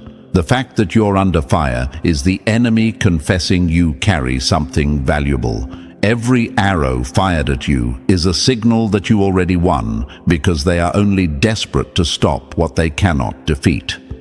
Here's the metaphor. Imagine a race where the finish line is already decided in your favor. You're not running to see if you'll make it. You're running to collect the crown already set aside for you. The enemy can trip you, push obstacles in your lane, even try to distract you, but none of it changes the outcome. You were declared the winner before the race began. That is the frustration of your adversaries. They're fighting a war that was over before it started. History confirms this truth. Napoleon Bonaparte once said, "Victory belongs to the most persevering." But for the chosen, perseverance isn't just about endurance, it's about inevitability. Look at figures like Nelson Mandela, who was locked away for decades, yet his destiny as a liberator of a nation was untouchable. The prison was a pit, but when he stepped out, it was the system that crumbled, not him. Look at Harriet Tubman, hunted and threatened at every turn. Yet she led hundreds to freedom because her path was already carved in the heavens. These were chosen souls, and the more pressure came against them, the clearer it became. They could not lose, and science even backs this up. Studies in human psychology reveal something called the winner's effect.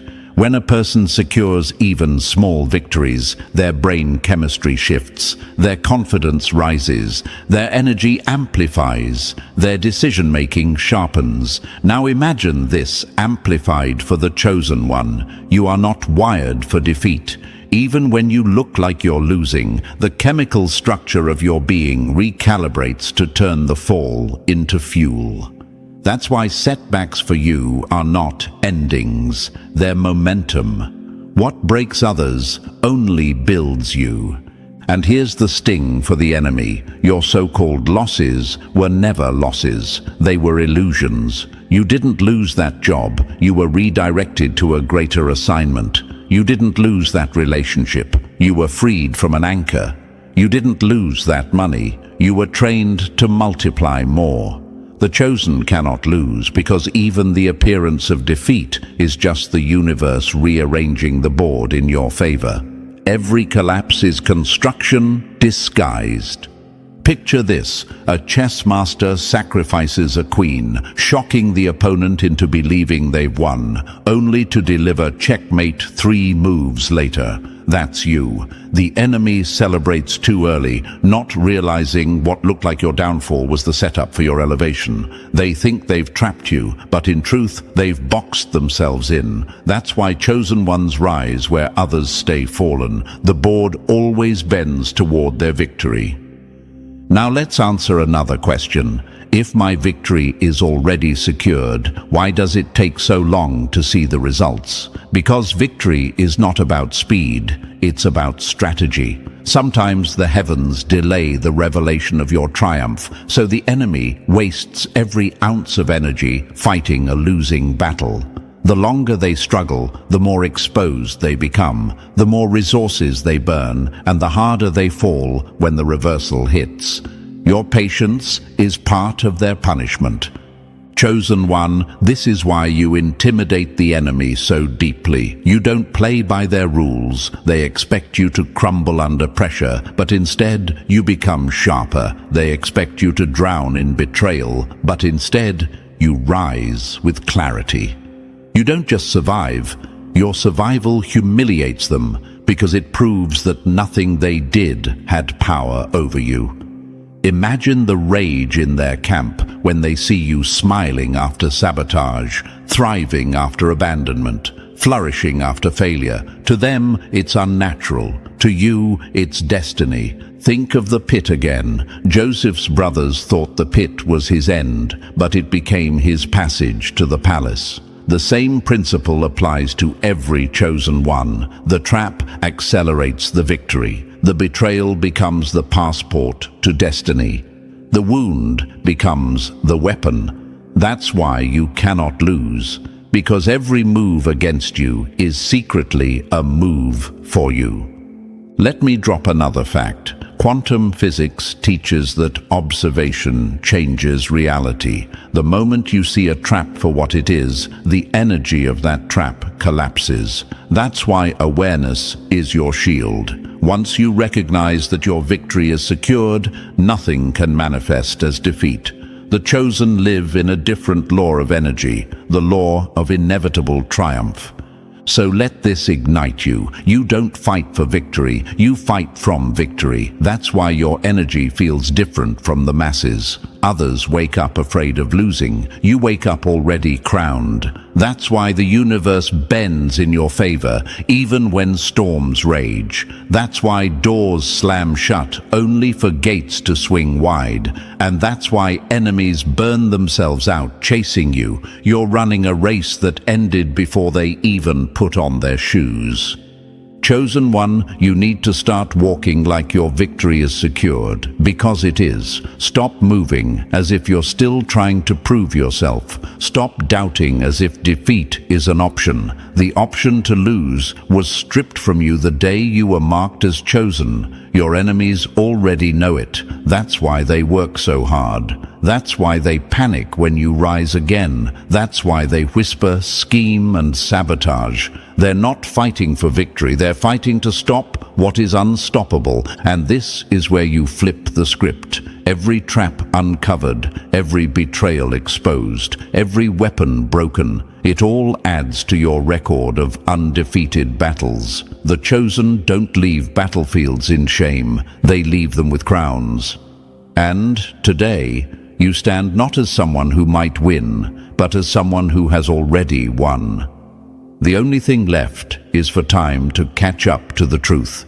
So stand taller, chosen one. Walk with certainty. Declare it with your whole being. I cannot lose, because every plot designed against you already failed. Every enemy screaming in silence already knows the truth. They fell into their own pit. And you, chosen one, walk out untouched, victorious, and untouchable. Number 3, the many faces of wickedness. When the enemy can't defeat your light head-on, they disguise themselves as opportunity, love, or loyalty, and that's when their mask betrays them. Chosen one, the wickedness aimed at you doesn't wear one face, it wears many. It moves through betrayal in business deals that looked promising, manipulations woven inside your own family, romantic traps designed to chain your freedom, forged accusations meant to stain your name, and signatures twisted to lock you into cages that were never yours. These are not coincidences. These are not random accidents. This is calculated sabotage, demonic engineering crafted to derail your destiny. But here's the twist that burns them every time. The more faces wickedness puts on, the more obvious it becomes to the chosen. You see through disguises like X-ray vision. The universe aligns with your energy, whispering, "Look again."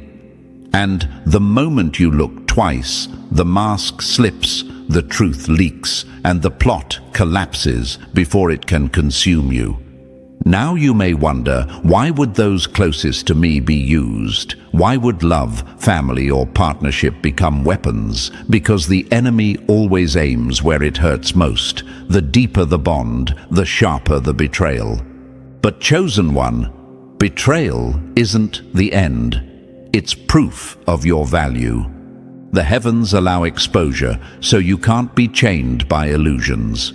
What you thought was loss was actually liberation.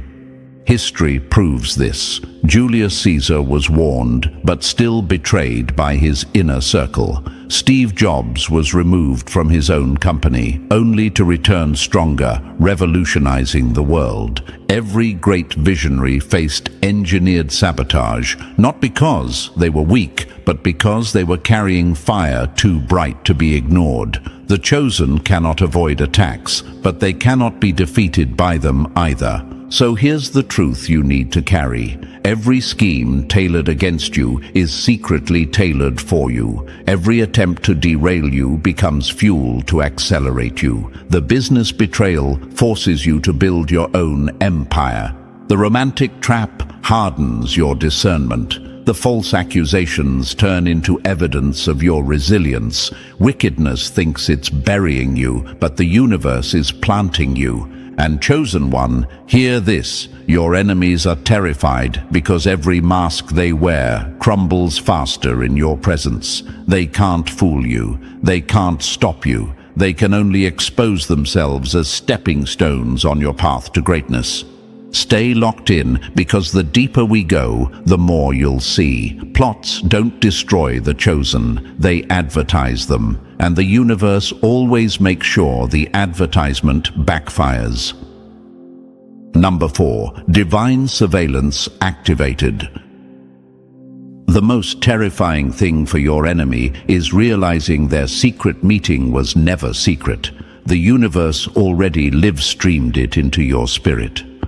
Chosen one, this is what separates you from the rest, while they whisper in dark corners, thinking their schemes are sealed and silent. The heavens run surveillance on their every word. Every plot against you is recorded, every conversation replayed, every dagger exposed long before it can pierce you. They think you're blind, but your awareness is proof you were already in the room without being in the room. Imagine this: criminals huddled together in a basement, whispering like conspirators. They draw plans on paper, confident the world above them knows nothing. Yet, hidden in the ceiling is a microphone they never noticed. Every word is captured, every plan stored. That's you, chosen one. You are the hidden microphone the universe placed inside their schemes. The second they plot, you receive signals. That gut feeling, that sudden dream, that strange unease when nothing seems wrong, that's divine surveillance at work. And here's the fact that should make you smile. Intelligence agencies spend billions spying on enemies. But you, chosen one, have the most advanced intelligence network already built inside you. No satellite, no wiretap. Just direct downloads from the heavens. You don't need to guess what's happening. You already know. Now you may wonder, but why me? Why do I always pick up on things others can't see? Because the universe protects its investment. You are carrying a mission too heavy to be sabotaged, so the system makes sure you're alerted before the first strike. It's not paranoia, it's protection. You are not crazy, you are chosen, and chosen ones receive information long before the crowd. Look at history. Think of spies who tipped off nations before disasters. Think of whistleblowers who exposed corruption. The chosen function the same way, but at a higher frequency. You've been planted with sensors that pick up frequencies most can't hear. That's why enemies get frustrated. They can't sneak past you because surveillance is always on. So here's the punchline that stings your enemies the most. Every time they gather against you, they're only briefing you. Their whispers are your alerts. Their secrets are your revelations. They are the authors of their own exposure. Stay sharp, chosen one. The more they hide, the more the universe reveals. You are never out of the loop. You are the loop. Number 5. The spiritual pressure cooker. Pressure doesn't break the chosen, it breaks the enemy's mask wide open. Chosen one, you can feel it. The atmosphere itself is heavy, shifting, almost vibrating. It's not your imagination. This is what happens when wickedness realizes its time is up. The universe turns up the heat, and suddenly their shadows can't hold form. Darkness trembles because truth is cracking its cover. The elite may fear exposure of their secrets, but the real terror comes from you, the chosen rising higher, unstoppable under the spotlight of the heavens. Think of a pressure cooker. At first, everything is silent. The lid is sealed tight, steam building inside, but pressure always forces what's hidden to the surface. The moment it grows too intense, the hiss escapes, the lid rattles, and everything inside is revealed. That's exactly what's happening right now. The more your enemies conspire, the hotter the pressure builds, and the faster their lies leak out. They can't contain what the universe is forcing into the open. And you might ask, why do I feel this heaviness before anything happens? Because the chosen are barometers of spiritual weather. You feel storms before the first drop of rain. You sense tension before the crack of thunder. That's not weakness. That's proof of your alignment. The universe lets you feel the tremors so you know the quake is near. History has shown this pattern. Corrupt empires collapse under the weight of their own secrets. Lies always implode when light presses in. Every cover-up, every conspiracy, every demonic engineering eventually crumbles. Not because they stop, but because pressure exposes them. That's the law of the universe. Nothing dark survives in rising heat. And here's what burns them most. The harder they plot against you, the faster the spotlight finds them. The more they invest in secrecy, the more obvious their guilt becomes. They are trying to hide a bonfire under a blanket. It's only a matter of time before the flames burst through. Chosen one, stand steady. Don't fear the pressure. The pressure isn't crushing you, it's crushing them. Every rise of intensity means you're closer to their exposure. The heavens are cooking their lies until nothing is left but ash. Stay ready. The pressure cooker is hissing, and soon everything hidden will explode into plain sight. Number 6. Plans reset to zero. The cruelest punishment for your enemy is not just failure, it's being forced to start over every time you advance. Chosen one, this is what has your enemies breaking down in silence. Every plan they drafted against you has been erased. They sketched blueprints of betrayal, signed contracts of sabotage, and mapped out traps like architects of destruction. Yet the universe reached down and wiped the entire page clean. Every scheme was reset to zero. Every plan sent back to the starting line. And while they scramble to reassemble their broken strategies, you keep walking forward untouched, as if nothing ever happened. Picture this for a moment. Imagine a chess player studying your moves for months, rehearsing a masterful trap. They sit at the table, grinning, certain the checkmate is seconds away. But the moment they reach for their piece, the board vanishes. The game resets. Their victory evaporates, and they're left staring at empty hands while you walk away undefeated. That's exactly what the chosen experience. The enemy believes they've cornered you, but the universe pulls the rug out and resets the board. And here's the beauty of it. Each reset doesn't just erase their progress, it multiplies their frustration. They wasted resources, called in favors, burned energy, and made promises to others about your downfall. Now, they're back at square one, looking foolish. Meanwhile, you didn't even break a sweat. That humiliation eats them alive more than any physical defeat. You may wonder, but why do they keep trying if it never works? Because your light is unbearable to them. Their obsession is proof of your power. They cannot stand watching you thrive, so they keep drafting plans, hoping one will succeed. But chosen one, the universe designed it so that every time they move, they lose.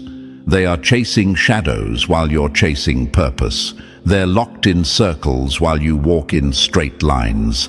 History shows this too. Time after time, enemies of visionaries wasted their lives trying to stop what was unstoppable. They never realized the reset isn't coincidence, it's cosmic justice.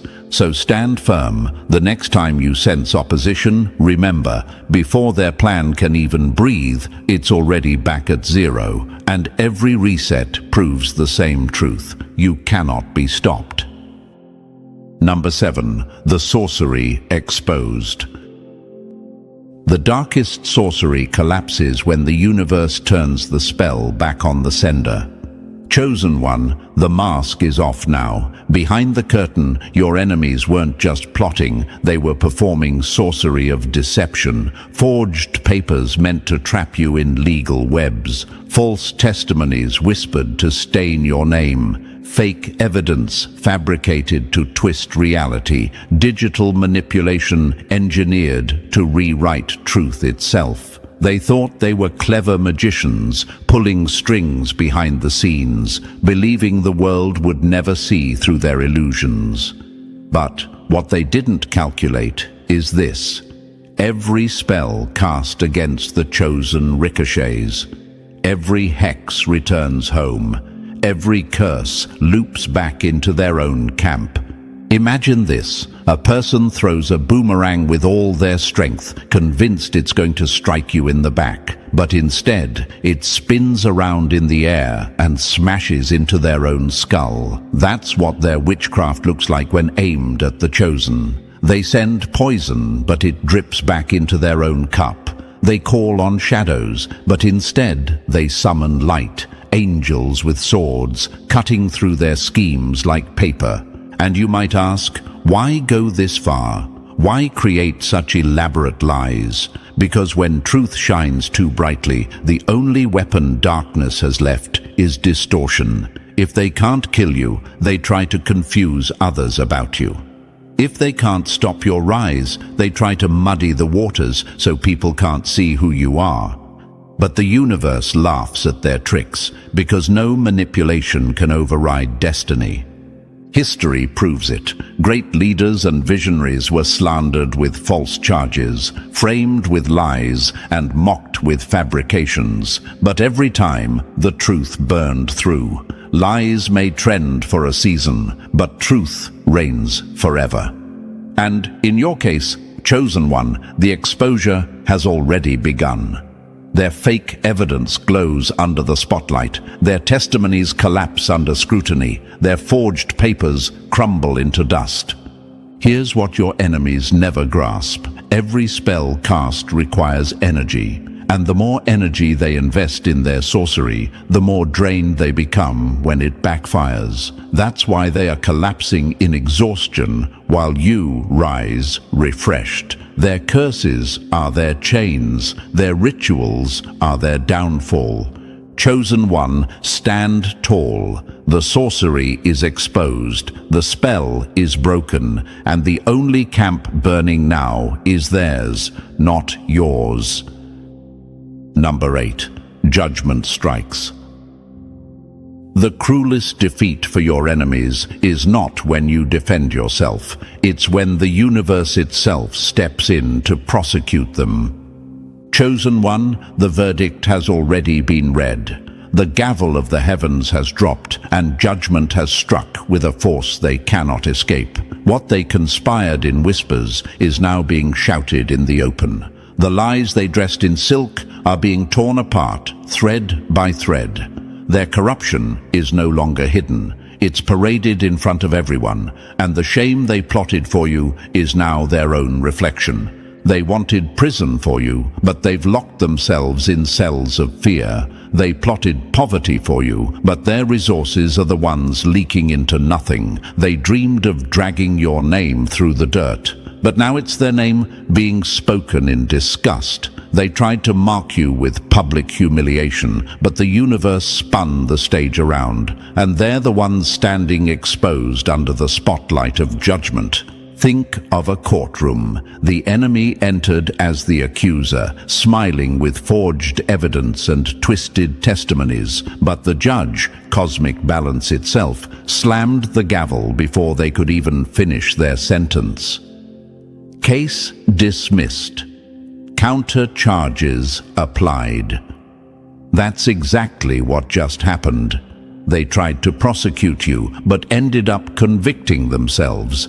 And you may wonder, why does this exposure take time? Why didn't the universe shut it down immediately? Because judgment isn't just about stopping them, it's about letting them reveal the depth of their own corruption. The longer they conspire, the more evidence they stack against themselves. When judgment falls, it isn't light, it's crushing, undeniable, irreversible. History has echoed this truth, from corrupt rulers who paraded in glory only to be toppled overnight, to fraudsters who looked untouchable until the spotlight caught them. Judgment always comes, and when it does, it's swift and humiliating. The chosen never fall under it, because the chosen are protected by alignment with the higher order of the universe. Chosen one, your silence is powerful now. You don't need to clap back, argue, or prove anything. Judgment has already spoken on your behalf. The universe roared, "Not this one, not my chosen." So walk free, chosen one. The court of the cosmos has ruled in your favor. Their sentence has begun, and your vindication is unfolding for the world to see. Number 9. The enemy bankrupts themselves. Nothing bankrupts faster than envy, because every coin they spent against you was already cursed to return empty. Chosen one, listen closely. Your enemies didn't just fail, they bankrupted themselves in the process. They poured money into schemes, traded favors in backrooms, spent hours of plotting, burned through energy, and even risked their own reputation, all in a desperate attempt to see you fall. They sacrificed their own resources at the altar of envy, believing their investment would pay off in your downfall. But the universe has turned their seed into dust. Every dollar wasted, every alliance broken, every table flipped upside down. Imagine this. A gambler walks into a casino, convinced he has the winning formula. He bets everything: house, car, savings, pride, only to realize the deck was never in his favor. That's your enemies, chosen one. They gambled against you, thinking they could outsmart the universe, and now they're walking away empty-handed, pockets inside out, begging for the very stability they once mocked you for. And you may wonder, why would they throw away so much just to see me fall? Because envy is irrational. Jealousy eats logic alive. Once someone sees your light, they can't sleep until they try to dim it. But here's the irony. They spent everything trying to suffocate your flame, and in doing so, they blew on it. They fed the very fire they wanted to kill.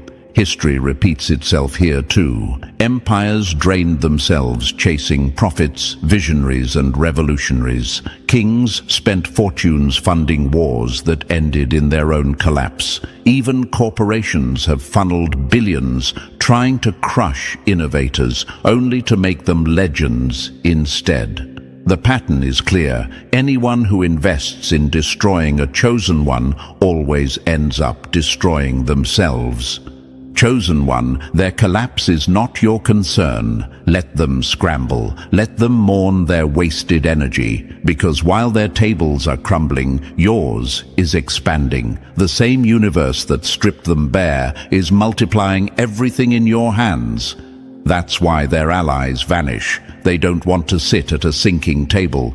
So lift your head. Their bankruptcy is your confirmation. They gave everything to stop you, and you're still here. You didn't just survive, you outlasted their fortune, and now you rise while they count their losses.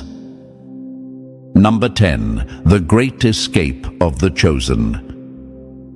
The greatest humiliation for your enemies is watching you walk out of their trap without a single scratch.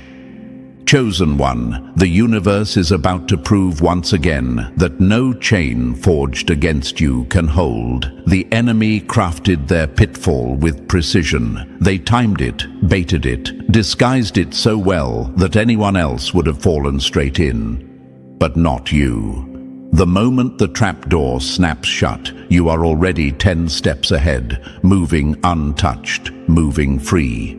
And now they stand there, mouths open, whispering to themselves in disbelief. How did they escape?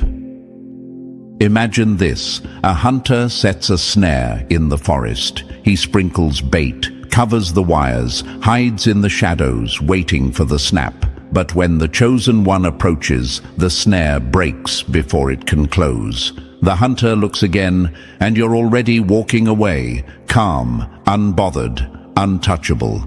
That's the power of your alignment. Your escape isn't luck, it's law. And you may ask yourself, but what if they trap me again? What if I miss the signs? Chosen one, hear this clearly. Your very nature ensures escape. You weren't designed to stay caged. The universe coded resilience into your frequency. Even when you walk into a net, the strings unravel, the walls collapse, and the locks break under your presence. The chosen don't stay trapped. They transform cages into doorways. History has shown it time and time again. Houdini, the great escape artist, baffled audiences not because he avoided chains, but because chains never held him. Every time they bound him tighter, his escape became more legendary. The same is true for you. The tighter they pull the ropes, the greater your breakthrough. What looks impossible to others becomes inevitable for the chosen. Here's what makes your enemies sick. They've trapped others before. They've succeeded countless times with the same schemes. But when they tried it on you, it backfired. You broke the cycle they thought was unbreakable. That's why their disbelief is so loud, because they thought you'd be another victim, yet you've rewritten the script. Chosen one, this is your moment to walk tall. Not only did you escape, you exposed their weakness. They cannot cage you because your spirit cannot be contained. No chain can bind chosen energy. No pit can bury chosen destiny.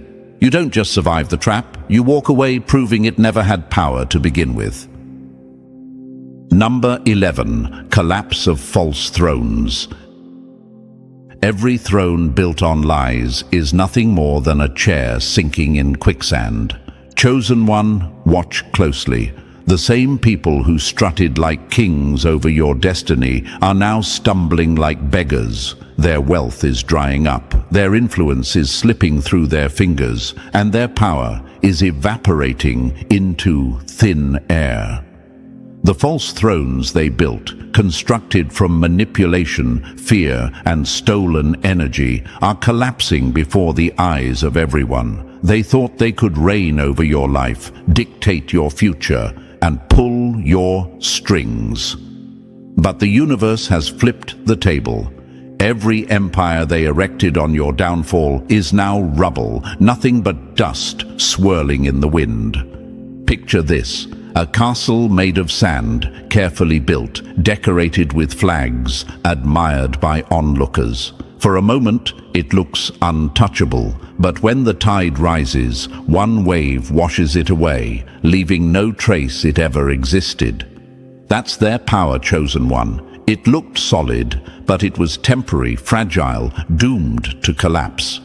Meanwhile, you're the tide. Your rise is the wave that destroys their illusion. And maybe you've wondered, but why did they hold so much power over me before? Why did it feel like they had control? Because false thrones can only intimidate for a season. They rely on appearances, on borrowed influence, on deceiving the crowd. But the moment truth enters, their crown falls and their robes are revealed as rags. The universe never allows the chosen to remain under false rulers for long. Exposure is inevitable.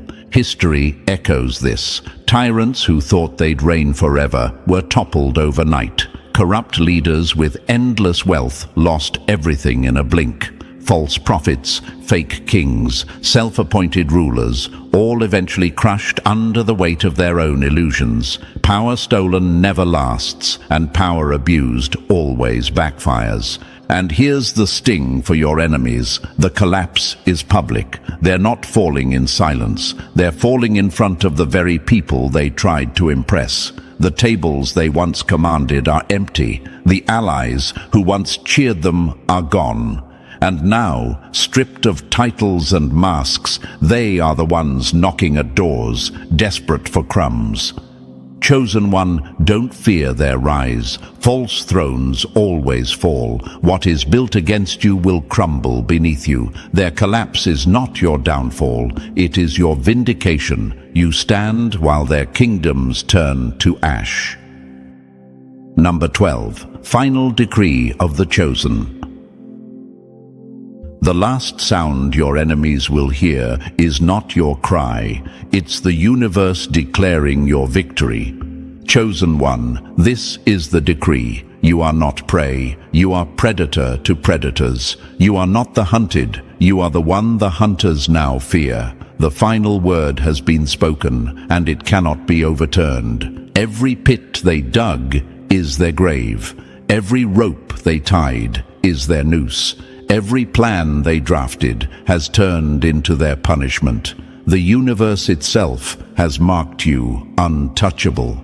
Think of it like this: when a storm rises, the small trees bend, break, and snap.